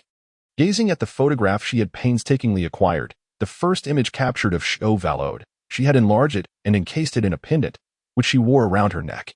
To the uninformed, it might appear as though she harbored such patriotic fervor that she carried the image of her enemy with her, a constant reminder not to forget her grievances. Chapter 44. The 52nd Colonial Star remained tranquil, with personnel transfer reports submitted only to be rejected. The information relayed indicated that this area was secure, and the Malaz Empire had not launched any attacks here, allowing everyone to settle with peace of mind. Furthermore, with the onset of war, energy consumption was exceedingly high. The power crystal ore from the 52nd star was a military necessity, and all mining machines had been dispatched, racing against time to extract and transport the ore. It was inconceivable for anyone to leave. If they did, no one would willingly apply to come back. After all, power crystals were also essential for the warships of the Malaz Empire, and it was only a matter of time before they arrived here unless the Nadar forces could swiftly suppress them, reclaim the fallen colonial star, and drive them out entirely. Otherwise, This place would inevitably become a battlefield. Xiaoyi kept her pendant close and went to the dining area in search of Meijia. There was nowhere else to go. Everyone typically spent their days idling in the dining hall. Upon entering, she scanned the room and spotted Meijia sitting with Deng Nan, so she walked over. "Don't ask me anything. I have no intel at the moment," Meijia said, seeing Xiaoyi approach with a pained expression. "I didn't come to inquire about repairs, rather. I seek your expertise on a matter," Xiaoyi replied, pulling a chair and sitting down earnestly. "Is it regarding mechas or combat?" Meijia casually asked. Acknowledging that he had more experience in combat, Xiaoyi rolled up her sleeve to reveal a datapad. Appearing ready to take notes as she looked at him and said, "It concerns men." Meijia immediately spat out his drink, flustered as he inquired, "What? What about men? I have developed feelings for a man, but he does not know me. How can I get him into bed?" Xiaoyi stated with utmost seriousness, believing Meijia to be quite experienced in such matters. Meijia looked at her, speechless, while Deng Nan, intrigued, asked, "Who is the lucky fellow?" "That's a secret. I cannot reveal it now. I merely want to know how to entice him into my bed." Xiaoyi shook her head, determined not to disclose her target, as that would surely spoil her chances. Meijia cleared his throat, disdainfully remarking, "You are a woman. Isn't it easy to get a man into bed? Do you really need to ask? Just find a secluded spot and shed your clothes. And if he resists? Once the clothes are off, how'd I proceed?" Xiaoyi earnestly noted down Meijia's words, saving them in her star network space. Deng Nan chuckled. "How could he possibly resist, darling? If you're worried about looking too boyish, I can help you with your appearance. Or consult Meijia. He could work his magic, and you would surely become irresistible. That is not what I meant. If he sees me, he might act forcefully. Even if I were to overpower him, I wouldn't know what to do next." This uncertainty troubled Xiaoyi, prompting her to seek Meijia's guidance, as he had successfully seduced every man he encountered without any issues. Meijia scrutinized her for a while before realizing she was serious, then reluctantly said, "All right, I will send some materials to your star network space. You can peruse them on your own. Men are not as difficult to handle as you think. If you intend to force the issue, then your plan of undressing to seduce him might not suffice. Just be careful not to go overboard. It sounds as if you intend to force a confrontation." "Thank you immensely. If the opportunity arises, I shall repay you." Xiaoyi expressed her gratitude, adding, "I will keep an eye on Kaiji and find a way to get him for you. Spare me. I have no desire to be killed by the Yuan family." Meijia shot her a reproachful glance, then, after confirming the military frequency, transmitted his cherished materials to Xiaoyi. Joyfully, Xiaoyi returned to her room to study the materials, determined to understand what Meijia provided so she could act decisively at the opportune moment to win over Xiao. However, after spending 2 days watching over 100 videos in her star network space, she found herself even more perplexed about men. Captain Ney noticed that Xiaoyi hadn't emerged for meals over the past 2 days. Her punctuality was unusual. While dining, he curiously remarked, "Has anyone seen Xiaoyi? It's peculiar that she hasn't shown up for 2 days. Is it possible she has gone to the main base to plead for battle?" "No. She mentioned having a crush on a man, wanting to force him into her bed, but didn't know how. So, I lent her over 100 videos to self-educate." Meijia explained, setting down his spoon and sipping his coffee. Everyone, except Deng Nan, looked at him in astonishment, while Kalik, typically suave, stammered, "That man. It couldn't be me, could it?" She didn't specify who it was, only that he doesn't know her. "If it were you, would she need to seek my advice? With a simple invitation, you would have already pursued her yourself." Meijia shot him a glare, urging him to consider his own appearance. "Who would pursue her? A man as dashing as myself has a line of women waiting for me. I have no interest in a flat-chested woman like Xiaoyi." Kalik scoffed, raising his chin dismissively. Heck, however, chuckled from the side, "Perhaps it's me. Dream on." Kalik retorted, annoyed. At that moment, Xiaoyi staggered into the dining area, having gone 2 days without food and feeling famished. She swayed as she entered, casually pulling out a chair and collapsing onto the table. Weakly, she implored, "Could someone fetch me something to eat? I feel like I'm starving to death." Deng Nan stood up to get her food, while the others curiously watched her, including the usually silent Lakai, who was blushing with excitement.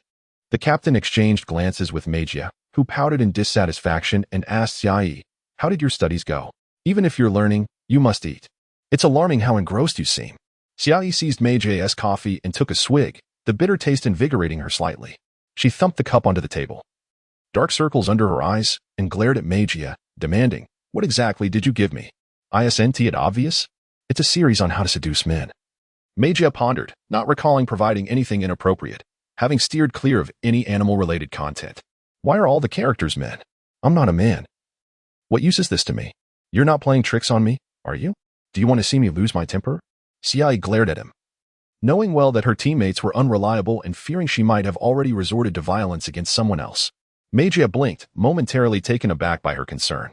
After a pause, he explained, "That's all I have. It features dominant men. I thought you could relate to it. Sensitivity is universal. Just follow their lead." Xiai skeptically replied. "And then what? Should I grab a wrench and poke him?" The room erupted in laughter. Even Heck chuckled, while Clark, who had received an elite education, was momentarily at a loss for words. Meijia found himself speechless, having not considered that aspect. As Dang Nan returned with food, he suggested, "You should eat first. I'll think of a way to help you with this matter. Once you finish, I'll explain. Don't try to deceive me." Xiai shot him a warning glance as she began devouring her sandwich. Noticing her rapid pace, Meijia quickly advised, "Slow down. If you eat too fast, I want to have time to come up with a solution." The others had already finished their meals and should have returned to their tasks. But Xiai's predicament was too amusing. Aside from Bick, who resumed working on mechas, the rest remained seated, eagerly awaiting to hear how Meijia would elucidate the situation to Xiai. Meijia sat beside, deep in contemplation, revisiting all the techniques he had mastered. He pondered how, from a woman's perspective, one might compellingly persuade a man. After all, it was not merely a matter of overpowering him. The task proved to be quite challenging. Moreover, Xiai had already made it clear that the individual in question would undoubtedly resist fiercely, complicating matters further. "Have you figured it out?" "I finished my meal," Xiai remarked, having already completed her sandwich and now sipping water, her gaze calmly fixed on Meijia. With determination, Meijia beckoned her closer with a finger, whispering, "Lean in a little. These matters are not suited for others' ears. What is there to be embarrassed about?" "It's not something scandalous," Xiai retorted, somewhat unwilling. "It is indeed something scandalous. Even if I'm not concerned, others might be, and you should be cautious," Meijia exclaimed, unable to suppress his voice. The captain and the others cast disdainful glances at Meijia. They had been eagerly awaiting a chance to listen in, yet he insisted on whispering. It was utterly outrageous. After much anticipation for some entertainment, he was ruining the mood. Undeterred by their resentful stares, Meijia pulled Xiai closer, murmuring in her ear. Xiai's eyes lit up as she nodded vigorously, quickly jotting down the information on her datapad. However, her expression soon turned to one of confusion, leaving everyone curious about what the two were discussing. At last, Meijia concluded his explanation, calmly reaching for his coffee cup only to find it empty. A realization dawning upon him that Xiai had consumed it all. He set the cup aside. Meanwhile, Xiai touched her lips thoughtfully, uncertainly asking, "Are you certain your method will be effective?" "Of course it will. If it's not, I shall be at the mercy of men," Meijia replied impatiently. "All right, I believe you. Just a moment." Xiai suddenly stood and headed towards the kitchen. Meijia, perplexed, wondered what she was up to. Moments later, Xiai returned, hands clasped behind her back. She approached Meijia and placed an object on the table before him, stating earnestly, "Demonstrate it for me." Looking down at the cucumber on the table, Meijia's expression froze. Xiai had taken a seat, holding another cucumber in her hand, her demeanor serious as she said, "You lick it, and I'll learn." "Ha." Captain Nain burst into laughter, slapping the table in hilarity, even shedding tears from his amusement. Chapter 45. Xiai held a cucumber with a serious expression, staring intently at Meijia. Noticing that he hesitated to pick it up, she urged him, "Meijia, what are you waiting for? Hurry and take it." "Xiai, I don't think this is quite appropriate," Meijia replied, still not reaching for the cucumber. Despite his exceptional skills, sitting in the dining area with a cucumber in hand, licking it, was beyond his comfort zone. Xiai paused, scrutinizing the cucumber in her grasp, and after a moment of contemplation, she nodded in realization. "Indeed, it is rather large. I'll find something more suitable." With that, she took a bite of the cucumber and dashed back to the kitchen. "That is not what I meant," Meijia shouted after her. But Xiai was resolute in her desire to learn. The others suppressed their laughter, eagerly anticipating Meijia's embarrassment, particularly Carriage, who deliberately remarked, "Meijia, why don't you demonstrate with that cucumber? I'd like to see." Meijia shot him a sidelong glance, then bit into the cucumber fiercely, chewing as he declared, "All right. But you better stay put and watch closely." "Of course, I want to leave. I'm looking forward to this," Carriage retorted, a smug expression on his face. "If you dare to leave, I'll make you wish you hadn't tea." Meijia continued munching on the cucumber, his gaze icy enough to kill. Carriage hesitated. muttering under his breath that it wasn't a big deal, and decided to stay. After a while, Xiaoyi returned, carrying a refrigerated convenience box. Placing it on the table, she exclaimed, "I found something great. It's definitely better than a cucumber." Mei Jie felt little joy, as no matter how good it was, it remained a long, cylindrical object that wouldn't lift his spirits in such a context. "Here, this should do, fresh milk flavored," Xiaoyi said, producing a fresh milk popsicle from the box. This simple, inexpensive treat, barely qualifying as ice cream, was something Shan Yuan had made herself to satisfy her cravings. Really? Mei Jie's mood brightened significantly. Holding a cucumber felt embarrassing, but a fresh milk popsicle was worth trying, especially with carriage present. He would have to endure some discomfort. Since it was homemade, there was no packaging, and Xiaoyi handed the popsicle directly to Mei Jie. She took one for herself as well, closing the cooler and looking at him earnestly, waiting for him to teach her technique. Mei Jie examined the popsicle. It was indeed smaller, and the taste was certainly more pleasant than merely gnawing on a cucumber. He observed Xiaoyi, picked up the popsicle, and began to lick it, while she watched with rapt attention, marveling at the dexterity of his tongue. "See, follow my lead," Mei Jie teased, raising an eyebrow and casting a flirtatious glance at Xiaoyi before shifting his attention to the others. Noticing the change in his demeanor, Lu Kai was the first to flee, while Captain Dang Nan gracefully stood and claimed he needed to collect a gambling debt, promptly following suit. Captain Nan, already tipsy in the daylight, had slumped over the table, either feigning sleep or genuinely unaware of his surroundings. Only Heike and Carriage remained seated at the table, awaiting the unfolding of this scandalous scene, while Clark contemplated leaving but was equally drawn to the spectacle, as he too was a spirited youth. With his youthful exuberance yearning for an outlet, witnessing this scene seemed an acceptable diversion. Li Yi, however, had no interest in their antics. His focus was solely on the adorable long-haired white elephant. Furthermore, the elephant's trunk was far thicker, rendering the slender popsicle unworthy of his attention. Xiaoyi mimicked Mei Jie, and the two of them sat side by side, licking their popsicles. Xiaoyi frequently bit into hers, prompting Mei Jie to chastise her. Evidently embracing the role of a strict instructor, they were earnestly engaged in their practice, yet the three observers could hardly contain themselves. Clark was the first to bolt, his face flushed with an unusual hue as he dashed out toward his room. Meanwhile, Heike sat mesmerized, watching Mei Jie, oblivious to the blood trickling from his nostrils. Finally, he suddenly sprang to his feet, scanning for Shan Yuan in the dining area before rushing out, his roar echoing in the distance. "Remarkable," Xiaoyi remarked, gazing at Mei Jie, whose movements were mesmerizing and laced with a hint of seduction. She then glanced at the men who had rushed out, left in awe. Carriage bent over, attempting to slip away, but was taken aback when Mei Jie licked his popsicle and intoned in a low voice, "If you dare to leave, I'll make you wish you hadn't tea." "Are you joking?" Carriage replied, hunched over as if to shield himself from something, offering a dry laugh in response to Mei Jie. "I'm serious. If you leave, I have 100 ways to make you regret it. If you want me to spend every night this year focused on you, then feel free to step outside." Mei Jie continued licking the popsicle, his eyes glinting with a predatory intensity directed at Carriage, akin to a fierce beast on the hunt. Feeling a chill run down his spine, Carriage's back grew cold, and his legs weakened, forcing him to slump back into his chair. Though he sat down, he remained hunched over, nearly lying on the table. Xiaoyi, puzzled, inquired, "Carriage, do you have a stomachache?" "Not at all," he replied, his face reddening with embarrassment. "Then why are you hunched over?" "Here, have one," Xiaoyi offered, retrieving another popsicle from the cooler. "The cool, refreshing taste is quite delightful. You should try it." Carriage thought to himself how dense Xiaoyi was. Even if he hadn't eaten pork, he should have seen a pig run. He was in this state, and she was offering him a popsicle? Was she intentionally playing with him? Yet, her earnest demeanor suggested that she was completely oblivious. How I wish this place were closer to the star. It would be so much better to enjoy popsicles in the heat, Xiaoyi mused aloud. Eating popsicles while running the heating system seems a waste. Popsicles. That's it. We can use this to cool down. Carriage suddenly had a revelation, his gaze fixed on the popsicle in Xiaoyi's hand. Reluctantly, he said, "Since you're so thoughtful, I'll graciously accept one. Don't think that I'm doing this because I like you," he added. "Are you going to eat it or not?" "I have to focus on my studies," Xiaoyi frowned. "Yes." Carriage quickly accepted the popsicle, shoving it into his mouth. The cool, milky flavor calmed his restless heart. Just as he congratulated himself on his cleverness, his gaze was drawn back to Mei Jie. This time, instead of licking, Mei Jie was rapidly sucking on the popsicle. Xiaoyi, flustered, dropped hers into chaos. She shook her head, picked it up, and tossed it into the cleaning robot.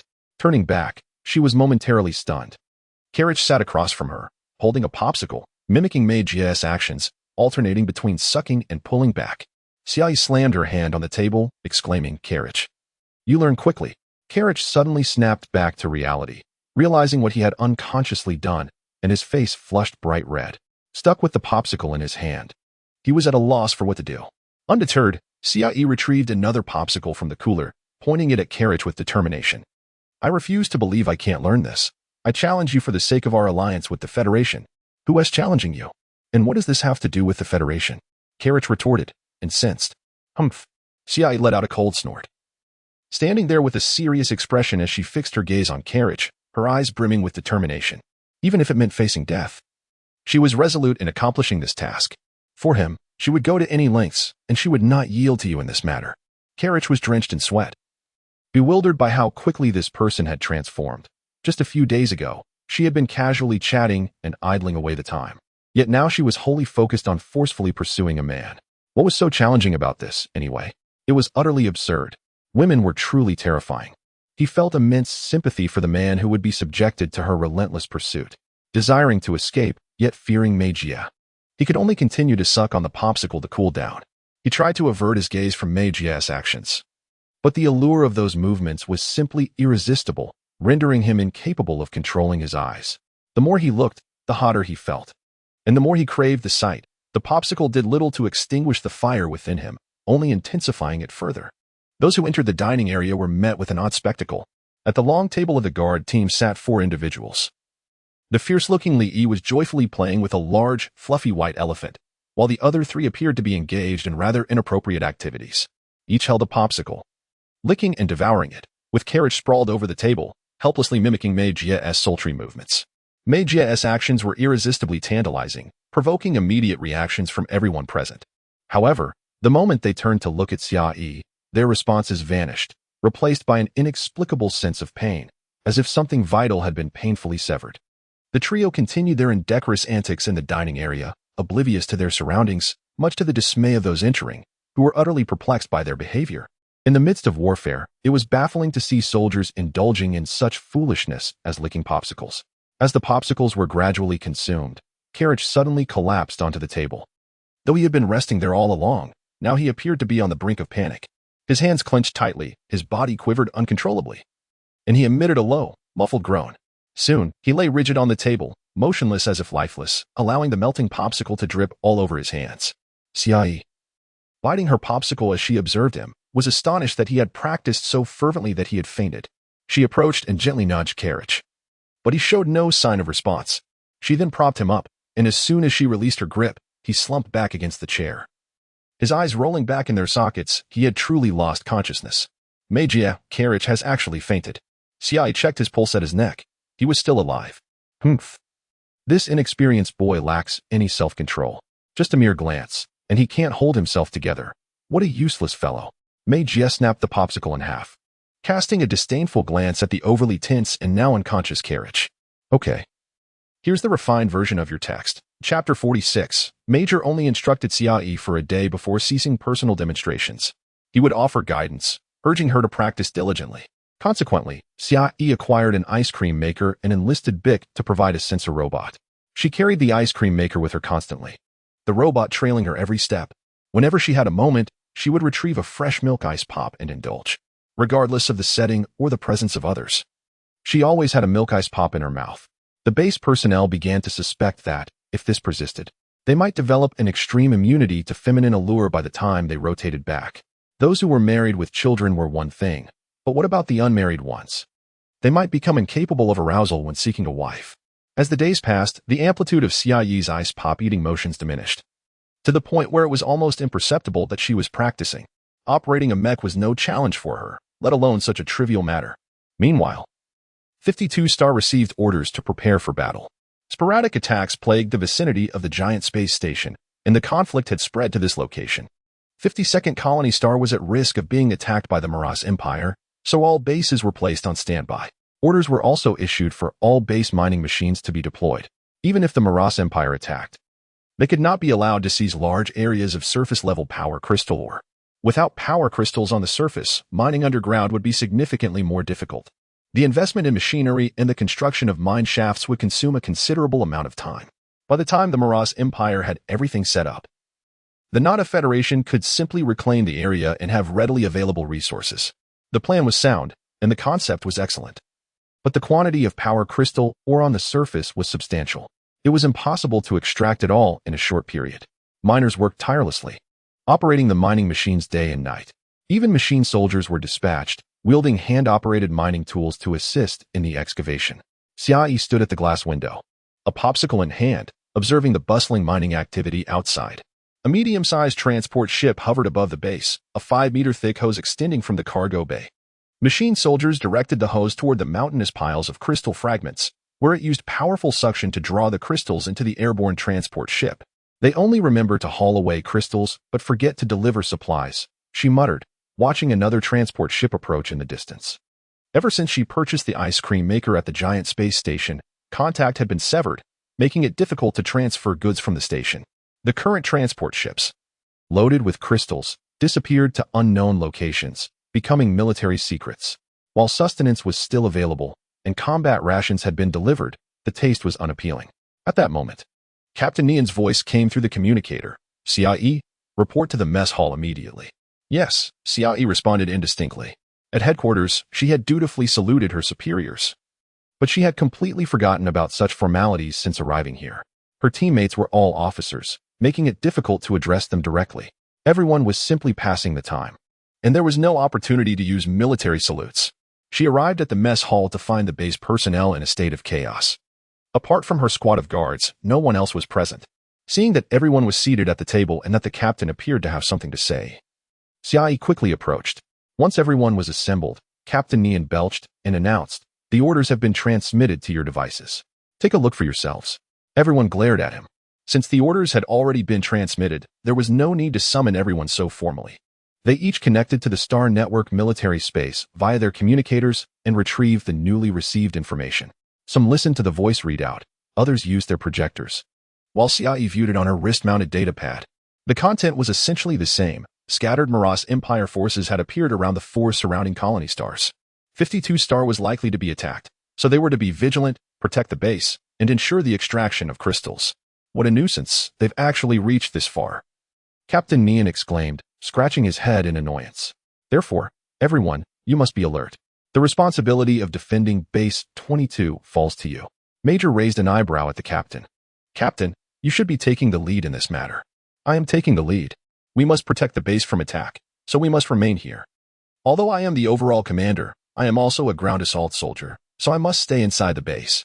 You and Xia are Met pilots. So reconnaissance is a minor task for you too, the captain said nonchalantly. That's absurd. I need to do my nails and take care of my skin. I don't have time for reconnaissance. Look, I'm already getting crow's feet, Major protested, craning his neck and pointing at the corner of his eye, trying to show the captain. The captain clicked his tongue and leaned back, trying to distance himself from the Major's face. Clark was extremely eager. He had been anticipating going to the battlefield for a long time, and now that the opportunity had finally arrived, he couldn't simply remain inside the base. He jumped to his feet and shouted with fervor, "Captain, I volunteer to drive a reconnaissance vehicle and scout out the enemy's situation. You're not a mech pilot. Why are you volunteering? Besides, if you leave, we'll have one less ground assault soldier," Captain Nian said, glancing at Clark. It wasn't that he didn't want him to go, but he had been directly informed by his superiors that this was a young master who was simply here for leisure. "I can drive an armored vehicle at over 400 kilometers per hour.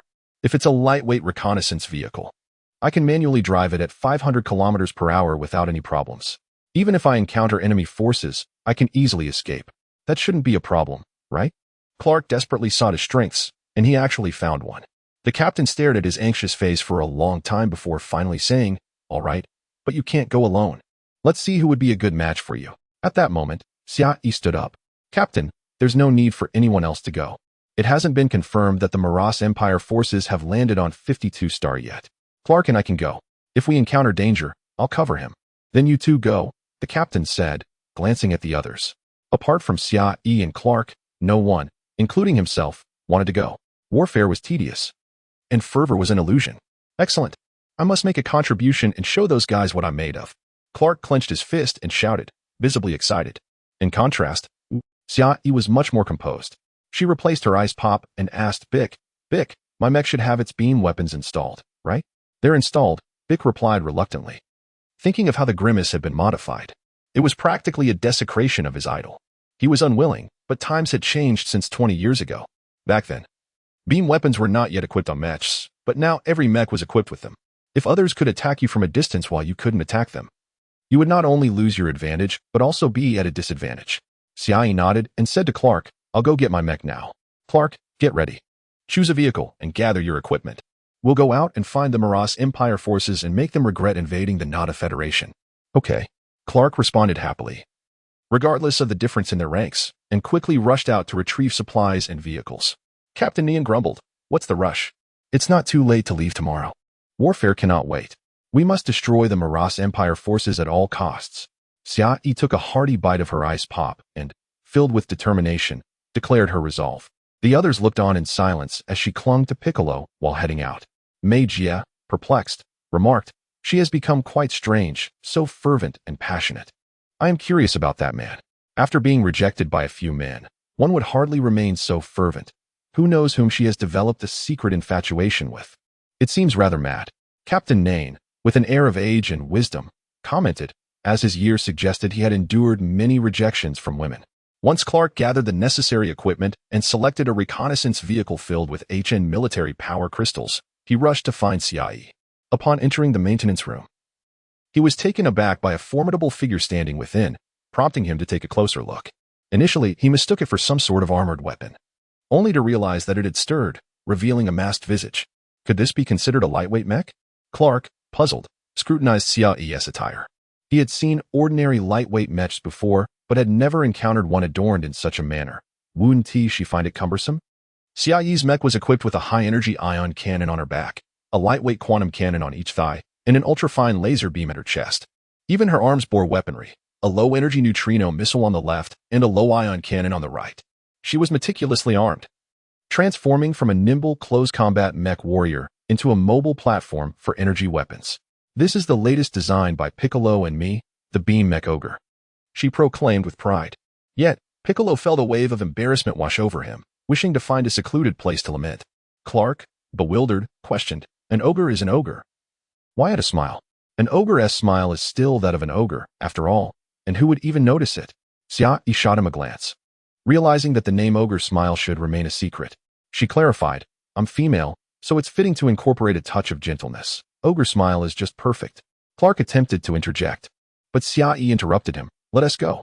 Why waste time on unnecessary chatter? As long as I'm here, I'll take down any medium mech we encounter.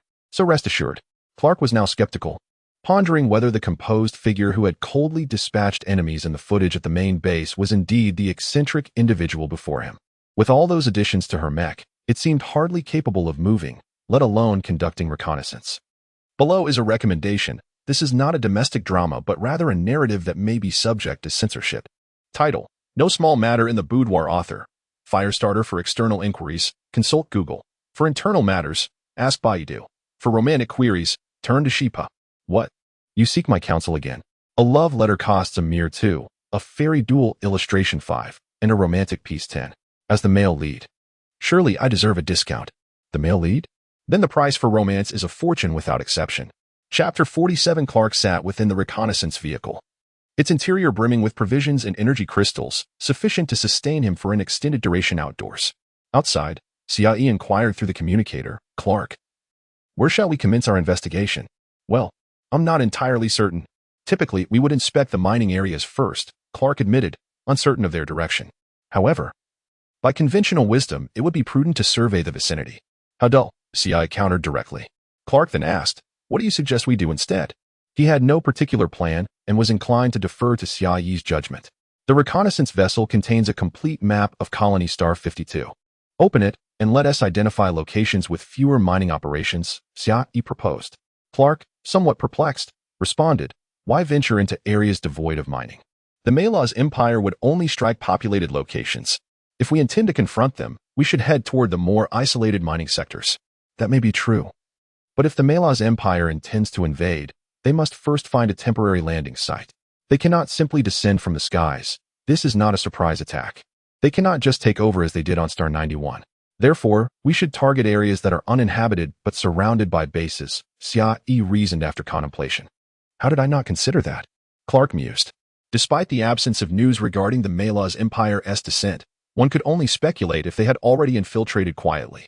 Their movements would soon become evident. A large-scale assault would inevitably be detected by satellites, necessitating the use of small vessels equipped with anti-scan devices to transport personnel in batches.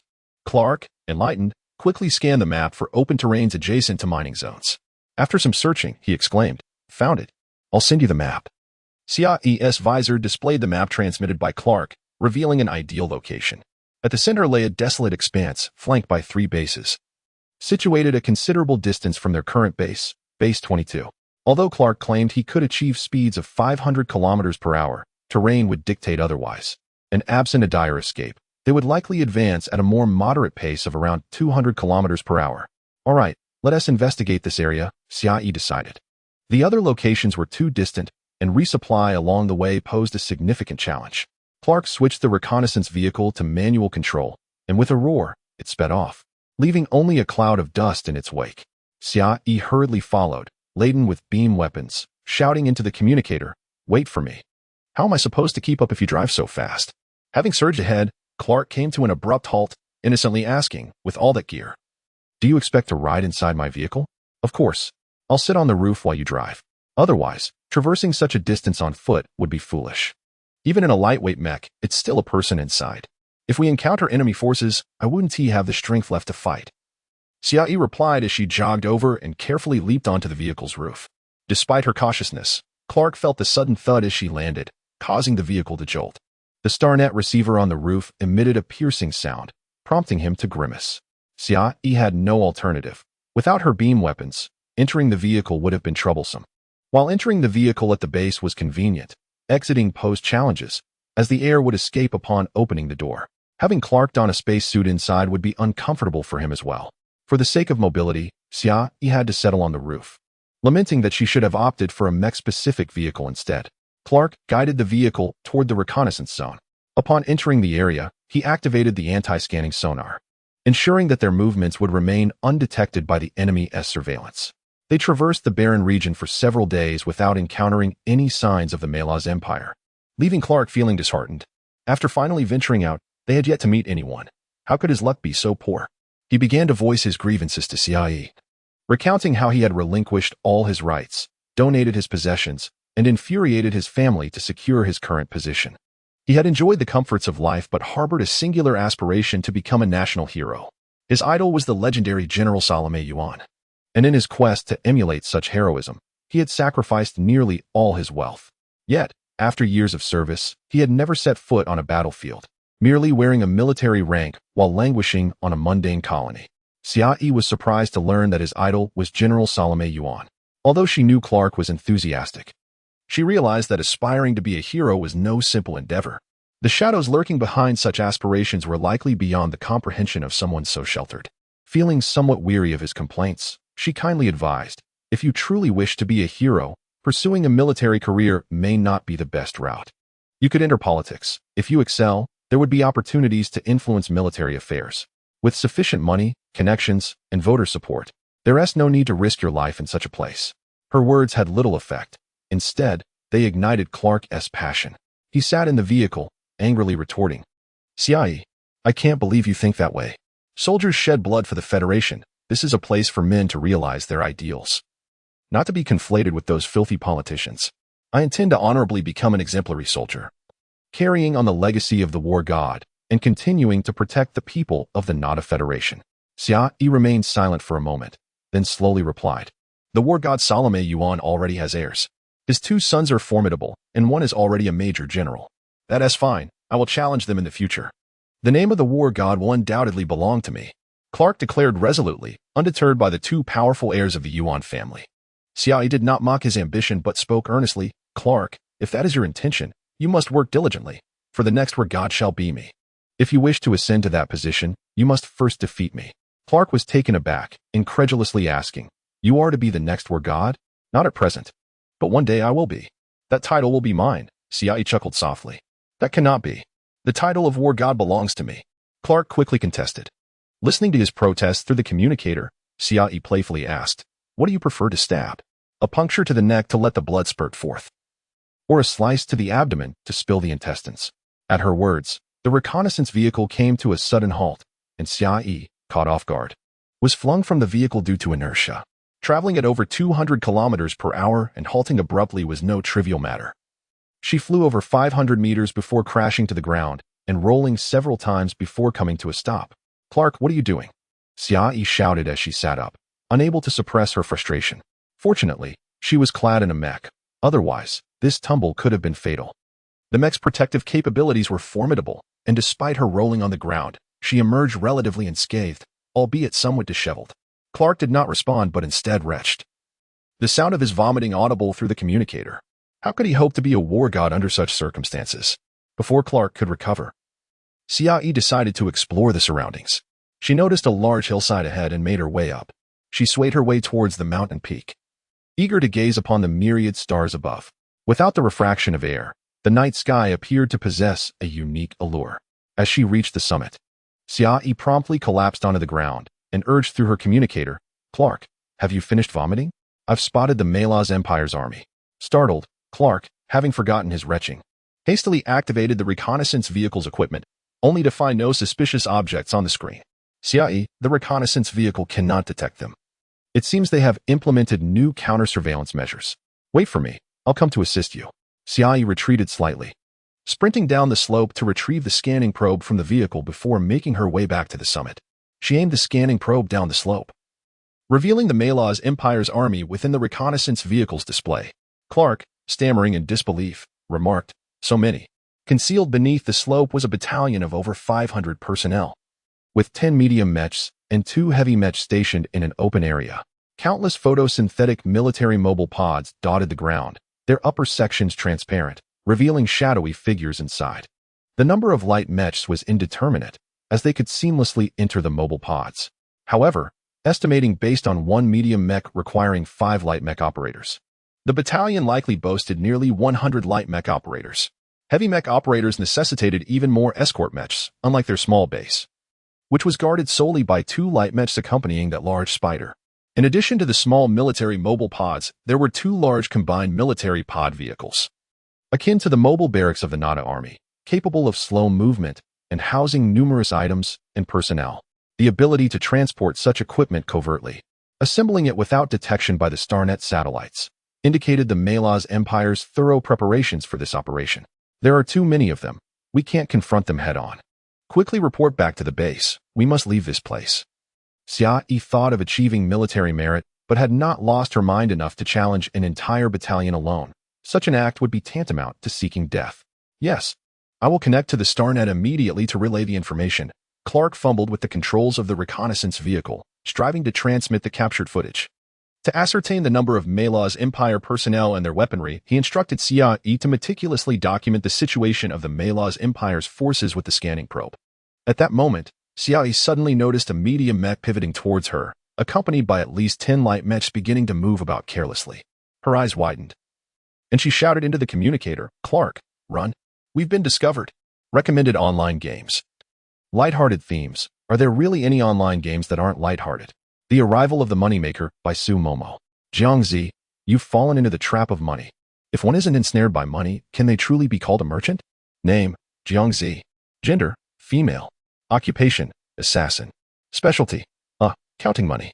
Chapter 48. With remarkable alacrity, Clark veered the reconnaissance vehicle around, roaring off in the opposite direction. "What about you?"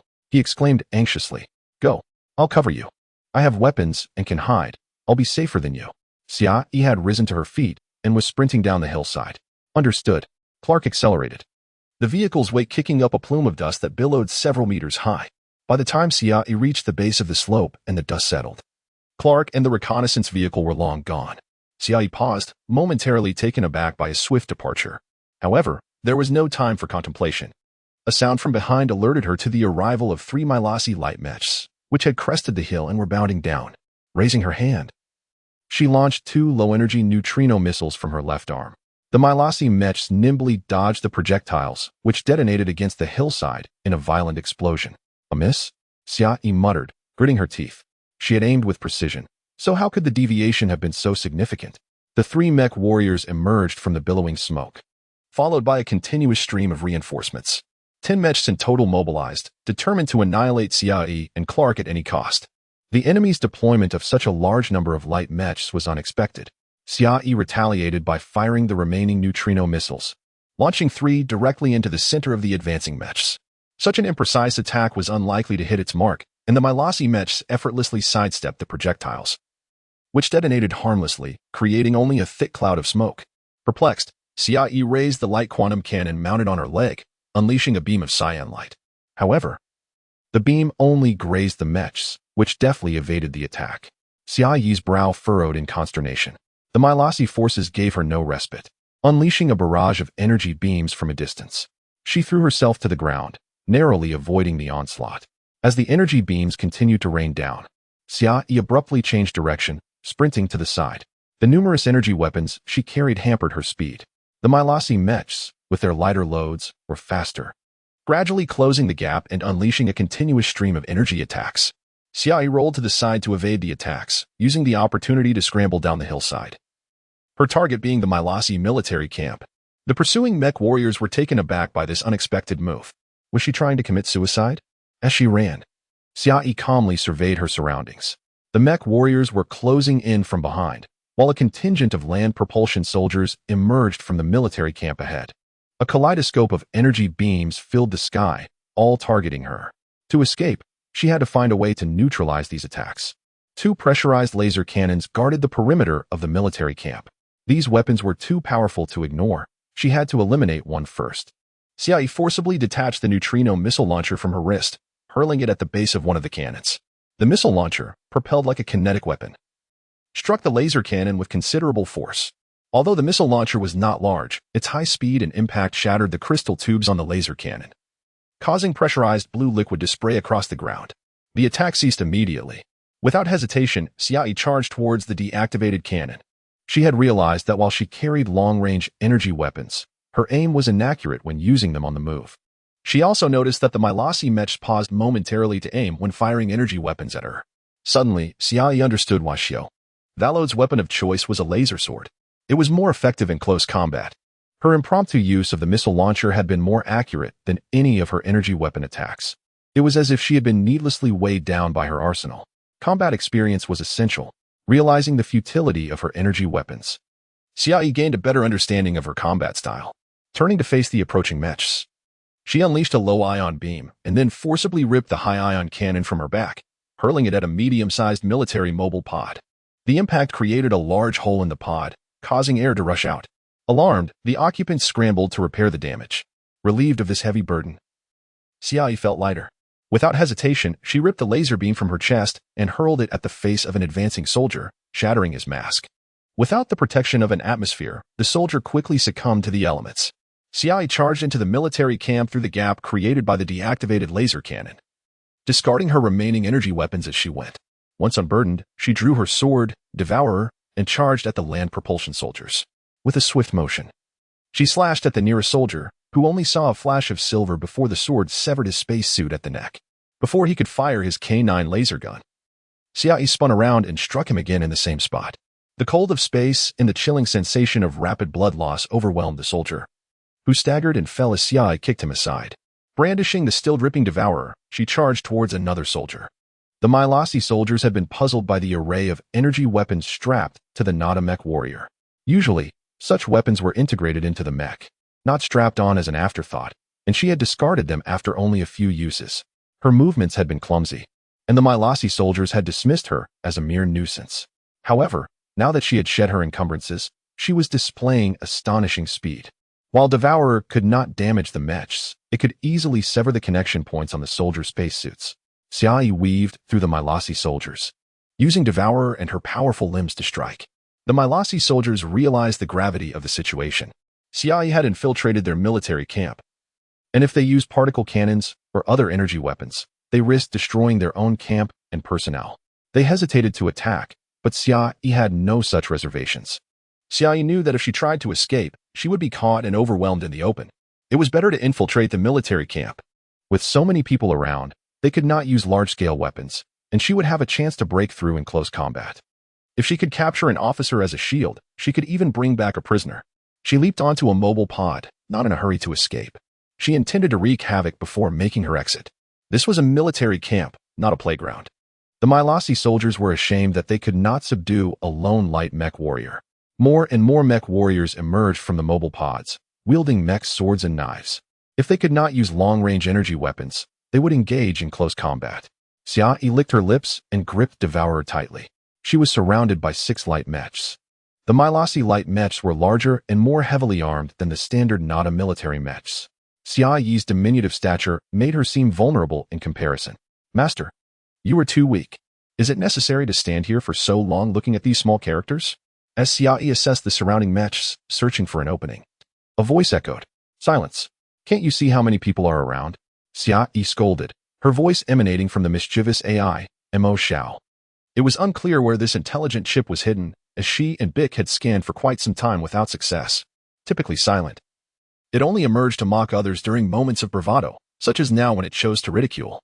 At that moment, Xiaoyi noticed a fallen soldier's body beneath one of the mechs surrounding her. The mech hesitated, attempting to avoid stepping on the corpse of its comrade. This is it, she thought, dashing forward and swiftly securing her devouring card onto her back. She charged directly in front of the mech, delivering a fierce blow to its standing leg. The mech, mid-stride, immediately lost its balance and began to topple backward. Xiaoyi braced herself against the ground and executed a somersault, landing forcefully on the chest of the Mela's Empire mech.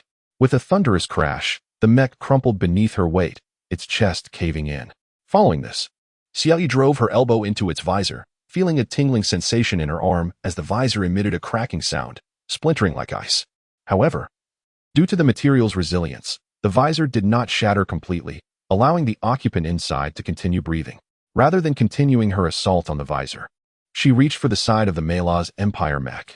Gritting her teeth, she exerted tremendous force, pulling with all her might as though her arms might be torn from their sockets. Her expression contorted with effort, she managed to rip open the mech's closure. Alarms blared from the visor beneath her feet, yet the occupant was powerless. Xiaoyi's earlier stomp had already compressed their chest cavity. Now, as she forcibly tore the mech open from the side, the air rushed out, and a vacuum environment heralded imminent death. In a mere 4 seconds, Xiaoyi transitioned from flipping over to overturning the mech, breaking the visor, and forcibly tearing apart her opponent's machine. She kicked the incapacitated mech toward others, disregarding Mo Xiao's warnings, and lunged at the remaining mechs. Warning. Muscle tearing. Insufficient permissions. Fusion system cannot be activated. Warning. Mo Xiao's voice echoed incessantly in her ears. Realizing she was ignoring him, his icy mechanical tone shifted to a reprimand. You reckless fool. If you keep this up without activating the fusion system, you'll end up damaging me. Recommended reading. Colonel, Don't Mess With Me, by Bei Fong Nanfong. After a long separation, upon reuniting, does the heart remain unchanged? A warm yet tormenting tale recounting the everlasting moments you've shared. Title, Imo Fei, by Muron Lin Shuang. Synopsis. A heroic woman enters the palace as a substitute consort. Entangled in love and hatred. Kill. Without questioning right or wrong, only seeking one's true heart. Chapter 49. Xiaoyi was utterly oblivious to the concept of a fusion system. Her immediate concern was survival, leaving no room for such complexities. As she observed a mech sword that she had previously torn off and discarded, it fell to the ground. And she instinctively picked it up. Each mech sword was equipped with a fingerprint lock, automatically activating when gripped. If the fingerprint did not match, while it would not retaliate, the laser feature would remain dormant, rendering it merely a high-strength ordinary sword. Without the option to retrieve another's mech sword, she would be left to rely on her own, which, after a few strikes, would likely degrade into a mere saw. Therefore, Xiaoyi felt it prudent to use the sword for defense at this moment. The weapon is too rudimentary to be effective. Please upgrade your armament, mocked Mo Xiao, reinitiating its taunts. If you possess your predecessor's secret account, do share it, so I may procure a proper mech blade. If you lack funds, kindly refrain from speaking. As Xiaoyi parried a mech sword swinging toward her, the sword in her hand, lacking laser activation, created a shower of sparks upon impact. Equipment, indeed, held paramount importance. She longed for a superior mech blade. Xiaoyi envied the apparent wealth of the soldiers of the Mela's Empire, as their standard-issue swords suggested that they could not all afford such luxuries. She pondered the true destination of the military budget from the Nada army, which seemed absurdly insufficient to expect mech soldiers to purchase their own weapons. Just then, a light mech charged toward her from behind, its sword striking heavily against her back, engaged with the mech in front of her. She had no choice but to withstand the blow. Mo Zhao's tone exhibited a hint of exasperation. Could you expedite the acquisition of permissions? This is proving quite troublesome. My back is in agony. At such a critical juncture, you still mention permissions? How am I to comprehend what you mean by a fusion system? Xiai exclaimed, frantically evading a flying kick from an adversary mech, her breath coming in ragged gasps.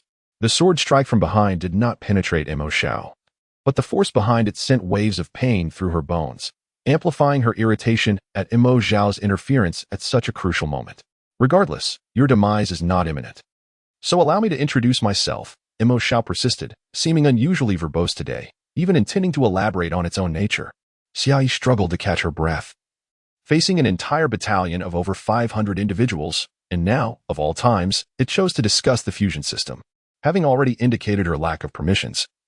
It was evident that even if she understood, she could not activate anything to enhance her combat capabilities. With great effort, she dodged another mech's flying kick, gasping, I lack the time. I will listen to your explanations upon my return. Mo Zhao, however, was unyielding. Based on my analysis, you possess an 89% probability of dying here. Hence, I shall introduce myself before your end. Suit yourself. Xiai cursed under her breath, resolving to cease communication with this peculiar mech. Have you not realized that I am merely adjacent to you, not fully integrated? Once you obtain the necessary permissions, you can activate the fusion system, thereby unleashing all of Mo Zhao's capabilities. Currently, 2/3 of my abilities remain dormant. Had you accessed the permissions, you could have left this predicament long ago, even annihilating their entire battalion effortlessly. Mo Zhao continued, oblivious to her growing frustration, longing to activate the fusion system, as it felt utterly inadequate not to operate at full capacity. The current mech pilots were undeniably weak. Were it not for its status as a system, it would have eagerly intervened. How does one activate permissions? Xiai, exasperated by its incessant rambling, shouted in frustration. I do not know. It was set by my predecessor, Mo Zhao replied, lacking any semblance of helpfulness. Then go self-destruct, Xiai retorted sharply. Her gaze fixed ahead as a medium mech blocked her path, flanked by light mechs on either side. They appeared intent on capturing her alive to extract intelligence, encircling her without immediately commencing an assault with their beam weapons. Was that medium combat mech as formidable as the one she had encountered before? As she regarded the medium mech, thoughts of Sue Valord flooded her mind. Although this mech was not white, and certainly not under Sue Valord's control, she could not help but tremble involuntarily. It was a tremor of excitement, a surge of heart-pounding anticipation that she could not fully comprehend. Discarding the non-laser mech sword, Xiai clenched her fists. Eliminate him. Xiai's pupils narrowed as she pointed a finger at the medium mech, then withdrew her hand, drawing her thumb across her throat. She openly challenged the mech, stating her intent to destroy him. The operator of the medium mech, a major in the Malaz Empire's army, regarded Xiai with utter disdain. Regardless of his previous rank, upon passing rigorous evaluations, he had ascended to the rank of a major mech officer, earning the Warrior Medal, a symbol of honor among the elite of the Malaz Empire. His contempt for Xiai, a mere light escort mech lacking even a proper mech blade, was palpable. Capturing her alive would facilitate a swift assault on Colony Star 52 by clarifying personnel and equipment allocations across various bases. The audacity of this insignificant, solitary mech daring to provoke him ignited his fury. The disparity in strength between mech soldiers and mech officers was vast, akin to the futile resistance of a dying insect. He resolved to eliminate her, tearing her asunder in a display of brutality, demonstrating true power to the cowardly Nada Federation. As the major dismissed Xiai with scornful contempt, she revealed a sinister smile, her eyes ablaze with murderous intent, her teeth clenched in excitement, trembling with anticipation. Suddenly, she exerted force beneath her feet, vanishing within the encircled foes. The speed was so extraordinary that Mo Zhao instinctively issued a warning. Exceeding speed limits, please activate permissions. In the blink of an eye, Xiai appeared before the medium mech, drawing the blade from her back, the devourer, and striking fiercely at the mech's joint. Unlike the light mechs, the medium mech was not a single molded entity, but rather a composite of multiple parts.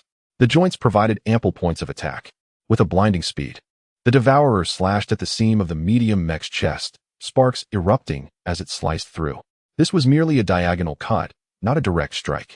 Yet the impact sent a jolt through her wrist, leaving it tingling with a sensation of near exhaustion. Force rebound exceeds alert threshold. Please exercise caution in your strength usage. As Xiaoyi moved nimbly across the surface of the medium mech, striking here and there, her speed left observers in a daze. The sparks from the blade never ceased, targeting the connection points, her velocity so swift that the mech officer struggled to track her movements. Not everyone possessed the technical prowess of Su Velour. Controlling the entirety of a medium mech's actions with one's hands was no simple task. Despite the medium mech's attempts to grasp her, it proved futile. With numerous connections already severed, exposing internal wiring and hydraulic systems. Fortunately, the blade was not a proper mech blade. Otherwise, the medium mech would have been reduced to scrap long ago. Attack him. Quickly. The Major's anger erupted as he witnessed a light escort mech overpowering him with nothing but a standard blade. He had been anticipating a spectacle of Nada's defeat. Yet here he was, reduced to frustration.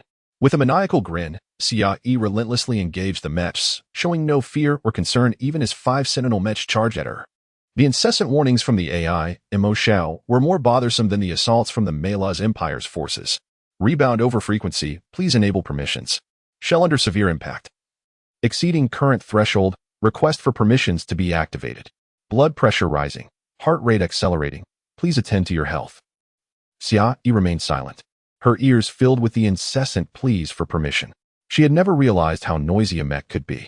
She wondered how Meiji managed to coexist with his mech's intelligent chip. If only she knew how to grant those permissions, she would have done so long ago.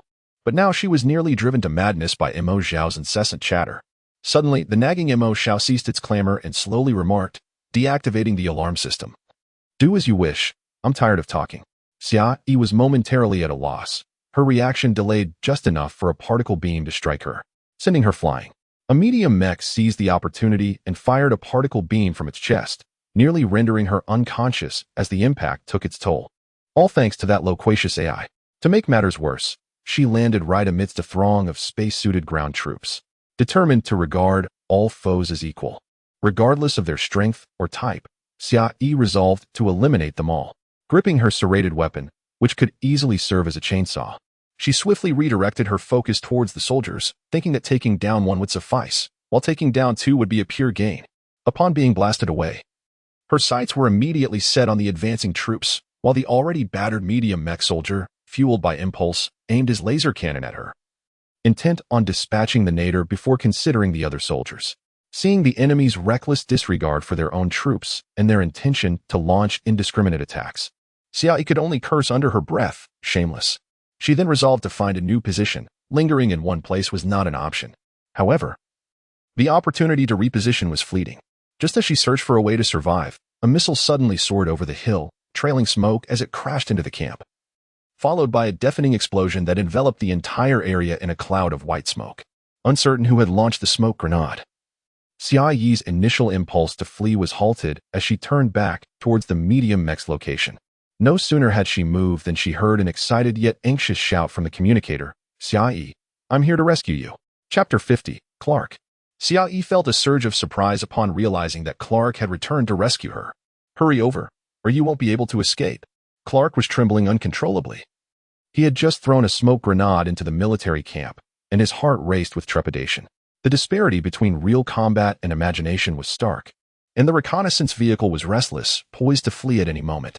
Clark incessantly called out to Xiaoyi through the communicator, urging her to come quickly. Knowing that a whole regiment's force was beyond their capacity to withstand, he had already relayed the information regarding the discovery of the Mela's Empire's troops back to his captain, who promised to come to their aid, though it would undoubtedly take time. Shoo, stay calm. I'm on my way, Xiaoyi whispered, yet instead of fleeing, she stealthily moved toward the location of the medium mech, using the cover of the thick smoke. The Major sat inside the medium mech, issuing orders in a fit of rage. Search outside. If someone is coming to assist, they must be trying to escape. We cannot let anyone slip away. At that moment, Xiaoyi had stealthily approached the underside of the mech, gently feeling her way up along its thigh, climbing without making a sound. The mech, known as Giant Stone, was remarkably quiet as she edged closer to the side hatch. Recalling what she had seen in the footage, she remembered that Sho Velour had jumped out from the side. She simply needed to open that door to eliminate the occupants within. She gestured, realizing that if she failed to eliminate him, her reputation on the battlefield would suffer. A soldier's word must hold weight. She could not afford to be underestimated. However, after a prolonged search, Xia could not locate the door. This puzzled her, as she had vividly memorized the footage, yet the entrance eluded her grasp. It dawned on her that Xiao Valod's mech was likely customized and that the entry point was probably not located on the side. Realizing she had wasted precious time, she quickly leaped upward and, indeed, found the entrance on the chest of the mech. With determination, she plunged her weapon, Devour, into the area beside the door. The medium mech had no visible openings. All visuals were transmitted externally, displaying a complete 360-degree view. Inside the mech, everything was shrouded in white smoke, obscuring the outside world. Thermal sensors could only detect the frantic movement of the advancing soldiers searching for the intruder, Xia, though sonar signals were relayed back. The overwhelming number of mech surrounding her meant that Xia went unnoticed in her close proximity.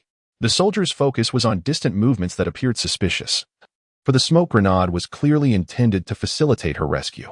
The notion that she would remain stationary at such a time was utterly unfathomable.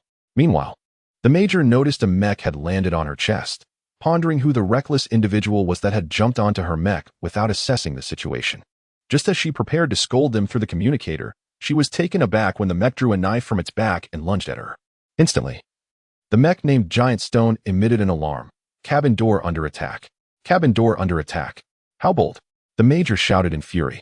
Instead of fleeing in the chaos, you dare to attempt to kill me? You must be tired of living. You won't be able to open the cabin door like that. There's a black symbol on the side, with a light strip below. Attack that area. Mo Xiao chimed in. If Xia were to perish here, she would have to find a new master, and the Malaz Empire might not favor her. Being dismantled and sold as scrap would be troublesome. Xia sheathed her knife and deftly jumped to the side, where she indeed spotted the slender light strip beneath the emblem of the Imperial Legion. Unsure how Mo Xiao knew her intentions, Xia thrust her weapon forcefully against it. The major prepared to redirect her arm-mounted particle cannon to reduce Xia to ashes from close range, but she suddenly realized that Xia was attacking the light strip. How do you know about that? Is there a spy? She bellowed in disbelief. The communicators between them were not connected, so Xia was unaware of the major's exclamations. She merely felt a surge of joy as the cabin door emitted a hissing sound and opened. She dashed forward, brandishing Devour, and watched as the hatch swung open. The major quickly donned her helmet, knowing that activating the mech in a vacuum without air was tantamount to suicide. Grabbing an ion gun, she aimed at the cabin door while her other hand hastily adjusted the controls to reposition the particle cannon. While the ion gun could not penetrate the mech's armor, it could hinder Xia, allowing the particle cannon to obliterate her. The major had already issued a command via the communicator, summoning her escort mechs, which rushed towards her. The nearest just 15 meters away, Xia heard the approach of the mechs and observed the slowly rising cabin door as Clark's urgent calls echoed through the communicator. With determination, she struck the door's connection point with Devour, her movement swift as lightning, sparks flying with each blow. She then sheathed her knife and leaped behind the door, delivering a powerful kick. The connection point where she had struck weakened significantly, causing the already open door to crash back down into the mech's cabin with a resounding thud. Xia leaped onto the door, repeatedly stomping down. The door made a tremendous noise as it buckled under her weight, bending inward. By the time the escort mech arrived, having taken about a minute to reach her, the medium mech was empty. The major's voice calling out over the communicator received no response. Other escort mech soon arrived, and upon jumping onto the giant stone, they discovered the door had completely crumpled and was now lodged within the mech's cabin. From the gaps, they noticed crimson blood pooling beneath the door, with a limp hand lying on the ground, the ion gun resting impotently within its grip. Report: Major Scully has fallen. This unfortunate news swiftly spread through the combined military command vehicle, inciting immense rage within the Malaz Empire's shadow battle group. Quickly, run. The only thought racing through Xia's mind was to escape. Having crushed the cabin door and slain the major inside, she felt exhilarated as she surged forward, pushing her speed to its limits. Mo Xiao attempted to caution her that the mech could not withstand such prolonged bursts of speed, but previous warnings fell on deaf ears, and she decided to remain silent. Having delayed due to the encounter, the smoke from the grenade dissipated, revealing Xia to the surrounding Malaz soldiers, who unleashed a barrage of colorful energy beams toward her. It was as if a meteor shower had begun to fall from the sky. She evaded the attacks with remarkable agility, weaving and rolling, demonstrating extraordinary reflexes as she dodged every onslaught. Moreover, Mo Xiao's body was being rattled violently, as if it might disintegrate at any moment. Finally, she surged up a hillside, leaping high before rolling down, shouting to Clark, "Let's go." As soon as she spoke, Clark, who was already prepared, launched the reconnaissance vehicle, which shot out over 100 meters. "I told you to wait for me," Xiai exclaimed, exasperated. How long had he been waiting? He was moving far too quickly. She was aware that he was fast.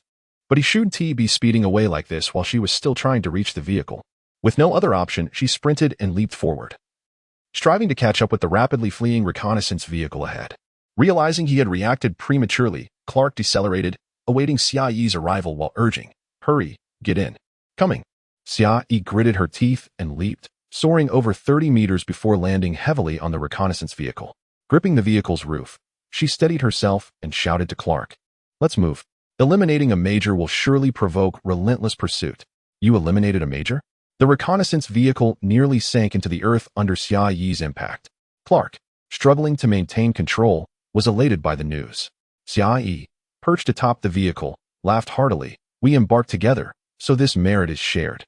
Had you not deployed the smoke compression grenade, my success would not have been so effortless." I played a part?" Clark stammered, overwhelmed. His intention behind the smoke grenade was solely to aid Xiai's escape, fearing her capture when she remained silent for so long. Suppressing the urge to flee, he had nearly abandoned her. "Let's return, ha ha ha. This venture was not in vain," Xiai exclaimed joyfully. Accumulating military achievements would expedite her promotion, bringing her closer to Shilwarit. Impatience gnawed at her. She yearned to see him sooner. As they reveled in their success, 3 Shadow Annihilator aircraft emerged from behind the hillside, followed by 20 light escort mechs, all charging in their direction. Run!" Xiai cried. Clark, witnessing the scene, accelerated the reconnaissance vehicle to over 500 kilometers per hour, hurtling forward desperately. With Shadow Annihilators overhead and 20 light mechs in pursuit, Xiai and Clark were relentlessly pursued. At this moment, Devil's Grin cautioned Xiai, "Authorization not enabled. Devil's Grin cannot withstand your high-intensity usage. Continued use will result in damage." "What a piece of junk. What is this authorization?" Xiai seethed with rage. Whose mech was this, with its restrictive authorization? If authorization was necessary, why not provide instructions on how to enable it? Due to the lack of authorization, the intensity of Xiai's usage was disproportionate to Devil's Grin's capabilities. The recoil, vibrations, and attacks were all taking a toll on Xiai's body. Muscle strains were minor compared to the impact of kicking open the mech's hatch, which left her feet numb and powerless. She informed Clark, "Clark, my current condition limits my ability to fight. Our escape hinges entirely on you." "Understood," Clark responded emphatically, pushing the reconnaissance vehicle to its limits, racing forward like an arrow. Chapter 51. The reconnaissance vehicle raced through the wilderness, moving so swiftly that it seemed but a fleeting shadow. Xiai lay atop the vehicle, gripping tightly, feeling more exhausted than she had during her time in the Malaz Empire's military camp. One misstep could send her tumbling off. There was no moment of respite, and she longed to be inside the vehicle. The Annihilator aircraft relentlessly pursued them, and due to their excessive speed, the light mechs could not keep up and had retreated. Only 3 Annihilators remained in hot pursuit, their velocity matching that of Clark. Proton beams incessantly rained down, ricocheting chaotically around the reconnaissance vehicle. Unable to resist, Xiai glanced back, realizing that mercy was not in their adversary's repertoire. In addition to the proton beams, tracking missiles were flying towards her, as if they were free. Clark, aware of the missiles tailing them from the vehicle, shouted for Xiai to hold on and began to maneuver the reconnaissance vehicle in an intricate dance. Xiai wanted to curse. She had seen reckless driving before, but never with such flamboyance. The vehicle seemed to possess a life of its own, swaying and zigzagging across the terrain, intermittently halting and spinning, then accelerating with a wild tailspin. She could hardly believe she was clinging to the roof while it hurtled at nearly 500 kilometers per hour, and the stunts being executed felt like a death wish. As she pondered the sheer insanity of it all, the reconnaissance vehicle surged up a slope, using the momentum to flip in midair before landing on its 8 wheels with a firm thud. She nearly lost her grip, and without pausing, the vehicle sped off once more. "Clark, have you practiced driving like this?" Xiai could no longer contain herself. Lying on the vehicle's roof was exponentially more perilous than atop an enemy mech. This was no wind glider, and certainly not designed for aerial acrobatics. "No, I simply enjoy driving. I've had quite a bit of practice," Clark replied, maintaining a composed demeanor that starkly contrasted with his usual anxiousness. Xiai was astonished. How could he sound so relaxed while executing such perilous maneuvers? Suddenly, to evade a missile, the reconnaissance vehicle halted abruptly, spinning in place for several rotations while simultaneously moving, managing to collide the missile with another. If the vehicle were to sprout wings, Xiaoyi was convinced it would take flight, though landing might pose a challenge. It could easily substitute a wind glider. Such skill was hardly mere practice, had Xiaoyi not possessed extraordinary strength to cling on.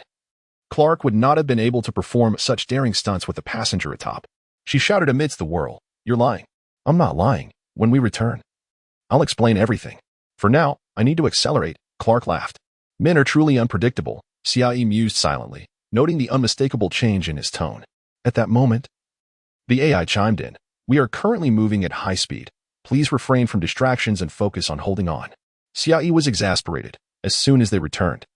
She vowed to assist Bick in locating that accursed AI chip and replace it with a mute one. Despite Clark's flamboyant driving, deftly evading the attacks of 3 annihilators, they remained steadfastly on their tail. Maintaining such high speeds was also draining the HN power crystals. Initially, the crystals they had brought could sustain them for a month at a modest pace of over 200 kilometers. However, at speeds exceeding 500 kilometers while performing acrobatics, the energy was depleting rapidly. If they could not shake off the 3 annihilators, it would surely spell doom for both of them. Although they occasionally spotted raw power crystal or along the way, utilizing unrefined, or could lead to uncontrollable energy surges, risking a catastrophic explosion. In light of the dire situation, Clark's calm voice broke through. "Xiaoyi, I'll kick up some dust. You take the chance to leave the vehicle and hide. I'll draw them forward. Stop trying to be heroic. You lack practical experience and can only drive. I should be the one to confront them while you escape. While they are preoccupied with me, you need to make a break for it and return to the main base."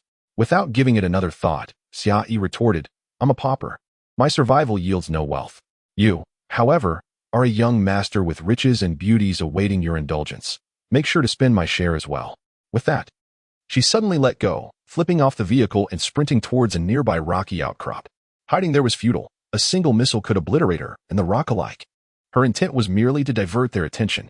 As expected, upon seeing her leap from the vehicle, 2 annihilators halted mid-air, unleashing proton beams recklessly, while one pursued Clark. As Xiaoyi desperately evaded their fire, the voice communicator unexpectedly blared a song. "Dear Xiaoyi, amidst hopeful gazes, we have arrived. Look, the starry sky twinkles for us. The love of comrades reaches you." Who was this person, so frivolous, singing when calamity loomed? The song continued, shifting rhythm. "Yo yo, I am Lakai, I am love. The captain is bringing the team over. Yo yo, Xiaoyi, hold on, we are almost there." Finally, Xiaoyi recognized the singer, Lakai, who rarely spoke and was shy to the extreme. But why did the tone shift from romantic to rap? It was hardly the time for improvised lyrics. Just then, a thunderous blast echoed as a particle cannon struck an annihilator from afar, causing it to explode mid-air. Heavy footsteps resonated in the distance. Reinforcements had arrived. Xiaoyi turned to see the cleanser's T6, resembling a colossal spider, advancing towards her, its beam weapons targeting the last remaining annihilator. Meanwhile, Clark's reconnaissance vehicle returned. Positioned beneath the cleanser's T6, alongside a wind glider hovering 3 meters above ground. Xiaoyi recognized that vehicle. It was the beloved possession of the base commander, typically kept under strict guard. Its unexpected appearance moved her. The usually uninvolved commander had taken the initiative to rescue her and Clark. Moreover, Clark's vehicle reappearing indicated that the annihilator that had pursued him had been downed by their commander. "Xiaoyi, you truly are remarkable. Young ones like you have such spirit. And yet you're still alive," came the commander's voice over the communicator, accompanied by an unmistakable burp. As the cleanser's T6 engaged the annihilator, Meiji suddenly emerged from nearby. Concern etched on his face. "Xiaoyi, are you hurt?" Xiaoyi had not even noticed Meiji's presence. The mech had concealed itself excellently. "I'm uninjured." "That's a relief," he replied, standing beside her, watching the cleanser's T6 attack the annihilator, showing no inclination to join the fray. The remaining annihilator, unable to withstand the firepower of the cleanser's T6, quickly fled, and the commander ordered everyone to return to the base instead of pursuing. Upon returning to the base, Xiaoyi proceeded directly to the medical room, where she retrieved a tub of muscle relaxant. She immersed herself in it within the bathtub, a remedy to alleviate the pain caused by muscle strains and fatigue. After soaking for 2 hours, she felt a significant reduction in the stiffness of her entire body. Once dressed, she made her way back to the dining area. Clark, having exited the vehicle, transformed back into the spirited youth he was known to be. animatedly recounting how he had led Xia Yi to safety amidst an assault by 3 enemy fighters. Upon seeing Xia Yi's return, the captain interrupted Clark's exuberance. Addressing the group, having discovered the Malaz Empire's forces, they are now aware of our exposed position. An attack is imminent. We must not relinquish our mineral resources. We must defend the base to ensure the continued extraction of crystal blocks. Just the 10 of us? They have an entire regiment and an abundance of mechs. It seems improbable that we can withstand them for long, Xia Yi remarked, having been the one to infiltrate the enemy camp and possessing the most pertinent intelligence. Unfortunately, this is an order from higher command. Everyone must prepare. We will receive evacuation instructions at any moment. There is no time to waste. While Captain Nain discussed serious matters, he persistently lifted a bottle of liquor to his lips, drinking as he spoke without showing signs of fatigue. The orders from above were absolute, compelling everyone to abandon their leisurely activities in the dining area and attend to their responsibilities. They had numerous tasks to address, the foremost being the organization of their belongings to expedite the evacuation process. Xia Yi resolved to check on Ma Xiao and resolve some issues regarding permissions. Suddenly recalling an important matter, she called out to Meyer, "Meyer, I have something I wish to ask you." "What is it?" Meyer inquired. "How do you typically communicate with your mech? Mine is incessantly chatty, making it impossible to manage. Not only is it verbose, but it also constantly mocks me. I can hardly bear it," Xia Yi expressed in exasperation. Meyer regarded her with the bewilderment one might reserve for an eccentric, responding, "The mech system merely indicates its status and when communication is necessary. While we often refer to our mechs as our second lives, they are, after all, inanimate. It is merely a metaphor. Surely, you do not engage in conversation with a chip?" Xia Yi questioned with skepticism. "Does your mech's intelligent chip not criticize your skills or call you foolish, or perhaps teach you things you do not know?" "Impossible. What mech would speak?" Meyer replied, gazing at Xia Yi with a peculiar expression, convinced she was overthinking the matter. Xia Yi was taken aback. Was it not true that every mech's intelligent chip could engage in dialogue? What, then, was Ma Xiao? Chapter 52. Well, let us set aside the question of whether the mecha can speak. Why did Lakai suddenly sing into the communicator earlier? It left me utterly bewildered. If one were in the midst of battle, such distractions could prove fatal. Xia Yi inquired, having truly been startled by Lakai's song. At such a tense moment, his performance felt almost life-threatening. Magia, observing her puzzled expression, couldn't help but chuckle. The first time I encountered him speaking, I also gave him a good beating. He dares not speak directly. He can only communicate through devices like the voice modulator, and he must sing to articulate his thoughts. How is it possible to convey a message through song? He could simply say, "We have arrived, hold your ground," but instead, he decorates it with an abundance of poetic embellishments. What if this delays our mission? Xia Yi lamented, exasperated. It turned out he wasn't incapable of speech. He merely insisted on singing. Why not assign him to another role? Why compel him to be a communications officer, a position that necessitates verbal communication? That's precisely how he ended up here. No other team could accommodate him. With his introverted nature, combined with the need to sing his words, he almost faced dismissal, Magyar explained, seemingly aiming to help Xia Yi understand Lakai better. What a group of compassionate comrades, Xia Yi remarked with narrowed eyes, casting a mischievous glance at Magyar. By now, Lakai had long departed the dining area, and she would not be foolish enough to discuss such matters in his presence. Well, Magyar cleared his throat, finally speaking candidly. The truth is, we are all castaways here, each grappling with our unique issues, so we must exercise tolerance. It is preferable to be among a group of troubled individuals than to stand out amidst a crowd of the so-called normal. Sighing, Xia Yi responded, "You could have at least given me a heads up. Had I been prepared mentally, I wouldn't have stood there looking like a fool." Magyar shrugged innocently. The captain insisted on keeping it under wraps. He wanted to give you a shock. It's bound to be amusing.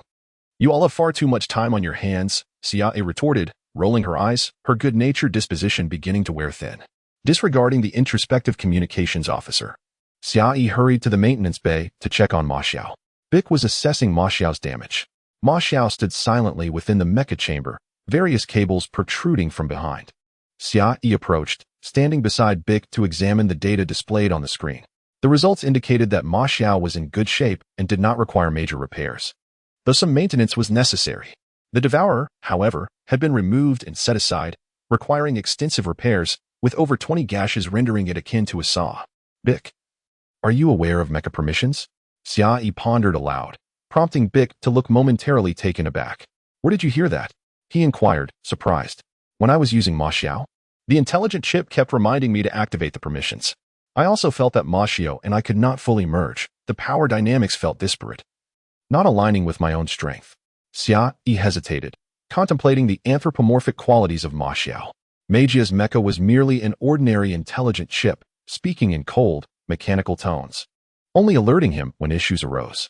When Ma Xiao first spoke, Xia Yi had assumed it was merely a smart chip, as she and Bic had sought it out to see if it contained any prior data. Now, it was evident that Ma Xiao was not an ordinary chip. If not for the advanced technology of the present day, one might even suspect a soul resided within.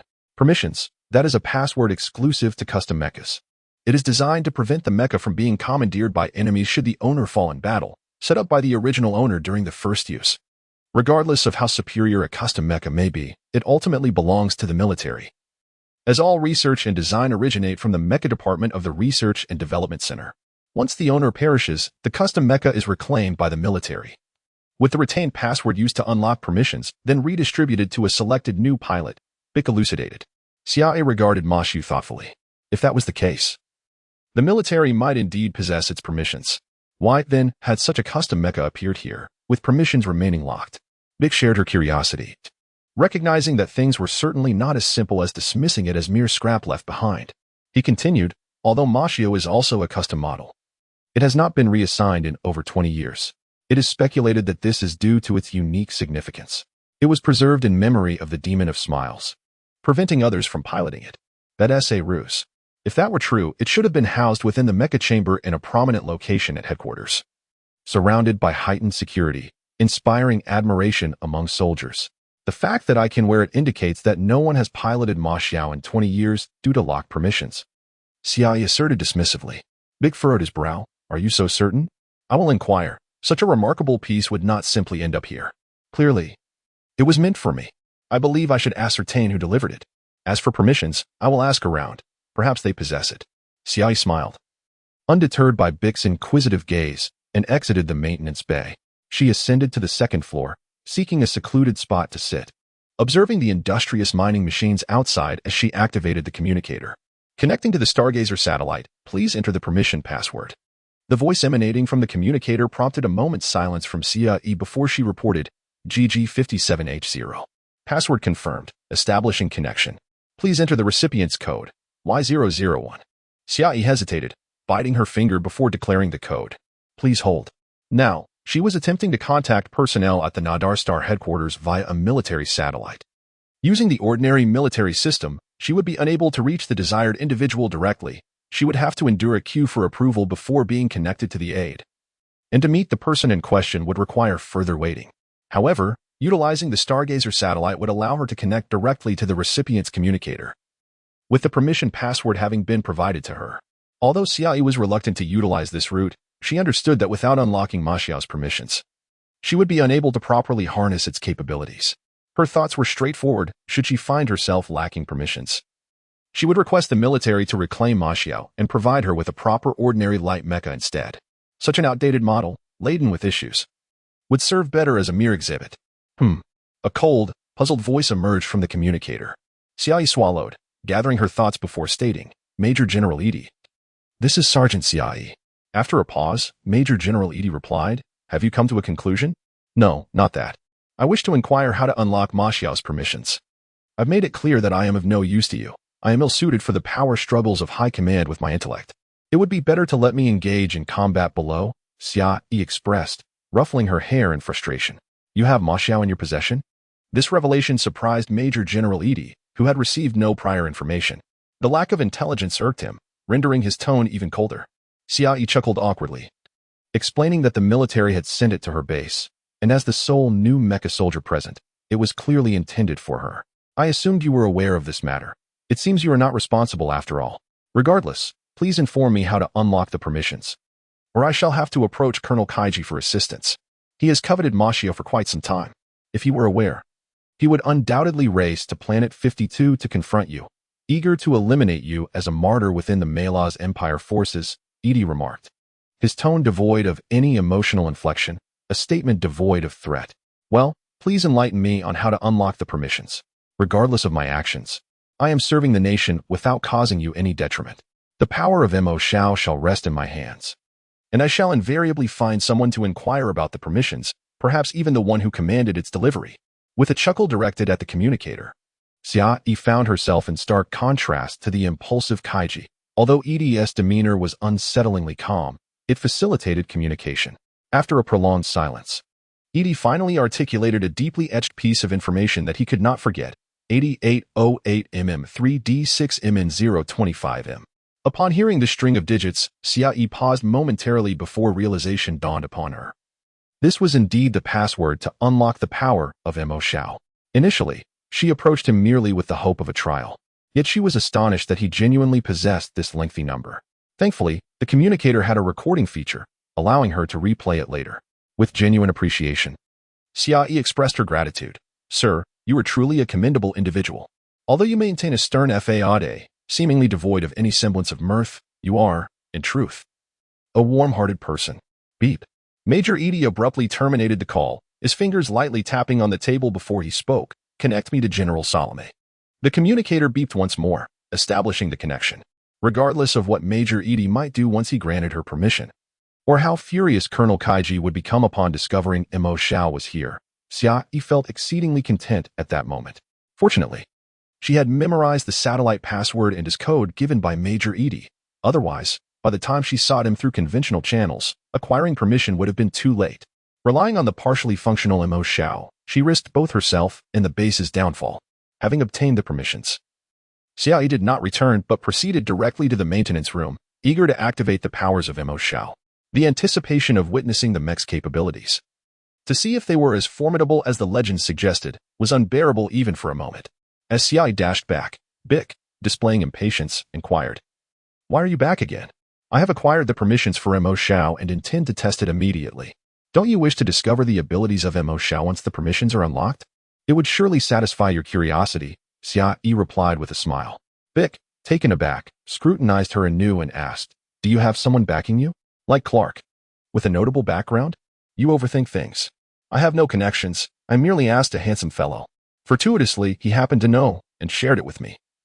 "Considering I am a girl," Xiaoyi chuckled lightly. "Get lost. Do you take me for a child?" Bic retorted with irritation. Chapter 53. Xiaoyi pursed her lips and smiled lightly, opting not to elaborate further. It was perhaps better for fewer people to be aware of certain matters, and, in truth, they were not particularly favorable. Baikou refrained from probing further. Everyone had their secrets, some more than others, and there was no need for such intricate inquiries. Regardless of one's background, it bore no significance here, especially since his primary concern was solely the mecha. "I'll try it on," she said. "If I gain access, perhaps this mecha will appear more appealing." Xiaoyi chuckled, awaiting Baikou to halt the measuring device, for she could not don the armor otherwise.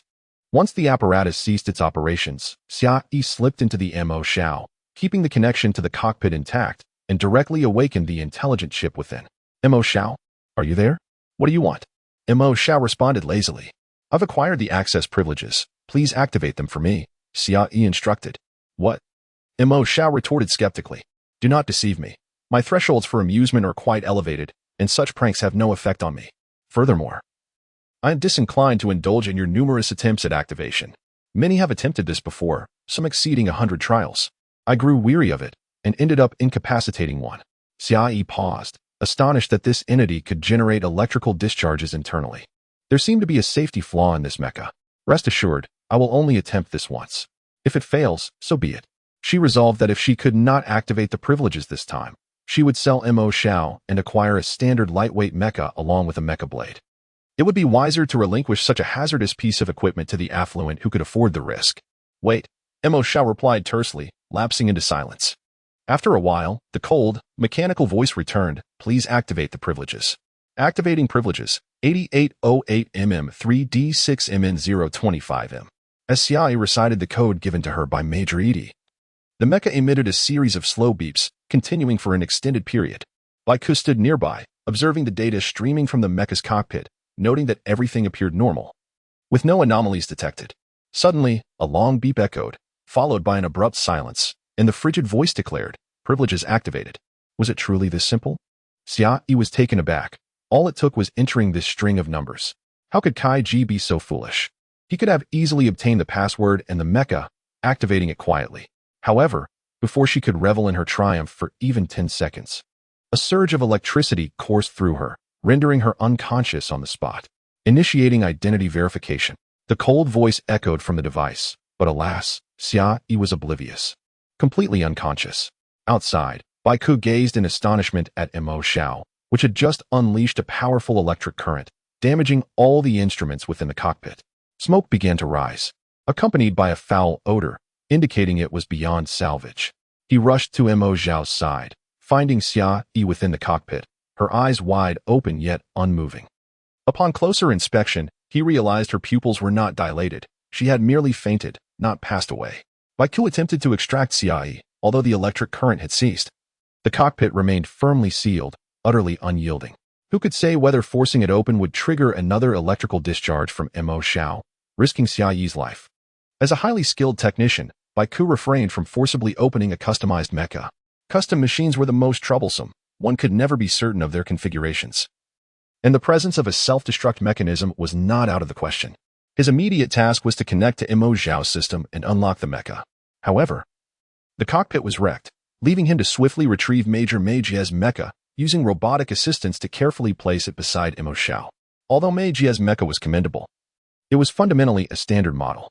While it had been enhanced in various aspects, it was far less complex than a fully customized mecha. With Meijia's mecha positioned nearby, Baiku now faced the challenge of transferring Mo Xiao into the mecha cockpit. Rubbing his chin in contemplation, he could only instruct the robots to lift Mo Xiao directly. Technical finesse was of little use in this scenario, and he aimed to minimize contact. Just as Baiku directed the robots to maneuver Mo Xiao, Xia jolted awake, struck by a surge of electricity that reached her heart. Her eyes widened. Her heart raced painfully, and her entire body felt severely numb. Suddenly, she recalled being electrocuted moments ago. This cursed mecha had passed the access check. Why had it discharged electricity without warning? Before she could scold Mo Xiao for the unexpected shock, she heard a strange laughter emanating from her device.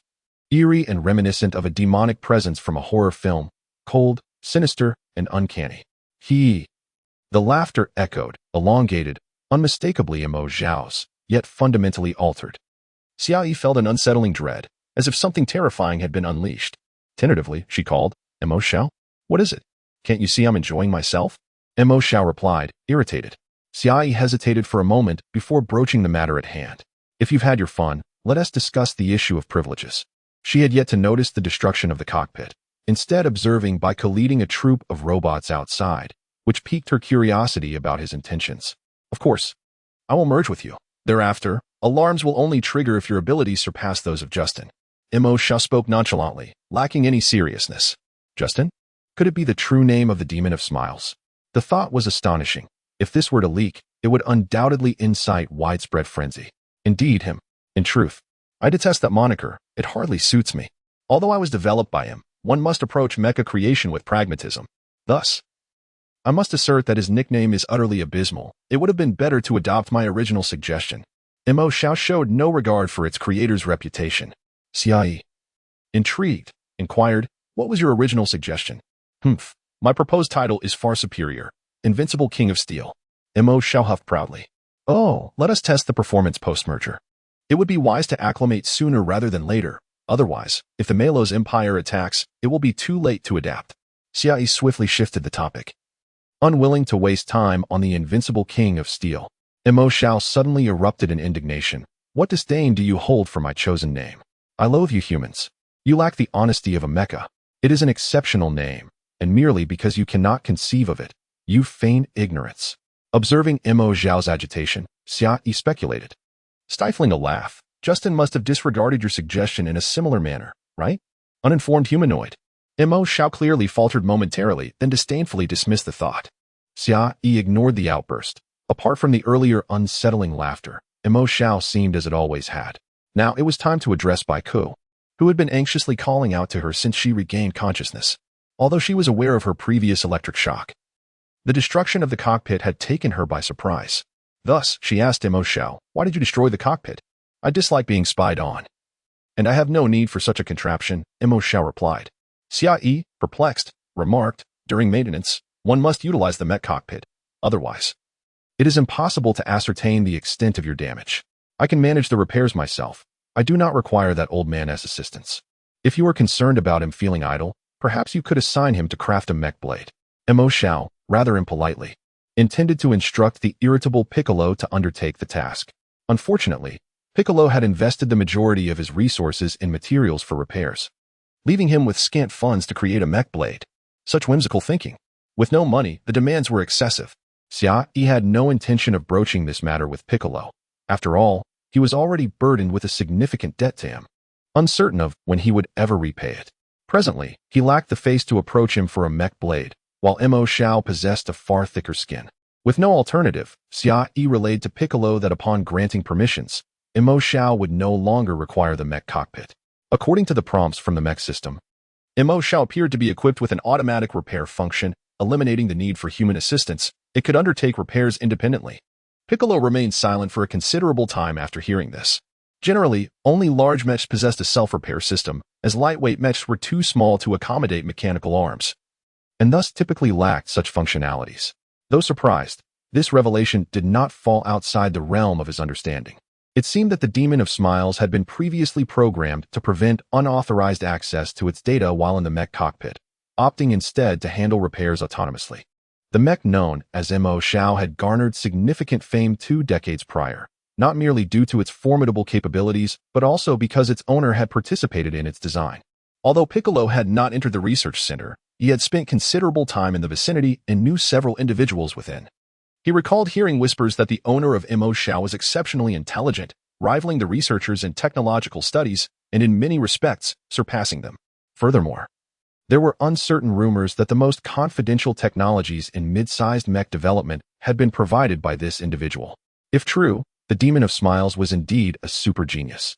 In contrast to others who merely extracted genes, awaiting the research center to fabricate mechs before adapting to them. The likes of the Demon of Smiles allowed the mech to adapt to themselves, thereby possessing greater strength. Being a mech warrior, he could experiment with various performances during the customization phase and modify the mech based on his experiences. In contrast, other researchers could only analyze issues through data and make further adjustments based on it. The drawback of this approach was that the mech warrior sensations could not be fully articulated, and researchers might not comprehend them, thus relying on the data from test runs combined with the mech warrior's insights to discern potential issues in the customized mechs. Chapter 54. Xia Yi escorted Bic to the exterior of the base, operating a reconnaissance vehicle with the intent to meticulously document data. Initially, she anticipated that Mo Xiao would chatter incessantly, but to her surprise, it had quieted down, seemingly abashed after its earlier exuberance. The responsibility now rested solely upon Xia Yi, who found considerable solace in the absence of Mo Xiao's incessant prattle. Indeed, tranquility is a treasure that cannot be purchased with wealth. When spared from the ceaseless mockery of others, one can truly appreciate the value of peace. Xia Yi believed that by activating Mo Xiao's permissions, she would seamlessly merge with the mech, amplifying her strength exponentially. If her unenhanced punching power was 500 kilograms, she presumed that unlocking Mo Xiao's potential would elevate it to a minimum of 5 tons. Moreover, considering her inherent strength, ascending to even greater levels should have been a mere formality. However, after her practical attempts, Xia Yi was disheartened to discover a lack of any significant power surge, experiencing sensations akin to those when unaided by the mech. Surely, she thought, with such a remarkable asset at her disposal, the moment of fusion should have heralded a display of extraordinary abilities, leaving Bic in awe. To her disappointment, the reality was starkly different. After smashing a few stones, leaping into the air, and sprinting a few laps, she ceased her efforts. Bored, she remarked to Bic, "This isn't what I envisioned. It seems I haven't become significantly stronger." Bic, limited to visual data, lamented his inability to scan the mech post-fusion due to Mo Xiao's refusals, leaving him bereft of any substantial insights. Observing from the sidelines, he felt no different from an ordinary soldier, unable to discern any notable advancements. This realization weighed heavily on him, for an exceptional opportunity lay before him, yet he could only watch, unable to dismantle it, a torment beyond compare. If only I could resolve the configuration issues and coax it to enter the mech bay, Bic expressed, his disappointment palpable.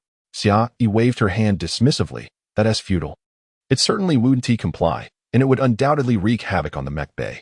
If you were to ruin Major's mech bay, you'd find yourself in deep trouble. What a travesty. I financed the repairs, yet I can't even have a glimpse, Bic grumbled, though inwardly he cherished Mo Xiao, wishing to study it even if disassembly was out of the question. Xia understood Mech's passion for dismantling various machines and reassembling their parts into peculiar contraptions, with Mechs being his utmost fascination. Every mechanic dreams not merely of repairing vessels or mechs, but of participating in the bespoke development of unique mechs. Yet, such dreams often remain elusive, akin to soldiers aspiring to become generals, a lofty ambition fraught with challenges. Xia held little interest in the notion of becoming a general, unless it meant a direct path to face the formidable Shiwa Lord. However, if that were not the case, the pursuit lacked significance for her. The subtlety of Mo Zhao's fusion effects, nearly imperceptible, offered Xia a ripe opportunity to tease it. In response to her mockery, Mo Zhao retorted with disdain, suggesting her limited vision prevented her from grasping its grandeur. In the days that followed, a tense atmosphere enveloped the base. Shan Yuan's temper escalated, her roars echoing. Even though she was years away from menopause, Xia contemplated sending a letter to EZ to inquire about her well-being, only to discover that the Star Network had instituted controls to prevent spies from transmitting information. Soldiers on the front lines, especially those like her, faced stringent restrictions. No messages could be sent outward. Reflecting on EZ's position in the Military Intelligence Bureau, particularly as part of the military band, she reasoned that with no frontline duty, the risk was minimal. If she couldn't send a message, so be it. Her own predicament was far more concerning. The situation on Planet 52 was dire, with the base receiving numerous reports of attacks on other installations, the circumstances worsening by the hour. Finally, 12 days later, Base 22 received evacuation orders from the Central Command. All personnel, both base staff and the security team, gathered in the dining area, their eyes betraying a mix of anxiety and apprehension. The base commander spoke gravely, "Ladies and gentlemen, due to the Malice Empire's offensive, our situation is exceedingly perilous. You are aware that our base is protected by only one security team, which is insufficient to withstand an assault by the Malice Empire's forces." Although he mentioned the neatly uniformed security team standing nearby, the base personnel barely acknowledged them, placing their hopes elsewhere as they regarded the peculiar and unreliable group with disdain. The overlooked security team remained unfazed. Aside from the scheming Xia and the queasy Clark, the rest were simply slacking off. The commander cast a sharp glance at Nain, who stood rigid yet appeared to be half asleep. He had spent 8 years' worth of salary on his prized Wind Chaser vehicle. Despite his reservations about bringing it to this decrepit colony, he had reluctantly done so, only to see it deployed against the Malice Empire's forces. Fortunately, it remained undamaged. Had it suffered harm, the commander would have harbored an unquenchable fury. He continued, "We have just received notification from Central Command that we must evacuate. But all belongings must be taken with us. We will relocate to Base 6, departing tomorrow, so all preparations must be completed today. The Malice Empire will not be bringing mining machines for the time being, so there is no need to demolish the crystal or deposits." This decision was born from the commander's disdain for inconvenience. Rather, the higher-ups were reluctant to sacrifice such valuable resources, military necessities that could fetch high prices on the black market. Destroying these deposits would equate to robbing them of their funds, a far more painful endeavor than extracting flesh from their bones. They preferred to trust that the Nadar armed forces could reclaim the area, leaving the crystal or for future extraction. The absence of demolition work alleviated considerable burden from Xia and her team, as such perilous tasks would typically fall to them. Crystal ore, despite its crystalline appearance, was highly volatile. The base, situated amidst this explosive material, was subject to catastrophic risks. Xia and Major stood outside the base, observing the return of mining machines and mechanical soldiers, which transported the harvested crystal ore into the base. The first floor was nearly overflowing, with corridors on the second floor also filled to capacity, and even the third floor, apart from the security team's quarters, was cluttered with crystal ore. Weren't they concerned about detonations? The hallways were crammed with crystal ore. Xia reflected on the greed of the mining companies, who, even as they prepared to evacuate, were reluctant to relinquish the fruits of their labor. They clung to these resources, unwilling to part with even a fraction. Major, with his hands on his hips, remarked nonchalantly, "They are merchants. Abandoning this would be akin to a death sentence. Even if they must evacuate, they will take whatever they can carry. It's a pity for us. We earn allowances while performing mercenary work," he continued. "Let me tell you, in non-military mining zones, the annual salaries for mercenary security teams exceed 100,000, not including other bonuses. We have free recreational areas." Xia reminded him that the military did offer benefits. They not only had complimentary recreational zones but also enjoyed performances by alluring starlets each year. Those days promised to be quite chaotic. While she was left to endure the monotony of the same old faces, her interest waning as the more appealing ones were often stubborn and unyielding. Moreover, considerable effort is required, and the captain restricts me from taking action, claiming it would jeopardize the camaraderie among teammates. How utterly tedious. Mejia's mood darkened further. It appears he has grown weary of the same old fare and yearns for a change in taste.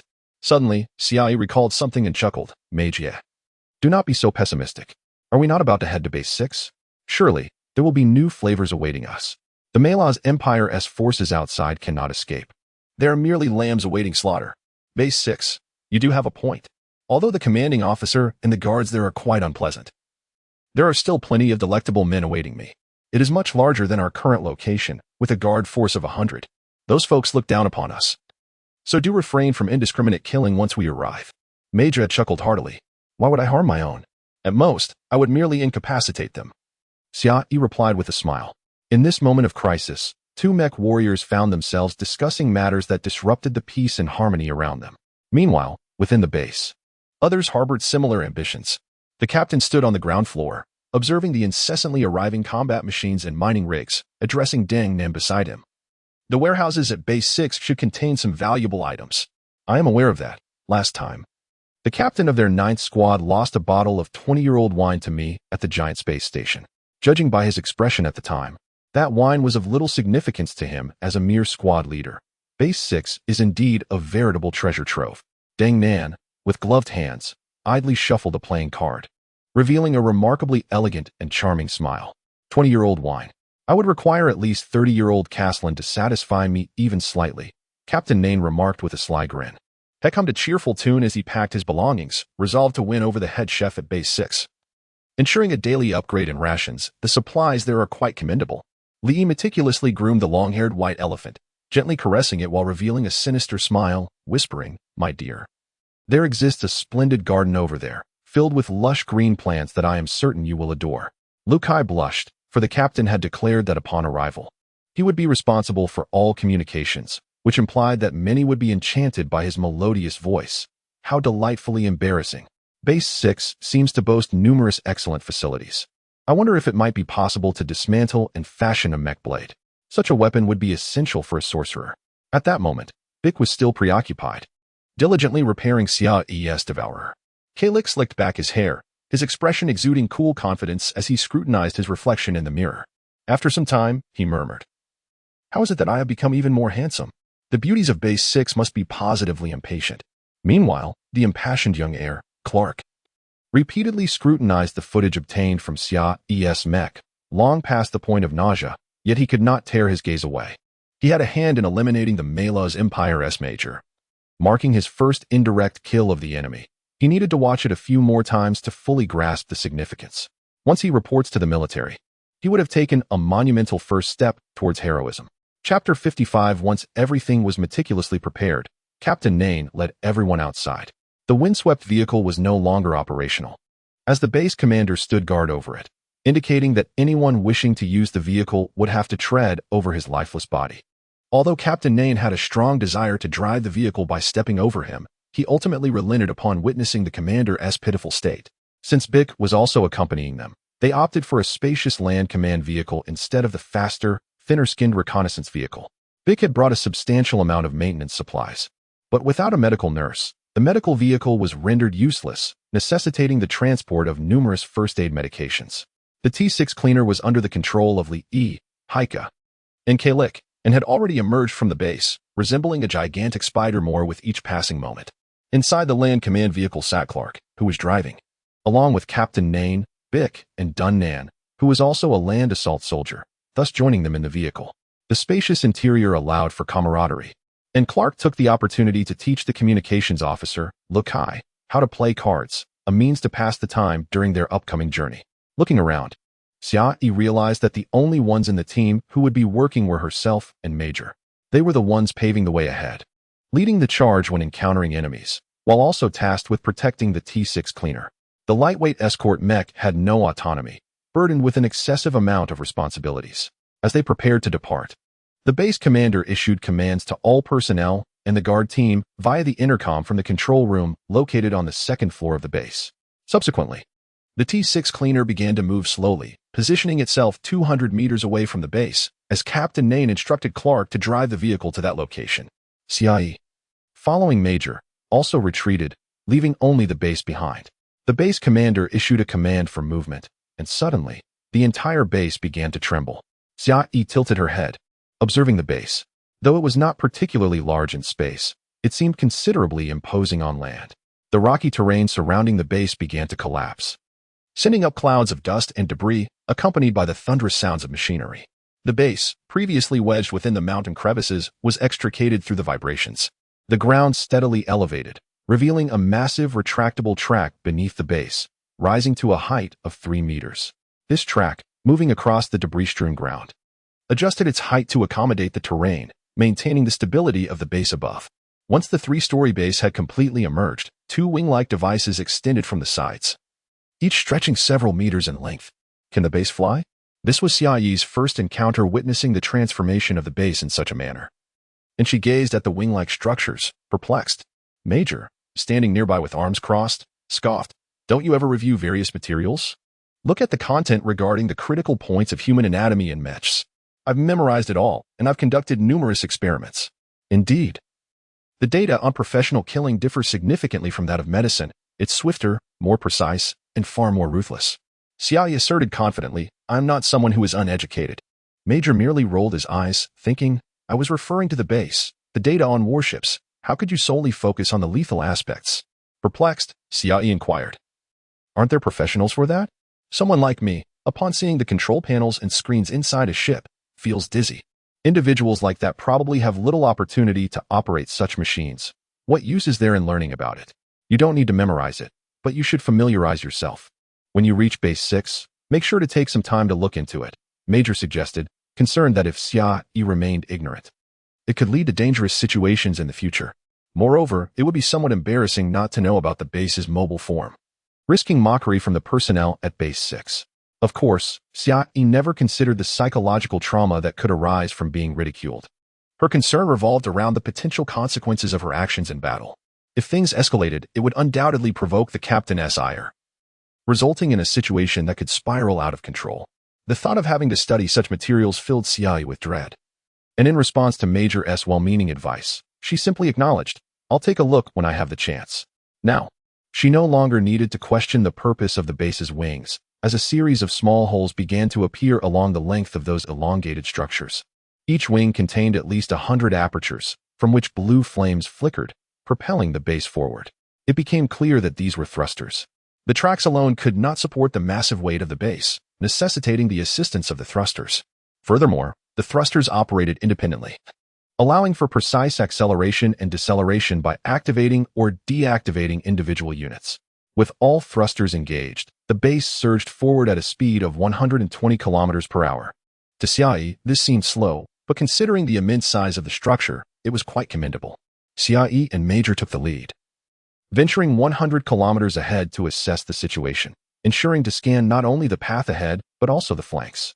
Meanwhile, the T-6 cleaner trailed alongside the base, moving at a leisurely pace.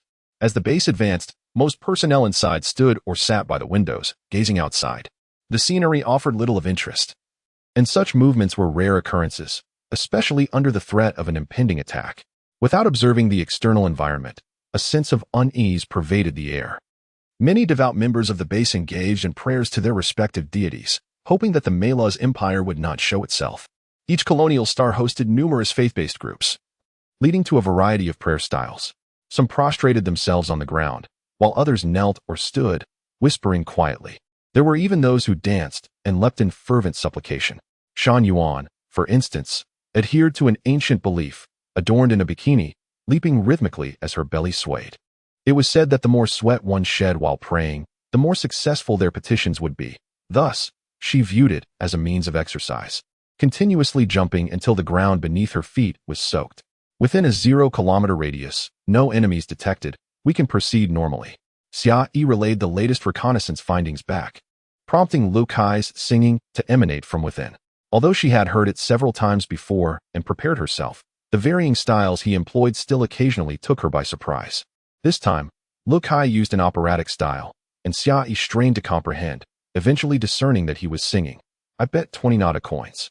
Xiaoyi paused, momentarily bewildered. Before the realization struck her, it turned out that after Clark had taken the wheel, the remaining 4 individuals in the command vehicle had taken to playing cards. Even wagering. This was utterly outrageous. At that moment, Major's voice broke through the intercom. 100 Nada coins. I bet on the captain's hand. Wait, you can place a bet without seeing the cards? Xiaoyi interjected urgently. Major chuckled, just have them call it out. I'll wager on the captain's hand based on the cards they announce. After a pause, he laughed heartily, having won while the Kai lost, leaving him quite pitiful. Can't you take this seriously? Xiaoyi expressed her discontent. I know you're bored. Want to join us for a few rounds? Major asked nonchalantly. Xiaoyi readily declined. She had no interest in card games, and lacked the enthusiasm for activities that did not pique her interest.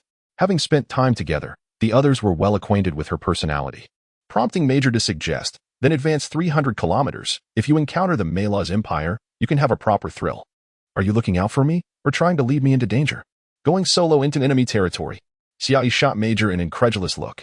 Young one. If you wish to achieve merit, you must seek opportunities, Major replied.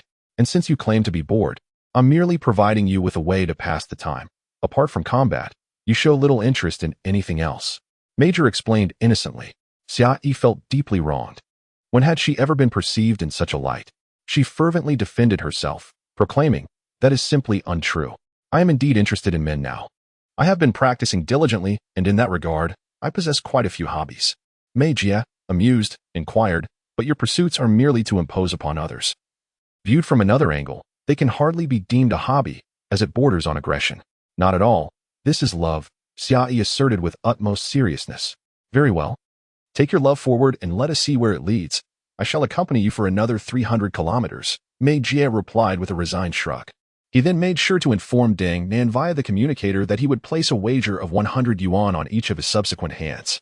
Dang Nan gracefully acquiesced, his face adorned with a broad smile as he regarded the 3 men before him who were faring rather poorly. Thus, Mei Jie and Xiaoyi advanced another 300 kilometers, encountering no sign of the Melasti army along the way. Since departing from Base 22, they had traversed a total of 140 kilometers. Although their paths diverged, they had not journeyed this far during their last encounter with the Melasti. Had the Melasti forces redirected their course towards the central base? This is exceedingly strange. I suspect another objective has drawn the enemy away, Mei Jie mused, halting atop a high hillock to survey the surroundings. When the Melasti were first detected, their aerial warships had obliterated the satellites. Now, they were deprived of satellite surveillance and could only rely on close-range reconnaissance. Even the communicator's reception of messages from other bases was sporadic at best. Based on his combat experience, Mei Jie had anticipated that, even if they did not encounter a large contingent, they would likely come across small reconnaissance units from the Melasti. Yet, nothing had materialized. It seemed the enemy's firepower had been diverted elsewhere. Who is so unfortunate? Xiaoyi chuckled. I believe I know who bears that misfortune, Mei Jie suddenly remarked. Xiaoyi paused, quickly moving to Mei Jie's side to gaze ahead, where, indeed, the unfortunate souls were revealed. In the hollow of a mountain 20 kilometers distant, an array of beam weapons unleashed their assaults. Though the mountain obscured the attackers from view, one could surmise with certainty that they were the Melasti forces, along with personnel from the mining base. This region was not a mining zone. It appeared those under attack were likely other bases that had received evacuation orders and were making their way to Base 6. To be continued. Chapter 56. Mei Jie, what now? Xiaoyi turned to Mei Jie, seeking guidance on their next course of action. They had their own base, but their forces were woefully inadequate. It was uncertain whether their presence would be akin to a lamb entering a tiger's den or a timely rescue. Mei Jie first reported to the commander, informing him of a base under attack, although visibility was poor, making it difficult to ascertain the enemy's numbers. Their communication device lacked satellite capabilities, making it challenging to connect with other bases. They could only link to their own. It was imperative for the commander to establish contact with the besieged base. If there were no survivors, it would seem futile to proceed. The commander, engrossed in a game of cards, abruptly halted upon receiving this news. He tossed his cards onto the small table, instructing Mei Jie and Xiaoyi to remain on standby while they attempted to connect with the targeted base. This endeavor was perilous, as they endeavored to establish a link amidst the Melos Empire's surveillance of frequencies, which could easily reveal their attempts to connect with the besieged. The enemy could intercept their communications and pinpoint their location. Fortunately, they were several hundred kilometers away, providing an opportunity to retreat if necessary. Lu Kai had been assigned to the communications role and donned a headset, attempting to connect with the besieged base several kilometers away. His inability to speak normally while fulfilling this role stemmed from his innate talent in this area. The various command settings on the screen were rapidly clicked, utilizing the terrestrial satellites installed in the neighboring base to capture even the faintest frequencies. Soon, he detected a sporadic signal remarkably close, precisely in the direction Magia had indicated. The connection was established. Lu Kai eagerly inquired, Hey, this is Base Dao, we are here. Who is this? Who's on the line? Despite the connection, his playful tone was met with an unsettling silence. After repeating his question twice more, maintaining a rhythmic cadence, he felt a sense of satisfaction in his approach. Finally, a stammering, irate voice broke through, also employing a sing-song style, albeit clumsily. Hey, we are Base 21, currently under attack. Requesting assistance. It was evident that the individual on the other end sighed in relief, likely bewildered by Lu Kai's unconventional communication method. The 5 members in the command vehicle were momentarily stunned. Once they grasped the situation, Lu Kai, under the commander's directive, softly serenaded, gently, I tell you. You need not mimic my singing. Dear, speak normally. I can understand you. What's going on? This is military communication. If you want to sing, go somewhere else. The voice on the other end erupted. We are Base 21, encountered the Malos Empire forces during our retreat. Casualties are severe. We request assistance. The intensity of the response was palpable, and had Lu Kai been in front of him, he might have been consumed whole by his fury. Captain Nain contemplated the information, muttering to himself, Base 21? Their guard is likely only a single squad, much like Base 22. How severe could their casualties possibly be? He then instructed Lu Kai to inquire further details. Lu Kai found the melodic approach effective, speaking slowly and melodically, which prompted a keen response from the distressed individual on the other end. Despite the escalating frustration, the communication continued. The opposing party disclosed that their base, also guarded by a mere 10 personnel, had encountered a contingent of the Malos Empire consisting of 5 light mechs, 1 medium mech, and approximately 20 ground troops. They boasted a formidable firepower, far exceeding the defensive capabilities of the command vehicle. Currently, Base 21 had already sustained losses, 2 ground troops were dead, and 1 light mech was severely injured and unable to retaliate. The heavy mech, Serpent Corps, had suffered significant damage and was now reliant on the base's automated defense systems. Without immediate support, the base would inevitably fall to the Malos forces. Quite a formidable enemy, the captain remarked, having imbibed some alcohol, his spirits elevated. With no cards left to play, Dang Nan, gazing at his hand, appeared to be divining the future. He flipped over a spade and commented, 2 ground troops lost. Which aligns with my and Clark's positions. In such scenarios, shouldn't we be in the command vehicle instead of rushing into danger? Ground troops are merely for engaging infantry and civilians. When did we start confronting mechs? These fools. You're quite blunt, Bick retorted, stroking his short beard. Is that so? I haven't mentioned that most of the team's budget comes from my winnings. If my ground troops perish, what becomes of you and the captain? You two are the team's biggest expenses, consuming 6 figures monthly on drinks, while your mech repairs cost over $1 million. Dang Nan flipped his last card, a heart queen, and chuckled, we will win this round. Bick glared at him, unable to counter the truth of the statement. The captain shot a glance at them before instructing Lu Kai to inform Base 21 that they would provide support imminently. Bick stroked his chin, gazing at the cards, and slowly remarked, help me calculate when I will marry. Dang Nan, tucking away his cards, laughed, your bride is merely a mechanical arm. What is there to calculate? You little rascal. Then I shall design a custom mech blade, Bick declared fiercely, causing Dang Nan to break into a cold sweat. For that would indeed be a considerable expense. If such a venture were to materialize, they would have to rely on the gamblers from Base 6, 400 kilometers away. Magia and Xia Yi had received Lu Kai's relay of orders, instructing them to proceed to assist Base 21 while the others followed.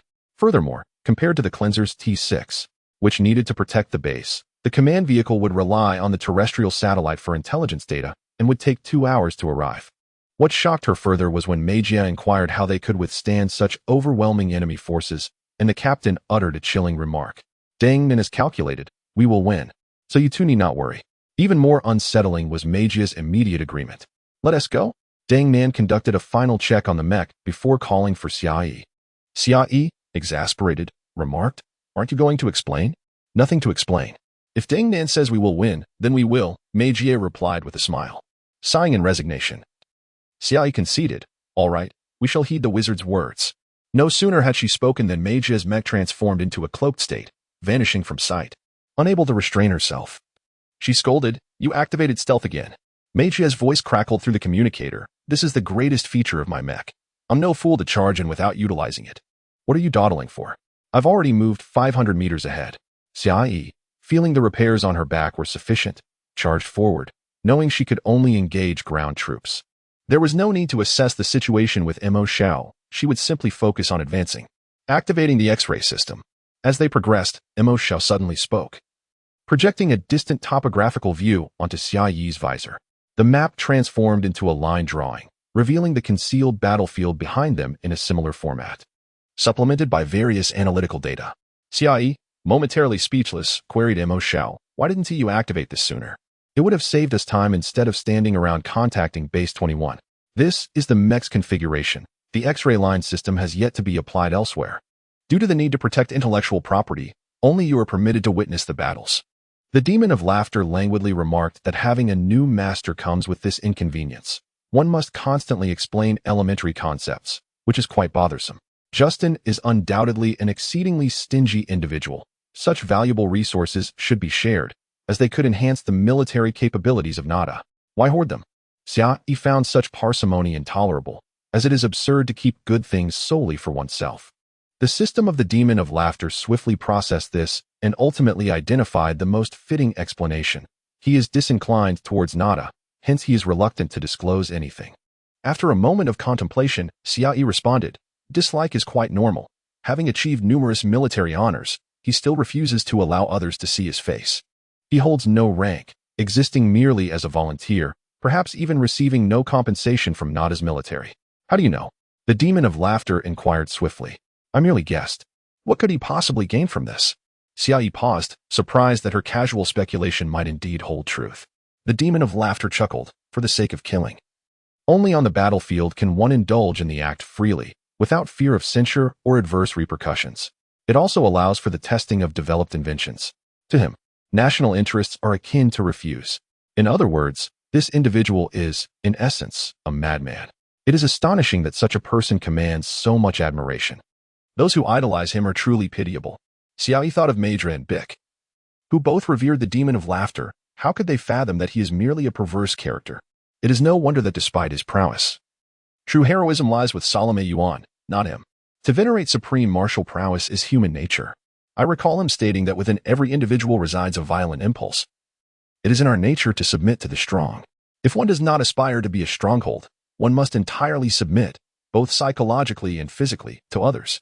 Therefore, one who is unwilling to submit to others must become a strong individual themselves. The demon of laughter articulated Justin's words directly to Xia Yi. It hoped that its new master would be someone who could rival Justin. Should she prove to be merely weak, she would be discarded. The demon of laughter does not tolerate weakness. Chapter 57. Xia Yi was entirely oblivious to Justin's musings. During her academic pursuits, she merely passed the time, rarely delving into profound statements. Moreover, in these tumultuous times, who had the leisure to ponder the validity of such discourse? The notions of strength and weakness seemed utterly mundane to her. Let us dispense with the trivialities. We are here to attend to serious matters. Do not indulge in romantic distractions, Xia Yi remarked casually, as they charged toward the slope below. The explosions resonating from behind the mountain were quite thunderous, echoing the chaos of the battlefield. Xia Yi had no desire to entertain such talk. So Mo Xiao proceeded with the mission briefing. The Nodder base is located at 1 o'clock. The enemy command vehicle is near position 7, and the advancing troops are concentrated around the command vehicle. Medium mechs are stationed directly in front of the base, with 5 light mechs also positioned there. Meijian, what do you intend to tackle? Xia Yi pondered, addressing Meijian through the communicator. It was essential for the two to coordinate effectively. She preferred to engage the advancing troops and the command vehicle, as she felt somewhat disadvantaged in terms of weaponry and doubted her efficacy against mechs directly. Meijia's response came swiftly. Eliminate all the advancing troops first, then take out the command vehicle. I'll engage the mechs. He added, have Dangnan put in some effort. Seize this opportunity to procure a mech blade for you. You are all too generous. I did not realize Dangnan was so affluent, Xia Yi replied. Momentarily taken aback by their offer of a mech blade, what extraordinary allies they were, unlike any she had encountered elsewhere. No need for gratitude. We will share the military merits equally, Mejia stated with an air of straightforwardness, showing no hint of hesitation. Xiaoyi was momentarily stunned before comprehending the implications of a collective merit system. You and Clark have earned military honors, and we report as a unit. It does not specify individuals. To survive, collaboration is essential. It is the ethos of our team. Regardless, I seek nothing but to meet Xiao Verid and engage in various pursuits, leaving the collective honors to be shared amongst us, she thought, unconcerned about the military accolades. Noticing Xiaoyi's unwavering resolve, Mejia chuckled, appreciating her unique character. Without camaraderie, individuals risked ostracism or peril on the battlefield. While the collective military merit system might seem unjust to those who exerted the most effort, without the cooperation of others, how significant could one's individual achievements truly be? Xiaoyi readied herself, stating, I will count to 3, and then we charge simultaneously. However, being in stealth mode makes me feel as though all enemy attention will fall solely upon me. What is there to fret over? My role is to discreetly eliminate them while they are focused on you. Your predecessor met his end in such a manner, so you must strive. Mejia encouraged with a benevolent smile. This was hardly a comforting thought. Xiaoyi chuckled lightly, recognizing it as an astute reminder. She began her countdown. 1, 2, 3. Attack. With powerful thrusts, she soared 50 meters high, performing 2 somersaults in midair before landing deftly upon the rocky summit and leaping down without a moment's hesitation. Her landing spot was precisely atop the command vehicle of the Malaz Empire. With astonishing force, she descended without any warning. Xiaoyi landed heavily upon the command vehicle's roof, a resounding crash echoing as she absorbed the impact seamlessly, as if she had leaped from a mere 30 centimeters. In stark contrast, the command vehicle could not withstand such a blow. Its roof crumpled significantly, emitting a sound akin to a metal can being crushed. Without pausing, Xiaoyi rolled off the vehicle and swiftly targeted a nearby advancing soldier, executing a lethal strike with precision that severed the connection at the neck of his space combat suit. With a swift motion, the suit was rent asunder, blood erupting forth as she continued her assault, pivoting to plunge her weapon into another soldier's chest. The combat suit, akin to mere fabric, was effortlessly penetrated, her blade driving through flesh and into the heart. With a forceful kick, she extracted her weapon, remaining unperturbed as she lunged toward additional advancing troops. From the moment she leaped down until she claimed her second victim, no more than 10 seconds had elapsed. Finally, her actions jolted others back to reality, who raised their ion guns and land assault particle cannons to fire upon her. Xiaoyi adeptly evaded the beams, leaping from the command vehicle's roof to the opposite side, swiftly cleaving one assailant in half with a single stroke. The droplets of blood drifted languidly through the vacuum, resembling petals of crimson.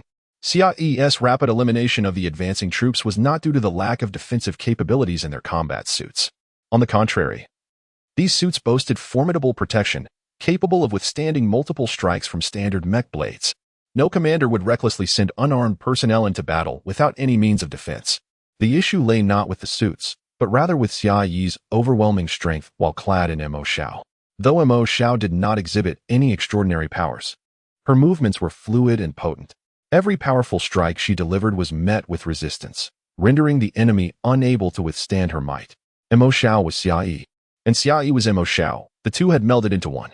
She was not merely adorned in a mech but embodied its very essence, free to act at her will.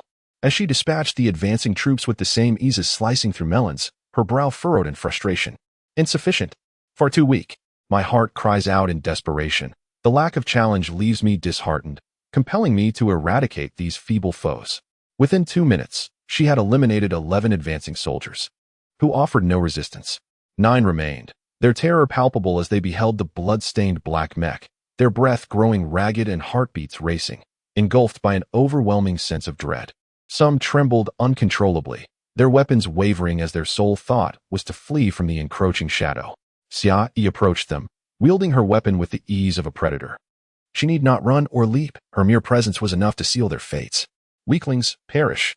Mejia had yet to make his move when he witnessed Xiaoyi flow through the battlefield like water, dispatching 11 foes with an insatiable hunger for more. The atmosphere was perilously charged, yet now was not the time for contemplation. He had drawn near to a light mech, which was actively engaging Nader forces with beam attacks. At a mere 5 meters away, the distance was sufficient for action. Suddenly, a flash of crimson light appeared as he struck with his mech blade. his form transforming into a blur of red as he unleashed a flurry of strikes, the number of blows obscured amidst the chaos.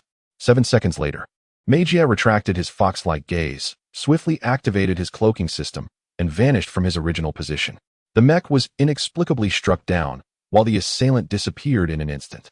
A second later, the mech system emitted a piercing alarm: oxygen system damaged, exterior armor compromised, communication system failing, life signs extinguished. Amidst the blaring sirens, the mech stood still for 5 seconds before crashing heavily to the ground, its pilot already perished. Night Fox appeared beside the enemy unnoticed, seizing their lives with lightning speed, only to vanish once more into the ether. This stealth-oriented mech warrior boasted a remarkably high success rate, yet his sudden disappearances often endangered his comrades, particularly those of lesser skill, who could swiftly meet their demise. Just as Meiji eliminated this mech warrior, the last advancing soldier fell victim to Xia Yi's impatience as she turned her gaze toward the command vehicle. Licking her lips, she kicked up a land assault particle cannon from the ground and fired a shot at the command vehicle. Suddenly, a mech charged forward, drawing its sword to intercept the particle beam. With one of the 5 mechs dispatched, 2 others approached, flanking her from both sides, while the remaining 2 stood guard, wary of the elusive Magia, anchored beside the medium mech. Mechs? Xia Yi chuckled devilishly, securing the Devourer back onto her back, extending her hands in invitation. The Devourer was ineffective against mechs, so returning it to her back was a natural gesture. However, to the soldiers of the Malaz Empire, this action seemed excessively audacious. While she wielded a blade against the advancing soldiers, she now sheathed her weapon before the 2 mechs.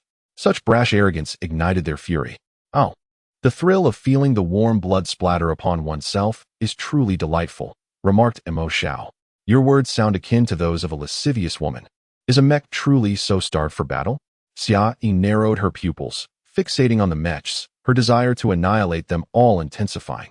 At last, she was free from dealing with the inept advancing soldiers. It was time for some exhilarating fun.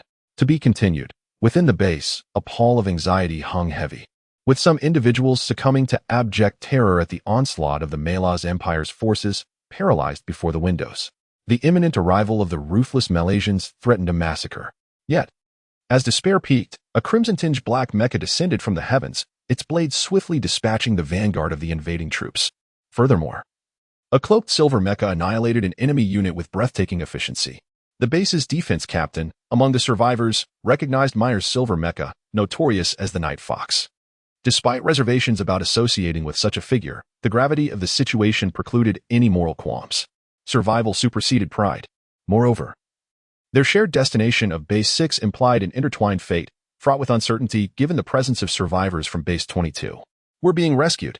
It's the Night Fox, a woman exclaimed, Meyer's reputation preceding him across Planet 52, rivaling that of even new recruits like Xia Yi. His prowess as a mecha pilot was renowned, placing him among the elite. However, his penchant for seduction and repeated insubordination had hindered his advancement to the main forces. The cry galvanized the remaining personnel, who huddled near the windows, their hopes rekindled. Yet, the absence of additional reinforcements dawned on them, a stark reminder of the limited resources of smaller outposts. Aid would likely consist of a handful of personnel, insufficient to repel a full-scale assault. Could 2 light mecha truly deliver them from this perilous situation? Unaware of the emotional turmoil within the base, Xia Yi focused solely on dismantling the 2 enemy mecha before her. Care to test her mettle? Engage mecha in hand-to-hand combat. Light mecha, designed for agility and escort duties, lack the armor of their medium and heavy counterparts. Their primary function is to safeguard larger units and eliminate peripheral threats. Some pilots, however, leverage their superior reflexes for direct combat. A mocking voice cautioned Xia Yi, noting her lack of a mecha blade capable of penetrating the enemy's armor. Test? There's nothing to test. Just eliminate. Xia Yi roared, vanishing in a blur before reappearing before the lead mecha, delivering a devastating blow to its abdomen. The mecha collided with the command vehicle, its alarm systems blaring from the force of the impact. As the enemy pilot attempted to retaliate with his mecha sword, Xia Yi seized the blade. Since I can't use your sword, I'll use your hand to wield it, she declared, gripping the scorching blade and driving it toward the mecha's chassis. The pilot resisted fiercely, but Xia Yi, disregarding the machine's nature, unleashed a barrage of knee strikes against the mecha's groin. Despite the armor, the pilot's instincts caused him to recoil, leaving him vulnerable to Xia Yi's relentless assault. With one hand forcing the blade, the other knee pummeling the armor, Xia Yi pressed the sword against the mecha's neck, the groin receiving a relentless pounding. The vibrations from the knee strikes sent shivers down the pilot's spine, overwhelmed by the unorthodox, street-brawling tactics. Xiaoyi pressed close, her face visible through her visor, a radiant smile masking a predatory gleam in her eyes. "Assist me," the pilot pleaded to his comrade. Before the request could be completed, the second mecha lunged forward, its sword arcing towards Xiaoyi's back. Anticipating the attack, Xiaoyi utilized the mecha's sensory capabilities to her advantage. As the blade descended, a mere 10 centimeters away, Xiaoyi released her grip on the sword, dropping to the ground and rolling aside. The intended pincer movement resulted in a collision between the two Malaysian mecha. The assisting mecha pilot attempted to halt his momentum, but the pilot who had been on the receiving end of Xiaoyi's barrage was unable to restrain himself. He had been exerting maximum force to push back against Xiaoyi's blade, and her sudden disengagement caused his sword to swing forward with unstoppable force. In less than a second, the blade struck his comrade, cleaving through the mecha's abdomen in a shower of sparks. The pilot cried out in anguish, the accidental strike filling him with remorse. Xiaoyi, however, capitalized on the chaos, leaping onto the command vehicle and mounting the mecha's shoulders. Securing her grip with her legs, she grasped the helmet and cackled, "Perish." With a savage twist, she snapped the mecha's neck, severing the head from the body. The injured pilot, still alive, retreated, his mecha system struggling to maintain integrity. He donned an emergency oxygen mask, granting him a limited supply of breathable air. However, the gaping wound in the mecha's abdomen remained exposed to the vacuum of space. This was the peril that made combat in a vacuum so dreaded. Yet, the looming threat of the black mecha was even more terrifying. Despite the specialized materials used for the mecha's flexible neck joint, Xiaoyi had severed it with her bare hands. Was this a custom-built machine? Unlike the Naden forces, which favored experienced veterans, the Malaz Empire selected promising recruits with exceptional agility, physicality, and intelligence for their mecha core. These recruits underwent specialized mecha training, gaining superior knowledge of their machines, even if they lacked combat experience. For these soldiers, this was their first real battle, and the resistance they encountered was less than what they usually met in training, making these soldiers think that the Nada people were too weak. The pilot experienced a primal fear. The black mecha's actions, while not overtly gory, were ruthlessly efficient. While the destruction of the infantry could be attributed to the mecha's superior firepower, the severing of the other mecha's neck defied human capabilities. Were these the elite mecha pilots of the Naden forces? That one's trying to flee. How pathetic. The Demon Smile is a seasoned veteran of the battlefield. Upon witnessing the rigid stance of the mech, it was evident that the pilot had been utterly petrified by Xiaoyi's act of twisting its neck. This girl is truly formidable, primarily due to her unwavering resolve devoid of distractions. Typically, a mech soldier would not expel their inner turmoil until they have slain a dozen foes, yet she harbors no such anxieties. Although these adversaries are living beings, she executes her actions with remarkable efficiency, devoid of any mercy or hesitation. She is indeed a rare gem among killing machines. Though commendable, she remains far from being extraordinary. Does she wish to escape? Xiaoyi possesses little experience in such matters. Whether her opponent yearns for freedom or has succumbed to madness is of no consequence to her. Her sole objective is to snap their necks. Does the Demon Smile not revel in blood? Then let the blood of the Malaz Imperials stain her hands. With a sudden burst of energy, she propelled herself forward. The opponent, still recalling the swing of the mech sword, had already been intimidated by Xiaoyi's fierce momentum. The force and precision of the blade were woefully inadequate, allowing Xiaoyi to effortlessly evade it. She executed a powerful kick to the mech's lower body, causing it to lose balance and topple onto the ground. Xiaoyi leapt onto the mech, firmly pinning its hands against its sides, denying it any chance of escape.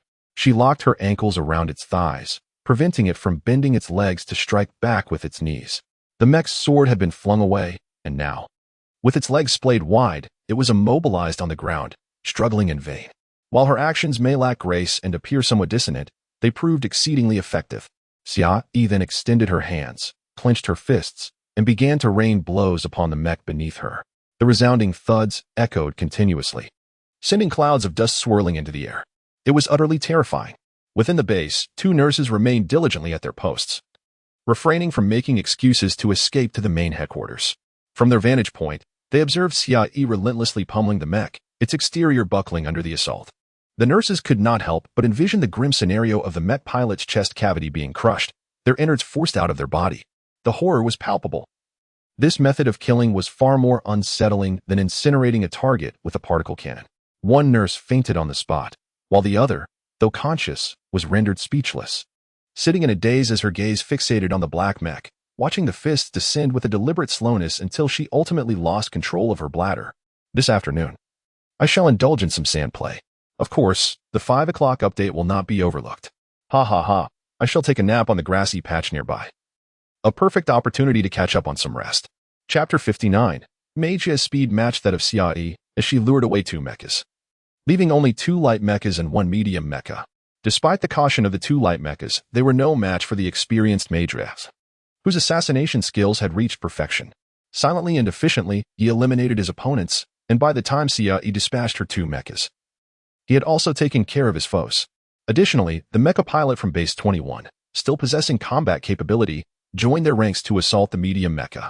When Xiaoyi rose to her feet, the chest of the Meijia's Empire mecha was crushed to a mere 5 centimeters in thickness. What else with your brutality? Wouldn't it be easier to simply snap his neck instead of crushing him? Mo Xiao inquired. There's a devil stirring within me. If I don't act this way, I feel an unbearable discomfort, an oppressive sensation. Is it possible that the opponents are simply too weak? Xiaoyi's face bore no trace of cruelty or insanity. She appeared remarkably calm, entirely unrecognizable from the actions she had just committed. Mo Xiao activated the language pack, searching for phrases to communicate with the deranged. The chip's processing speed was astonishing, locating the desired phrases in merely 0.3 seconds. Thus, it remarked, from my perspective, you indeed seem deranged. Your perception is quite narrow. I merely seek something intriguing, Xiaoyi replied, glancing over her shoulder. Now is not the time for such discussions. The command vehicle has fled. That vehicle had already reached its maximum speed, darting away like an arrow toward the location from which she had come. There, her comrades were stationed, seemingly at leisure, engaged in card games. She thought it best to leave the command vehicle to them to occupy their time. With that resolved, Xiaoyi turned her attention to assist Meijia against the medium mecha. No matter how formidable the medium mecha was, it could not withstand the onslaught of 3 individuals, especially with 2 of them possessing considerable skills, one being particularly unhinged. Lacking a mecha blade, they resorted to fists and feet, targeting specific areas with relentless force, causing the outer shell to fracture and the internal mechanisms to malfunction, significantly impairing the mecha's maneuverability. Ultimately, the medium mecha collapsed under their combined assault. And upon opening the mecha hatch, they discovered that the mecha pilot had committed suicide. Such was the nature of the Meijia's Empire soldiers, they preferred death to capture, making it exceedingly difficult to take them alive. However, their demise simplified matters. With no air to incinerate the bodies, a simple grave would suffice. Yet, the identity chip was left behind, primarily for reporting military achievements and, out of humanitarian consideration, to inform the Meijia's Empire of the fate of their soldiers. Not a single chip was left for those at Base 21, as Meijia collected them all, ensuring that those who survived would have their lives spared, leaving any ambition for accolades as mere dreams. Subsequently, the commander of Base 21 expressed a desire to accompany them to Base 6. Their own escort team was inadequate. And what if they encountered enemy forces again? Though the personnel from Base 22 were peculiar, they were nonetheless competent. Advancing together would surely enhance their safety.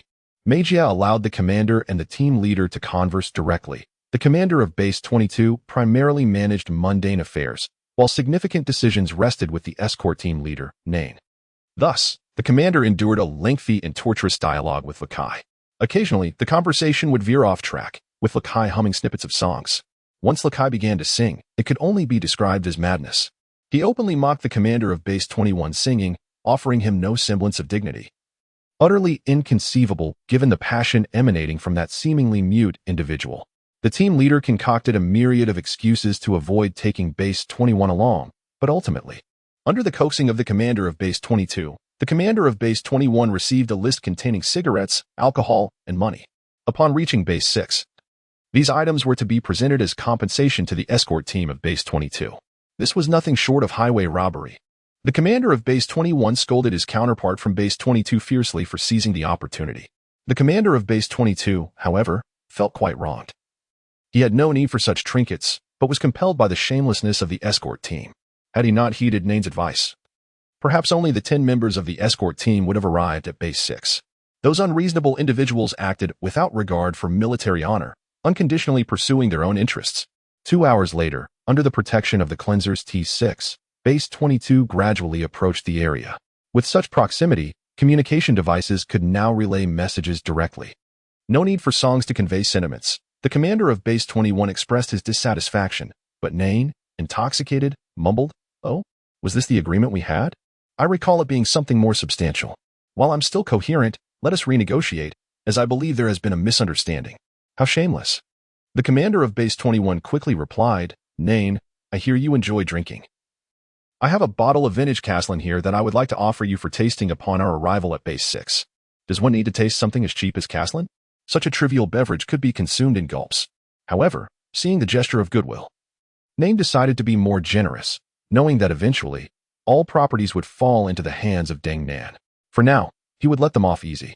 Satisfied with the commander's demeanor, the team leader graciously accepted the offering, and other matters were left unaddressed. To expedite their journey to Base 6 and avoid any unforeseen delays, they paused only for 2 hours before setting off together. When Xiaoyi inquired about the fleeing command vehicle, the team leader lazily remarked that it had long been dealt with. The vehicle discarded on the first floor of the base. His relaxed demeanor left Xiaoyi feeling somewhat disinterested. Mejia remained stationed outside the base, while Xiaoyi returned within. Eating, using the restroom, bathing, and resting were necessities. Due to insufficient personnel, she and Mejia took turns checking the situation.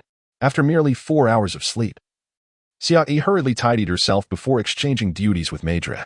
Each exchange lasted 6 hours, during which they could neither drink nor relieve themselves, leading them to forego ordinary food for specialized mecha rations. These rations resembled chocolate bars, 2 fingers wide, with a flavor reminiscent of crispy chicken, providing ample protein, vitamins, and essential nutrients. Hence, mecha pilots did not roam outside for extended periods, as the bases were too small to allow for prolonged stay outside. After 13 days of relentless travel, they finally entered the vicinity of Base 6. This was one of 3 major bases, aside from the central base, unlike Base 22, which haphazardly exploited resources like caterpillars devouring leaves. Here, the mining area was meticulously organized, with winding roads weaving between crystal ore. The base itself was constructed 3 kilometers away from the mining site for safety reasons. It was not out of cowardice. Smaller bases dared to build directly atop crystal ore, while they remained at a safe distance. The primary reason being that Base 6 was immobile. It was quite large and could not relocate like smaller bases, which could shift to new territories upon depleting resources. Encompassing an area 16 times that of Base 22, it housed around 2,000 personnel. Thus, the escort team consisted of 10 squads, all managed by the base commander. As Xiaoyi gazed upon the expansive Base 6 in the distance, listening to Mejia recount the situation, she felt a wave of sympathy for her own base commander. The old man wielded no real power, merely passing time until retirement, anticipating a substantial severance package upon leaving the front lines, allowing him to return home comfortably to enjoy his golden years. If one is not at the front lines, receiving a sum of 1 million upon retirement could be deemed the utmost limit. Moreover, it has been said that the personnel from Base 6 are rather inept. Had it not been for military orders, they would have had no desire to come here at all. The sentiment towards this base, among others, is likewise negative, as they harbor a strong disdain for the commander here. It is rumored that numerous bases are contemplating relocation to this area. Yet not a single commander is pleased by this prospect. Bases 21 and 22 gradually approached Base 6, intending to connect to the main building, only to receive a condescending and dismissive directive instructing them to connect at the corner of the auxiliary building instead, forbidding access to the main structure. The tone was laced with disdain, insinuating their ineffectiveness and suggesting they had been driven to flee by the forces of the Malaz Empire. Base 21 complied silently, while Captain Nain remarked coolly, "Deng An, Maedre, and Heike, you are permitted to go out and enjoy yourselves. Make it a delightful outing." "Rest assured," they replied, each with their own ulterior motives, while Heike simply grinned foolishly, preoccupied with thoughts of the cook. After a moment's hesitation, Captain Nain added, "Xiaoyi, you should join them as well." "Me? I'm not sure what mischief I could cause," Xiaoyi responded, momentarily taken aback, pondering the lack of any schemes on her part, just as uncertainty clouded her mind regarding her intended disruption. She heard the captain's admonition, "As long as you are not bedridden from severe injuries, killing is off the table for now." Xiaoyi felt tears welling up. "Captain, I assure you, I am not a lunatic." "Not a lunatic? That's quite all right. You merely need to regulate your strength." The captain dismissed her explanation, a sentiment echoed by the others. Each one thought, if she is not the mad one, then who among us is? Surely, it cannot be the rest of us who are sane. In the eyes of 9 rational individuals, Xia perceived as the mad one, accepted this esteemed task to join the other 3 in seeking retribution against Base 6. Shouldn't we unite against external foes instead of causing discord among ourselves? Is this truly the right course of action? Xia inquired curiously. Mech glanced at her, replying nonchalantly, aside from you, none of us are inclined to stir up trouble. Regardless of the chaos, I must find someone to warm my bed, Ding En declared, and Haika, with his innate clumsiness, seemed destined to wreak havoc wherever he went. I'm merely playing my part. Xia shot him a glance, thinking how thoroughly wicked these individuals truly were. Chapter 60. As they deliberated on who should instigate trouble, Base 22 began to merge with Base 6. The sides of Base 6 were adorned with numerous protrusions, each extending over 10 meters in length and 2 meters in width. The position assigned to Xia and her companions was rather peculiar. Just around the corner lay the road in front of the base. If they lingered there when the Malaz Empire's forces attacked, they would be akin to a slice of ham offered up for the enemy's feast. What a splendid location! Once the enemy assaults, we shall seize the opportunity to achieve merit, Xia remarked, amusement dancing in her eyes as she stood by the window. The others cast her bemused glances. Optimism, it seemed, should have its limits. Such unchecked cheerfulness bordered on self-deprecation. Above Base 22 lay a 2-meter-deep pit, which Xia had thought was merely a scenic viewing area. Yet now, that pit aligned directly with the protrusions of Base 6. The base retracted its wings and moved slowly, cautiously aiming for that spot, gradually inserting itself. A resounding noise echoed as Base 22 and Base 6 became joined. The pit's location was on the 2nd floor. Xia turned her head to see a sizable door open in the wall. Thus, the 2 bases were interconnected, allowing for passage between them. And this was the case for other bases as well. The more bases connected, the larger the entire complex became. In addition to bases 21 and 22, bases 16, 17, and 19 were also present. They had arrived several days earlier, perhaps having avoided the ire of Base 6's personnel, thus securing advantageous positions. Each of the 5 bases brought along approximately 100 individuals, resulting in over 500 additional personnel at Base 6. However, they were not so benevolent as to provide meals for everyone. Each group was still required to dine within their designated areas. Heck's hopes of indulging in better rations were swiftly dashed, leaving his expression one of shocked disillusionment. After standing there in stunned silence for a moment, he glared at the Connection's grand entrance and huffed, I'll go assist Base 6 with their equipment, before storming through the door towards Base 6. Right. We should remind everyone to secure the doors. With so many people around, we can't be certain that belongings won't go missing, Clark thoughtfully advised, entirely oblivious to the implication that he referred to the personnel from other bases as thieves. Captain Nain chuckled and made his way to seek out the commander of Base 21, intending to retrieve promised supplies. After surveying the scene, he rounded up Lukai and Kalik, ready to pursue his debts. Initially, he intended to bring Li Yi along, but noticed he had already taken the long-haired white elephant and crossed the threshold towards Base 6, South Botanical Garden. Xia, curious to discover what remarkable features Base 6 possessed, decided to venture forth on her own. Mei Jie and Deng Nen exchanged knowing glances and shared a subdued smile, before also heading towards Base 6. The structure of Base 6 was quite similar to the others, albeit more expansive, boasting a greater array of amenities. For instance, they had a concert hall and, surprisingly, a military band composed of members from the Guard, albeit on a smaller scale with only around 10 individuals. Certainly, the banquet hall occupied a significant area, along with a game room, a holographic cinema, and a spa. Xia lingered at the entrance of the spa, gazing up at the contented individuals emerging from within. This was the fabled spa, surely a complimentary service. During her time on Nodder Star, she had encountered a spa in her building, but the fees were exorbitant, costing thousands of Nodder credits for a single visit. Living perpetually on the edge of poverty, Xia had never been able to afford such luxuries, merely observing the advertisements displayed on the walls. The visuals continuously showcased the spa's interior, and she could vividly recall its offerings, large bathing pools akin to swimming pools, smaller pools with an array of flavors. A conjecture based on the various fruits and dairy products mentioned in the ads, leading her to envision a sweet, delightful experience. The spa at Base 6 lacked advertisements. Yet that did not hinder Xiaoyi's imagination. After all, spas were generally comparable. Contemplating her options, she resolved to seize the opportunity to experience this benefit of military service before the Malaz Empire's forces arrived. Thus, Xiaoyi took her first step towards indulgence. yet was abruptly halted at the entrance. Blocking her path was a striking young woman clad in a fitted, short skirt, her V-neck design revealing a hint of her neckline. Xiai stared at her, perplexed. Surely this was a base and not an inappropriate venue. Moreover, why did the spa's uniforms lean towards such revealing designs? The attire was also pink. Noticing Xia Yi's lingering gaze, the spa attendant shifted uncomfortably, attempting to evade her scrutiny. Finally, Xia Yi redirected her attention to the girl's face and remarked, "Your service is quite attentive. You've come to greet me even before I entered." Whenever she addressed women, Xia Yi intentionally lowered her tone to sound more neutral. Predictably, the girl failed to recognize Xia Yi as a woman, her brow furrowing slightly as she replied, "Officer, we only serve commissioned officers." Xia Yi responded with a hint of confusion. "Only commissioned officers?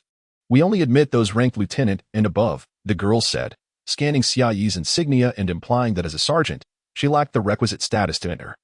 Xia Yi curiously surveyed the small lobby. There were no other officers present, nor any signs indicating that entry was restricted to commissioned personnel. She inquired, "Why is that?" "It has always been this way. We are not dispatched by the military. The company merely offers this complimentary service to allow officers to relax after seeing how hard everyone works," the girl explained, her tone somewhat reluctant yet professionally courteous. "Oh, so you're from a mining company?" "Yet, officers usually don't engage in labor. Soldiers primarily conduct the protection duties. Isn't it rather unfair to allow only officers to enjoy this? Surely the military would not endorse such a demoralizing practice?" Xia Yi pressed, determined to unearth the truth rather than simply walk away. At that moment, another girl emerged from behind the front desk, similarly attired and equally well endowed. The sight of so many women catering exclusively to officers was audacious on the mining company's part, especially with ordinary soldiers watching. "Officer, if you wish to enter, I suggest you aim for a promotion to lieutenant. We do not charge any fees. Even if you were willing to pay, it is not permitted," the girl stated. Her gaze fixed on Xia Yi, her words accompanied by subtle movements that drew attention away from her face. "Why not?" Xia Yi persisted, maintaining her line of questioning. This persistence began to irk the two girls. They were accustomed to dismissing inquiries like hers with ease. After all, those who came and followed their instructions typically left without further ado. Now, faced with a rookie who stood unyieldingly at the door, they found her demeanor irritating. One of them replied curtly, "To maintain water quality, we cannot allow soldiers to soak in unclean water."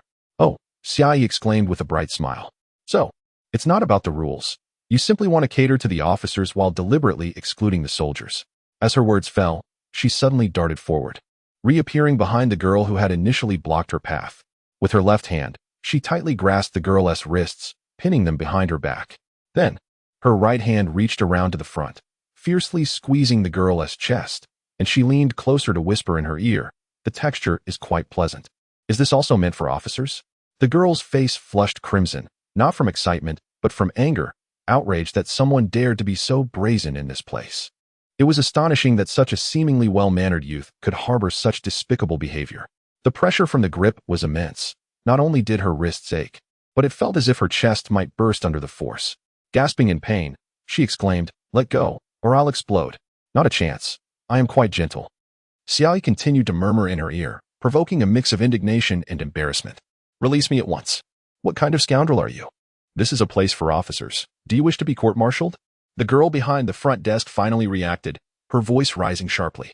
Xia Yi recalled her captain's words and smiled slightly, thinking, "Is that so? Yet I am quite eager to be entertained by you. Dream on. The base commander will send you to your doom." The girl seized an object from the table, casting it towards Xia Yi without even glancing to see what it was. Her aim, naturally poor, missed entirely, and the object flew out the door, crashing onto the floor outside. Meanwhile, she maintained her grip on the girl, who bit her lip, desperately struggling against the hold. Xia Yi chuckled, "I am quite curious to see who else is here. You dare." The girl suddenly sensed that the situation was amiss, stepping back against the wall in a state of panic. "There is nothing I wouldn't do." Xia Yi grinned, revealing her teeth as she smiled at her.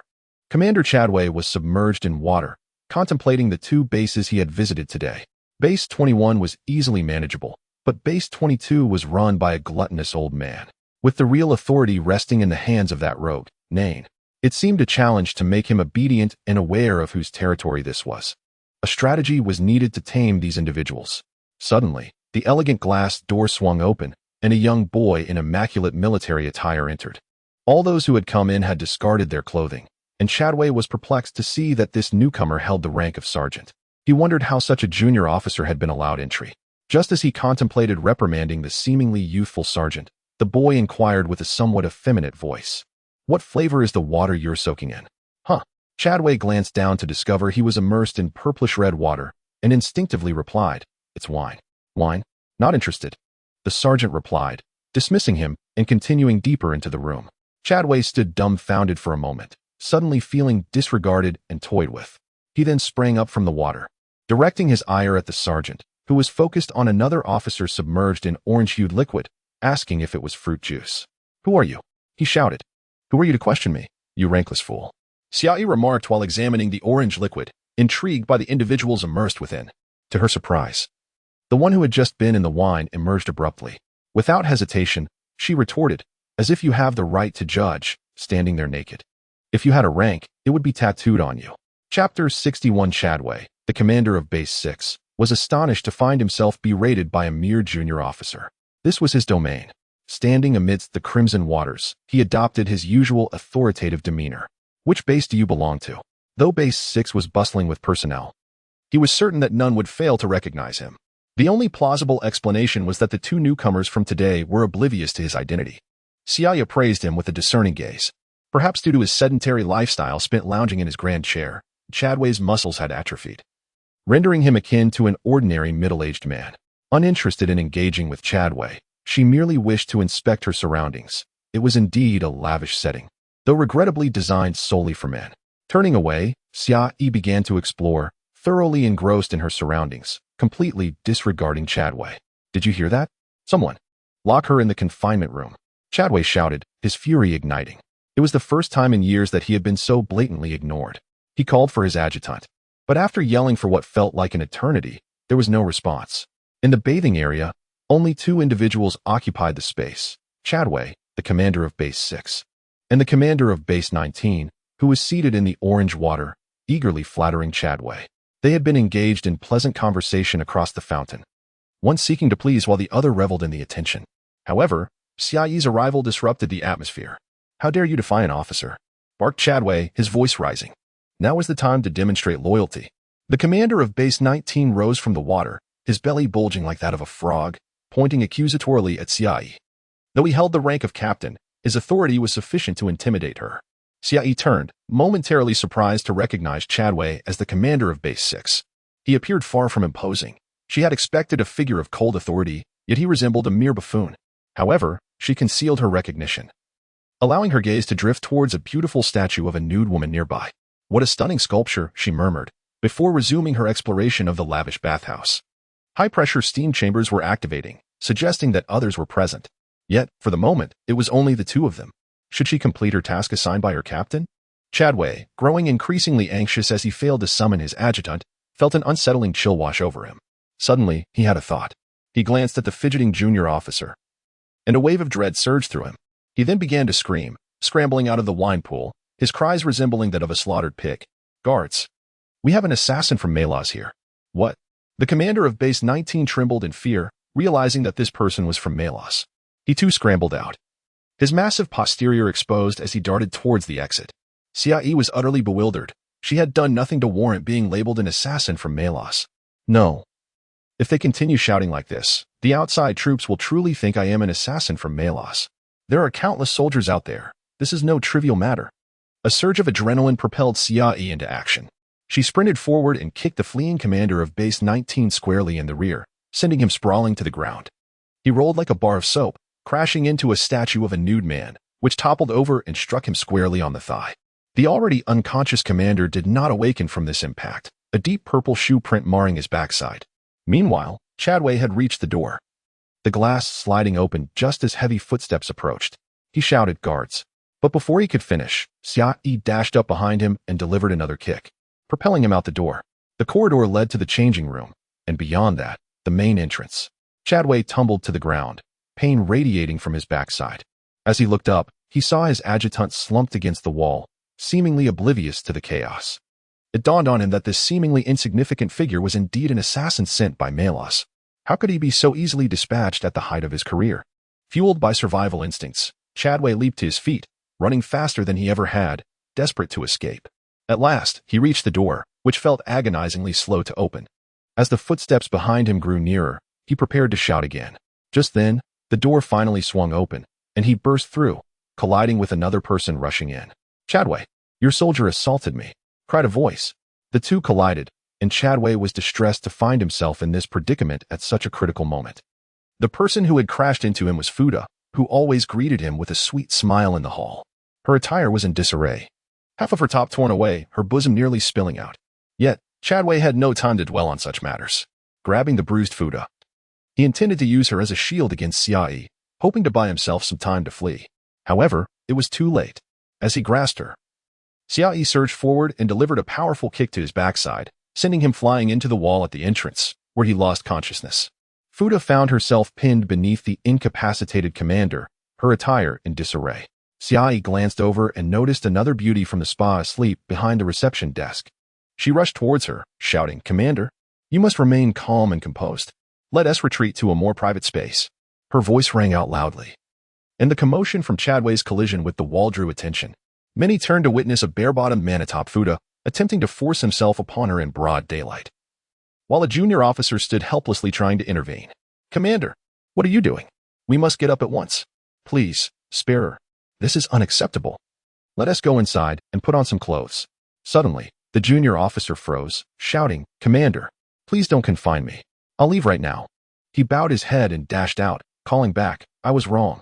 Please don't punish me." He disappeared into the crowd. The onlookers rushed over, horrified to confirm that it was indeed Commander Chadway. The spectacle was utterly revolting, as he had brazenly attempted to assault Fuda in public. Yet, a hint of hesitation lingered among the crowd. Everyone knew that the women at the spa were provided by the mining company, no longer pure. Perhaps this was merely another of Chadway's peculiar antics, having previously brought individuals into the heavy Mech for amusement, only to be seen by the Mech soldiers. That individual had scrubbed toilets for half a year and had only recently returned after an incident with the Malaz Empire. Such were their thoughts. Yet the assembly discerned an anomaly. Lieutenant Colonel Chadwell remained prone, unmoving.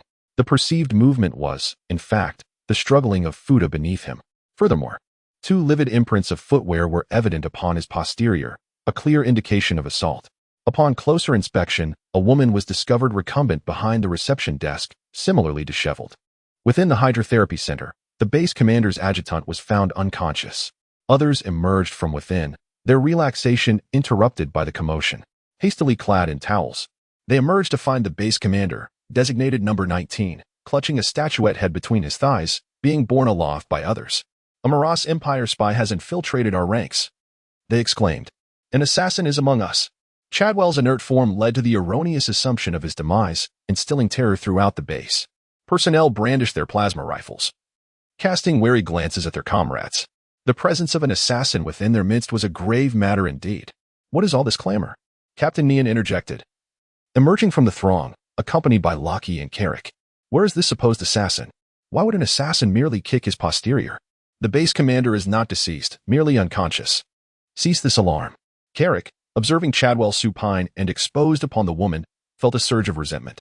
He, a man of such comeliness, had yet to experience the intimacy of a woman, having only been with men.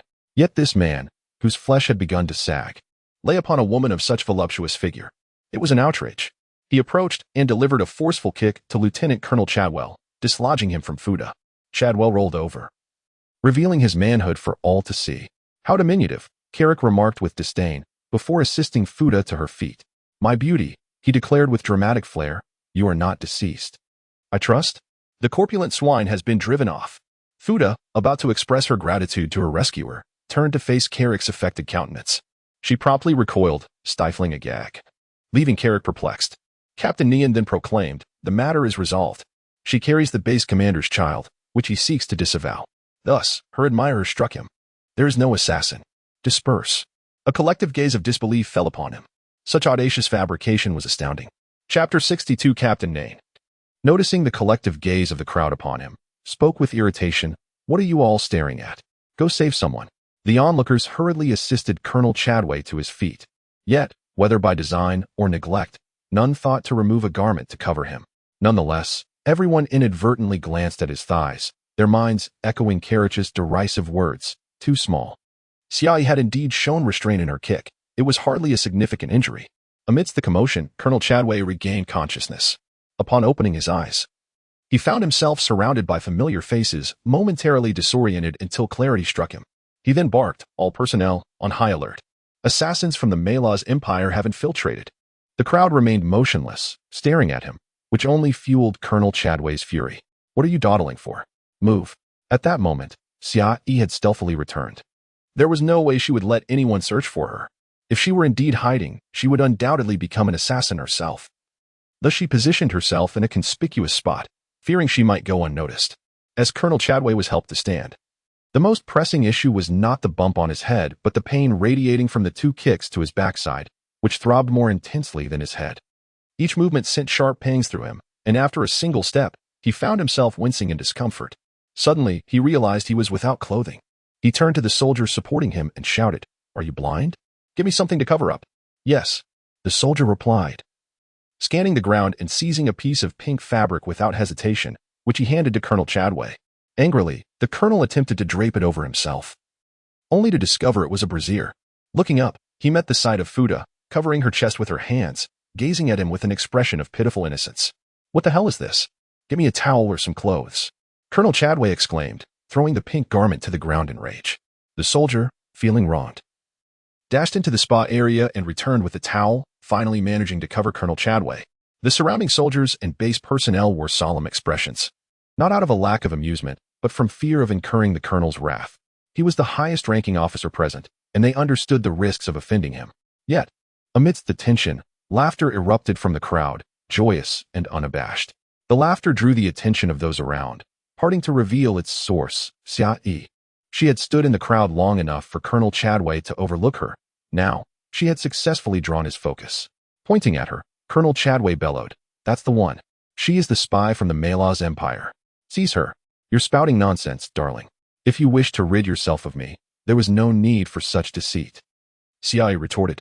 The term darling sent chills through the onlookers. No one dared to approach her, their curiosity piqued. With so many present, escape would be futile. Xiai lifted her chin, a trace of melancholy in her gaze as she addressed Colonel Chadway. "The injuries on your backside were my doing. Yet why would I harm you? We are currently under attack by the Malaz Empire, and during such perilous times, I risked my safety to check on you. And what do I find? You entangled with that portly old man in the bathhouse, engaging in such disgraceful activities. Are you worthy of my concern?" Colonel Chadway stood dumbfounded. The unfolding events far beyond his comprehension. At 32 years of age, his mind felt as rigid as that of a 2-year-old child. "You mean to say that old man is preferable to me? Punish me if you wish, but it is evident that you, Colonel Chadway, are willing to kill your former lover for that old man. Such a matter means little to you." Xiai gazed up at him, her expression one of derision. Portraying a spurned lover so vividly, to resort to violence for love, what is wrong with that? "Fool, I do not even know you. I have no interest in men. I am drawn to women." Colonel Chadway had completely dismissed the notion of spies and assassins, as the onlookers' expressions morphed into those of heated gossip. Colonel Chadway, promoted 3 years ago, resides in the prestigious military family of Nadastar's Shueihua City. Need I elaborate further?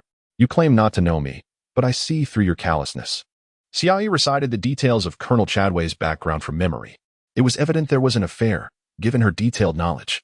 The crowd's wariness diminished. It was clear this was a conflict born of a love triangle. Was the base commander truly blind to overlook such a charming young man, opting instead for base 19's commander? Such poor taste. Colonel Chadway glared at Xiai, gritting his teeth. These are all public military records. Anyone with a modicum of access can verify. Are you suggesting I reveal our bedchamber antics? Have you sunk to such depths of shamelessness? Xiai turned her gaze toward the window, where stars twinkled in the night sky. Abruptly, her demeanor shifted, and with fierce intensity, she declared, "Chadway, I hate you. I never wish to see you again. Let our family's engagement be null and void. Go play with your man." With that, Xiai pushed through the crowd and sprinted toward base 22, disappearing around a corner. "Women?" Colonel Chadway shouted after her. "Damn it. What are you all standing around for? Go capture her.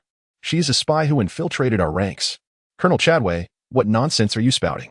She is one of our mecha pilots, transferred here directly from Nadastar headquarters by General Eve last year. She has openly stated her desire to find a man, willing to do anything for him." "How could that scoundrel be you? You mean to kill her? Do you now disregard even the headquarters?" Captain Nain observed Colonel Chadway with disdain, his gaze assessing him with palpable contempt.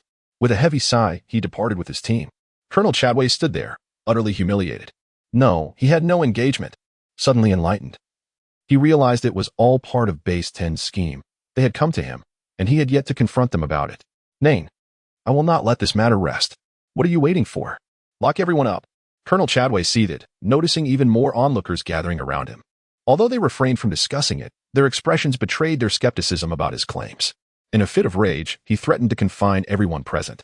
Suddenly, the power in Base 6 flickered and went out, plunging the area into darkness, abruptly cutting off Colonel Chadway's tirade. After 5 seconds, emergency power surged back, illuminating the space once more, revealing that everyone had vanished without a trace, including Fuda. Only his paramour and another woman lay unconscious on the floor, untouched by the fleeing crowd. Colonel Chadway shouted in fury, Nain, you will pay for this. As he spoke, the towel wrapped around his waist slipped and fell to the ground with a thud. Xiai, without a doubt, recognized that the sudden blackout at Base 6 was the work of Haika, who had retaliated against the base for their refusal to serve him meals.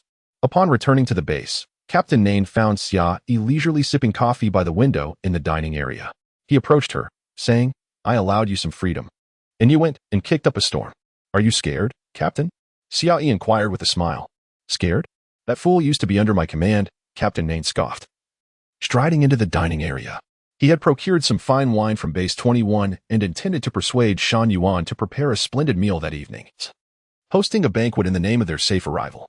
This way, he could discreetly access the wine from the storeroom to indulge himself. Xiai glanced at Lakai and remarked, Thank you, Lakai. Your authority may be limited, yet you have managed to gather a wealth of information. Lakai shyly smiled and lowered his gaze as he walked away. Meanwhile, Karich, with a serious expression, asked, Are you truly planning to marry Chadway? Your parents must be blind. Have you spent too much time with Haika, causing your intelligence to plummet so drastically? Xiai gazed at Karich in disbelief, astonished that he could genuinely believe such a far-fetched notion. After a moment of silence, Karich finally processed the information, his frustration bubbling over as he exclaimed, I thought it was real. Honestly, what nonsense is this? I assumed only Haika would fall for it, even if one resorts to violence. An excuse is necessary to avoid confinement. I still need to earn merit. I have no time to get entangled with these people. Xiai chuckled, You are ruthless, employing yourself as a pawn against others. Karich gave her a thumbs up, then hesitated before asking in a less than suave manner, Does this tactic work on women? Xiai shot him a sidelong glance, a smirk playing on her lips as she replied, Of course it works. Once rumors circulate, women with thin skin will inevitably crumble. With your skills, you need not worry about success. Karich beamed with satisfaction, patting Xiai on the shoulder as he declared, Rest assured, if I succeed, I shall treat you to a fine meal during our vacation. By success, do you mean no longer being a virgin? Xiai asked curiously, tilting her head. Karich froze, his face flushing with indignation as he shouted, Who is a virgin?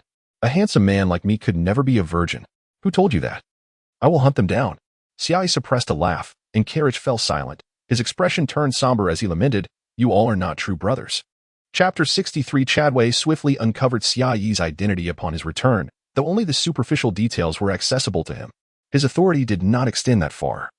And due to Xiai's enlistment, under the influence of certain individuals, she had been assigned an orphan's identity. Her true identity was classified at the S level. Unless someone privy to the information divulged it, her concealed identity would remain a mystery, being merely an orphan without familial ties. Chadway was certain that she had been deliberately ensnared by Nain to counter him. The thought of that wretched Nain made Chadway seethe with rage. Having suffered a significant setback, he found himself unable to confront her openly, and whispers of discontent had begun to circulate privately. Moreover, the astonished expressions from the women upon seeing him, coupled with their remarks about being abandoned, had rapidly diminished his standing among them, almost rendering his position untenable. Glancing at the display console beside him, he noted its connection to the Star Network, with various matters continuously scrolling across the screen. Besides the internal affairs of the base, a substantial portion of the information pertained to military intelligence. The Malos Empire was relentlessly assaulting the base, and the main headquarters had requested additional bases to relocate to his location. However, numerous bases hesitated to move due to insufficient manpower and the evident presence of Malos troops en route, resulting in their reluctance to act. Several bases had already requested the G-base to dispatch a security team for their assistance, but Chadway had repeatedly denied these requests. This presented an excellent opportunity. He decided to send them after all, with a sinister smile. Chadway instructed his aide to contact Nain and have him lead a team to assist the old base and escort them back. Yet, within 3 minutes, the aide returned with a grimace, reporting that the D-base had refused the command to assist. What? They dare to decline? Chadway exclaimed, incredulous. My military rank supersedes theirs. And our base is of a higher echelon. I am the one in command here. A malicious thought crossed his mind. He could use their disobedience as a pretext to execute them all. Slamming his hand on the table, he spoke fiercely. The aide hesitated before responding, Sir. They cited base safety regulations, which state that the security team cannot fully depart from the base and must prioritize its protection. They argue that with enemy forces outside, leaving would leave the base unprotected.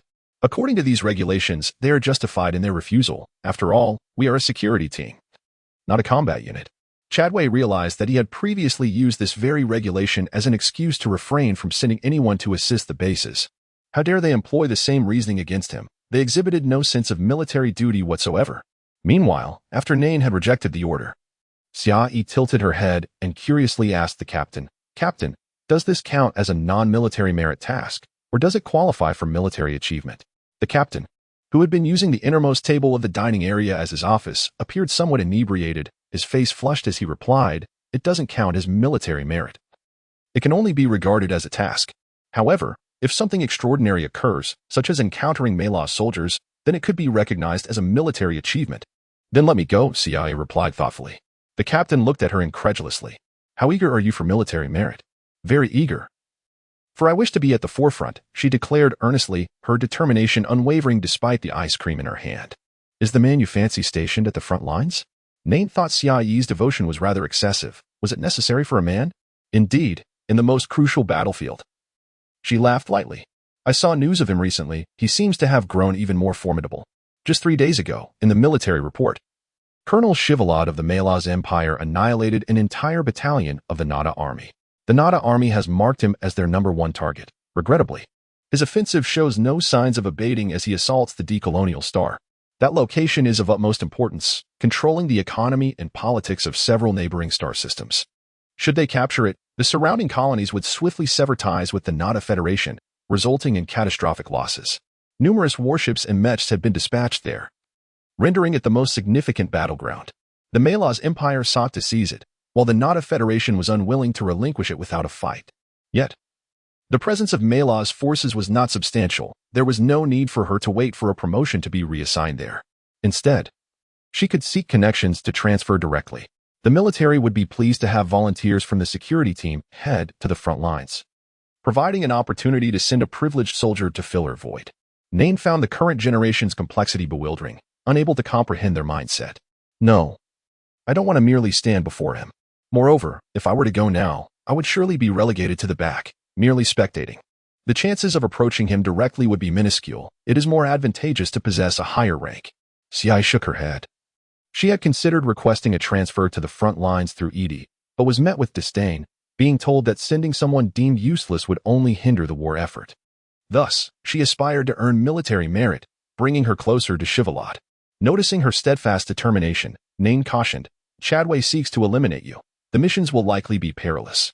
As long as I can earn military merit, I shall not concern myself with anything else, Xiaoyi replied confidently. Very well. Life is one's own. Every decision is yours to make, the captain acquiesced. Clark, brimming with enthusiasm, leaped up, expressing his desire to accompany Xiaoyi, only to be met with the captain's merciless refusal, inciting his frustration and indignation. Meanwhile, Chadway continued to vent his anger in the military affairs office. Having smashed everything on the desk except for the display console, he retained this device solely to receive orders. Forgetting a mission could land him in a military court. Such a vital piece of equipment, even if he wished to destroy it, his aide would never allow it. As he raged and searched the console for something to disrupt their operations, his aide received another communication from Nain. Understood. I will report to the major, the aide acknowledged. Severing the connection before informing Chadway, Sir, Captain Nain has indicated that one individual can be dispatched for the mission. Who shall it be? Chadway, uninterested in anyone else, thought that if the entire D-Base security team were to perish, he would prefer Nain and the troublesome Xiaoyi to be among them. Unbeknownst to him, he had overlooked Karich, who had rendered him unconscious during their previous altercation and had not been reminded of it since. Furthermore, to To prevent his visit to the spa from leaking, he had deliberately avoided placing cameras in that location, leaving him unable to review the incident's footage. "We shall dispatch Xia-Yi, a light mech soldier," the aide stated. "Excellent. Immediately transfer her here and instruct her to escort the old base back to me. Should she fail, let her face military law," Chadway exclaimed, nearly jumping with excitement. The aide, maintaining his composure, continued, "However, sir, they reported that Xia-Yi does not possess a mech blade, making it too perilous. They decided to wait until their team has saved enough to purchase one before proceeding. Scoundrels! They are mocking me. Summon her at once. Let her retrieve a mech blade from the armory and arrange for her immediate departure. There is no room for excuses. The giant space station has already been attacked, and cargo cannot be delivered. Military transport is precariously delayed. And they wish to save money? It is merely an excuse to avoid action." Chadway let out a cold laugh, berating the situation he had seen through Nain and his cohort scheme. The mecha blade was nothing of consequence to him. The adjutant acknowledged his command and prepared to execute the task, but paused at the door, uncertainly inquiring, "Sir, shall we allow her to go alone?" "What? Absolutely not." Colonel Chadway glared at him in displeasure. The adjutant longed to awaken this fool. Who sends a mecha soldier out alone? If word got out, it would be clear that he had deliberately sent someone to their demise. However, Chadway was in a foul mood and had no words to spare, so he issued the command and sent the adjutant on his way. This adjutant was not the one who had been struck by Xia-Yi. That individual remained at the entrance, having been knocked out, which embarrassed him. Thus, with no outlet for his frustration, Chadway had summoned a junior officer from the logistics department to serve as his temporary adjutant. As expected, Chadway hastily agreed to provide Xia-Yi with the mecha blade. Without spending a single cent, he could acquire the mecha blade he had long desired, which delighted Xia-Yi immensely. With the imminent arrival of the Devourer II, the Devourer I could not be retired. While it was unsuitable for combat against mecha, it was still effective against humans. She summoned Bick, and together they proceeded to the armory at Base 6. The adjutant awaited them there, completing some paperwork. And accompanied by a staff member from the armory, the four of them entered the armory of Base 6. The guard force at Base 6 consisted of 100 men, ensuring a plentiful supply of military provisions. Upon entering, Xia-Yi was greeted by an array of weapons. However, her interest lay solely in the mecha blade that was soon to be hers. Guided by the armory personnel, they arrived at a room marked by a laser barrier. After deactivating the barrier, the four entered, revealing rows of mecha blades neatly arranged in specialized cases, over 50 in total. Due to the financial backing of Base 6, funds had been allocated specifically for the purchase of mecha blades for the guard force. These blades could not be taken away. They were for use only, and upon reassignment, one was required to surrender the weapon. Much like mecha, though each blade appeared similar, the feel varied, which led mecha soldiers to prefer purchasing their own blades. Despite the Army's provision, those not in the mecha corps could hardly comprehend the notion of self-funding weaponry. Many, including Chadway, the base commander, deemed mecha soldiers as eccentric individuals. As Xia-Yi surveyed the multitude of mecha blades, she turned to Bick and requested, "Uncle E, please select the finest one." Without needing further prompting, Bick disdainfully replied and stalked towards the blades with keen intent, causing the armory personnel and the adjutant to momentarily quicken their heartbeats. This old man was sure to make the base commander part with a hefty sum. Chapter 64. Bick's demeanor was serious as he walked past the neatly arranged mecha blades. Some were brand new, while others bore the marks of previous use. There was no need to take back the used ones. They were all secured with the base's password, and once locked from this end, the mecha blades would be rendered useless. Therefore, he focused solely on the new ones, eliminating the used ones from consideration. There were only 21 pristine blades available, which amounted to over 20 million nadir coins, a significant sum.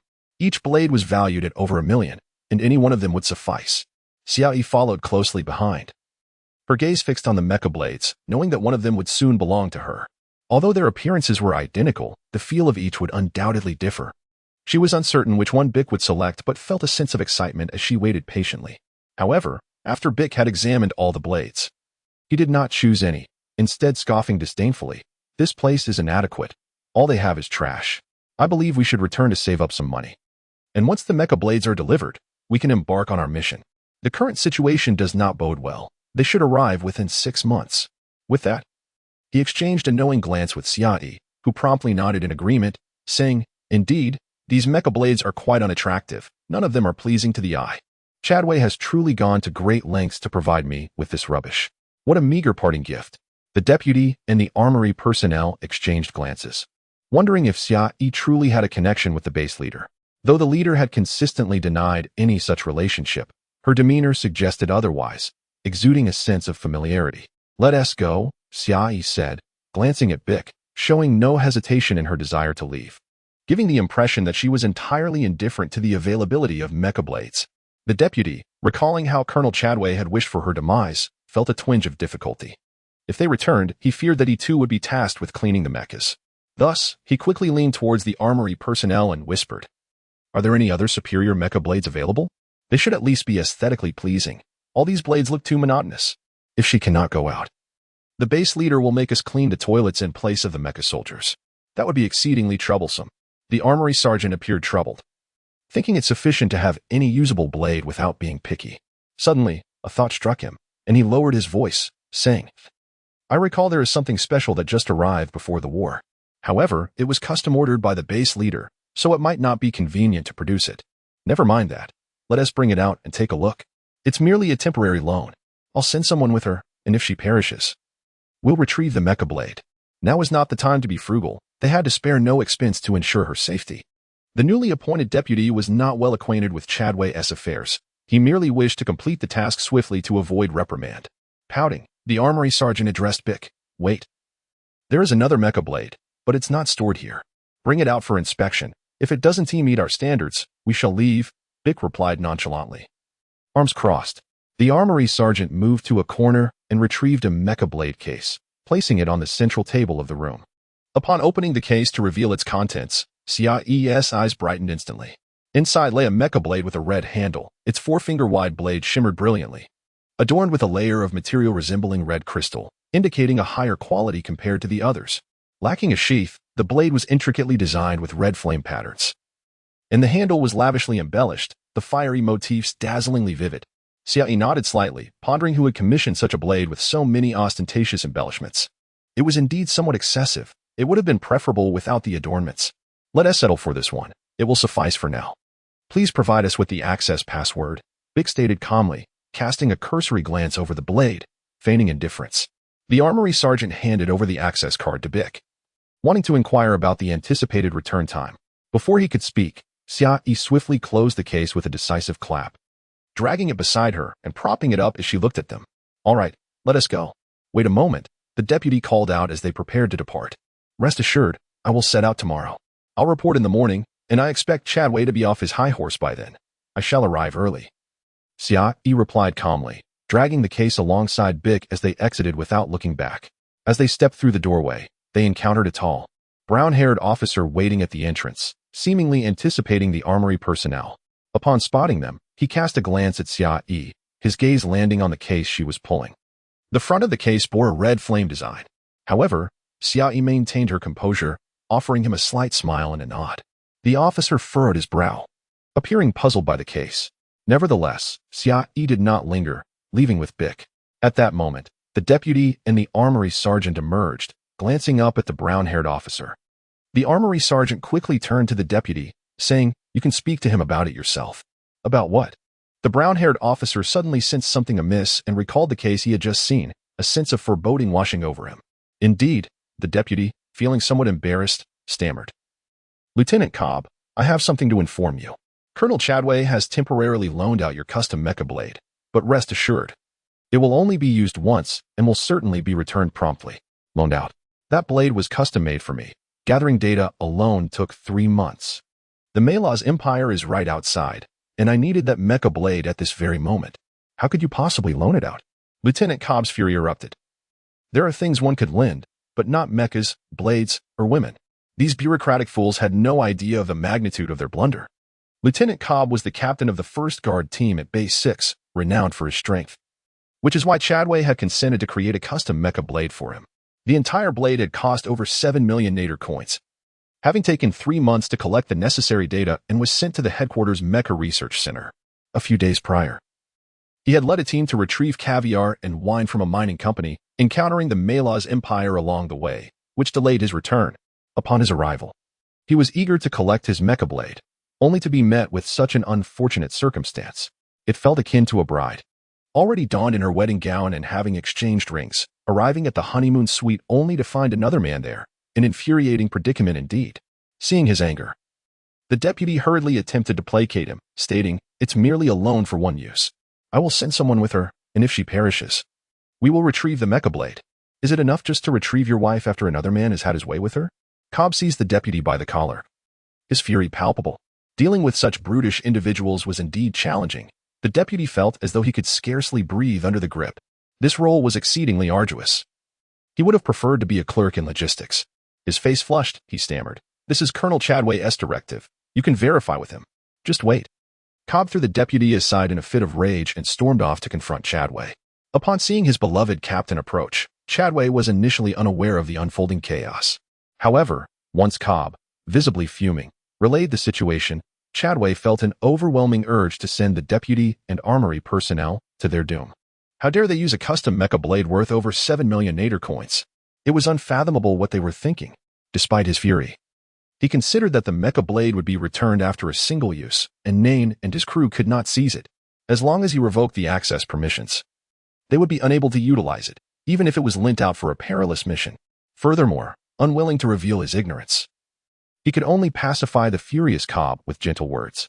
However, in the depths of his mind, he thought, "I am the one funding this. What right do you, a mere user, have to raise your voice? It is merely a loan, and yet you dare to shout at me?" Meanwhile, Cie and Big had already dragged the mech blade back to the base. Upon seeing the weapon, Meyer could not help but whistle in admiration. A custom mech blade, his own was merely enhanced. Indeed, Base 6 was quite affluent. Thus, he cast a longing glance at the captain, expressing his desire for a custom mech. Captain Nain turned his face away, feigning ignorance of Meyer's fervent gaze. Left with no choice, Meyer shifted his attention to Dang Nan and softly implored, "Dang Nan, I wish to have one. It's not even dark yet. Let us discuss it tonight." Dang Nan promptly refused, causing Meyer to pout and sulk in silence. Big produced a permission card and addressed the captain. "I wonder if one night will suffice to crack the permissions." Captain Nain glanced around before calling out loudly, "Karich, you rascal, where the devil have you been?" His voice was so loud it attracted the attention of many, yet Karich did not appear. After a prolonged silence, Nain activated the voice device, unleashing a string of curses. Finally, Karich appeared, towel-wrapped and rushing down from the third floor, bewildered as he asked, "Captain, what is the matter? What are you doing?" Nain frowned at him, puzzled by his bare skin and towel-wrapped state at this hour. "I was just taking a shower. Planning to look dapper tonight while I visit the indoor flower garden at Base 6. I've heard many beautiful girls frequent there in the evenings," Karich replied, somewhat dazed.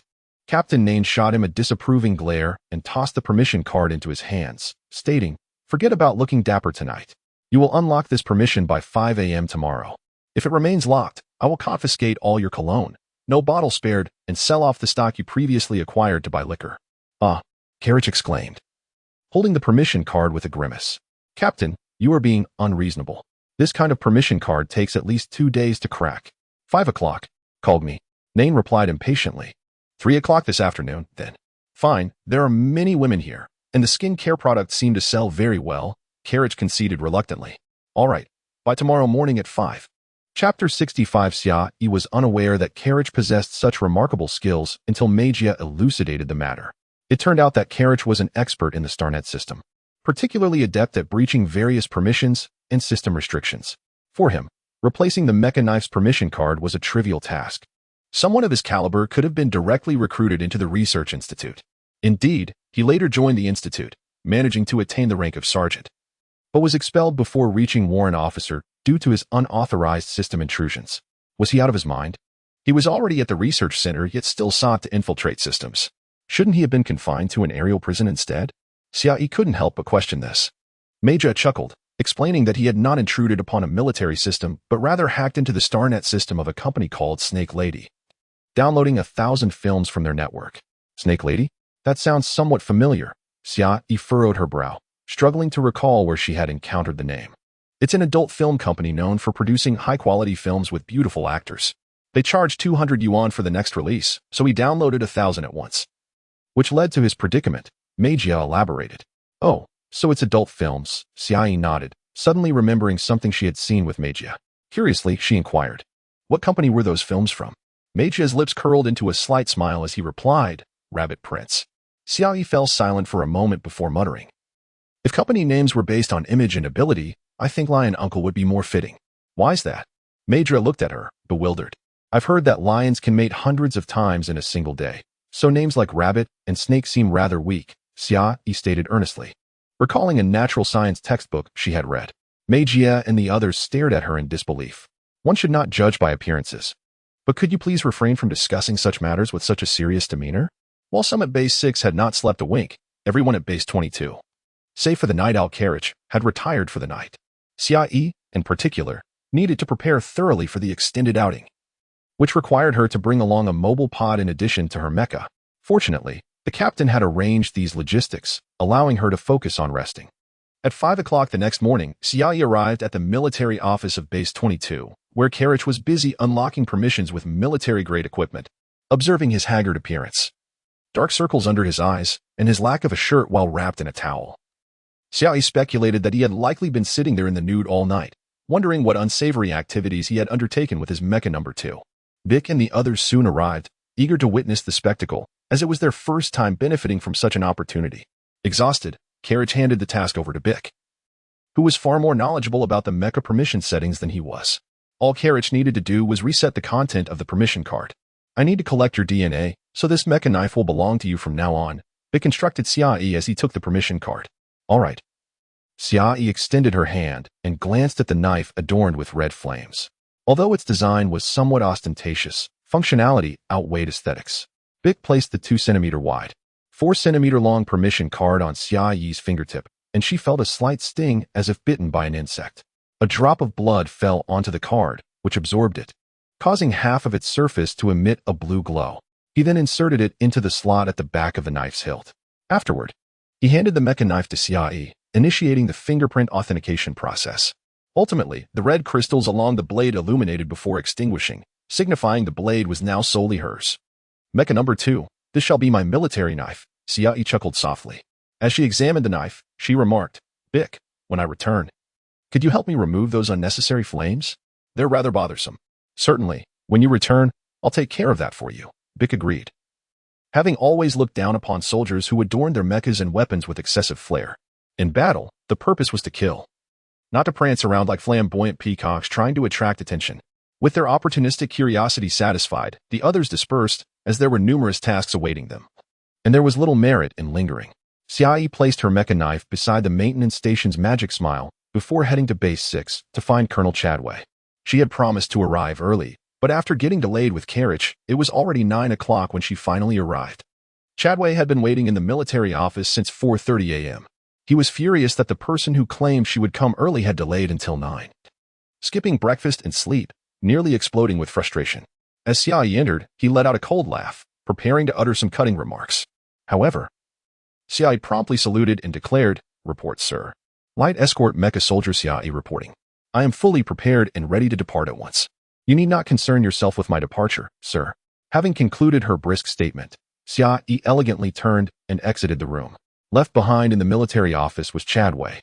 Rendered speechless, his carefully prepared remarks evaporating into thin air as she walked away once more, leaving him feeling thwarted.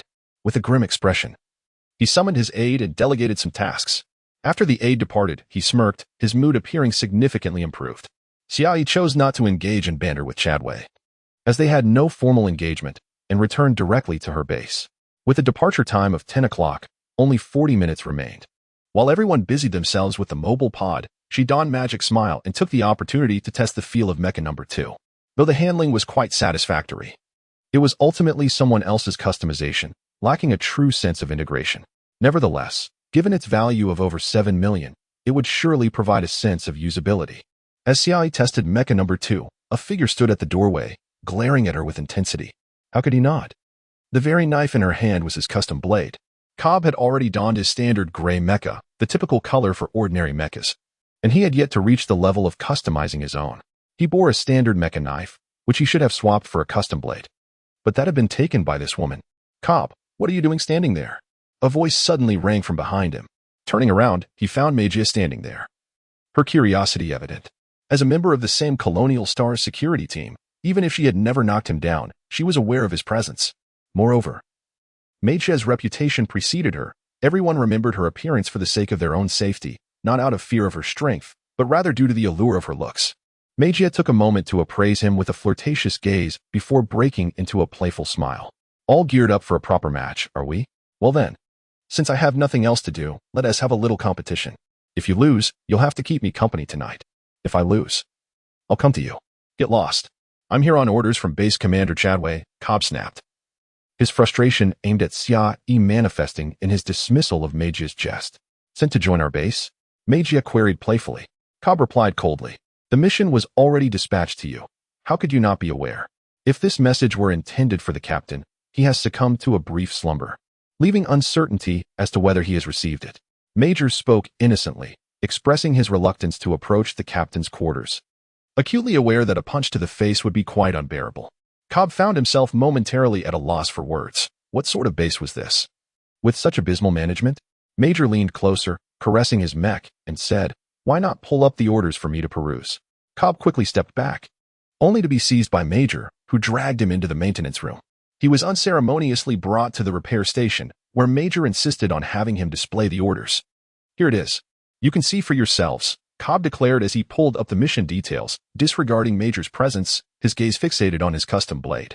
Major, intrigued, glanced over and realized that Colonel Chadway had summoned Cobb to join Xia for a joint mission, instructing him to assist Xia with tasks within his capacity. The mission appeared deceptively straightforward, yet the underlying complexities were unclear. Was the intent to eliminate Xia en route or upon their return? Major's mind was consumed with thoughts of potential betrayal, leading him to jest, "Surely the colonel isn't sending you to dispose of Xia on the way?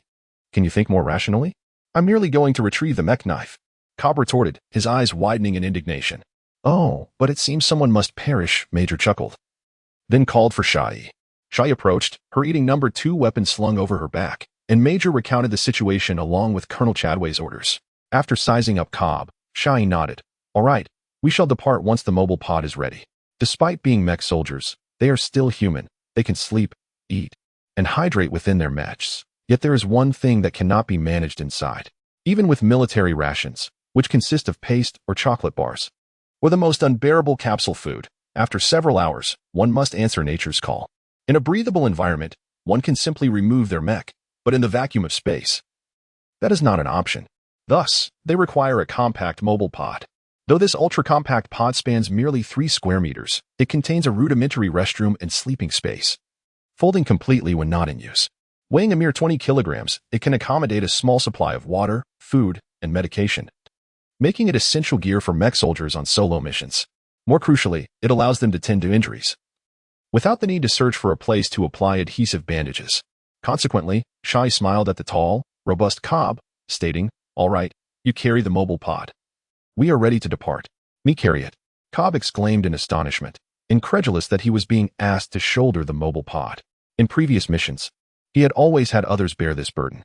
As the esteemed captain of Base 6, it was beneath him to carry such a thing.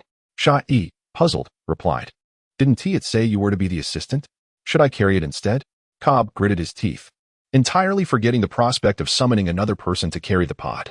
"Stop being so fussy. Can't you manage a mere 20 kilograms? Even if the gravity here doubles it to 40, for a mech soldier, that is hardly a challenge. If you're unwilling or unable to carry it, we can find someone else," Xia stated with earnestness, showing no intent to undermine him. The thought of being unable to manage a 40-kilogram mobile pod would undoubtedly subject him to ridicule from other captains.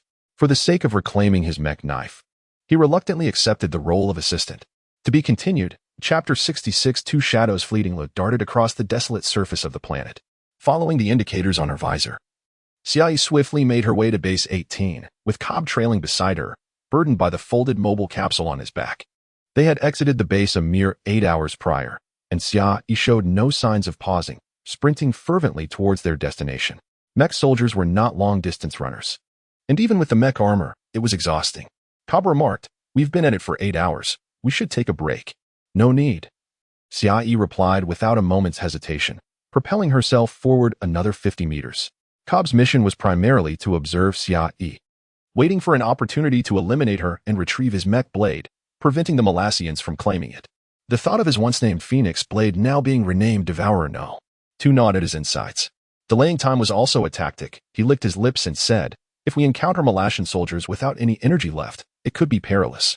After 8 hours without food or drink, Cobb felt a twinge of discomfort himself.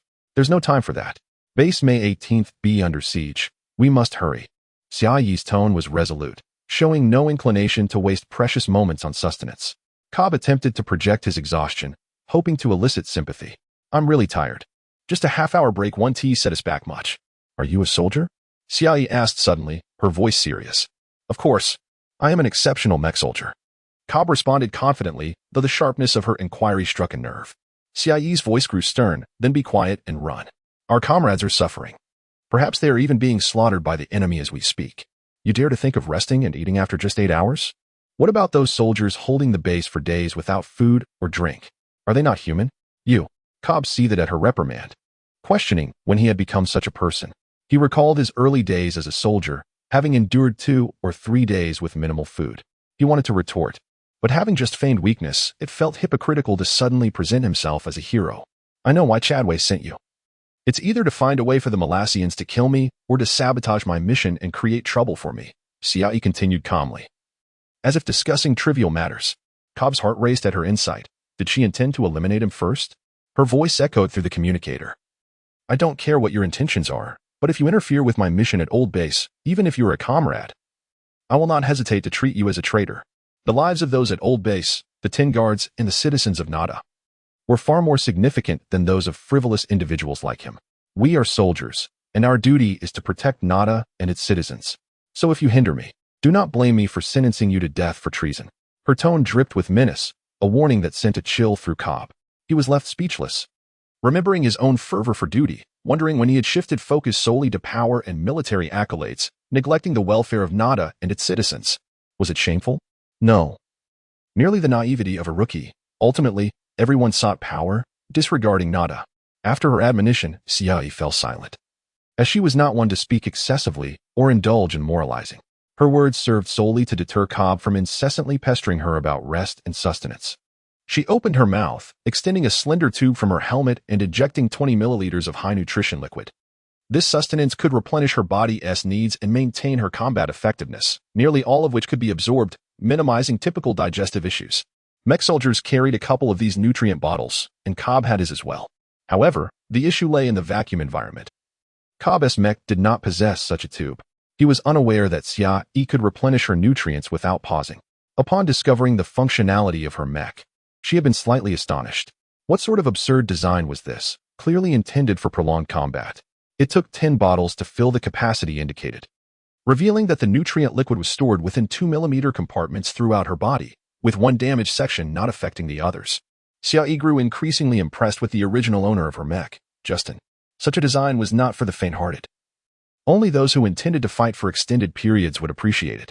Light mechs accompanied heavy ones, not only for protection but also because heavy mechs provided small spaces for resting, eating, and even a restroom.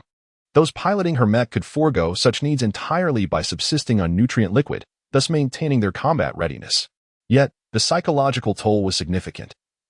Only those truly obsessed with combat would willingly endure this. Xia Yi asserted that Cobb was selfish, only concerned with his own rest and nourishment, while she quietly replenished her nutrients and maintained her swift pace, forcing Cobb to keep up without a moment's respite. After 14 hours of relentless travel, Cobb could bear it no longer. Regardless of food or drink, he needed to relieve himself. Only then did Xia Yi decide to rest for half an hour, promising to depart promptly afterward. In the cramped 3-square-meter space, a restroom was a squeeze for 2. While Cobb lay down to rest, Xia Yi remained awake, seated in the mobile capsule, awaiting the oxygen from the photosynthetic apparatus to fill the air. 3 minutes later, as the capsule filled with air, Cobb removed his mech and sat up to eat and drink. Xia Yi observed him quietly until she suddenly stood and entered the restroom. Cobb stared, bewildered, muttering, "Who was watching you take off your mech? It's not like you're not wearing clothes inside. Why bother going to the restroom?" However, when Xia Yi emerged 2 minutes later still clad in her mech, his confusion deepened. She resumed her seat and retrieved her mech ration. Seizing any opportunity to eat was essential, as hunger could not be quelled by a mere sip of nutrient liquid. She had no intention of using a mental suppressor. It was a prolonged battle, and such measures were unnecessary. Cobb munched on an energy bar, watching Xia Yi, who still wore her mech. He was puzzled as she held nutrient paste, wondering how she intended to eat without removing her armor. Then, an astonishing moment occurred. The transparent section of her visor slid open, retreating into the helmet, revealing her delicate face. What is this?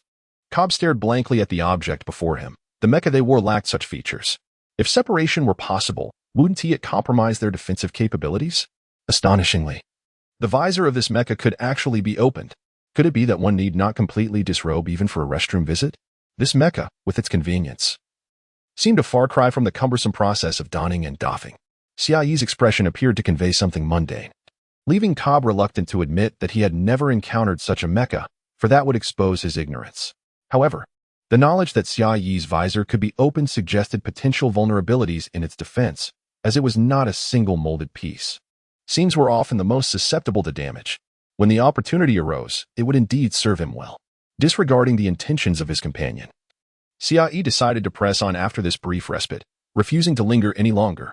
The remaining 16 hours would be traversed with unwavering determination to reach base 18 as swiftly as possible. Half an hour later, Xiaoyi promptly rose to depart. The next 16 hours demanded no further pauses. And don't even think about complaining of fatigue. If you're tired, you can stop and rest alone while I head to base 18, he stated firmly. Understood, Cobb replied, consuming several energy bars to stave off hunger pangs. As they resumed their journey, they indeed did not pause, yet after 5 hours, Cobb, gritting his teeth in a fit of humiliation and anger, insisted on a restroom break. This infuriated Xiaoyi, who scolded, I told you to eat sparingly. This isn't a picnic. After enduring a tirade of disdain, Cobb, biting his lip in shame, reluctantly entered the mobile chamber to relieve himself in front of Xiaoyi. Upon returning, Xiaoyi resolved to spread word of this incident throughout all the bases upon their return. What a fool he was. With the disgruntled Cobb in tow, the two arrived at base 18 after 32 hours, having only stopped twice, which made Cobb yearn for a place to sleep soundly for 3 days. Draw their attention away. I'll make a dash into the base, Xiaoyi instructed, observing a squad of Mela's Empire soldiers outside base 18. Cobb glanced at the reinforced team of 30, with 2 medium-sized mechas stationed among them, and turned to Xiaoyi, questioning, Are you trying to lead me to my demise? If you're unwilling, then we shall force our way through. Discard the mobile chamber. I refuse to let your death be attributed to carrying it. As long as you have yet to contemplate taking my life, you remain my comrade, Xiaoyi replied with a smile. Chapter 67 Let's communicate with the people inside first. It would be troublesome if they block us at the door. Xia looked at the base, which had shrunk like a tortoise shell, enduring the relentless assaults from the Mela's Empire with only feeble counterattacks. Every moment they could survive was a small victory. Unfortunately, base 18 had drawn the short straw, getting ambushed by the Mela's Empire before they even set out. They had sent a distress signal to base 6 days ago, but that detestable Chadweg refused to send anyone over, citing base regulations. The military was equally unhelpful, merely stating that assistance was on the way, but no one ever arrived, as all resources were diverted to more habitable colonial planets. Base 18 found themselves trapped, unable to escape or receive help, merely waiting in despair. If things became dire, their only option would be for the escort team to help the base commander flee. The remaining personnel would likely have to line up at the mining company for compensation. Such trivial communications should have been handled by an assistant, and so Xia awaited Cobb's contact with the distant old base. After a long wait, they finally connected, and Cobb conveyed their request, asking them to open the door for the two of them shortly. However, the people inside, expecting rescue, were hardly elated to see only 2 individuals arriving while more than 30 waited outside. Whether they could break in remained uncertain. Having clarified the situation, Xia, under Cobb's envious gaze, retrieved her customized weapon, the Devourer II. Noticing Cobb's fixation on her blade, she asked with confusion, I've noticed you staring at my Devourer II for some time. Given your status, you should be accustomed to seeing custom mech blades. Why the envy? If you take on more missions, earn more merits, Colonel Chadweg will surely craft one for you. So, young man, strive harder. Cobb swallowed his frustration, feeling as though she had usurped what was rightfully his, merely borrowing it for the moment. He finally managed to say, This mech blade was customized for me. Just as he was about to rush out, Xia paused, turning to him with surprise. Cobb smirked slightly, realizing she had taken something that belonged to him. Perhaps she ought to consider trading it for a standard mech blade. Unexpectedly, Xia sincerely extended her hand, grasping his tightly, and said, Thank you. Aside from the unnecessary flame decorations, this blade is exceptional. Thank you for what? It's merely a loan. Once we return to the base, you must return it to me. Cobb retorted, exasperated. How could she dare criticize his special request for embellishments? He felt ready to explode, if not for the Mela's Empire nearby. he would have confronted Xia directly. Xia pressed her finger against her visor, signaling for silence, and whispered, "There's no need to speak so loudly into the communicator. Now is not the time for this discussion. We need to breach the base first. Are you not in a hurry?" Cobb stared at her, suddenly filled with resentment. If only she would stop her incessant chatter, he could have resolved the situation sooner. He had forgotten about the Malaz Empire, and now her reminder caused an uncomfortable tightening in his abdomen. How can a man be so distracted during a mission? Xia murmured, clearly dissatisfied with Cobb's demeanor throughout their journey. Though she spoke softly, the communicator, positioned near her mouth, transmitted her words clearly. Cobb was baffled, grappling with his uncharacteristic predicament. He was the most formidable man at Base 6. He had never encountered such embarrassment. Mech warriors were not machines. Needing sustenance and rest was entirely normal. Previously, shifts would rotate every 6 hours, which was standard protocol. Yet now, he felt this behavior was utterly pointless and humiliating. With no prior comparisons, everyone operated under the same conditions, and with the larger crew at Base 6, shifts were manageable. Xia's insistence on doing things differently was illogical, especially since she could replenish her nutrients directly within her mech. So, as Cobb prepared to drink his nutrients in the mobile pod, Xia stood beside him, arms crossed, waiting impatiently like a man outside a restroom. Her foot tapped restlessly, and her gaze was fixed on the door, anticipating Cobb's swift exit. "I also seek a safe way in, but your condition appears dire. You're already a lieutenant. I do not wish to see you disgrace the mech," Xia urged earnestly. Cobb remained silent, conceding her point. Yet suddenly, Xia shouted into the communicator, "Do you understand? Respond." "Yes." Cobb replied instinctively, his voice rising. "That's the spirit. Let us move out." Xia nodded approvingly, treating Cobb as a rookie. Cobb gritted his teeth in frustration, feeling something was amiss, as if he were being manipulated into some scheme. They had no hills to climb. They had already activated their counter-surveillance, crouching behind a massive rock in the wilderness. They crept forward like phantoms towards the Malaz Empire soldiers, who seemed to have just completed an assault and were now regrouping. The battered Base 18 resembled a shell on the brink of collapse, with burn marks marring its surface. Another strike or two would surely spell disaster. Although Cobb had endured Xia's teasing for days, it did not imply he was a fool. He was a seasoned veteran of the battlefield. Navigating with the mobile pod was cumbersome, so he had hidden it and moved forward stealthily with Xia, remaining utterly silent. When they were within 200 meters of the nearest Malaz mech soldier, Xia halted, crouching low to observe. Just as the soldier turned his head, seemingly about to move away, Xia suddenly launched herself, brandishing the Devourer II, and charged at the mech with fierce determination. Simultaneously, Cobb drew his standard mech blade, sprinting towards 2 ground troops. He harbored selfish motives, allowing Xia to confront the more formidable opponent while he dispatched the ground soldiers. If he could eliminate her here, he would fulfill 3 objectives: assist Base 18, eliminate Xia, and reclaim his customized blade. Xia, meanwhile, viewed her actions as a heroic endeavor, believing that anyone who stood in her way was merely an obstacle to her glory. The absence of real opponents had inflated her confidence, even if she rarely showed it. The Malaz soldier abruptly sensed a gust of wind behind him and instinctively turned, only to see a black mech descending from 5 meters above, covered in blood, wielding a flaming patterned blade, hurtling towards him with lethal intent. In a panic, he raised his mech's sword to block the incoming attack, but Xia's speed was astonishing. The blade came crashing down before he could even position his weapon defensively. The Devourer II cleaved through his defenses as if he were merely a commoner in tattered clothing, not a resilient mech. The sensation was reminiscent of last year when she wielded a kitchen knife to commit a murder. It felt effortless. This was the sensation she craved. Though the Devourer II was not custom-made for her, it felt entirely suitable in her hands, and with renewed vigor, she swung it again. The mecha blade traced a cross on the surface of the mech, and blood gushed forth, forming a beautiful bloom of crimson in the vacuum of space. The mecha blade was specifically designed for combat against mechs. Should it connect, it would undoubtedly inflict grievous wounds. Naturally, striking a foot soldier would be akin to slicing through vegetables. The mech adorned with the cross collapsed, and Xia surged towards the base, intent on reconnaissance.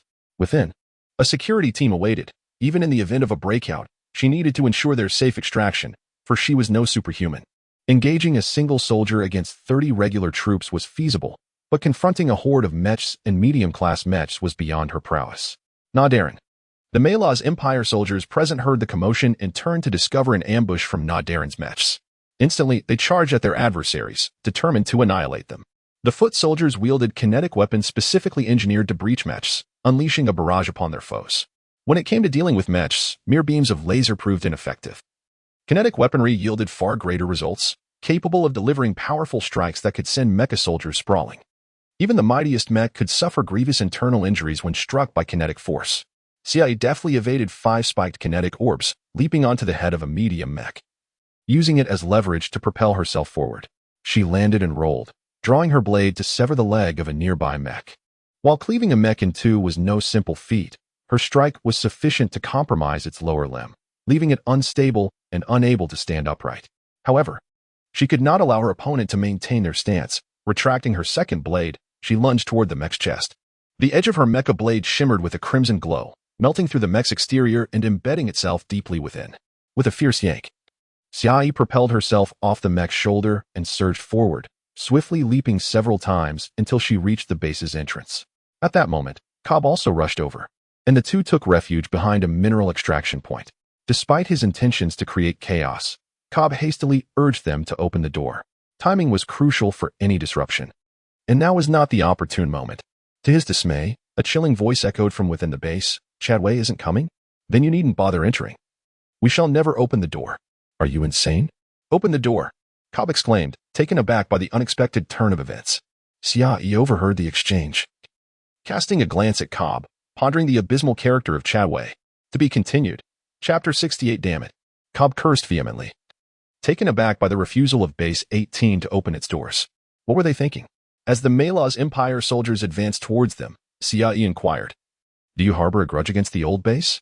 How could you betray us at such a critical moment?" Cobb was well aware of the underlying reasons. He had heard from his subordinate that the commander of Base 18 had offended Chadway. In light of this request for assistance, Chadway had been stalling, unwilling to send reinforcements. Otherwise, a mere 5 squads could have easily dealt with the 30 or so Malaz soldiers. They knew there were adversaries outside, but remained resolute in their refusal to open the gates. Xiaoyi licked her lips, tightening her grip on her mech blade as her gaze fixed on the Malaz soldiers. With over 30 opponents and 2 medium-sized mechs, no formidable enemies had yet revealed themselves, though they could be lurking. "I have a spare neuroblocker. Shall I administer it now?" Mo Shao suddenly suggested. "You have ulterior motives," Xiaoyi retorted, exasperated. The intelligence of the mech was proving to be a nuisance, as it had already devised a reckless plan for survival. Mo Shao nonchalantly replied, "Given the quantity and quality of our adversaries, employing a neuroblocker might indeed seem a tad dismissive of your capabilities. Proceed as you see fit, and utilize it if necessary. One cannot simply gauge the strength of a foe based on numbers. The opposition was formidable. Should I eliminate such an enhanced squad, you would undoubtedly garner considerable military merit. At the very least, you could rise a rank, provided there is no interference. Attaining the rank of second lieutenant should pose no issue." Mo Shao infused Xiaoyi with a verbal stimulant of encouragement. Interference was indeed a possibility. Yet, what could such suppression accomplish? No one could impede my progress. If slaying 10 does not lead to promotion, I shall vanquish 100. If that fails, then 1,000, until you concede. The Malaz soldiers sneered at the 2 encircled mechs, knowing they were trapped. The base doors would remain sealed, locked down with a potent adhesive that rendered escape impossible. Even if they breached the exterior, any residual assault would be absorbed by the adhesive. Were it not for such a lock, they would have long since dismantled the base. Who would wait so long otherwise? Those inside were trapped, and those outside could not enter. It was merely a desperate struggle.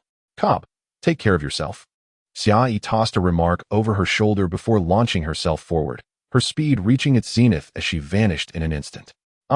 Cobb's heart raced as he realized Xiaoyi had abandoned him. Just then, he witnessed a soldier's body erupting with blood, a shadow darting past him to attack another soldier. Cobb was momentarily stunned, astonished by Xiaoyi's mastery of her mech's speed, rivaling the renowned Meyer. Not to be outdone, he leapt forward, targeting the soldier armed with kinetic weapons first. Xiaoyi darted among the enemy ranks, evading any mech that obstructed her path as she focused solely on the soldiers. Despite the medium mech's formidable striking power, many lacked the finesse of a skilled pilot like Shaiwalad, resulting in slightly sluggish movements. For others, this slowness was negligible. For Xiaoyi, it felt akin to slow motion. She even leapt onto one of the medium mechs to evade the Malaz soldiers' attacks, emerging unscathed while the soldiers fell one by one. There were still a few commanders within their ranks, but they remained hidden. Cobb's presence alleviated some of Xia Yi's burdens, drawing a portion of the enemy fire and allowing her to conserve her energy. As a mech bore down on her, Xia Yi wielded her blade, striking fiercely at its neck. Mo Xiao emitted mechanical sounds as the mech's arm endured tremendous pressure, amplifying the force exerted by Xia Yi tenfold. A skilled mech pilot must unleash the full potential of their machine, and a superior mech must enhance the pilot's abilities seamlessly. Xia Yi and Mo Xiao had achieved this synergy, showcasing her strength to its fullest. Yet, this was still not Mo Xiao's limit. The blade struck the mech's neck, and before the laser could sever it, the tremendous force shattered the mech entirely. The gruesome spectacle only instilled fear in the Mela soldiers, leaving Xia Yi unfazed. Mo Xiao was attuned to every aspect of her physiology, even the rhythm of her heartbeat and adrenal levels, maintaining a tranquil demeanor despite being encircled by an enhanced squad. You remain remarkably composed. Does such a situation not excite you? Mo Xiao began to chat idly. Even if I'm not thrilled, facing so many opponents, 9 light mechs continuously attacking. Along with the medium mechs, there hasn't been a moment to pause, Xia Yi retorted, too occupied to engage in conversation.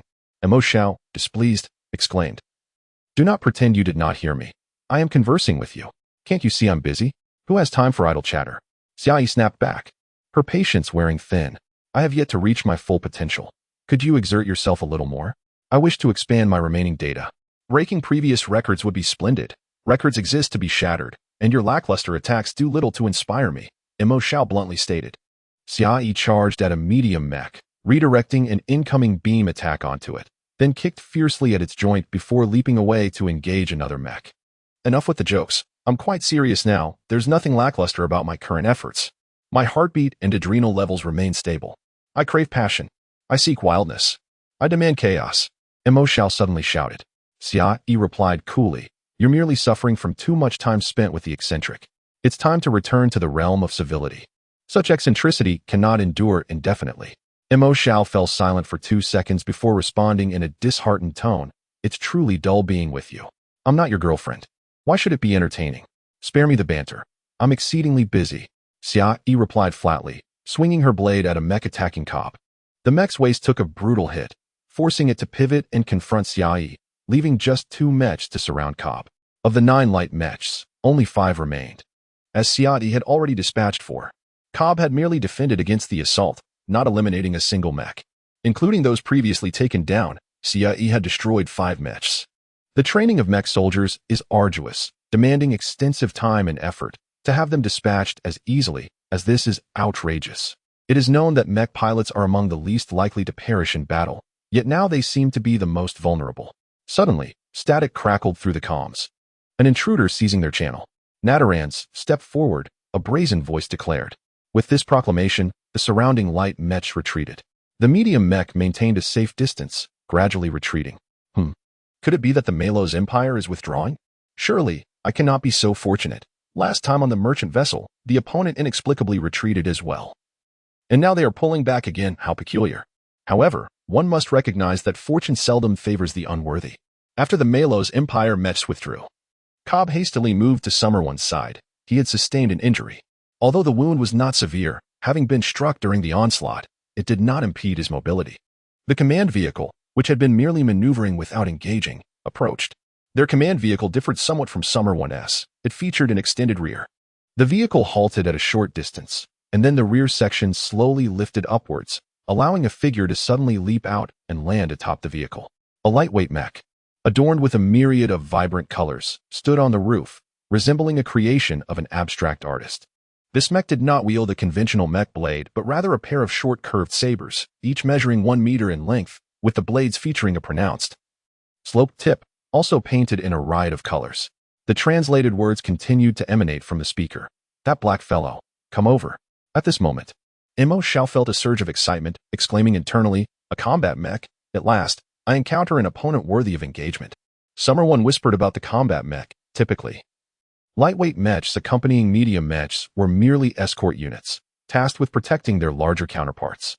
In contrast, combat mechs were specifically designed for frontline usage, each one uniquely customized.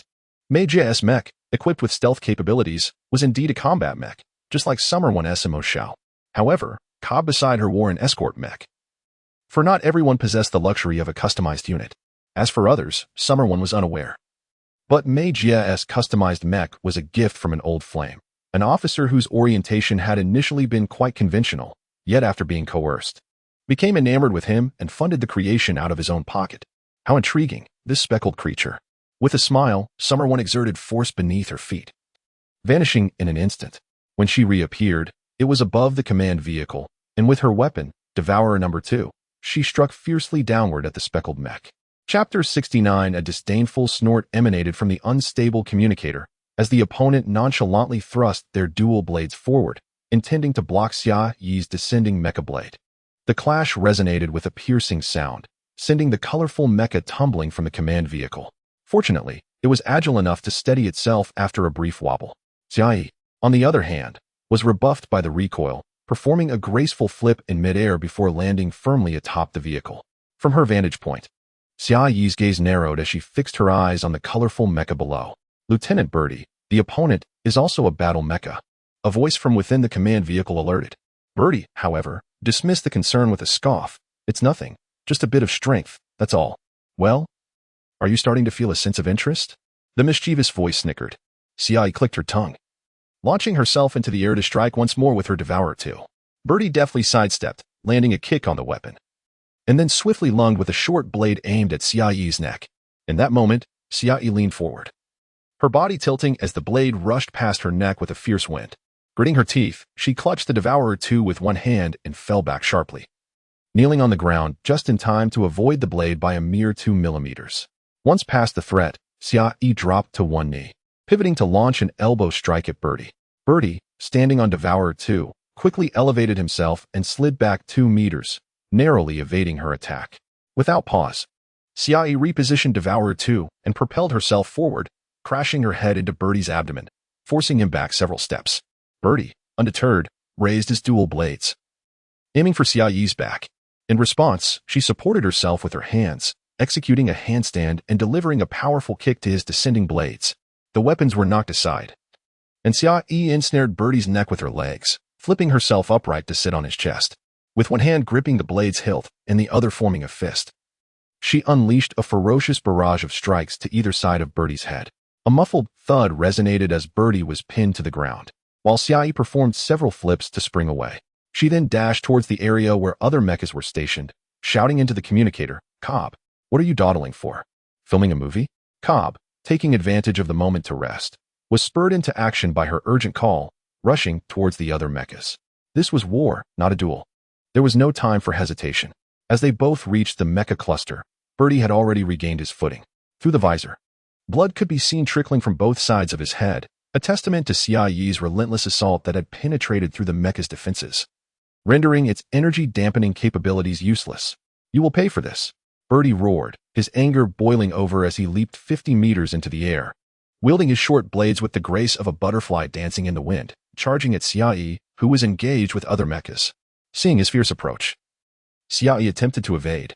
Birdie's sinister laughter echoed, "You can't escape, kid. Let me show you my strength for daring to hurt me." In a sudden burst of desperation, Xia Yi dove to the ground, and as she rolled back to her feet, she seized an energy weapon that had fallen nearby. Without hesitation, she aimed it at the descending Birdie, firing 3 spiked energy projectiles that struck him squarely, halting his descent and sending him crashing back toward the earth. Seizing the opportunity, Xia Yi dashed forward, steadying herself and positioning Devourer 2 for a powerful upward strike, ready to cleave him as he fell. Just then, a reckless mecha soldier charged at her, their blade diverting her weapon's trajectory. Despite the interruption, Xia Yi gripped her weapon firmly against the opposing blade, unwilling to concede in strength. Birdie, meanwhile, plummeted, inadvertently landing on the entangled mecha blades. The combined force of his fall and the impact from the energy projectiles piercing through the mecha's exterior, embedding the weapons deep into his flesh. Surprised by the turn of events, Xia Yi quickly twisted Devourer 2, stirring the wound before withdrawing her blade and aiming it at the soldier still entangled with Birdie. The soldier, quick to react, retreated without drawing his weapon, merely scratching the mecha's exterior without inflicting harm. However, Birdie, with a blade lodged in his back, collapsed heavily to the ground, momentarily losing consciousness. Suddenly, a high-pressure particle cannon from a medium-sized mecha erupted nearby, sending Xia Yi tumbling from the explosion, pain searing through her chest. Glancing at the approaching medium mecha, she noticed Cobb's plight was no better. Under relentless assault, his survival was a feat in itself. With the Malaz Empire suffering heavy casualties, the battlefield had opened up, allowing the medium mecha's attacks to commence without restraint. The urgency to prevent the loss of Royal Academy personnel surged within her. The consequences of failure would be dire for those of noble lineage. We cannot allow the medium mecha to unleash its assault. We must force the 18th base to open. Her gaze swept towards the second floor of the base, where she recognized the familiar floor-to-ceiling windows, now shrouded in a dark metallic shell. She would head for the control room. The base commander would undoubtedly be inside. With determination, she pivoted and sprinted towards the base, disregarding the Malaz Empire's potential occupation of the channel, calling out, "Cobb, we are launching a forced entry into the base." If they could extract the heavy mechas within, they would stand a chance against the encroaching medium mechas. Summoning the guard squad would alleviate the overwhelming assault, making victory attainable. Cobb, entangled with a light mecha, heard her command and sought to retreat. However, in his haste, he was struck in the calf by an enemy mecha's binding attack. Shattering his bone, he fell to the ground, turning to unleash all the beam weapons at his disposal upon the foe, piercing the enemy's visor and causing blood to splatter, eliminating the soldier within.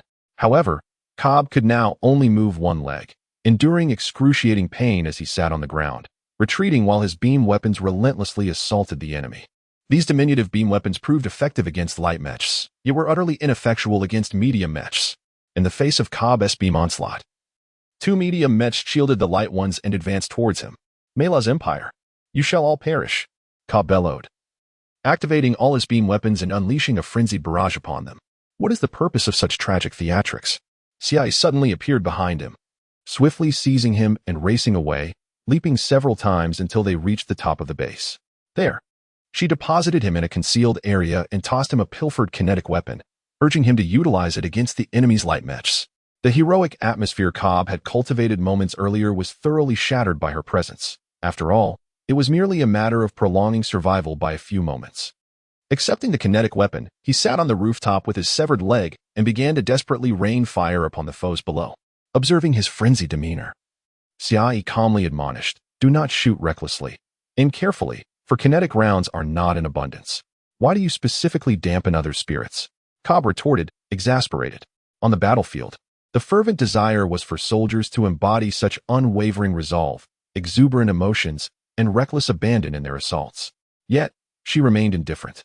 And even when others were filled with fervor, she sought to extinguish it. "Hold the fort. I shall break the window. We must enter." Xiai entrusted the position to him and darted towards the area typically designated for the control room. That section was smooth and rounded, making it difficult to maintain footing. And the base's relentless fire towards the Malaz Empire had ceased since their arrival. What could these individuals be contemplating? Did the demise of two mere soldiers truly satiate their vengeance? Standing outside the base, Xiai remained vigilant against the mechs and beam assaults, compelling Mo Xiao to identify a point of attack to breach the exterior shell.